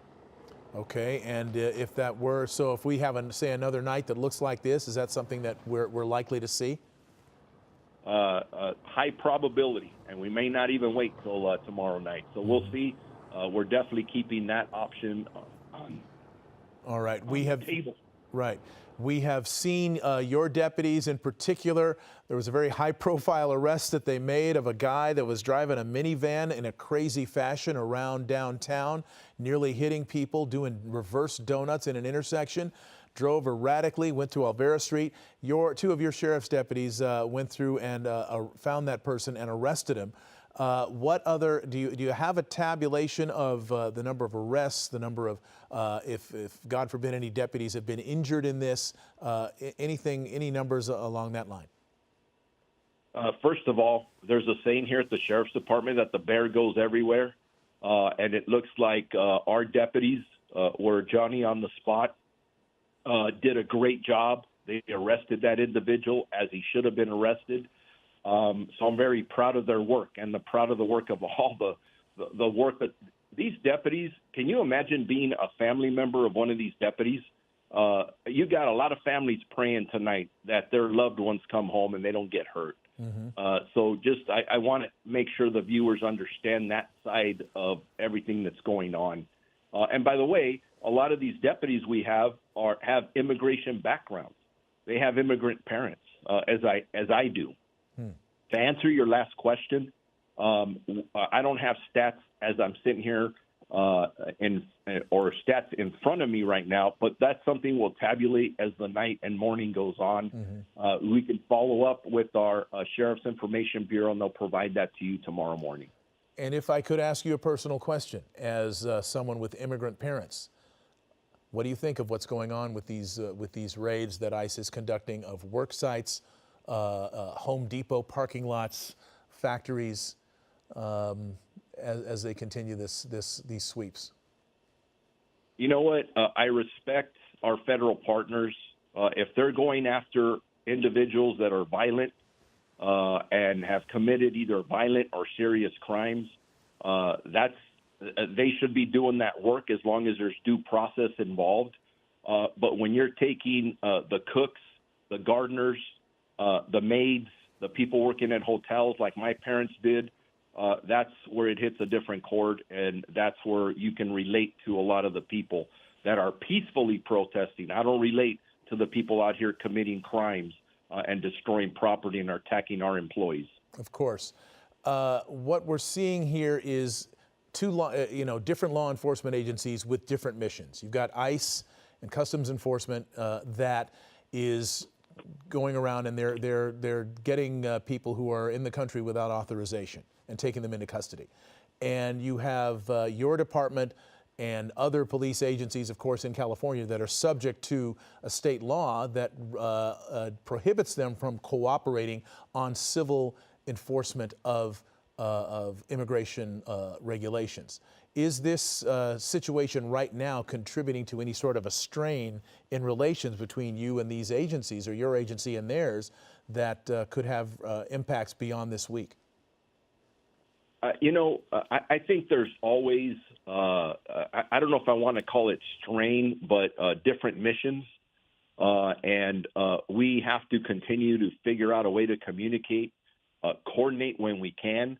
I know there's some legal restrictions, but I'm focused on I'm hoping that none of their federal agents get hurt in this.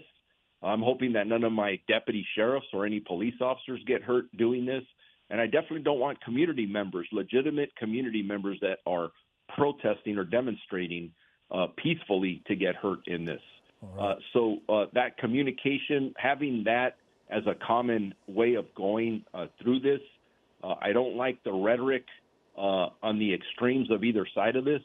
I think we really need to take a deep breath and figure out how we resolve this throughout the country, specifically here in our home in Los Angeles. We're better than this. We really are. All right. LA County Sheriff Robert Luna, thank you for joining us, and we will be checking back as events warrant here. We appreciate you taking the time to talk to us and sharing your thoughts and what you're seeing unfolding in the city and county of Los Angeles. Thank you for being there with us. We'll be back with more Eyewitness News coverage of the ICE raids, the response, the protests, and now the violence, coming up right after this.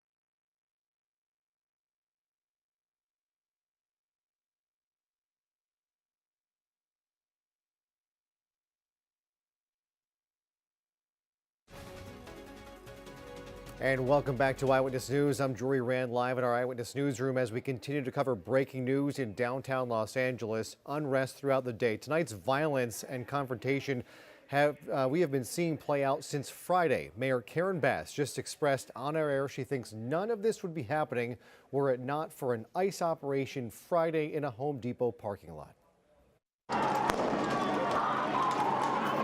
72 hours of unrest in LA County. We have now seen 3 days of clashes between protesters and authorities. It sparked Friday when federal agents descended upon a Home Depot in Westlake. ICE officials say they were there to arrest violent criminals who are in this country illegally. The agents met almost immediately with resistance. At one point, a person stepping in front of a federal vehicle trying to stop them. The driver kept going, causing the man to fall backwards onto the pavement, nearly running the man over. Search warrants were served in 3 different locations Friday, and people who know those arrested describe them simply as good, hardworking people. He's no criminal, no nothing. He's nice people. Just works hard. Yeah, he's working good and nice people. Family, he have 2 children. Yeah, working every day. The clashes continued Saturday, beginning in Paramount near another Home Depot, but it was a nearby DHS facility that was being used as an ICE staging ground that drew the crowd. Federal and local law enforcement clashing with protesters in the streets. Federal officials had their windows shattered by projectiles. We saw people blocking a U.S. Marshals bus as it tried to drive. Violence continued as some demonstrators threw rocks and fireworks at more federal agents. Frustration with immigration raids have reached a boiling point. The crowd was eventually pushed west over the 710 freeway into Compton, where the confrontation continued. A car lit on fire in the middle of Atlantic and Alondra during a standoff that lasted more than 12 hours. Then, back in LA once the sun went down, agents in riot gear forcing everyone to the intersection of Alameda and Temple. Some of the protesters leaving the area, others not backing down. The LAPD declaring an unlawful assembly, and President Trump moving to federalize 2,000 members of the California National Guard. That leads us to today. More violent clashes citywide as more than 1,000 protesters went face-to-face with law enforcement in downtown once again, this time with National Guard soldiers on hand guarding the federal building and complex. Protesters shutting down the 101 freeway, setting fire to 5 Waymo cars, and throwing rocks, concrete, even electric scooters onto CHP vehicles still parked on the 101. Several people getting into physical confrontations with police. LA Mayor Karen Bass didn't hold back in expressing her disappointment in how the Trump administration is handling this situation, saying it is the federal government that is stoking this weekend's violence. I was hoping to prevent this situation from happening. I was trying to encourage the administration that if they deployed the National Guard in Los Angeles, it would create a sense of chaos. The National Guard is there. We have not seen them literally on the streets, just guarding the federal building. It is the LAPD, CHP, and LA Sheriff's Department we have seen as the unrest continues deep into the night. Mark. All right, Jory Rand, thank you for the encapsulation of why we find ourselves here tonight as we take a look live right now at downtown Los Angeles. The lights of the city, and among them the blue and red lights of police and other sheriff's vehicles that dot the landscape as law enforcement officers try to bring under control these elements that have become an offshoot of what was a peaceful protest and demonstration and have started to create havoc in the city of Los Angeles. There have been fires set, people have been assaulted, fireworks being fired at police by people bent on causing harm. And the police responding as best they can. We heard from the sheriff tonight that a mutual aid request was placed by the LAPD and the Sheriff's Department, and other local agencies from inside and outside of the city of Los Angeles are now responding, and the law enforcement presence is about to grow quite rapidly. Neither the police chief nor the sheriff were indicating tonight that the response from the National Guard was warranted. They didn't say it's not, but they say that it is under study and needed. There are several steps that are required before they would make such a request, and no such request has been made. The mayor being much more blunt, she said to us tonight, there is no need for the National Guard. The last time it was needed for a law enforcement issue was when there was citywide violence, citywide unrest that could not be dealt with by the various agencies in the city and county of LA. Nonetheless, we find ourselves tonight with National Guard troops that have been deployed, at least right now, alongside federal buildings, and the threat of U.S. Marines being brought into the city of Los Angeles to deal with American citizens. We are continuing our live team coverage of the situation in downtown Los Angeles. Eyewitness News will be back in just a couple of minutes with more of our team coverage of the events that are unfolding in the City of Angels.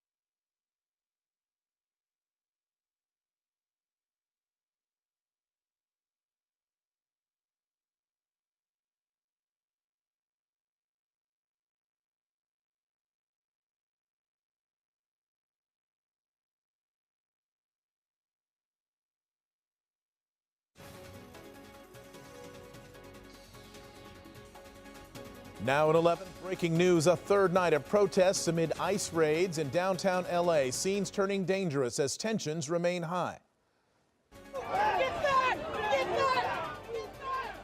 The Trump administration federalizing 2,000 members of the California National Guard. Some arriving today as hundreds of U.S. Marines remain on alert, but some aren't agreeing with the federal response. I was hoping to prevent this situation from happening. I was trying to encourage the administration that if they deployed the National Guard in Los Angeles, it would create a sense of chaos. The scenes changing moment by moment, at times becoming violent. Hello, thank you for joining us. You're watching Eyewitness News at 11, live on ABC 7, Hulu, and wherever you stream. I'm Mark Brown.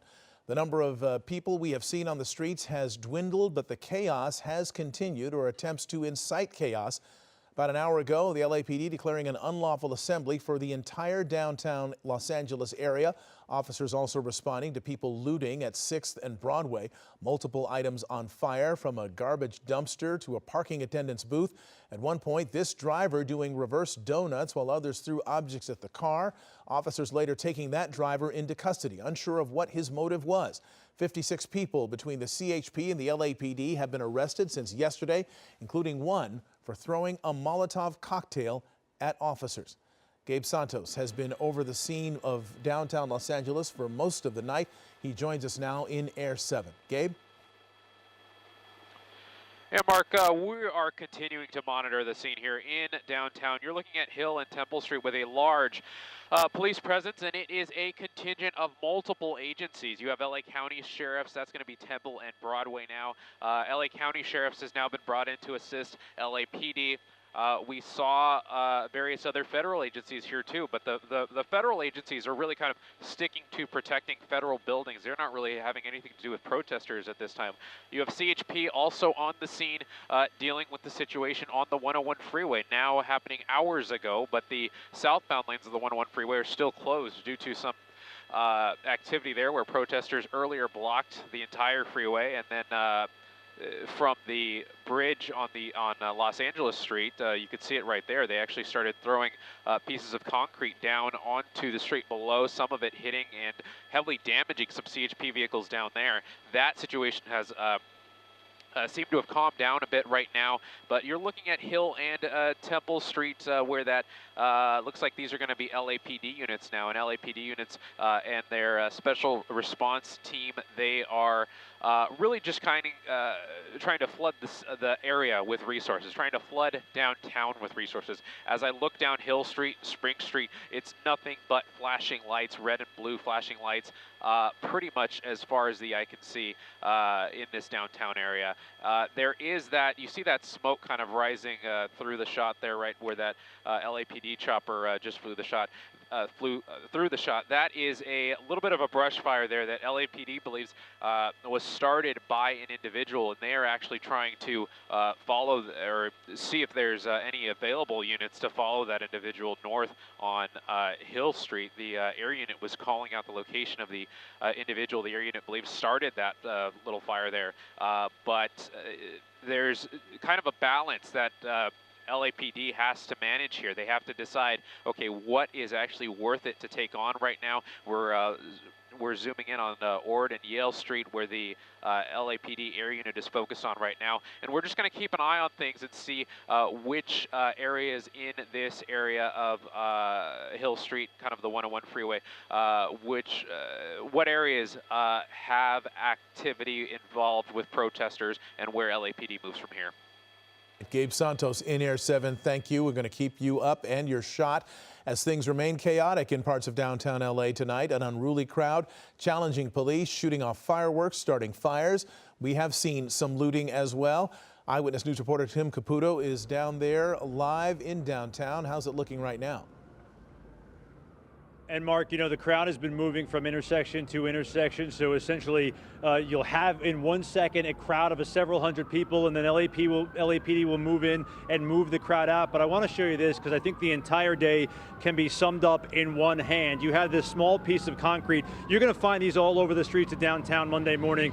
Pieces like this and even bigger than this is what has been hurled at police officers, at police vehicles, at federal agents, at CHP all day long.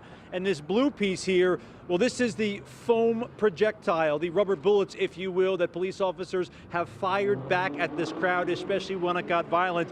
This is the back and forth we have seen all day long that has essentially lasted from sunrise to sunset all over downtown Los Angeles. At times, this did get very violent, with the crowd making its way onto the 101 freeway, and as CHP worked to move the crowd out of there from above on those overpasses, there were folks throwing rocks down below, throwing pieces of concrete down below. At one point, CHP even had to ditch their vehicles because they were being, objects were being thrown at them from above. Several cars were set on fire near the 101 as well, as this crowd kind of worked its way through downtown, clashing with police, LAPD, the Sheriff's Department, essentially anyone in a uniform all day long. I spoke with two young men who actually came to downtown LA. They're from Panorama City, they're from Fontana as well. They wanted to be part of this protest, and both of them got a little too close for comfort. It's been crazy, roller coaster. It was chill for a good, I don't know, good 30 minutes, and then next thing you know, flashbangs, you know, tear gas. In fact, right over there, there's the park. Yeah, they started throwing a lot of tear gas in it, and I was inhaling it, so yeah, that sucked. And I guess they thought I was a threat. I wasn't even throwing nothing. I wasn't being like nothing. I wasn't doing anything wrong, and I guess I got too close to too close to them, like to the top part of the gate, and they ended up shooting me. Damn. It's not right, bro. So we were just at the intersection of Alameda and Cesar Chavez, and maybe an hour ago the crowd was several hundred people, but LAPD came in with the mounted patrol and the skirmish line of officers and quickly moved them out of there. The crowd still exists. They're moving around. You've seen it from Air 7, but it's getting smaller and smaller each and every time. The one thing that's been consistent not only through the day but into the night is those fireworks going off. They're not just kind of a symbol of where the crowd is. They've often been used as an offensive in a lot of ways against police. Obviously something we've seen all day long. We're live tonight in downtown LA. Tim Caputo, ABC 7 Eyewitness News. Tim, thank you. And as this chaos continues to unfold, the LAPD declared an unlawful assembly in downtown LA. Chief McDonnell holding a press conference earlier this evening after meeting with Governor Gavin Newsom and Sheriff Robert Luna. Eyewitness News reporter Amy Powell joining us live with that part of the story. Amy? And Mark, the last time we spoke to you, you saw there were fireworks going off on the street. We're here on Broadway overlooking the 101 freeway. Well, since then, sheriff's deputies have arrived to clear the street. In fact, we got a line of deputies coming past us right now. So all of those people with the explosive devices took off. They ran down the street. Just a moment ago, we saw several vehicles heading down the street. And you see they're firing off some non-lethal weapons right now. The helicopter's going over, so apparently they probably spotted those people with the explosives who were here earlier because, again, some of those devices they were setting off, the firecrackers, actually ignited a tree on fire across the street. We can't show you that right now because we got a sheriff's vehicle blocking that, but the sheriff's deputies have come here. They've cleared off this street, and those protesters are on the run. Now, massive crowds of protesters, as you know, have been gathering in the streets around the Federal Detention Center, angry about that series of sweeps in the LA area during which ICE detained dozens of people, some setting fire to several Waymo vehicles, the blazes sending up thick plumes of black spokes. Now, tonight we saw people burning other materials on the street near City Hall. Many in the crowd have been demonstrating peacefully, but tonight there are still people setting off the fireworks, as I mentioned, and committing acts of vandalism. Earlier we heard from LAPD Chief Jim McDonnell. He said his department was given no advance warning about the actions taken by federal agents. He also made it clear that the LAPD does not participate in immigration and customs enforcement, and he's urging LA residents to protest without breaking the law. When peaceful demonstrations devolve into acts of vandalism or violence, especially violence directed at innocent people, law enforcement officers, and others, we must respond firmly. An act of violence, whether toward officers, demonstrators, or the public, will be met with swift and lawful action. Back out here live, once again, the sheriff's deputies are here on Broadway, and they have really cleared the protesters off this street. Again, the people setting off those explosives took off running, and we don't know if the sheriff's deputies have been able to catch them. Now, one other point I want to make about what Chief McDonnell was saying, he addressed the issue. There was a claim made that the LAPD delayed responding to a federal officer's request for help by more than 2 hours. He says that is simply not true. He says the officers were not pre-deployed, so once they received that request for help, they were there within 38 minutes. So once again, the LAPD wants people to follow the law. That's why they are taking part in enforcement efforts tonight, trying to get people off the streets, trying to keep these demonstrations peaceful, which of course has not been the case certainly today. I'll send it back to you, Mark. Yeah, Amy, behind you, it looks like a fire has been set by someone. We have your shot, and we also have Gabe Santos in Air 7 over it to show us what's burning right now. Gabe? Yeah, law enforcement believes that this is an arson fire, and there's you know, a lot of these that have been set throughout the night. So LAPD, LA County Sheriffs, all of the law enforcement resources here, now LA City Fire, are literally trying to put out little fires in the downtown area. This is one of them that has kind of spread pretty quickly up on a hillside. It's going uphill. We know brush fires in dry conditions, they burn very quickly uphill, but LA City Fire was able to get on scene pretty quickly here, and they're going to, as soon as they get those hose lines in position, they are going to be able to put some water on this and get it out, because it is this specific little area here, which is north of the 101 freeway off of Spring Street, is not an area that is heavily populated with protesters or demonstrators. You can see that skirmish line on the right side of the picture there, just trying to maintain security on, I believe that's going to be Hill Street in the background there. As I said earlier, law enforcement believes that this was an arson fire, and LAPD has their helicopter overhead trying to direct other available units, if they are available and they can safely do so, to try and take the person into custody that the air unit officer believes actually started this fire, at the very least added fuel to this fire and helped it spread. So this is what LAPD, LA County Sheriffs, and all the law enforcement agencies in downtown are working with right now. You still have a lot of individuals kind of scattered throughout the downtown area. We're not seeing a lot of major crowds as we saw earlier, but a lot of individuals that are bent on doing things like this and starting fires, starting dumpster fires and the like, and LAFD has to kind of wiggle their way through the crowds around some of the debris and make their way in to put fires like this out. I'm a little bit surprised that they haven't opened the hose lines, if you will, to start getting water on this. And there you go, right there. They have been able to start putting water on this fire. Hopefully this one will be out in pretty short order here, Mark. It's indicative, really, Gabe, of the fact that if it doesn't take a lot of people to cause this sort of chaos. One person starts a fire here, another person starts a fire there, a few people barricade a street, and all of a sudden you've got all kinds of incidents happening in downtown LA. Thank you for that report.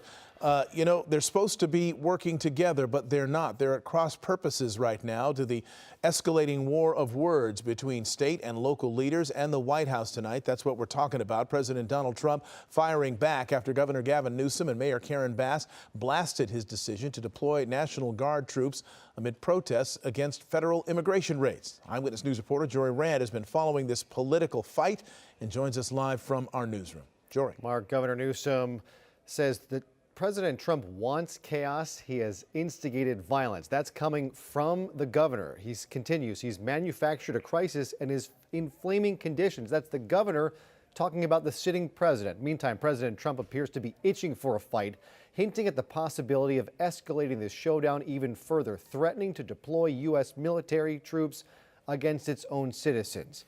National Guard has now officially been deployed in Los Angeles. The governor now saying he has formally requested that the Trump administration rescind what he calls an unlawful deployment of troops in Los Angeles County. The governor is asking that they be returned to his command. He goes on to say, we didn't have a problem until Trump got involved. But tonight, the president is doubling down on social media, claiming the protesters are paid insurrectionists. You have violent people, and we're not going to let them get away with it. I think that you're going to see some very strong law and order. So the governor says now that there is a lawsuit pending tomorrow to try and reverse this decision from the president. We spoke with Loyola law professor Jessica Levinson today, who says the real legal question here is whether the emergency circumstances exist that would allow the president to use the military as direct domestic law enforcement under the Insurrection Act. So I think at that point you would have California having standing to sue. I'm not saying it's going to be a successful suit.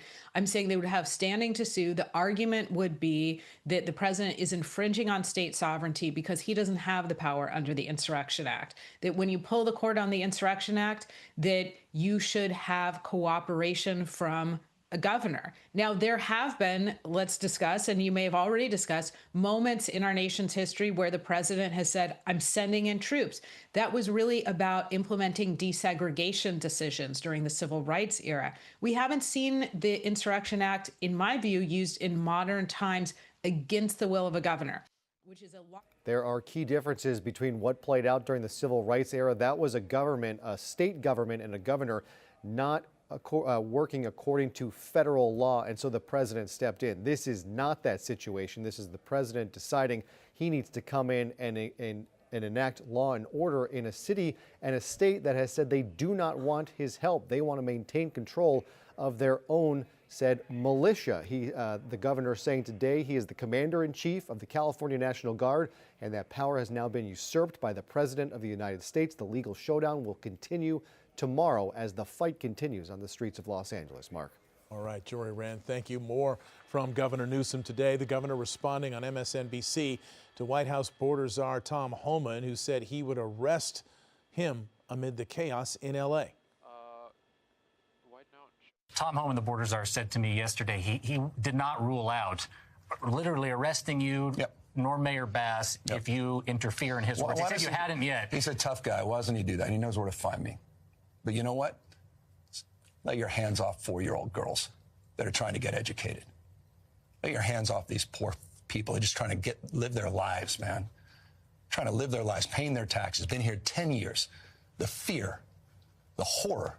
The hell is this guy? Come after me, arrest me. Let's just get it over with. Tough guy. You know, I don't give a damn. But I care about my community. I care about this community. The hell are they doing? These guys need to grow up. They need to stop. And we need to push back. And I'm sorry to be so clear, but that kind of bloviating is exhausting. So, Tom, arrest me. Let's go. The governor calling President Trump the, quote, commander of chaos, calling his orders immoral. We have Gabe Santos overhead in Air 7 over downtown L.A. The streets starting to look quite a bit emptier than they were, filling now with sirens and police vehicles on the move. Gabe?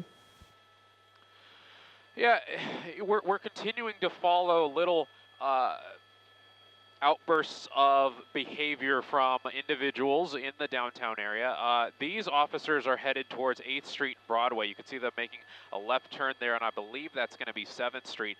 There was an officer needs help call in that area. We're dealing with a lot of additional air traffic, a lot of airships from law enforcement agencies, and also the weather. The marine layer is pretty low over the downtown area, so we can't really get over where the LAPD ship is working over that particular scene. So we're trying to kind of see from a distance, and as these individual calls come out, we're trying to make sense of them and see what's actually going on. So you saw all of those units going southbound on Hill Street, and they're going to investigate this officer needs help call. We're going to try and find further details on that and see exactly what the result of that was. But as I'm hearing that, there's also another call for assistance on 1st and Spring Street. So we're hearing these individual calls, these individual intersections where officers are dealing with individuals that are still throwing projectiles and fireworks and things of that nature at officers. I'm still seeing, you know, every couple of minutes a flash or a flashbang or a firework go off. So you're still seeing a lot of little bits of activity like that. And as I look out the windshield of Air 7, I see a lot. I just want to point out, I see a lot of people still on the road. So it's not like people are avoiding downtown. I think there's a looky-loo factor to it all, where you just have a lot of people coming downtown to just kind of see what's going on. And you could see there, this looks like Hill Street and Ord, somebody you know, launching the fireworks up into the air right in front of that. I believe that's a LAPD skirmish line a little bit south of that location. And LAPD just has to manage their resources. They have to decide, you know, we're not going to chase after each individual fireworks thrower or fire starter. We have to kind of methodically approach this and only move forward if the situation calls for it. So we're going to keep an eye on this and keep an eye on the various intersections where LAPD is still dealing with individuals apparently bent on causing mayhem this evening. Indeed. Gabe Santos in Air 7. Worth noting, too, as we look around, it does seem like there are more law enforcement officers gathering in downtown Los Angeles now. The mutual aid call came from the LAPD, and agencies have begun to respond, in particular the LA County Sheriff's Department, which has deployed a number of officers, a lot of them, into downtown LA to help with the response there. So we're starting to see the police beginning to match, if not outnumber, the numbers of people who are still bent on causing harm and disarray in downtown Los Angeles. So they are perhaps getting a handle on things. The mayor indicating that earlier. The sheriff also indicating that. Hundreds of people gathering outside the Immigration Service building in San Francisco today. They're rallying against the ICE raids and deportations that are happening across the state. Officers in riot gear were seen there trying to disperse the crowds. This move comes as a response to demonstrations in L.A. as law enforcement used tear gas, rubber bullets, and flashbangs to control the crowd. Defense Secretary Pete Hegseth's comments threatening to deploy U.S. Marines on U.S. soil drew a small group of demonstrators to Camp Pendleton today. More than 24 people held up signs at the main gate to Camp Pendleton with slogans such as, quote, "We're on a slippery slope to fascism," and "Your oath is to the Constitution." President Donald Trump has already federalized and deployed National Guard troops to L.A. after protests erupted over Friday's immigration raids. This coming despite strong objections from the governor and the mayor of Los Angeles. Patrick Saunders is an Air Force veteran. He organized the Camp Pendleton demonstration. We want to show our support to the military members that work here. We want to kind of remind them of what their duty is to us, but additionally we want to make it very publicly known that we condemn any sort of action by the administration of using active duty or National Guard troops on U.S. citizens. Meanwhile, U.S. Northern Command confirms 500 Marines from 29 Palms are on what is called prepared to deploy status, should they be called to help protect federal property and personnel. Let's look live right now again at Air 7 over downtown Los Angeles. Another long convoy of law enforcement vehicles on the move. We are seeing them deployed and moving to various hotspots around the downtown area, which has been the scene of so much of the chaos that erupted after the peaceful demonstrations against the ICE raids that have taken place this week. We'll be back with more coverage right after the break.